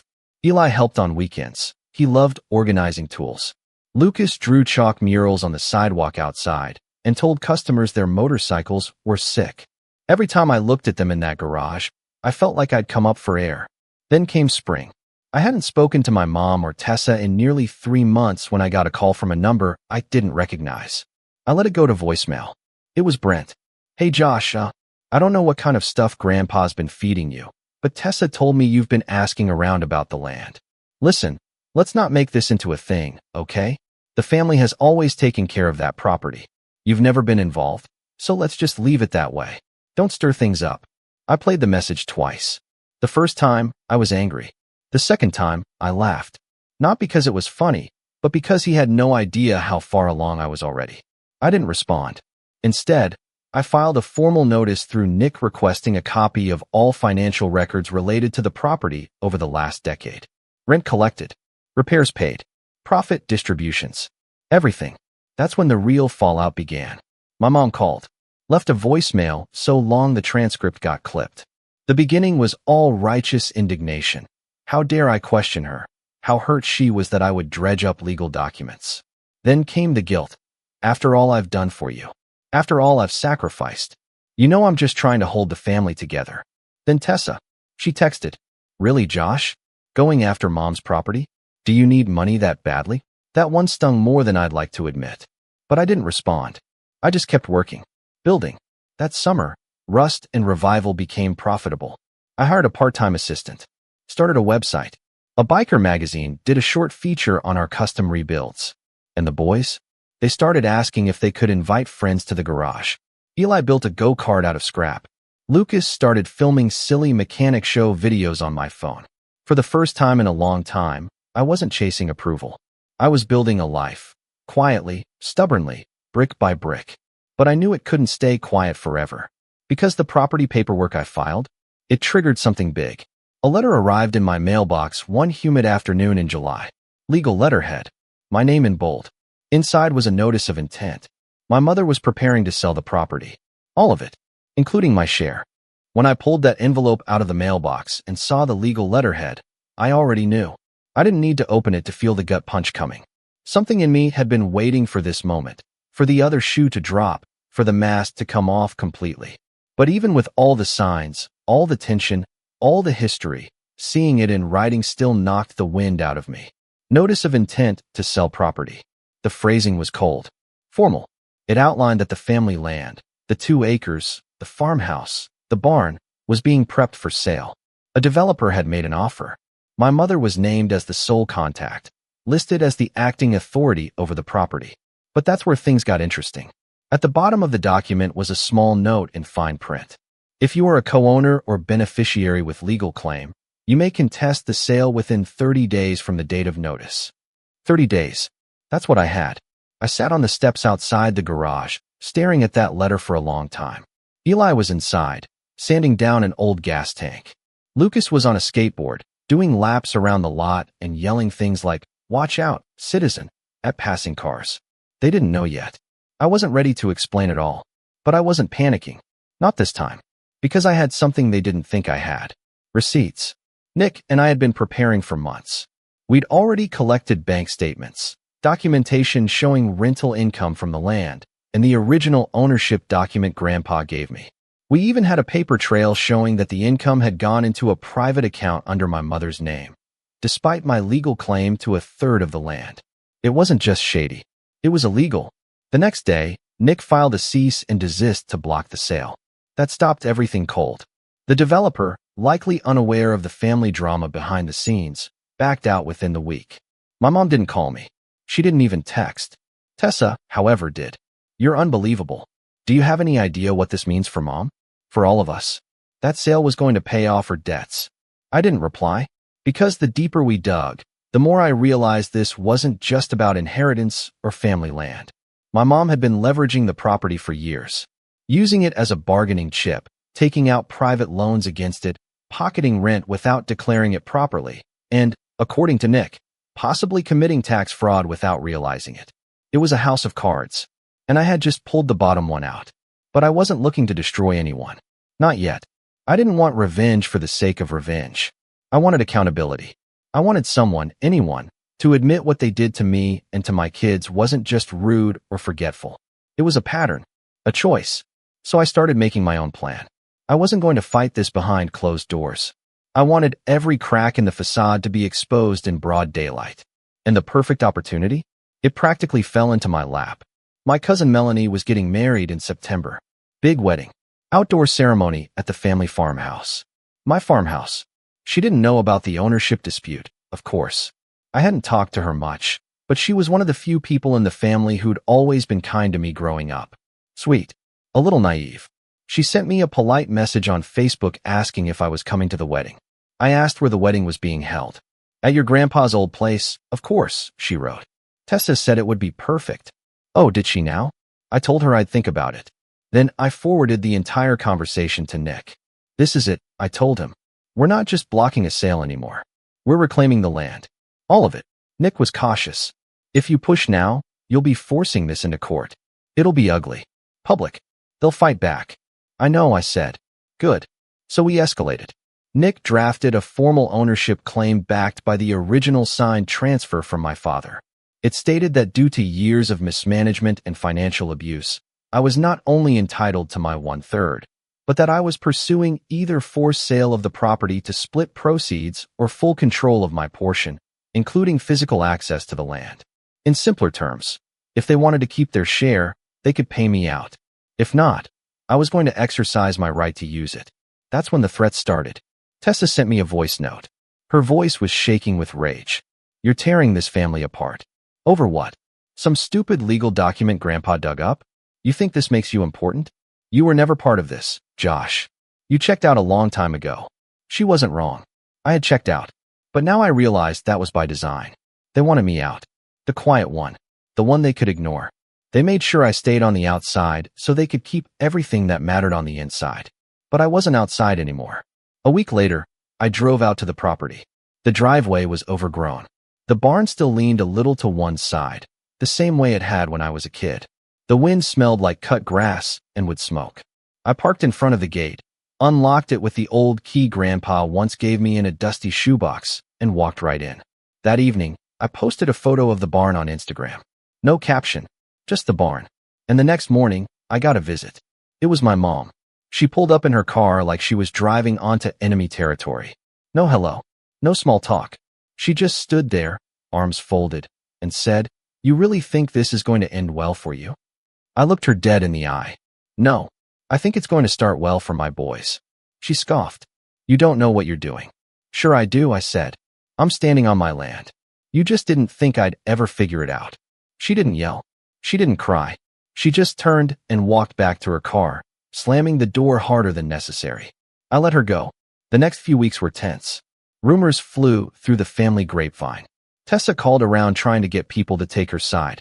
I heard from a mutual cousin that she told everyone I was mentally unstable and trying to steal from the family. But here's the thing about being the black sheep. No one expects you to play smart. No one sees it coming when you do. And I wasn't done yet. I started fixing up the barn, cleaned out the hayloft, cleared brush, put up new signs that read, "Private property, no trespassing." I filed for a business license to use the barn as an event space, my event space. And I made sure Melanie knew. When she called, confused, asking if the wedding was still happening there, I told her the truth. Tessa never had permission to offer the property, I said gently. But if you want to get married here, I'd be happy to host you. No charge. You've always been kind to me. There was a long silence. Then she said, "I don't want to get in the middle." "You don't have to," I replied. "But just know, I'm not in the middle anymore. I'm here, and I'm not going anywhere." The wedding was moved. Tessa was furious. I got another message from Brent, this time laced with veiled legal threats. Nick handled it. We were already preparing for the next step, because there was one last card I hadn't played. The financial records. Every dollar they made from my share of the land. Every check cashed. Every tax form skipped or altered. I had it all. And soon, so would the court. But I didn't want to strike just yet. Not until the time was perfect. And that time, it was coming. Because there was one more family gathering on the calendar. One last chance for them to pretend like nothing had changed. Grandpa's birthday. And this year, I had a surprise of my own. Grandpa's birthday was on a Sunday that year. Early October, the kind of crisp day where the sky is too blue and the leaves are just starting to catch fire. He was turning 91. Sharp as ever, still stubborn, still funny, still very much the center of the family, whether anyone admitted it or not. My mother planned a family brunch at her house, same as she always had. Potluck style. She sent out the invite 2 weeks early like nothing had happened. No mention of the lawsuit. No reference to the blocked property sale, or the cease and desist, or the wedding drama. It was like she hit reset on her entire memory and expected the rest of us to play along. I almost didn't go, but then Grandpa called me, personally, and asked if I would be there. "I want to see my boys," he said, voice gravelly but strong. "All three of you." So I said yes, but I didn't tell him what I had planned. That morning, I dressed up. Not flashy, just neat. Clean jeans, collared shirt, shine boots. I brought Eli and Lucas with me. They wore matching flannel button-ups they'd picked out themselves, still slightly too big. I let them help me carry a tray of warm cinnamon rolls we'd baked that morning. We showed up 5 minutes early. I was done being late for things I deserved to be part of. The living room was already full of people. Tessa and Brent, of course, standing near the kitchen like royalty greeting their guests. Brent had his arm around her, and when he saw me, his eyes narrowed ever so slightly. My mom was arranging coffee mugs like nothing had happened, and when she spotted me, her smile froze halfway into place. "Josh," she said. "You came." "I was invited," I replied, handing her the cinnamon rolls. The boys made a beeline for Grandpa, who was seated by the window in his recliner, wearing a cardigan and a smile so wide it softened every sharp edge I'd been carrying. He hugged them both, ruffled their hair, and looked up at me like he already knew what was coming. We all sat down to eat. There was small talk, tension just beneath the surface. Everyone trying to pretend. I didn't interrupt. Not yet. After brunch, as people were milling about, I pulled out a manila envelope from my coat pocket and walked to the center of the room. I didn't raise my voice. I didn't need to. "I've got something to share," I said. Heads turned. My mom's face tensed. Tessa looked annoyed. Brent smirked like he was already preparing to cut me off. I opened the envelope and pulled out 3 neatly stapled packets. "I've spent the last 8 months working with a legal team to confirm my ownership of the family property. According to this," I said, holding up the first packet, "I own 1/3 of the land. That includes the house, the barn, and the surrounding acres." Silence. You could hear the fridge humming. I held up the second packet. "According to this, for over 10 years, rent has been collected on my portion without my knowledge or consent. Those funds were funneled into a private account, Mom's. No distributions. No records shared. Just stolen income." Gasps this time. Someone dropped a fork. "And the third." I lifted the last packet. "This is the formal complaint being filed with the county court to demand either a full buyout of my share or the forced sale of the entire property. That includes retroactive compensation for all unpaid rent and interest. It's already signed and submitted." Brent stood up, red in the face. "You can't just..." "I can," I said. And I did. "And just so you know, the property has been reappraised. It's worth almost triple what it was 5 years ago. So you've been stealing from me and from my kids, while playing pretend family for years." My mom opened her mouth, but nothing came out. Tessa finally said, "You're tearing the family apart over money?" I turned to her. Calm. Cold. "No. I'm tearing down the illusion that you built a life on fairness and love. When my sons were left empty-handed 2 Christmases in a row, while your kids opened the presents they had wished for. That wasn't about money. That was about cruelty. And when you used my share of the family land to try and fund your lifestyle, that wasn't about inheritance. That was theft." Then I looked at Grandpa. "I'm sorry this is happening at your party, but I figured if there was one day to set the record straight, it should be the day we all come together to honor the man who never treated me like an outsider." His eyes welled up. He nodded, said softly, "About time." I walked over and handed him a single folded sheet of paper. "A letter. I wanted you to be the first to read this." He unfolded it, read in silence. When he finished, he wiped his eyes and handed it back. "I'm proud of you," he said. I turned to leave. But before I did, I looked back at my mom. "Don't contact me unless it's through legal counsel. This was your choice. You made it when you pretended I wasn't part of this family. I just finally agreed with you." Eli and Lucas followed me out the door without looking back. We got in the truck and drove. I didn't say much. Neither did they. But halfway home, Eli said, "Dad." "Yeah. That was kind of awesome." Lucas nodded solemnly. "Like in a movie." And that's when I realized they'd seen everything. They remembered. Every slight. Every time they were left out. Every time I told them to hold their heads high anyway. And now, they'd seen me do it. They'd seen me fight. The court ruled in my favor 3 months later. I was awarded not only my full share, but back payment of 8 years' worth of rental income, plus damages. My portion came out to just over $214,000. Enough to buy a house outright. So I did. Not a mansion. Nothing fancy. But a real place, with a yard, a workshop out back, and enough bedrooms for the boys to each have their own space. I built a new garage on the property and moved Rust and Revival there. My business grew. My reputation grew. I hired 2 more mechanics and started offering weekend classes for teens who wanted to learn. Tessa, she tried to rally the family against me. It didn't work. Too many people had seen the truth. She stopped speaking to me altogether.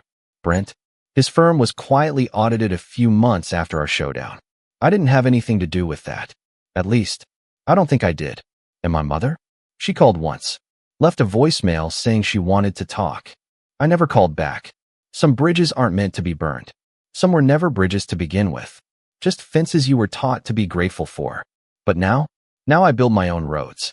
And this time, I bring my boys with me. Every mile of the way. My name's Nathan, I'm 29, and up until a few months ago, I thought I had my whole life figured out. I had a fiancé I adored, a stable job in commercial real estate, and a small but tight-knit family that I always put first.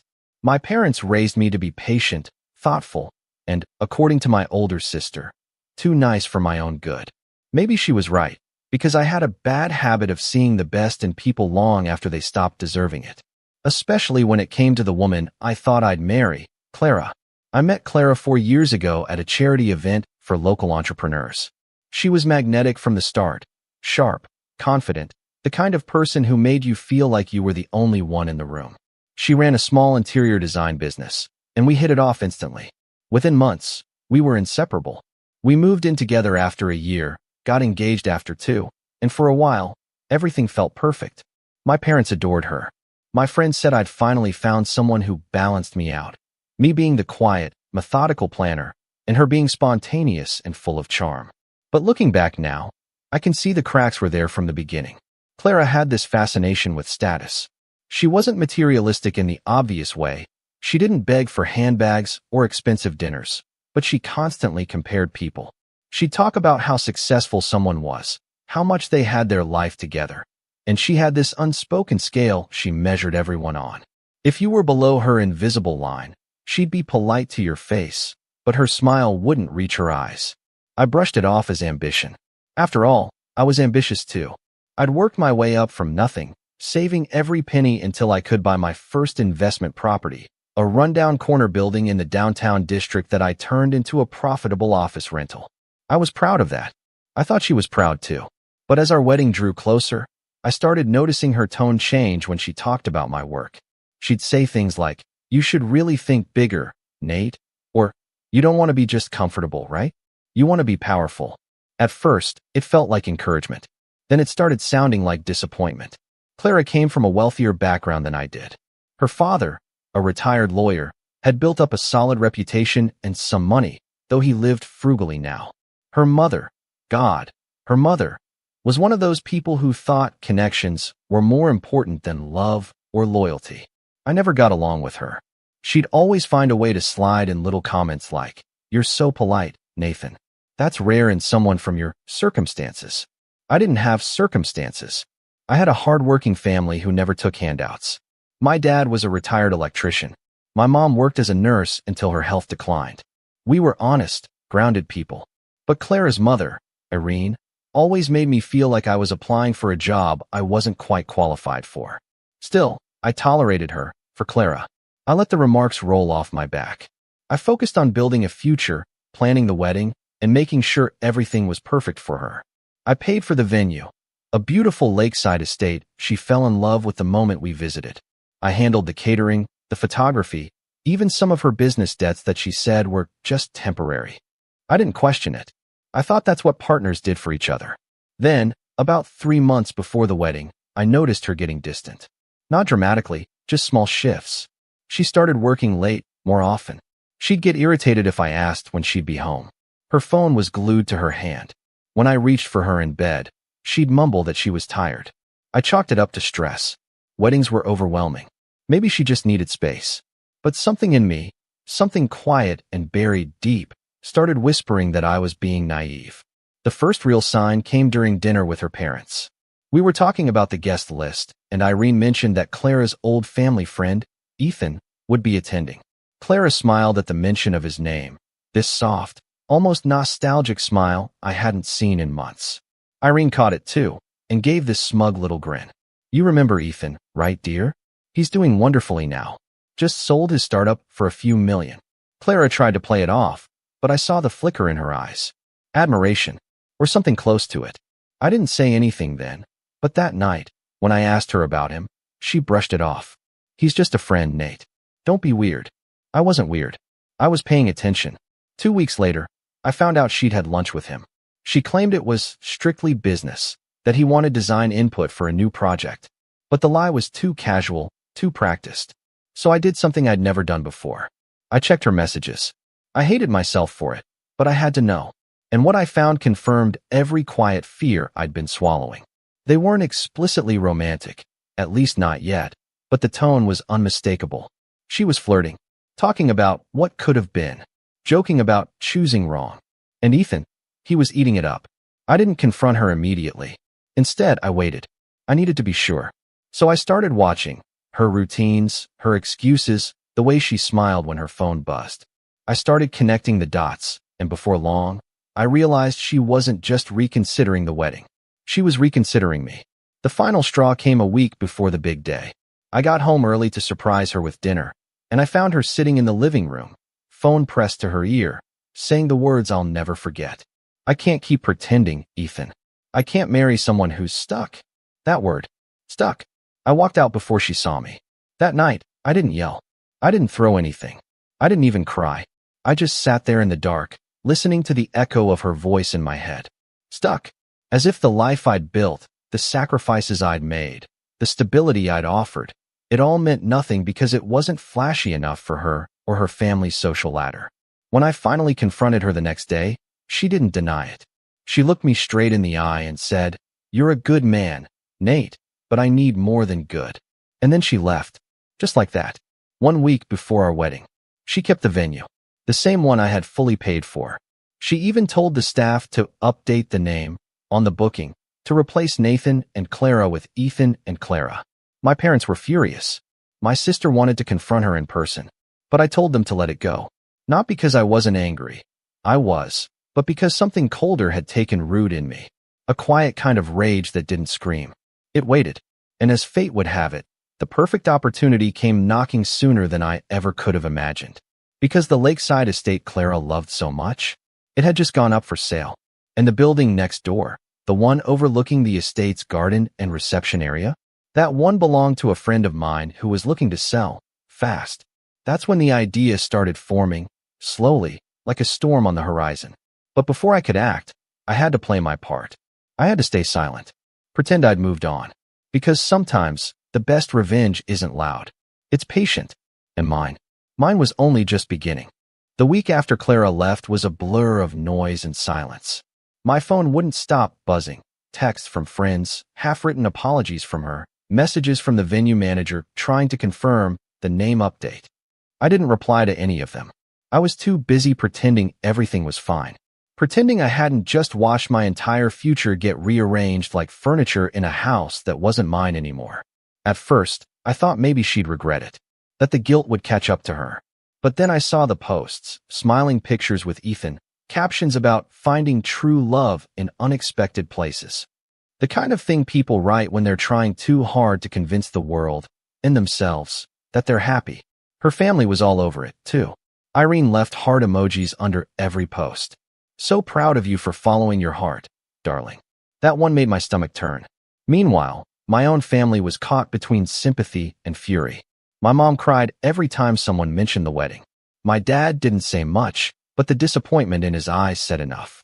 My sister, Lydia, was the only one who voiced what everyone else was thinking.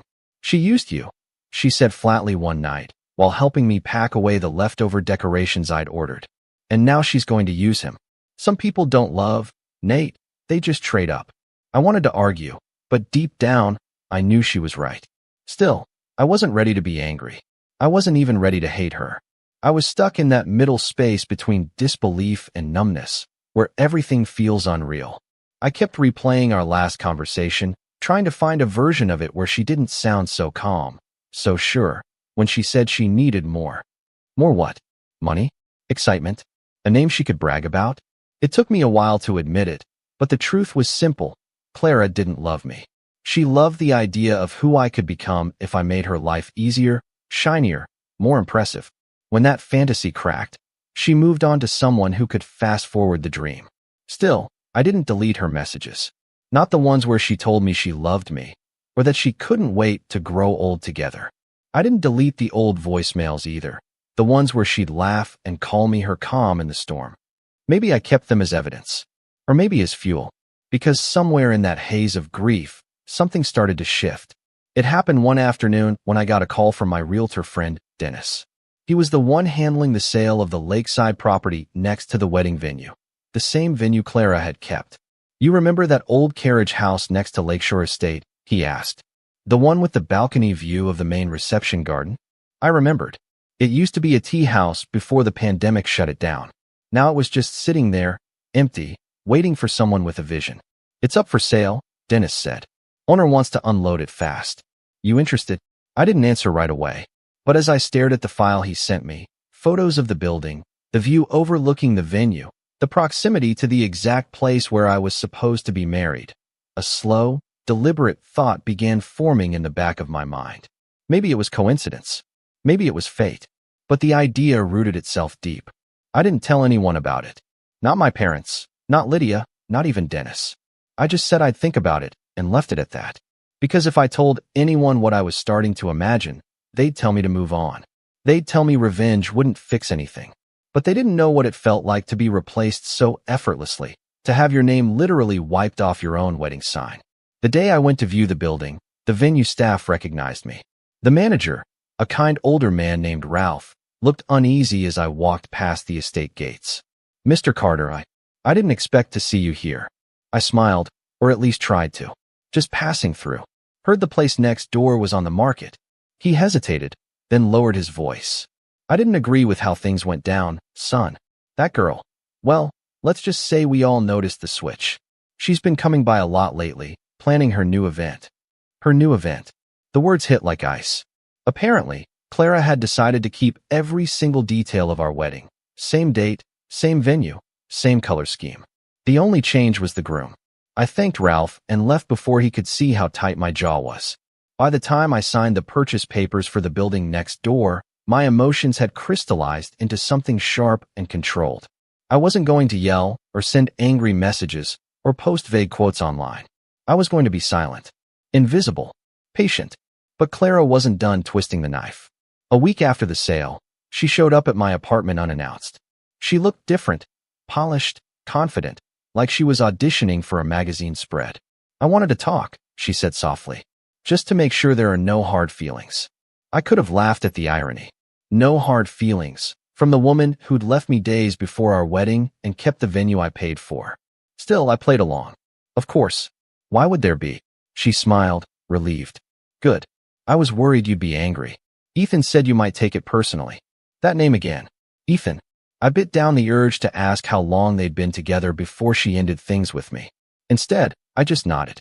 She kept talking about how she hoped we could stay friends, how she still cared about me, and how she was so grateful for everything I'd done. Every word dripped with the same self-satisfied calm of someone trying to ease their conscience without actually facing what they'd done. Then, as she was leaving, she paused by the door and said, almost casually, "Oh, by the way, you'll get your refund from the vendors soon. I told them to credit it to my account, but I'll transfer your share when I can." My share. As if the entire wedding hadn't been mine to begin with. After she left, I checked my emails. She'd contacted the caterer, the florist, and the venue. All of them, pretending to handle refunds on behalf of both parties. Every payment receipt had my name on it, but she was directing all refunds to herself. That's when my patience began to fray. I called the vendors directly. Most were sympathetic, a few embarrassed. Ralph from the venue personally assured me the booking couldn't be refunded anyway, since the event was still going forward. "But don't worry," he said quietly. We'll make sure everything runs smoothly, even if it's not your day anymore. The way he said your day stuck with me. After that, I started hearing things through the grapevine. Mutual friends who didn't realize I didn't want updates. They'd mention how Clara and Ethan were meant to be, how she'd finally found someone on her level, how her mom's so relieved she's not marrying down. That one, marrying down, hit the hardest. I'd spent years working to prove that I could stand on my own 2 feet, that I didn't need a handout or a famous last name to make something of myself. And yet, to them, I was just a stepping stone. The tension built with every passing day, every new photo, every smug comment from Irene about how things work out for a reason. My sister told me to block them all. My mom told me to pray. My dad just said, "You'll know when it's time to act." And I did. Because one afternoon, as I stood on the balcony of my newly purchased building, looking down at the venue below, I noticed something poetic about it all. From that exact spot, I had a clear view of the ceremony garden, the gazebo, the dance floor, the spot where I'd once planned to say I do. I could see everything. The irony wasn't lost on me. The woman who left me for being stuck was about to have her dream wedding funded by the man she'd called stagnant, while he watched from above, owning the ground she walked on without her even realizing it. And as the date crept closer, I made sure every detail was perfect, not for her wedding, but for what I was planning next. Because if Clara wanted a grand performance, she was going to get one. She just wouldn't be the one controlling the stage. 2 weeks before the wedding, I thought the worst was already behind me. I'd accepted what Clara did, even if it still gnawed at me every time I saw her name pop up on social media or overheard mutual friends whisper about how fast she moved on. I told myself it was fine, that I'd let her have her illusion while I quietly prepared my own kind of justice. But then she did something that crossed a line I didn't even know existed. It started with an invitation. One night, while I was finishing up paperwork for the new building, an envelope slid under my apartment door. I thought it was from the landlord or maybe a neighbor, but when I picked it up, I froze. The envelope was cream-colored, sealed with gold wax, stamped with an embossed floral pattern that looked oddly familiar. When I turned it over, my stomach dropped. Clara and Ethan, Lakeshore Estate, June 12th. It was their wedding invitation. At first, I laughed. Out of disbelief, not humor. Who sends their ex, the one they dumped a week before their wedding, an invitation to the replacement wedding at the same venue he paid for? But the longer I stared at it, the less funny it became. My hands started to shake. The card inside was written in that same flowery cursive Clara used for ours. The date was the same. The venue, the catering company, even the menu, filet mignon, roasted potatoes, lemon tart, was the exact one I chose months ago. Every single detail. Except this time, my name had been erased. I knew she was capable of being cold, but this wasn't cold. This was deliberate. I could almost hear her voice in my head, airy and dismissive. "It's nothing personal, Nate. It's just easier to keep everything as is." The worst part? The invitation wasn't just sent to me. My sister got one too. My parents. Even my cousin who barely knew Clara. My mom called me the next morning, crying so hard she could barely speak.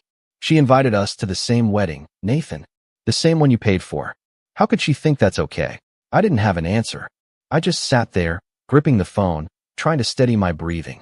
Lydia, on the other hand, didn't bother hiding her rage. She drove straight to Clara's boutique, stormed in, apparently, and demanded to know what was wrong with her. Clara, in her usual icy composure, told her, "I thought it would be nice to show there are no hard feelings." No hard feelings. That phrase was starting to feel like nails on a chalkboard. When Lydia told me what happened, I realized something I hadn't before. This wasn't about love. Clara wasn't in love with Ethan any more than she'd been with me. This was about winning. About proving something. To her parents, to herself, to whoever she thought was keeping score. And the way she saw it, the best way to prove she'd won was to flaunt it in my face. For the next few days, it felt like the universe was mocking me. Every time I went downtown, I saw reminders of the wedding, flowers being delivered to the venue, vendors setting up tables, even the bakery van with her custom logo on the side. I overheard one of the decorators saying, "The bride's a real perfectionist, but she's paying double for everything, so we're not complaining." Double. That word stuck out. Curiosity got the better of me, so I reached out to one of the vendors I'd worked with, the same guy who handled the lighting setup. I told him I just wanted to make sure my previous payments had been properly refunded. He hesitated for a moment, then said, "Refunded? Oh, I thought you and Clara were still working together. She told us you'd be covering part of the upgrades." Upgrades? I asked him to clarify, and he explained that Clara had told several vendors I was still financially involved, that I was making amends by helping fund her new event. She'd even forwarded copies of my old payment confirmations to prove I was a partner on the project. My name, my money, my receipts. She'd weaponized all of it. I hung up without saying another word. My chest felt tight, like someone had punched me in the ribs. For the first time since the breakup, I felt something beyond hurt. It wasn't sadness.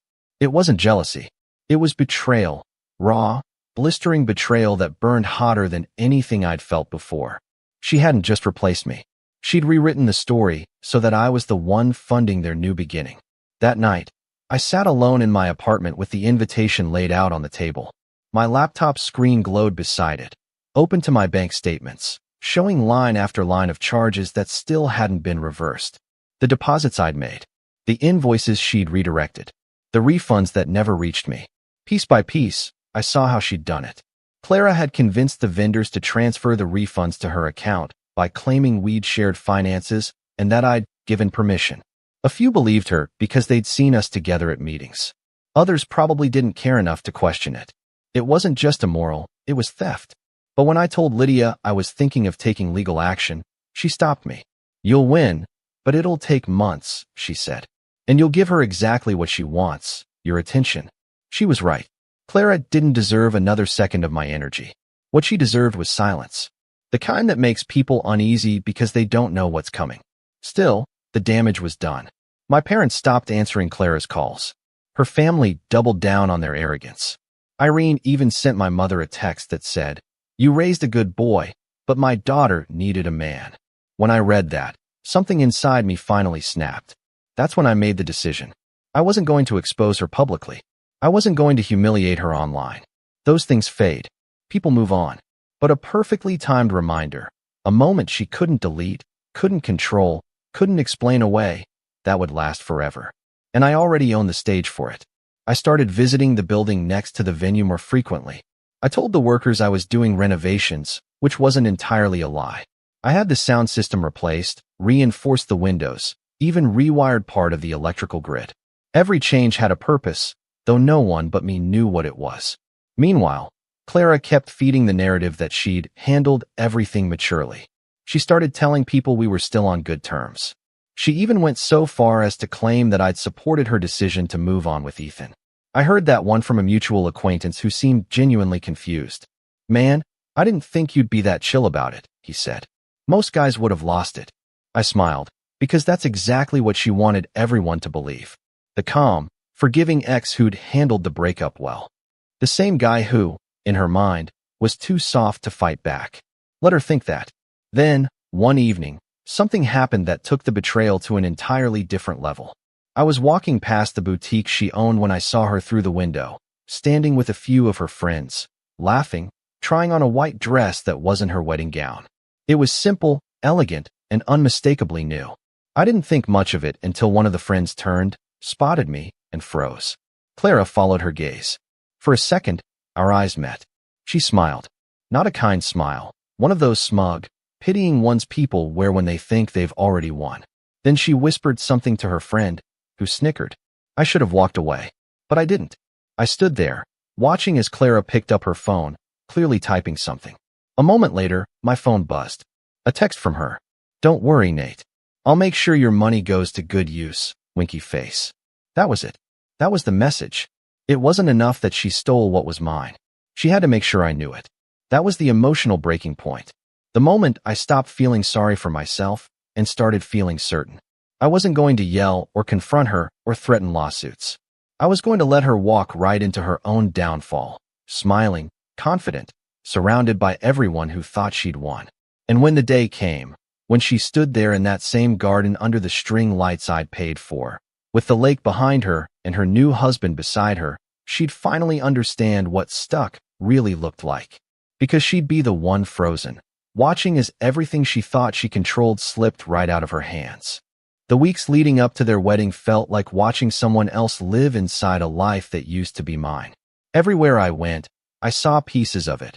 Bits of my handwriting on order slips, my design notes still taped to vendor folders, my initials engraved on the venue's original deposit contract.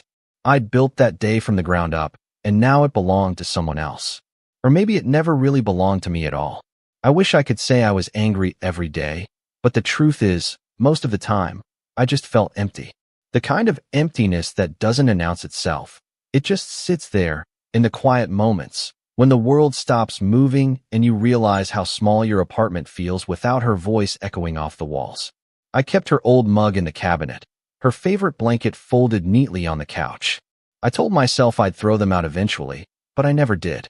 Not because I wanted her back, but because I wanted to remember exactly what I'd lost, so I'd never let it happen again. Lydia checked on me almost every day. She was worried, though she tried not to show it. "You're shutting down," she said one night after dropping off groceries. "You don't even talk about her anymore." "That's not healing, Nate. That's hibernating." She wasn't wrong. I'd stopped talking about Clara, but she was still in my head every second. It's strange how betrayal changes the way you see the world. You start replaying every moment, every laugh, every kiss, trying to find the moment where it all started to rot. My mom kept suggesting I take a trip. "Go somewhere warm," she'd say. "Someplace without memories." But I couldn't. I didn't want distraction. I wanted clarity. And strangely enough, I found it one night while sitting in the dark, scrolling through old voicemails. There was one from 2 years ago, Clara's voice soft and sleepy. "You know what I love about you, Nate? You're steady. I need that. You don't lose your cool. You make me feel safe." Safe. That word, once comforting, now sounded like a confession. She hadn't loved me. She'd depended on me, until she found someone she thought could offer her more. I played that voicemail again and again, until her voice stopped sounding like a person and started sounding like static. That's when something inside me shifted. For months, I'd been living like a ghost, haunted by the image of her walking down that aisle. But sitting there, hearing her voice on loop, I realized something important. She wasn't my ghost, I was hers. She'd built her entire new life on the ashes of ours, and I'd been giving her the satisfaction of knowing I was still watching. That's when I decided I'd stop letting her live rent-free in my head. If she wanted to turn my love into her stepping stone, fine. But I'd make sure the ground she walked on wasn't as solid as she thought. Still, before the calm came the collapse. The lowest point wasn't dramatic, it was quiet. A Tuesday evening, gray and wet, the kind of day where time feels slower. I'd gone for a walk near the lake to clear my head. As I passed the venue, I saw the decorations going up, white drapes, golden lights, the same string pattern I designed myself. A few workers were unloading flower arrangements, and in the middle of it all, there she was. Clara. She was giving directions to the staff, waving her arms the same way she used to when she was stressed. She looked happy, or maybe just self-satisfied. Ethan stood nearby, talking to Irene, both of them laughing about something. I stopped walking. I didn't want to, but I couldn't look away. It was like watching a movie I didn't audition for anymore. Then, as if fate wanted to twist the knife just a little deeper, Ralph, the venue manager, noticed me from across the fence. He hesitated before coming over, his expression caught between sympathy and guilt. "Didn't expect to see you here, son," he said quietly. "You holding up?" I nodded. "Yeah, just checking progress." He glanced back toward Clara and sighed. "I shouldn't say this, but you don't deserve what she did. None of it." I smiled faintly. "It's fine. I'm learning to let it go." But I wasn't. I was cataloging everything. Every flower, every tablecloth, every song she'd chosen for the playlist. They weren't just memories, they were reminders. And as painful as it was to stand there and see it, I needed that pain. It was fuel. When I got home, I poured myself a drink and stared at the building plans for the property next door. My plan wasn't fully formed yet, but the pieces were aligning in my mind. I started making calls to electricians, sound technicians, and a friend of mine who did custom audio installations. I told them I wanted to experiment with outdoor acoustics. They didn't need to know what it was really for. Still, while I was quietly preparing, the outside world kept finding ways to knock me back down. One night, my dad stopped by unannounced. He didn't say much at first, just sat across from me at the kitchen table, his hands folded. "You're not eating," he said finally. "And you've been avoiding church." I'm fine, I muttered. No, you're not. You're doing that thing your mother used to do. Pretending silence is strength. I looked up. He wasn't angry, just tired. You can't outsmart heartbreak, son, he said softly. You can plan your way through anything else, but not that. He was right, in a way. But what he didn't understand was that I wasn't trying to outsmart heartbreak. I was learning to use it. Because if you sit in pain long enough, it stops scaring you. It starts sharpening you. After he left, I couldn't sleep. I walked to the window, looked out at the city lights, and whispered something I didn't even mean to say out loud. You took everything, Clara. Everything. But you'll remember me. The next morning, I woke up feeling lighter. Not happy, just purposeful. I started spending more time in the building I'd bought. I hired a few workers under the guise of turning it into a small event space. We installed curtains, speakers, reinforced the walls. I was careful not to attract attention. Then, one afternoon, Ralph from the venue stopped by. He'd noticed the construction and wanted to make sure it wouldn't interfere with the wedding. I'll keep it quiet, I said, smiling politely. Wouldn't want to ruin their special day. He gave me a long look, like he could see there was more behind my calm tone than I was letting on. You've got your father's poker face, he said finally. Just make sure whatever you're planning doesn't hurt you more than it hurts them. That line stayed with me for days. Because the truth was, I didn't want to hurt Clara physically or publicly. I didn't want to scream or embarrass her. I wanted her to feel what I'd felt, the gut-wrenching moment when you realize the foundation you trusted is gone. I wanted that cold, sinking awareness to hit her in the middle of her perfect day, when everyone she'd lied to was watching. I wasn't seeking chaos. I was seeking closure. Still, there were moments where I doubted myself. I'd stand in the empty building, staring out the window at the venue lights across the garden, and wonder if I was turning into the villain. Maybe I was just like her, vindictive, obsessed, stuck in a loop I couldn't break. But then I'd remember the invitation, the stolen money, the text she sent. I'll make sure your money goes to good use. Winky face. And the doubt would vanish. She deserved this. One evening, I got a message from a mutual friend who still worked at the venue. He told me that Clara had been bragging to the staff about how mature I'd been since the breakup. How I'd handled it like a gentleman. That one actually made me laugh. Because that was the moment I realized she had no idea I'd bought the building next door. She didn't even know it was mine. In her mind, I'd faded into the background, quiet, defeated, forgettable. That made the plan even better. Still, something inside me softened for a while. I wasn't proud of what I was planning. Some nights I'd just sit there in the dark, listening to the hum of the city and thinking about how easily people change. Maybe Clara wasn't evil. Maybe she was just scared of mediocrity, of being ordinary, of losing the image she built for herself. But then again, maybe that's what evil really is, fear dressed up as ambition. The night before the wedding rehearsal, I drove by the estate one last time.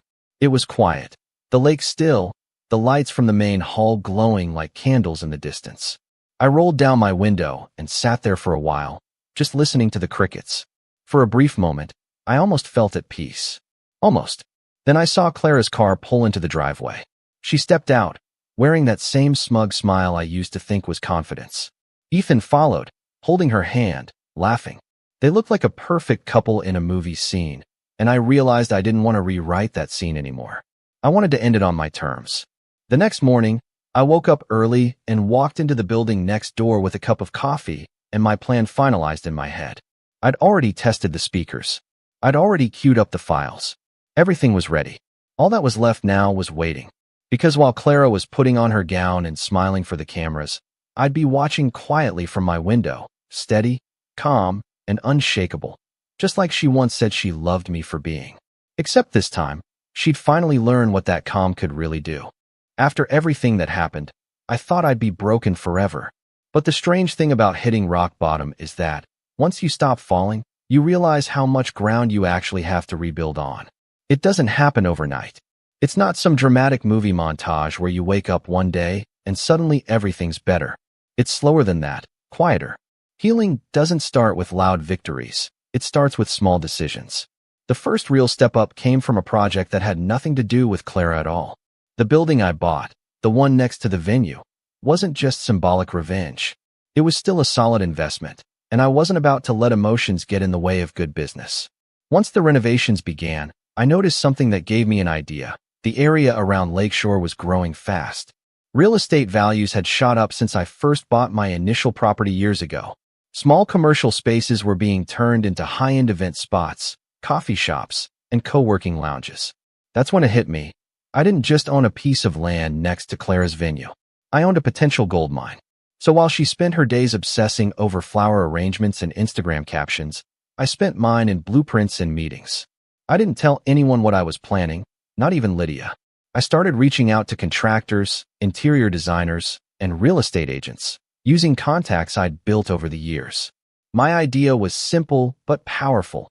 I'd transform that old carriage building into a sleek, modern event space, something intimate but luxurious. A place that could host private receptions, art exhibits, or corporate dinners. And here's the twist that fate loves to play. One of the designers who applied for the renovation job was someone Clara had fired 2 years earlier. Her name was Ava, sharp, creative, and with just enough bitterness toward Clara to understand my motivation without me saying a word. I remember her, Ava said when I showed her the plans. Perfectionist with a superiority complex.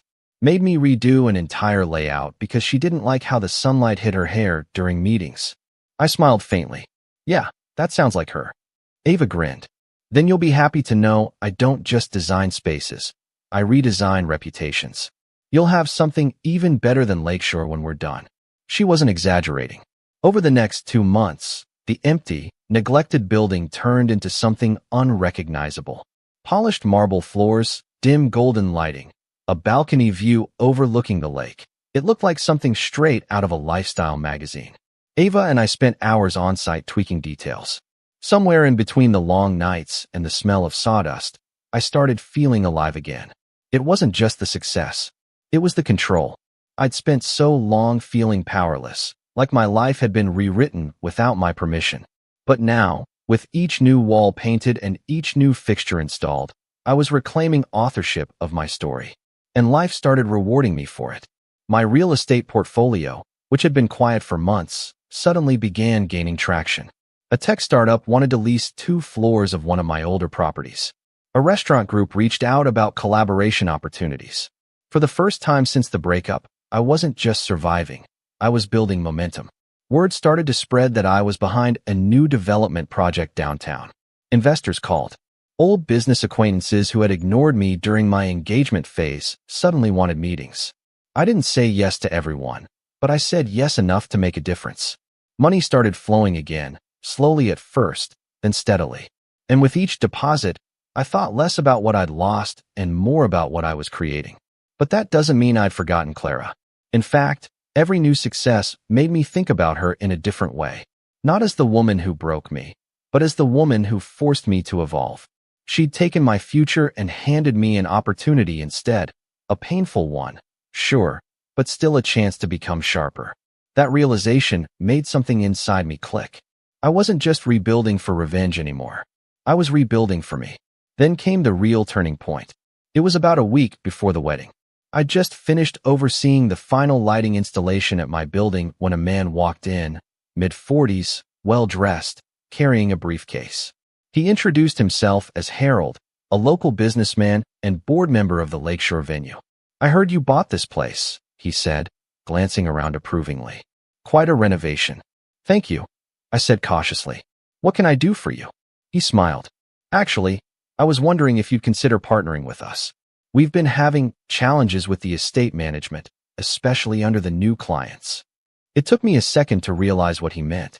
The new clients, he continued, are quite demanding, changing plans constantly. The staff's morale has dropped. We're losing bookings because of them. I almost laughed.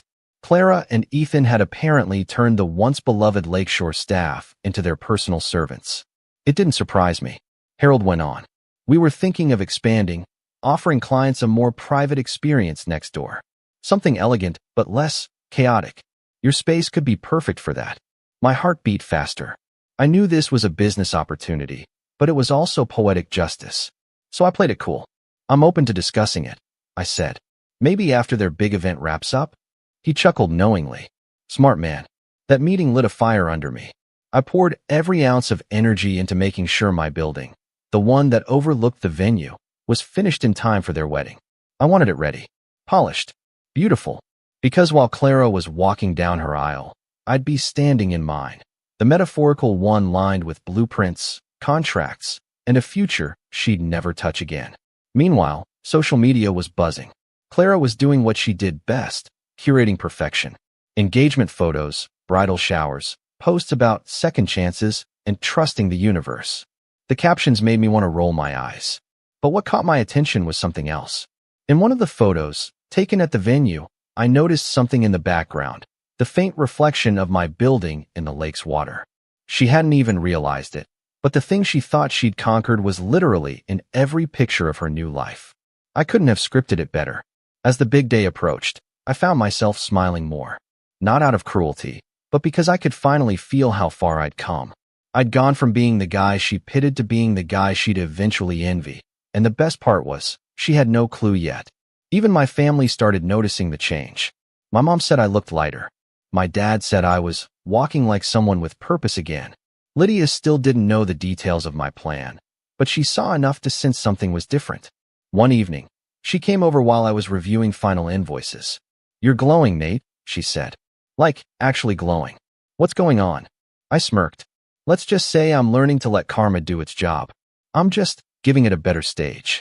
She stared at me for a moment. "That sounds ominous." "Not ominous," I corrected softly. "Ironic." She laughed, shaking her head. "Whatever you're doing, just don't let it consume you." I didn't tell her it already had, but not in the way she feared. It wasn't consuming me with hate. It was feeding me with direction. Every long night, every plan, every calculated move, it all pointed toward one single day. The day she'd finally see what she traded away. And the irony wasn't just poetic, it was financial too. Because that partnership Harold mentioned, it went through faster than I expected. The Lakeshore Board officially approved a joint rental arrangement with my property. In essence, any high-profile event hosted at Lakeshore would now indirectly profit me. So while Clara was bragging online about how she'd secured the most exclusive venue in town, I was quietly signing the contract that made me part owner in her wedding's profits. It wasn't just revenge anymore. It was business. And business was good. In those days leading up to the wedding, I stopped feeling like a victim. The sadness that had once weighed me down was replaced with calm precision. My life was finally moving forward, not despite her betrayal, but because of it. Every failure I'd thought I'd suffered was turning into leverage. Every insult she'd thrown was becoming fuel. And soon, when the lights went up and the music started playing across that lake, she'd have no idea that the man she thought she left behind was standing next door, quietly, powerfully, and completely in control. All that was left was to decide exactly how I'd let her know. And believe me, when that moment came, it would be unforgettable. The week before the wedding felt like the calm before a thunderstorm. Too still, too quiet, the kind of quiet that hums with energy. Every day I woke up knowing I was one step closer to the moment I'd been planning for months. Yet, strangely, I didn't feel anxious. I felt composed, focused, like I was finally holding the steering wheel again. Clara, on the other hand, was everywhere. Every time I opened social media, her face appeared, bridal shoots, rehearsal photos, her countdown to forever posts. She'd turned her new engagement into a personal marketing campaign. Friends reposted her updates, followers fawned over her second chance at love, and even local wedding blogs were talking about her modern fairy tale. I scrolled past all of it without reacting, but every post gave me something valuable, information. The captions revealed schedules, vendors, even the timing of the ceremony and reception. She'd made everything public, which told me one thing. Clara wanted everyone to see her win. And that was the mistake she didn't realize she was making. Because she wasn't the only one preparing for that day. While she was posting her bridal glow selfies, I was in my building across the lake with a team of sound engineers. We were installing a discreet but powerful audio system. High-end speakers hidden behind decorative grills, all facing the lakeshore gardens. To anyone walking by, it just looked like another upscale renovation. But from my window, I could see the entire venue, clear as day. It wasn't just about the speakers, though. I had something else, something much more personal. Those old voicemails. The ones where Clara had whispered late at night that she loved me, that she couldn't imagine life without me, that she wanted our forever. I'd saved every single one, untouched, unedited. At first, They were just mementos I couldn't delete. But now, they were something else entirely. Proof. The ghost of who she used to be. I remember sitting in the half-finished office, earbuds in, listening to her voice again and again. Each message was like a different lifetime. I can't wait to see you tomorrow, Nate. I miss you already. You make me feel like everything's going to be okay. You're the only person who really gets me. Those words weren't mine anymore. They were tools. Not for humiliation, but for truth. Because for once, Clara would have to face herself. The real version of who she was before she turned me into some stepping stone for her ego. Still, I wasn't reckless. If I was going to pull this off, I needed to be precise. Emotional satisfaction wasn't enough. I wanted control. I didn't want chaos. I wanted poetry. So, a few days before the wedding, I started networking with the venue staff. Subtly. A few friendly conversations, a couple of generous tips. I wasn't trying to bribe anyone, just build trust. Ralph, the venue manager, already knew my history with Clara, and though he didn't say much, I could tell he was quietly rooting for me. Big weekend coming up, he said one afternoon when I stopped by under the pretense of discussing landscaping contracts. Yeah, I said. You must be thrilled to finally get it over with. He chuckled under his breath. You could say that. She's been demanding. Demanding? Ralph leaned on the railing, glancing toward the main building. Changed the seating chart 4 times. Switched the lighting setup last minute. Keeps telling the staff how she wants everything elegant but not cheap. She even asked if we could have her walk down the aisle at exactly 6:03 p.m. because she likes odd numbers. That made me laugh, quietly, but sincerely. Sounds about right. Then Ralph's tone shifted slightly. Between you and me, a few of the guys are getting fed up. She treats them like props. But she tips well, and the board wants this event to go smoothly. I nodded. I'm sure it'll be memorable. He squinted at me, as if trying to read something beneath the surface. You're not planning anything stupid, are you? I smiled faintly. Nothing stupid. Just poetic. He didn't press further. Maybe he knew better than to ask. That conversation confirmed what I already suspected. Clara's perfect wedding was teetering on a thin line of control. She was holding everything together with sheer force of will, convinced that if the day went flawlessly, it would prove she'd made the right choice. Which meant all I had to do was apply pressure at the right moment, and everything would unravel naturally. The next few days were a blur of preparation. The sound system was installed and tested twice. I hired a lighting technician to sync a subtle visual effect to the audio output. Nothing flashy, just enough to create atmosphere. To anyone inside my building, it looked like I was preparing for a private event. To anyone outside, it would look like nothing at all. Meanwhile, I continued to gather information.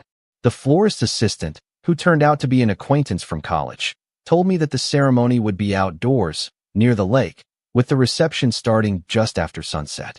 The speeches would take place right around 7:30. Perfect timing. I planned to wait until that moment, when all the guests were seated, the music soft, the champagne flowing. The precise moment when Clara would be standing in front of her new husband, basking in the admiration of everyone who thought she'd landed on her feet. That was when I'd press play. But it wasn't just about the audio. I had something else up my sleeve, something Clara could never predict. See, the building I owned had a balcony overlooking the garden. I'd recently installed large glass windows that opened outward, the kind that let sound travel clearly. And through those windows, not only could I see everything happening below, I could also project light. So, I had Ava help me design a simple projection overlay for the windows. It wasn't words or images, nothing incriminating or vulgar, just a faint, ghostly glow that would flicker across the lake when the windows opened. Subtle, mysterious, enough to make people look up and wonder. The key was restraint. Too much spectacle, and it'd feel theatrical. Too little, and it'd go unnoticed. But the right balance, paired with the sound of her own voice drifting through the night air, would be unforgettable. And that was exactly what I wanted. Still, a small part of me hesitated. There were moments late at night when I'd sit by the balcony, looking out at the venue, and wonder if I'd gone too far. Revenge has a way of blurring lines. You tell yourself it's justice, but sometimes it's just pain wearing a mask. I thought about calling it off more than once. But then I'd remember the invitation she sent to my parents, the smug grin in her engagement photos, the text she sent about using my money. And every hesitation evaporated. She'd taken so much from me. This wasn't cruelty, It was balance. Then, something unexpected happened. 3 days before the wedding, Ava stopped by with the final lighting adjustments. As we wrapped up, she looked at me and said, "You know, whatever this is, it's not about her anymore, is it?" I paused. "What do you mean?" "You've already won," she said. "Look at this place. Look at what you've built. She's out there playing pretend, and you're in here making something real." Her words hit harder than I expected, because deep down, I knew she was right. Clara's version of success was performative. Mine was quiet, earned, built brick by brick, not captured through a lens. But even so, I couldn't stop now. Not when I was this close. Ava left, and I stood in the dim light of the nearly finished building, watching the sun set over the water. From my balcony, I could see the estate glowing in gold tones, workers setting up for the rehearsal dinner. The faint sound of laughter drifted through the air. Clara's laughter. It didn't sting anymore. It just existed. A sound from another lifetime. I took a slow breath, then turned back toward my control console, the small laptop hooked into the sound system. I opened the folder labeled Memories. Inside were 12 voicemails, each timestamped, each named after the day it was recorded. I hovered over the first one for a long time. The date was 2 years ago, our anniversary. Her voice crackled through the speakers when I played it. "You're the best thing that's ever happened to me, Nate. Don't ever doubt that." The irony made me laugh quietly. I closed the file, leaned back in my chair, and whispered to myself, "I don't doubt it anymore." The next day, the rehearsal took place. I stayed out of sight, watching from behind tinted glass. Guests arrived, staff hurried around, and Clara floated through it all like a movie star. Ethan looked stiff, awkward, his smile practiced. They were perfect, in that fake, hollow kind of way. When the rehearsal ended, Ralph caught my eye from the garden. He didn't say anything, just nodded once, the kind of nod that says, "I don't know what you're planning, but I hope it's worth it." And it was. Because as the sun went down and the lights reflected across the lake, I realized how poetic it all was. Clara thought she'd taken everything from me, my love, my money, my dignity. But standing there, overlooking the venue I partially owned, in the building I'd rebuilt myself, I knew the truth. She hadn't taken a thing. She'd just given me a better view. And from that view, I'd watch her perfect world tilt, slowly, beautifully, and irreversibly. All that was left now was the final act. The morning of the wedding was unusually clear, one of those calm, windless days when even the lake looked like glass. From my window, I could see the venue across the water already stirring with movement. Catering vans, photographers, guests in pastel suits carrying bouquets and laughing as they walked toward the main garden. I had my coffee in one hand, a remote in the other, and a sense of stillness I hadn't felt in over a year. I wasn't nervous. I wasn't even angry anymore. I was ready. Everything I'd spent months setting up was in place. The building was pristine, polished to perfection. My audio setup was tested one final time the night before, balanced, timed, flawless. The files were queued. All I had to do now was wait for the right moment. Across the lake, the ceremony began right on schedule. From my vantage point, I could see everything. The guests filled the rows of white chairs lined with lilies. A quartet played soft music as people murmured in admiration. Clara looked radiant, at least in the surface sense of the word. Her hair was perfect, her smile camera-ready, her dress designed to scream success. She stood beneath the floral arch that I had paid for months earlier, holding Ethan's hand. Even from a distance, I could tell she was performing. Every movement rehearsed, every glance timed. I used to find that charming. Now, it just looked like a stage act in a play she'd written about herself. Ralph, the venue manager, stood near the back, managing logistics. When he caught sight of me watching from my window, he gave the faintest of nods. It wasn't approval, it was acknowledgement. He knew this was the day I'd been waiting for. When the ceremony ended and the applause died down, the guests migrated to the reception area, right by the garden that faced my building. Laughter filled the air, music drifted over the water, and the sun dipped lower in the sky, turning everything gold. It was the same time slot we'd chosen for our wedding months ago. The symmetry of it all wasn't lost on me. Around 7:15, I saw the servers bringing out champagne. The speeches were about to start. That was my cue. I opened the laptop, double-checked the connection, and muted my phone. My hands were steady as I turned on the external amplifier, and adjusted the volume slider until it hovered just below maximum. I wasn't going to blast anything. I wanted it loud enough to be heard. Clear, undeniable, but not deafening. When I pressed play, it began softly. "Hey Nate, it's me. I just wanted to say I miss you already." Clara's voice. Her real voice. The words floated across the lake, delicate and calm, weaving themselves between the laughter of the guests. It took a few seconds for people to notice. The first few turned their heads, frowning in confusion, trying to locate the sound. Then came the second voicemail. "You make me feel safe, you know that?" Like no one else ever could. This time, more people stopped talking. The music faded as someone signaled the band to pause. The crowd began to murmur. I saw Ethan glance around, visibly confused, while Clara froze mid-laugh, her champagne glass halfway to her lips. She recognized it instantly. Her eyes widened, and for the first time in months, I saw her facade crack. The next voicemail played without pause. "I know I can be difficult sometimes, but I promise I'll never stop choosing you, Nate. You're my forever." Gasps rippled through the crowd. Guests started whispering to one another, heads turning between Clara and Ethan. The projection on my building's glass windows flickered to life, a soft, ghostly glow reflecting the water, shimmering like a mirage. It wasn't words, just light, a pale echo that drew everyone's eyes toward me without revealing anything explicit. Clara's father stood abruptly, looking up toward my building. He seemed to piece it together a split second too late. Ethan turned to Clara, his face pale. "What is this?" I could almost read his lips through the binoculars. Clara shook her head frantically. I don't know," she said, her voice trembling as she tried to laugh it off. But her voice carried just enough to sound forced. The next recording started. This one was longer. "Sometimes I think about our wedding. I can't wait to walk down that aisle and see you waiting for me. It's like everything led us to this." And just like that, the illusion shattered. The guests exchanged horrified glances. Some covered their mouths. A few of Clara's relatives stood up, looking around as if the ground beneath them had shifted. The sound echoed gently across the lake, perfectly timed, perfectly placed. Clara dropped her glass. It shattered against the stone path, the sound faint but sharp even from where I stood. Ethan backed away slightly. I couldn't hear him, but his expression said it all, disbelief turning into disgust. The next recording was quieter, almost tender.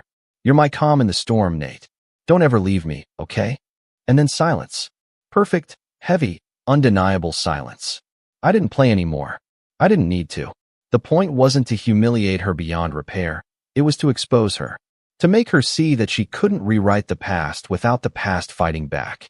From my window, I watched as the chaos unfolded in slow motion.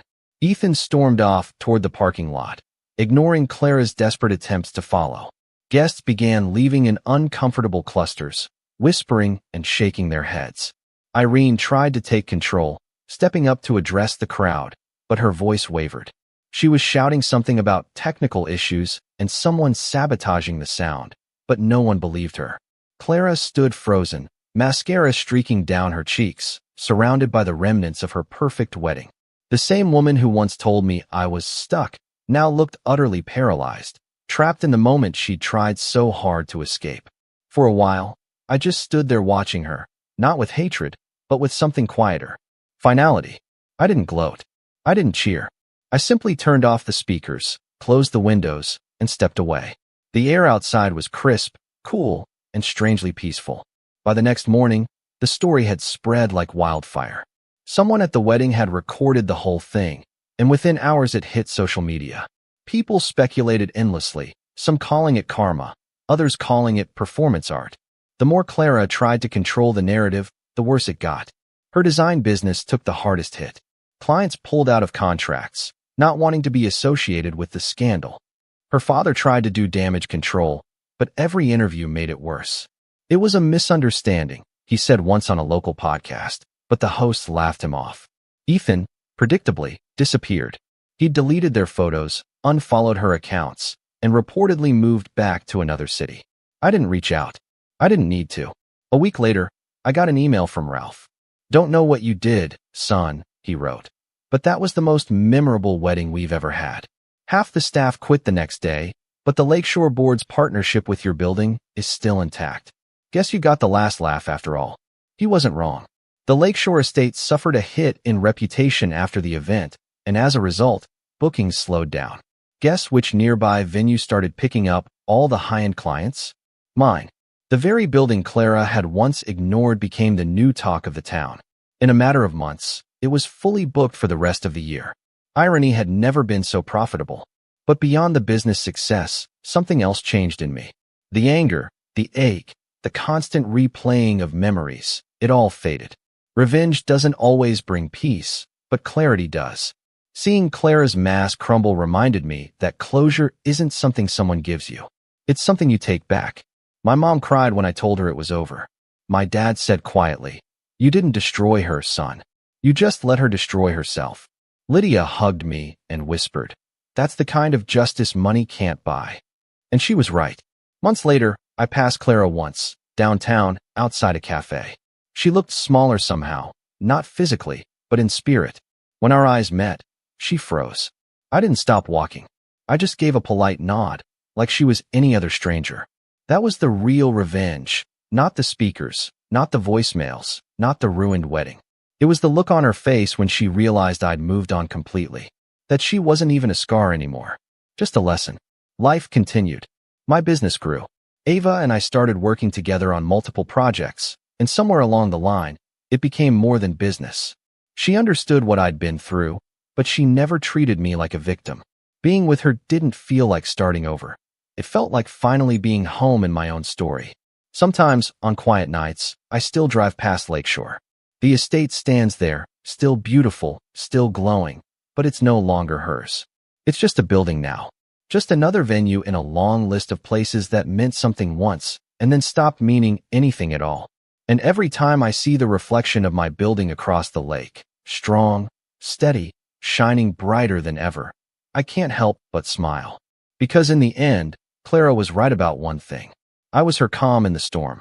I just never told her the storm was mine to control. My name's Kyle, and I'm 28 now, but this story starts when I was around 22. Back then, I thought my family would always have my back, no matter what. I grew up in a pretty average middle-class household. Me, my older brother Evan, and our parents. Evan was the golden child from the start. He was charming, quick-witted, the type of guy teachers and coaches loved.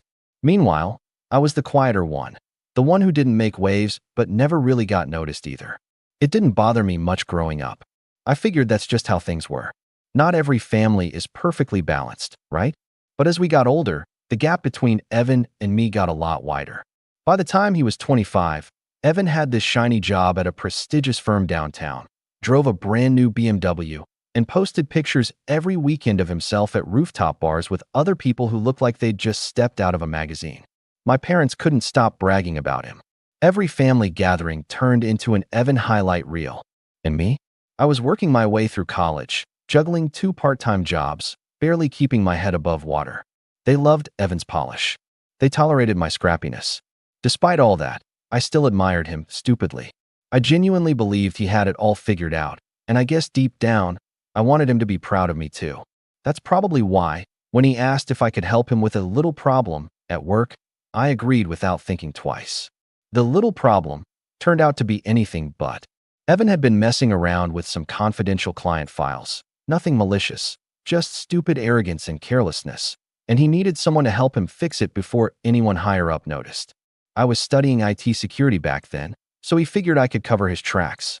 I was hesitant, really hesitant, but he guilt-tripped me hard, playing the "we're brothers, you owe me" card. And honestly, I just didn't want to let him down. So I agreed. I snuck into his office late one night, logged into his computer, and did some digital housekeeping. I thought it was over. It wasn't. Not even close. About 2 weeks later, Evan got called into a meeting. Someone higher up had noticed something weird in the system logs, something that pointed directly to his terminal. Somehow, my cleanup job wasn't perfect. Evan was fired on the spot. No severance. No references. Nothing. He came home that night like a storm, slamming doors, throwing things around the house. I'll never forget it. He cornered me in the kitchen, his face red and twisted in a way I'd never seen before. "You ruined everything for me," he screamed, his voice cracking with rage. "You incompetent fool. I should have known better than to trust you with anything important." I stood there, stunned, the words hitting harder than I ever would have expected. Before I could even process what was happening, he stormed out, slamming the door behind him so hard a picture fell off the wall. The next few days were a blur. I figured, okay, he's mad. He'll cool off. We'll talk. Maybe it would even bring us closer somehow, like brothers who've been through something. But that hope died quickly. I started getting cold, clipped texts from my parents. Then the calls stopped altogether. Then the invitations to family dinners stopped coming. It wasn't just distance, it was total cutoff. Like I didn't exist. I finally cornered my mom on the phone after a week of trying. Her voice was icy. "I can't believe you would sabotage your own brother's career out of jealousy," she said. "You need to get help, Kyle." I felt the ground shift under my feet. I tried explaining, tried telling her the truth, but she just kept cutting me off. "Save it. Evan told us everything." Turns out Evan hadn't just been angry, he'd been methodical. He told them I had intentionally messed with his files because I was jealous of his success, that I wanted to drag him down so I could feel better about my own failures. It was such a ridiculous lie, but the worst part was they believed him without question. The months that followed were the loneliest of my life. No family birthdays, no holiday invitations, no random texts from cousins. I buried myself in school, took extra shifts at work, kept my head down. I told myself I didn't care, but the truth was, every time a holiday rolled around, it hit me like a truck. Meanwhile, Evan was busy rebuilding his life. He got a new job, lower status, but still respectable. He started dating a woman named Heather who was just as polished and perfect as him. They got engaged after a year, with engagement photos plastered all over social media. Everyone gushed about how happy they were, how Evan deserved all the good things coming to him after everything he'd been through. Every photo, every comment, felt like a slap in the face. I thought about clearing my name so many times. I even drafted long emails, point-by-point breakdowns of what really happened. But every time, I chickened out. Some part of me still clung to the hope that maybe they'd realize the truth on their own, that maybe Evan would feel guilty enough to confess. Of course, he didn't. He was too busy polishing his perfect image. It wasn't until about 3 years later that fate handed me a lifeline I didn't even know I needed. I got a job offer from a mid-sized tech firm. Good salary, real benefits, my first real shot at stability. During my onboarding, I recognized a name on the leadership team, one of Evan's old colleagues from his first firm, the one where he got fired. I didn't think much of it at first, until one day, during a casual lunch with a few coworkers, someone brought up old office horror stories. My new boss chuckled and said, "Man, there was this one guy years ago. Brilliant on paper, but a total disaster. Thought he could outsmart the entire system. Ended up trying to blame his brother for covering his tracks when it all blew up. Crazy stuff." I froze, my sandwich halfway to my mouth. He didn't say Evan's name. He didn't have to. Later that night, I sat in my tiny apartment staring at the ceiling, my mind racing. This was it, the smoking gun I never thought I'd find. Proof from someone outside my family, someone neutral, someone credible. Proof that Evan's whole narrative was a lie. For the first time in years, the anger that I had tried so hard to bury started burning again, hotter and sharper than ever. I had spent so long swallowing the betrayal, convincing myself it wasn't worth fighting back. But now I realized it wasn't about revenge. It was about finally reclaiming the part of me that Evan had stolen. I started planning, carefully, methodically, the way Evan had lied about me years ago. I wasn't going to confront him privately. No, I was going to wait for the perfect moment. One where the entire family could see the truth for themselves, where there would be no room for lies or damage control. And that moment came faster than I expected. It was at Evan's engagement party. A huge, lavish affair at some rented event space downtown, with all the family and extended friends packed into one sparkling room. I hadn't been invited, of course, but my cousin, bless her, secretly texted me the time and location. She didn't believe Evan's story either, but had been too scared to speak up. As I stood outside the venue that night, clutching a flash drive with everything I needed, my heart hammered so loudly I thought people nearby might hear it. Part of me still wanted to turn around, to let sleeping dogs lie. But then I pictured Evan's smug smile, my parents' cold disappointment, all the birthdays and holidays spent alone. No, it was time. I walked up to the doors, took a deep breath, and stepped inside. And right as I made my way through the crowd, I locked eyes with Evan, who went pale the moment he saw me. That's when everything started unraveling. For a second, the entire room seemed to freeze. Evan's eyes widened like he was staring at a ghost. His fiancée, Heather, glanced between us, confused. A few relatives noticed the sudden tension too and started whispering behind their hands. But Evan, ever the master of appearances, quickly slapped on a wide, fake smile and crossed the room toward me like we were long-lost friends. "Kyle," he said, voice a little too loud, too forced.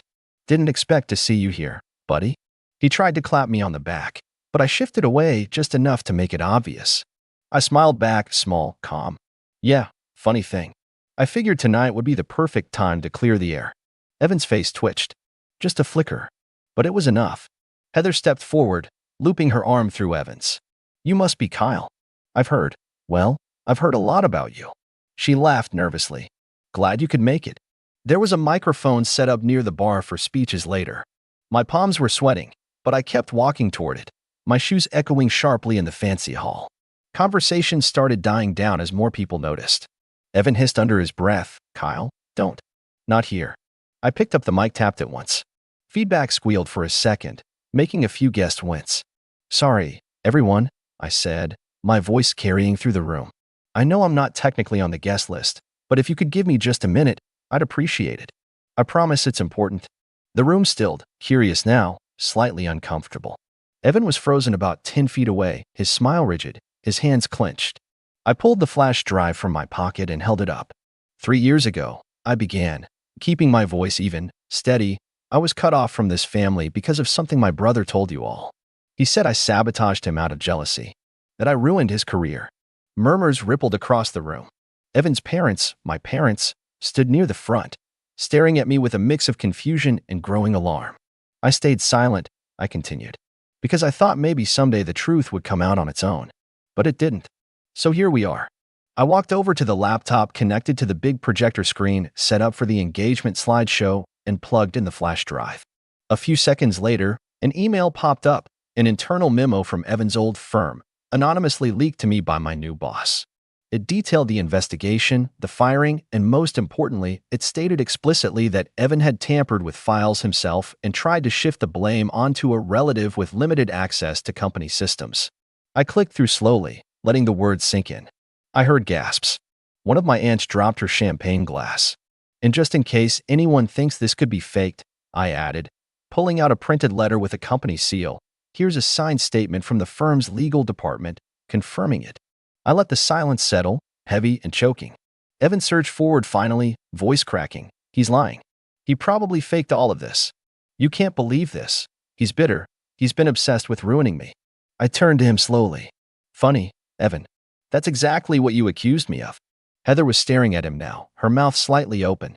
She looked at me, then back at Evan. "Is it true?" she whispered, but the mic still picked it up, projecting her words across the room. Evan sputtered, looking around wildly for backup. But the room wasn't on his side anymore.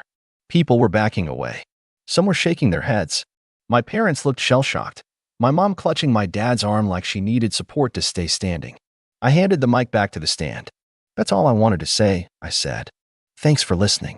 I turned and walked away without looking back, heart hammering but head high. I didn't stay to watch the aftermath, at least not in person. But the texts started pouring in within an hour. My cousin sent me a blurry photo of Evan slumped at a table, his perfect world crumbling around him, while Heather screamed at him in front of half the family. Another message came from my uncle. "I'm so sorry, Kyle. We should have listened." By the next morning, Evan's engagement was called off. Half the family had blocked him. My parents left me a voicemail, my mom crying, begging me to come over so they could talk. I didn't answer. I wasn't ready for that yet. For the first time in years, I felt something I hadn't even realized I'd lost. Freedom. But even as I stared at my phone, watching the messages stack up, a part of me knew this wasn't the end. I spent the rest of that night sitting on the balcony of my apartment, the cool night air wrapping around me like a second skin. My phone buzzed over and over on the table next to me. Missed calls. Voicemails. Texts that started frantic, "Please call us, Kyle," and gradually grew more desperate. "We need to explain. You don't have the full story. Come home." Home. What a joke. The truth was, home had stopped being home the day they believed Evan's lies without even hearing my side. Now, their sudden realization didn't feel like a warm welcome back. It felt hollow. Convenient. They didn't miss me. They missed the image of a family they could parade around at holidays. I ignored the calls for days. I buried myself in work, in late nights at the office, in coffee shop noise and crowded grocery stores where I could be just another anonymous face. Every time my phone buzzed, the knot in my stomach twisted tighter, but I refused to cave. I told myself they didn't deserve another piece of me. Not after everything. But then, about a week later, my cousin Mia showed up at my door. She stood there, soaking wet from the rain, clutching a Tupperware container and looking like she'd aged 10 years and 7 days. I didn't even think before letting her in. "I know you probably don't want to see anyone," she said, voice shaky, "but Mom said you haven't been answering. And I figured if I brought your favorite lasagna, you might at least listen." We sat at my tiny kitchen table while she spooned out soggy, steaming squares of lasagna onto chip plates. For a long time, we just ate in silence. Then she finally spoke. "You should know. It's chaos over there," Mia said. "After you left the party, Uncle Dave cornered Evan, and he cracked. Admitted everything. Said you owed it to him to take the fall. Said you were just the backup plan if he got caught." I swallowed a bitter laugh. Backup plan. That about summed it up, didn't it? Mia looked down at her plate, pushing the food around with her fork. "Your mom's been crying nonstop. Your dad's, well, he's furious. Not at Evan. At himself. Says he should have known better." I didn't say anything. I couldn't trust my voice not to crack. "They're planning a family dinner," Mia said, grimacing like the words themselves tasted sour. "They want you to come. They want to apologize. Publicly." I stared at her, feeling nothing. No satisfaction. No glee. Just an empty, heavy sort of exhaustion. "I'll think about it," I said finally. The truth was, I didn't know if I could go. What would it even fix? No apology would erase the years they abandoned me. No sorry would erase sitting alone on Thanksgiving or pretending Christmas didn't exist because I couldn't stand the pity from strangers. Still, curiosity gnawed at me. When the invite came a few days later, a formal, printed card, like they thought fancy paper would make it more real, I almost threw it out. But something in me, something stubborn and sharp, refused to let Evan have the last word. I needed them to see, really see, who I'd become without them. That I wasn't some broken, bitter person living in their shadow. I needed them to realize they hadn't destroyed me, they had only freed me. So the night of the dinner, I dressed carefully. Sharp navy button-down. Black slacks. Clean, polished boots. I looked good, professional, confident, and for the first time, I felt it too. When I walked into the restaurant, a hush fell over the private dining room. Heads turned. I saw my parents sitting stiffly at the head of a long table, the rest of the family scattered awkwardly around them. Mia waved weakly from her seat. Evan sat farther down, slouched low in his chair, looking like he wanted to melt into the carpet. For a moment, I just stood there, letting them all see me. Not the loser Evan painted. Not the jealous little brother. Me. My mom rose first, wringing her hands. "Kyle, sweetheart, thank you for coming. Please, sit, let's." "I'll stand," I said calmly, cutting her off. Her face crumpled a little, but she nodded. My dad cleared his throat. "Kyle, we owe you the biggest apology of our lives. We were wrong. About everything." He stumbled through the words like each one weighed 100 pounds. My mom's voice broke halfway through hers, tears streaming down her face. A few aunts and uncles added their own apologies, some more sincere than others. And then, silence. Everyone turned to Evan. He looked like he hadn't slept in days. His once perfect hair was disheveled, his jaw unshaven. Heather was noticeably absent. He couldn't even meet my eyes. "I'm sorry," Evan muttered finally, staring down at the tablecloth. "For everything." It was pathetic. Half-hearted. A formality, not a reckoning. And somehow, seeing him like that, so small, so broken, didn't bring me the satisfaction I thought it would. I realized something in that moment. Evan had already lost everything that mattered. His reputation, his relationship, his family's trust. He was living in the wreckage of the lies he'd built, and it would follow him for the rest of his life. I didn't need revenge. I had already won. I straightened, slipping my hands into my pockets. "Thank you for the apologies," I said evenly. "But I'm not here to make everything go back to the way it was. That's not possible." My mom's face crumpled further. My dad looked down at his hands. Some of the relatives shifted uncomfortably. "I'm not angry anymore," I continued. "But I've built a life without you. A good one. I'm not interested in tearing it down to squeeze back into a family that didn't want me when it mattered." I let the words hang there, heavy and final. "I wish you all the best," I added, meaning it more than I thought I would. Really? But I'm moving forward. Without you. And then, without waiting for a response, without giving them a chance to argue or beg, I turned and walked out. The cold night air kissed my face as I left the restaurant, but this time, it didn't sting. It felt cleansing, like I was finally walking out from under a heavy shadow that had been following me for years. I didn't look back. I didn't need to. I drove home in silence. No music, no radio, just the low hum of the tires on the road. My mind wasn't racing the way I thought it would be. There was no second guessing, no pangs of guilt twisting in my chest. Just a steady, quiet certainty. I had said everything that needed to be said. When I got home, my phone was flashing again, missed calls, unread texts, voicemails stacking one after the other. I scrolled through them absently. Some were from my parents, more frantic now, some apologizing again, some begging me to come to Sunday dinner, just to talk. A few were from cousins, telling me they admired how I handled myself, saying they were proud of me. Even Mia sent a simple, "You did the right thing. I'm here if you ever want to hang out." And then there were Evan's messages. At first, they were short. "Kyle, please call me." Then longer. "I didn't mean for everything to go so far." Finally, pitiful. "I don't have anyone left. Please." I stared at the last one for a long time, feeling nothing. There was no anger, no triumph, just a detached kind of sadness, the kind you feel when you walk past a crumbling old house you used to love as a kid. You mourn what it used to be, but you know it's too far gone to save. I powered off the phone without answering and tossed it onto the couch. The next few weeks passed in a strange, almost surreal blur. I expected the guilt to creep in, the way it always used to when I stood up for myself. But it didn't. Instead, I found myself lighter, free in a way I had never been before. I started going out more, not to drink or party, but to really live. I signed up for a photography class I'd always wanted to try. I joined a weekend hiking group. I even reconnected with a few old friends I'd lost touch with while I was buried under the family drama. For the first time in my adult life, I wasn't weighed down by the need to prove anything to anyone. It wasn't just my personal life that changed. Work thrived too. Without the constant emotional drain, I had more energy to focus on my career. A few months after the engagement party, I landed a major promotion, one that put me in charge of a small team.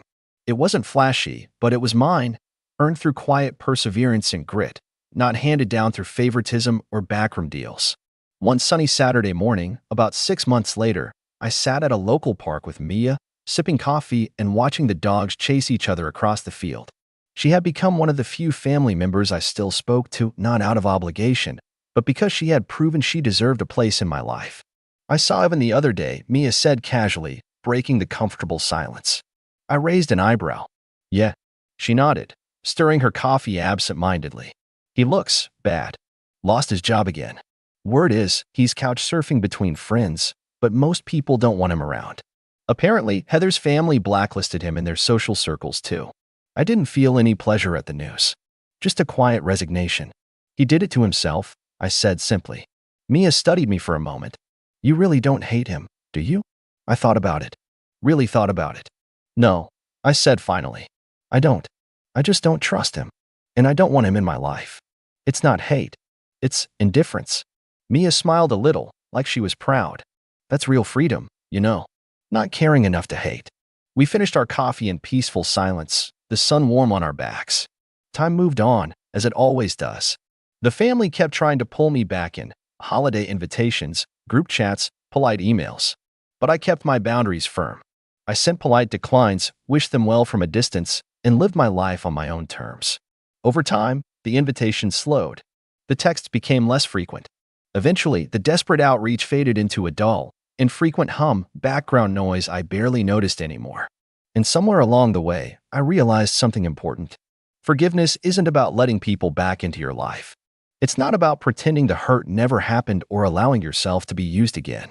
It's about letting go of the anger so it doesn't chain you to the past. I forgave them, not because they deserved it, but because I deserved peace. One evening, about a year after the engagement party, I found myself standing on the balcony of my new apartment, a bigger, brighter place downtown that overlooked the river. The city lights shimmered below, the air humming with quiet life. I thought about the boy I used to be, the one who craved his brother's approval, who bent over backward to earn a place at a table that was never really set for him. He was gone. In his place stood a man who knew his own worth, who didn't need permission to live a full, vibrant life. A soft breeze tugged at my shirt as I leaned on the railing, smiling to myself. I wasn't angry. I wasn't broken. I was free. And for the first time in my life, that was enough. I still remember the sound of my mom's ringtone echoing through the hallway. That dumb default chime that always gave me anxiety. I was halfway through tying my tie in front of the mirror, trying to look halfway decent for prom, when she called out my name. "Adam, your uncle's here." Her voice was tight, too tight. Something was wrong. I could tell before I even stepped out of my room. "My name's Adam." I was 18 at the time, living with my mom in a small, slightly crooked house on the edge of town. We weren't rich, but she made sure I had everything I needed.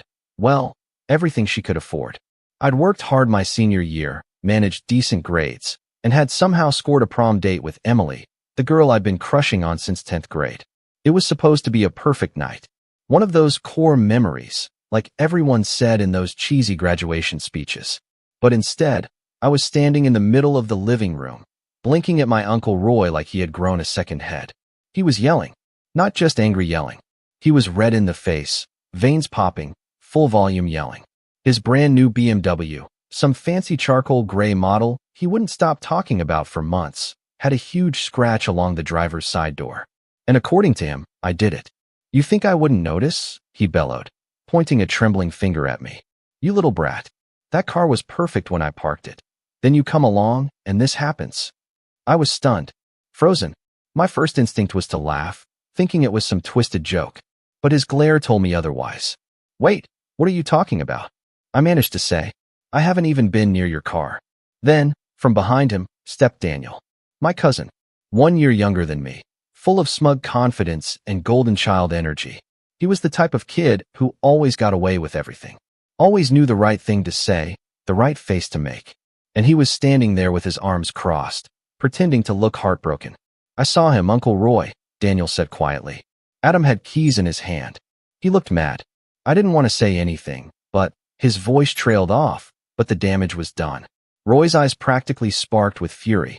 My mom tried to jump in, tried to calm him down, asked for evidence, but he wasn't listening. None of them were. Not even my grandma, who sat silently in the corner of the couch like some old-world judge, her lips pressed into a line. I kept trying to explain. I hadn't even gone near the car. I was in my room for the last hour getting ready. But it didn't matter. Everyone had made up their mind already. My Aunt Janice, Daniel's mom, joined in, calling me ungrateful and saying I had always had a chip on my shoulder. My own prom suit suddenly felt too tight, like it was suffocating me. "Get out of my house," my uncle said, voice trembling with anger. "Now." And just like that, everything I'd been looking forward to, prom, the after party, my last night with friends before graduation, was gone. My mom stood in the doorway as I stumbled outside, wiping my eyes. She didn't say anything, just watched. I didn't sleep that night, or the next. Prom photos popped up all over social media, and I couldn't look at any of them. I didn't show up for graduation either. I told my mom I was sick, but really I just couldn't stand to see them all, my family, sitting there like nothing had happened. Like they hadn't accused me of something so ridiculous, so humiliating, and never once even asked if it was true. But what hurt the most, what really stuck with me, was Daniel. The way he looked at me when I walked out. That tiny smirk tugging at the corner of his mouth. It wasn't just a lie. It was planned. And everyone bought it. It was weeks later, maybe a full month, when I saw him again. The family cookout. It was supposed to be a celebration for my cousin Ava's birthday. Hot dogs, lawn chairs, the usual stuff. I didn't even want to go, but my mom insisted. Said it was time to move on. So I went, quietly, hoping to stay in the background. But of course, Daniel found me. He always did. "You look better without that suit anyway," he said with a grin, brushing past me with a soda in his hand. I froze. The way he said it, it wasn't casual. It was mocking. Intentional. I stood there for a minute, watching him laugh with his dad near the grill, like nothing ever happened. And then, right as Uncle Roy took a sip of his beer, Daniel said it. Loud enough for a few people nearby to hear, including me. Man, I can't believe they all bought it. Framing Adam was way too easy. That grin again. That arrogant, careless, stupid grin. But this time, Uncle Roy didn't laugh. He paused, turned, and slowly, without a word, walked over to the garage where his tools and car supplies were kept. I followed his eyes as he disappeared inside. A minute passed. Then two. The party kept going. People were laughing, kids were running around, but my stomach twisted in knots. When Uncle Roy came back out, he wasn't holding beer or charcoal or anything like that. He was holding something small, rectangular, and black. His dashcam. And for the first time in weeks, Daniel stopped smiling. I wish I could say the moment Daniel got caught was quick, loud, and satisfying. That there was instant justice. That the whole family gasped, turned on him, and apologized to me right there in the backyard while Uncle Roy played the footage like a scene out of some courtroom drama. But real life doesn't work like that. It's slower, stickier, more awkward. And sometimes, even when the truth is dangling right in front of people's faces, they squint at it, pretend they don't see it, or worse, they try to explain it away. When Uncle Roy walked out holding that dash cam, the shift in the air was subtle, but I felt it like a punch to the ribs. His eyes weren't angry like before. They weren't even confused. They were focused, like something had finally clicked. He didn't say a word, just tapped the camera against his palm a couple of times and looked over at Daniel, who had gone from smirking idiot to pale statue in about 5 seconds. Funny thing, Roy said, voice low but carrying across the lawn. I never checked the footage from that day. Figured it wasn't worth it. His eyes didn't leave Daniel. But you saying that just now? Well, now I'm curious. The grill sizzled behind him.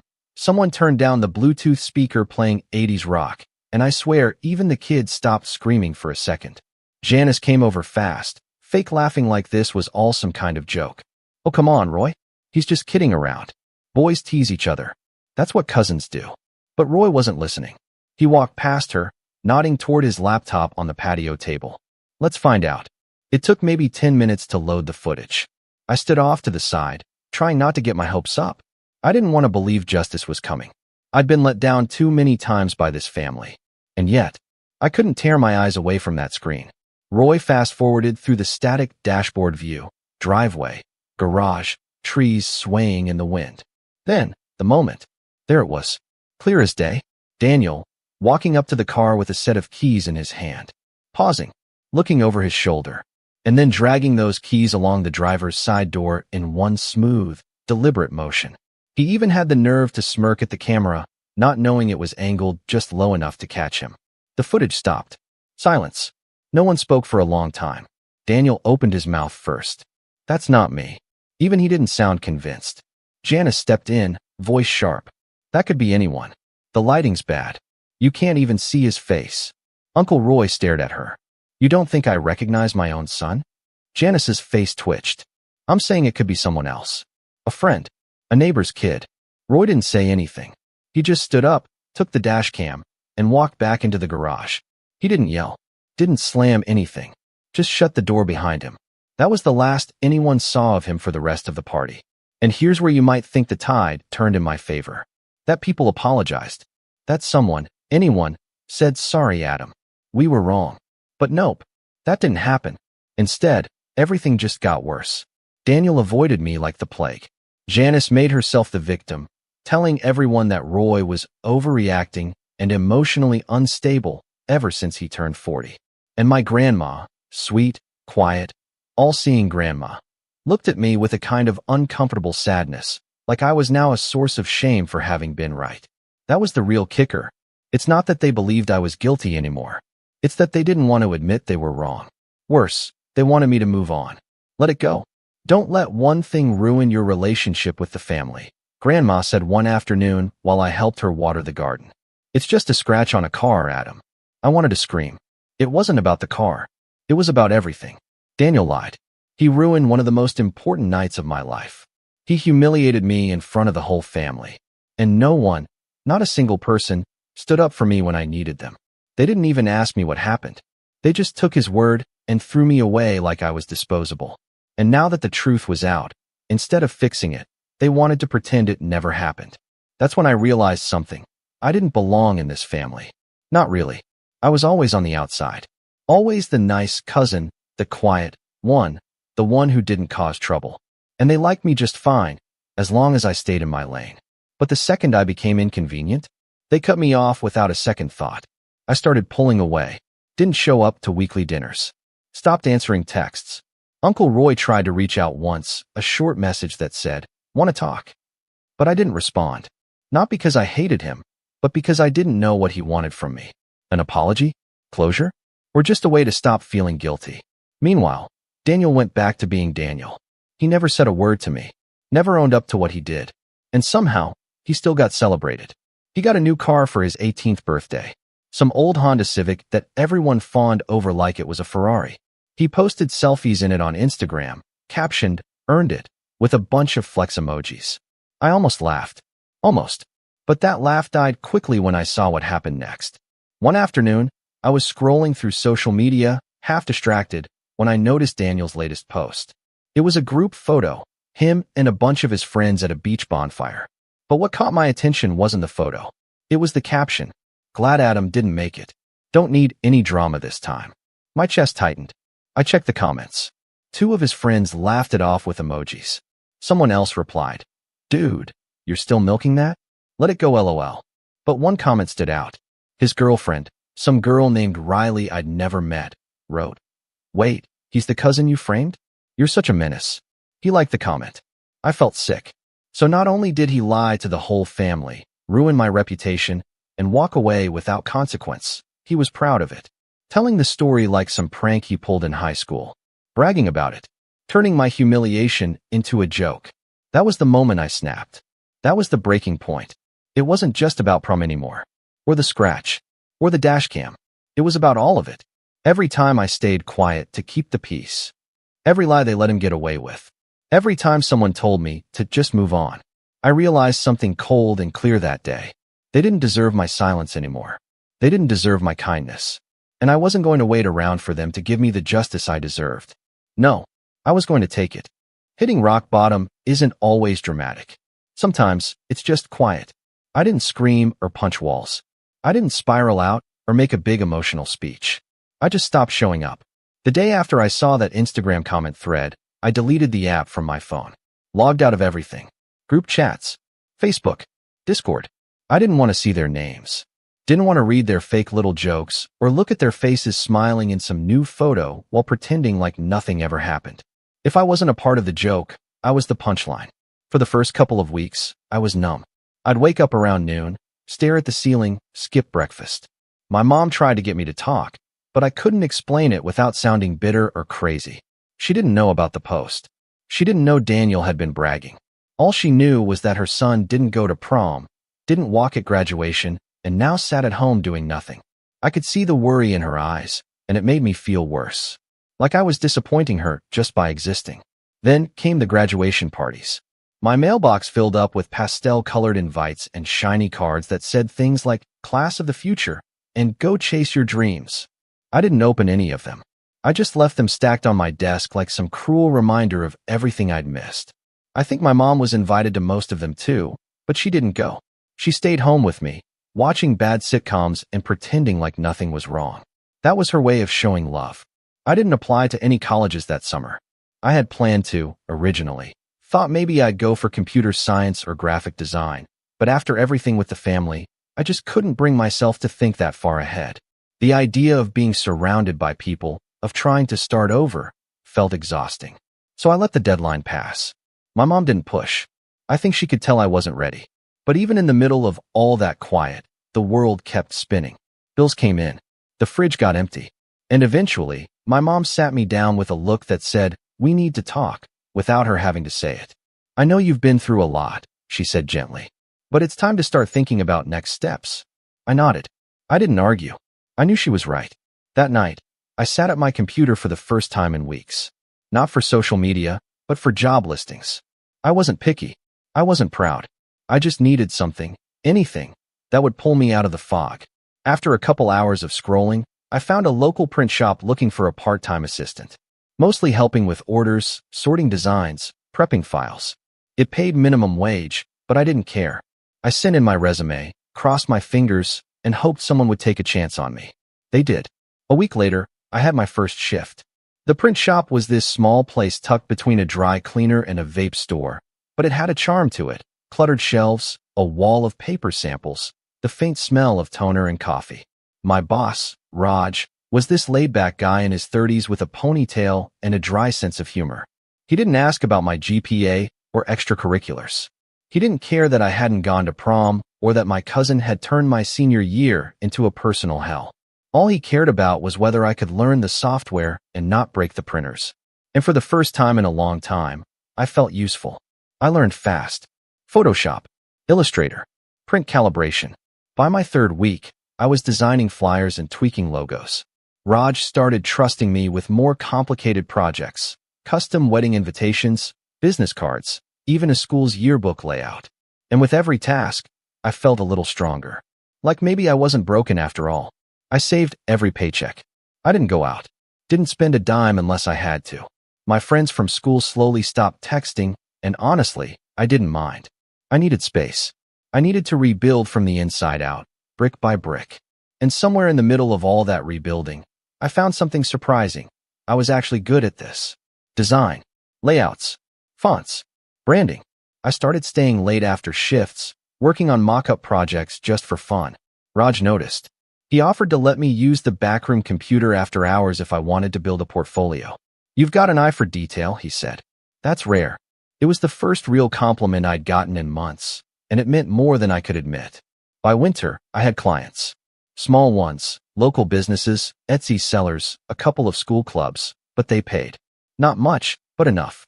I made a little website, built a brand name, even printed my own business cards through the shop. Raj let me use his equipment on weekends if I covered the material costs. My mom cried when I handed her one of my cards. Adam Harper, freelance designer. It didn't feel like much, but to her, and to me, it was proof that I was still standing, still rising. I even started taking online classes. Nothing official, just YouTube tutorials, free Coursera programs, graphic design theory PDFs. I soaked it all up like a sponge. Color theory, typography, UI/UX. I kept a notebook where I wrote down every idea I had, every logo concept that popped into my head during the day. My mind was alive again. For the first time since that awful night, I had something that was mine. But success doesn't erase pain. It just gives it less room to spread. The family still hadn't apologized. I saw them sometimes, at weddings, birthdays, random events, and every time, they acted like we were fine. Like nothing ever happened. Janice gave me these tight, fake smile greetings. Daniel barely looked at me. Grandma treated me like I was a guest instead of her grandson. And every time I left one of those events, the anger came back. Not hot and sharp like before, but slow and cold, settling in my chest like ice. I didn't want revenge back then. Not really. I just wanted them to acknowledge what they did. To say sorry. To look me in the eye and admit that they were wrong. But they never did. And so, the part of me that had healed, the part that had quietly rebuilt, brick by brick, started wondering if maybe forgiveness wasn't the only way forward. Maybe, just maybe, there was another path. One that didn't involve screaming or public drama. One that involved patience and precision. Because here's the thing about working in design, especially for local clients. You start to know things. Who's opening a business? Who's planning a wedding? Whose logos are being registered? And whose branding is just a cheap Canva template. And one day, about a year after everything had gone down, a familiar name popped up in a casual email chain. Daniel Harper, opening a boutique clothing brand. He was looking for a logo. My logo. You ever get that feeling when something just drops into your lap so perfectly that it has to be fate? That was me, sitting in the print shop's backroom, reading the email thread about a new fashion startup in town, and seeing my cousin's name at the bottom like a poorly written joke. Daniel Harper, co-founder of Hollow Streetwear. At first, I just stared at it. Thought maybe it was a coincidence. Maybe there were two Daniel Harpers running around trying to sell overpriced t-shirts. But then I clicked the link attached to the mock-up site, and there he was, front and center, arms crossed in some wannabe GQ pose, under a pretentious quote that read, "Rebellion is luxury." I nearly choked on my iced coffee. The site was half-finished, slapped together on a free builder template. Broken links, placeholder images. But the idea was clear. Daniel was trying to rebrand himself as some visionary clothing entrepreneur. And get this, he was planning a full launch event. Custom merchandise, pop-up booth, local sponsors, the whole deal. I sat back in my chair and laughed. A full, real laugh. The kind I hadn't let myself feel in over a year. Now, I want to make one thing clear. I didn't immediately plan to sabotage him. I wasn't sitting there twirling a metaphorical mustache. But something shifted in me. A little click. A thought that said, you're not the same scared kid they framed anymore. You've built something. You've earned something. And suddenly, I realized I had power now. Real power. You see, in the past 6 months, I'd become the go-to freelance designer for half the local businesses in town. Print shops, photographers, musicians, wedding planners, you name it. If someone needed a clean logo or a sleek website banner, they came to me. And I knew people. I knew printers, suppliers, event organizers. I knew what made a brand look legitimate, and I knew what made it fall apart. So I leaned back, cracked my knuckles, and thought, okay, Daniel, let's see how much you care about appearances. The first step was gathering intel, quietly. I didn't want to tip anyone off. Luckily, I had the perfect in. Daniel's business partner, a kid named Leo, had already sent a cold email inquiry to the shop asking about bulk printing costs for hoodies and tees. Raj had forwarded it to me like he always did with new leads. Looks like a student project. You want to handle this one? I replied yes faster than I probably should have. I crafted the most professional, helpful response I could. Acted like I'd never heard of Daniel in my life. I offered design consultation, brand mock-ups, even a special discount if they ordered within the month. A few hours later, Leo replied with enthusiasm. Awesome. Let me loop in my partner. And just like that, Daniel Harper slid into my inbox. I played it cool. Nice to meet you, Daniel, I wrote. Excited to help Hollow Streetwear get off the ground. He didn't recognize me. Not right away. I'd grown my hair out a bit. My email signature just said Adam H. And my website was under my brand name, Graymark Designs. No photo. No mention of high school. Just clean, minimalist branding and an impressive portfolio. He probably thought I was just another faceless freelancer hungry for work. And that was perfect. We set up a Zoom call to discuss his brand identity. He showed up wearing a hoodie with his placeholder logo, an awful-looking crown/skull hybrid that looked like it was drawn in Microsoft Paint.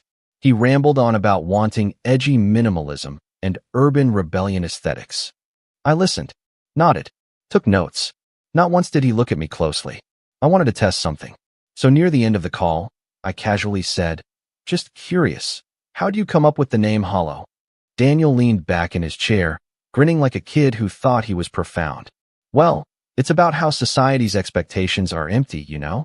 Like, we're forced to follow all these rules that don't mean anything. My brand is about rejecting that.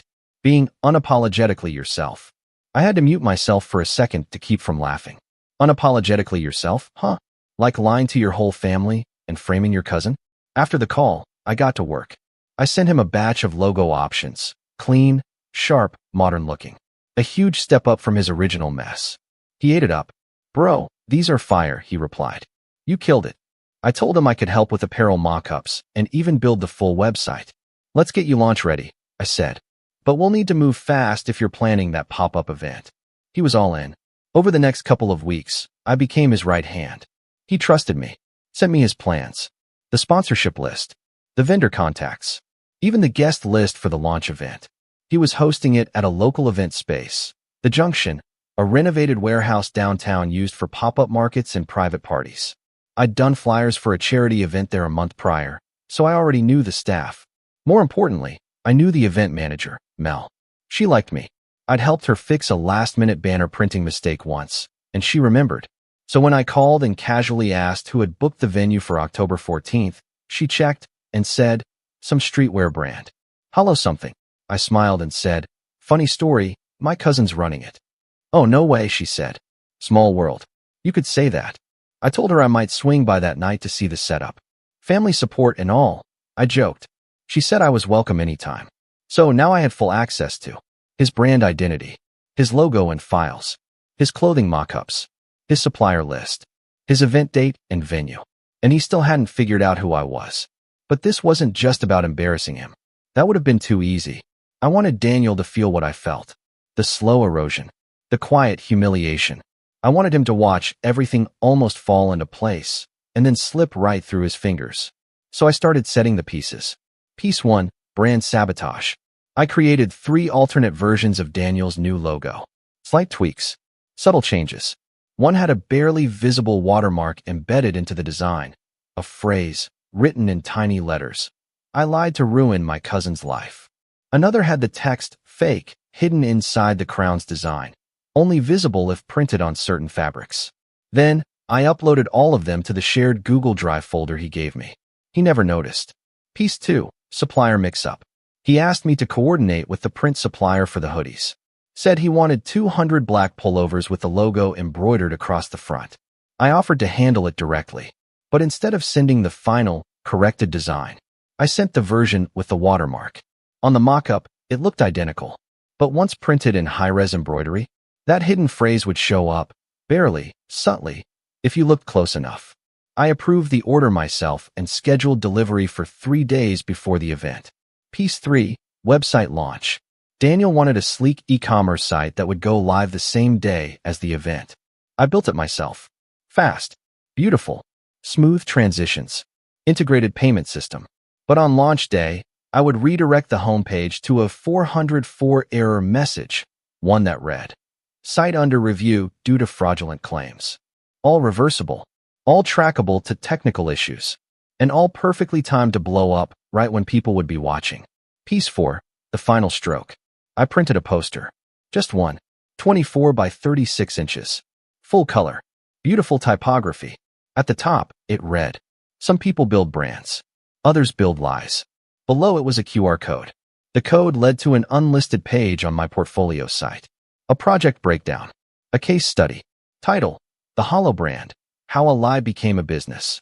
And underneath, I uploaded the dashcam footage, a timeline of the prom night incident, screenshots of Daniel's Instagram comments, a write-up detailing how the brand was built on dishonesty. I didn't add my name, didn't gloat, just laid out the facts, neutrally, professionally, like a journalist reporting a case study. That was all I needed. A single poster, hung at the venue, right at the check-in booth. Mel said she'd let me set it up the night before as a surprise for Daniel. It would be. Everything was in motion, and Daniel had no idea.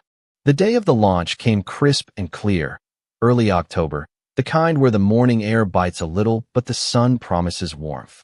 I arrived at the junction before noon, wearing a plain black hoodie, nondescript jeans, and a ball cap pulled low over my eyes. Just another vendor, just another helper, just another background character. No one looked twice. Inside, the place buzzed with energy.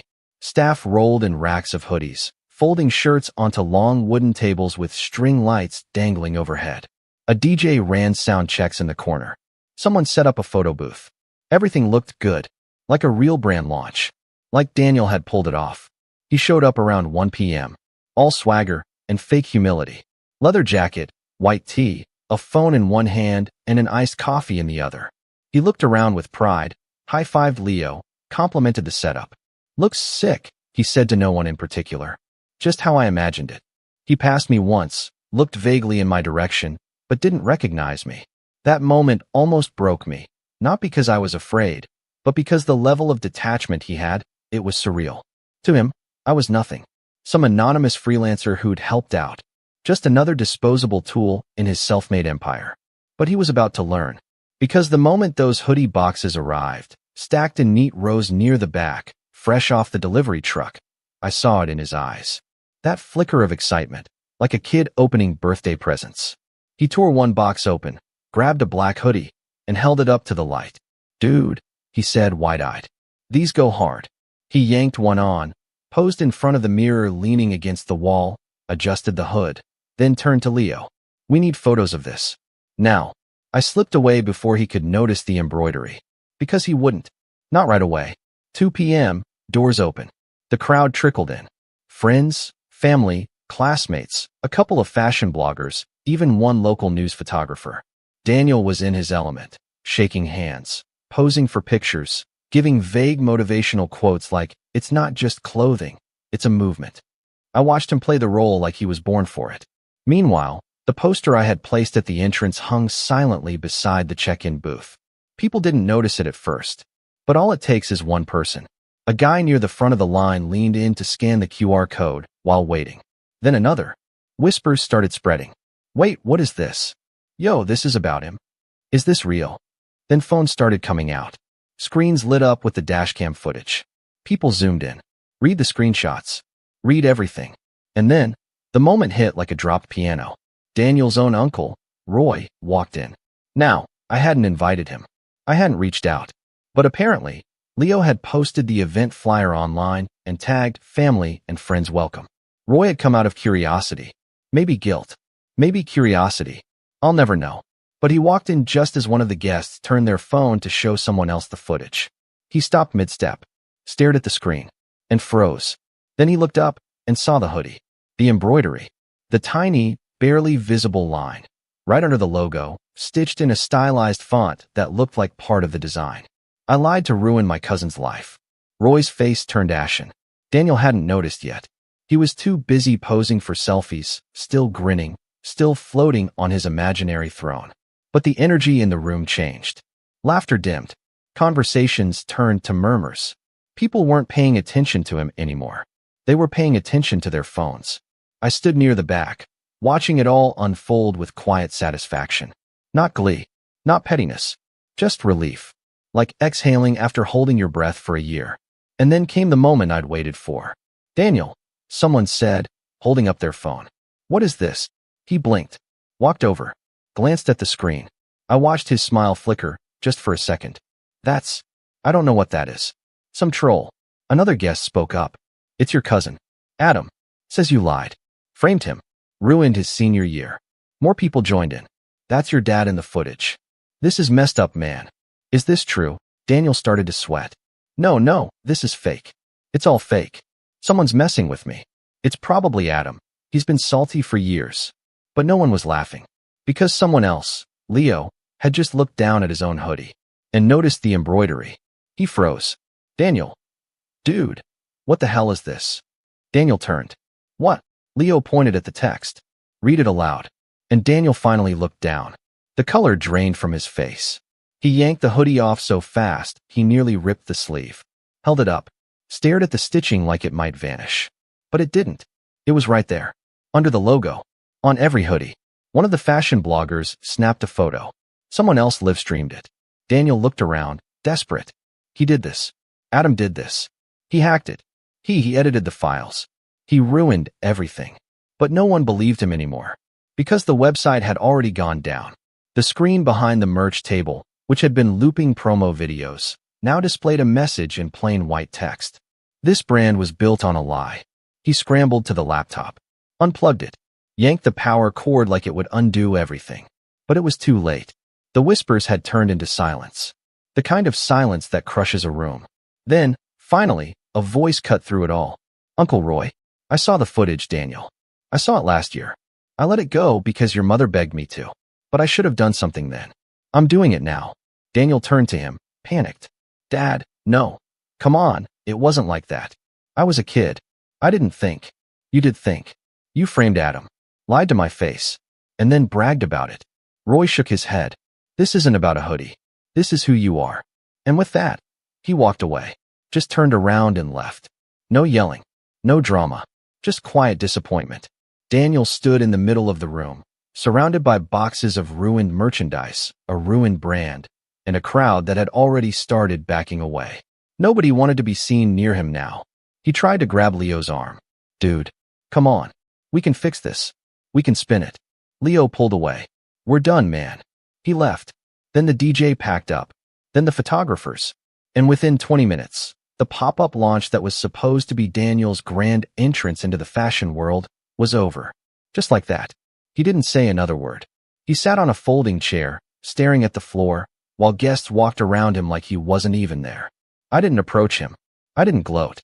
I just quietly left, hoodie up, blending into the crowd.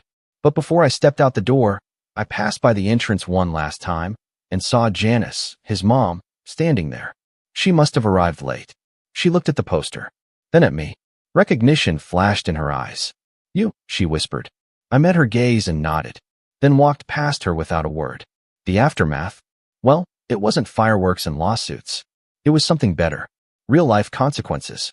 Daniel's little brand never launched. Sponsors pulled out. The event venue blacklisted him. The photos and footage circulated just enough to ruin his visionary image in the local business community. His reputation never recovered. He tried to rebrand 6 months later under a new name. Didn't go anywhere. Leo started a clothing line of his own. I helped him with the design, anonymously, of course. He paid well and didn't ask questions. I heard it's doing fine. As for me, my portfolio exploded. People loved the Hollow brand case study. Not because it was petty, but because it showed strategy, detail, restraint. I got offers from creative agencies, startups, even a few out-of-state clients. Raj gave me a corner office in the shop and started calling me his secret weapon. I took a full-time contract with a media firm a few months later. Moved out. Got my own place. A clean space. White walls. Big desk. And on that desk sits one thing. A single black hoodie. Folded neatly. The embroidery barely visible unless you really look. I lied to ruin my cousin's life. Every time I see it, I remember that kid, 18 years old, standing outside his house in a prom suit, crying, with no one listening. I remember how alone he felt, how small, and I remember the moment he stopped waiting for justice and became it.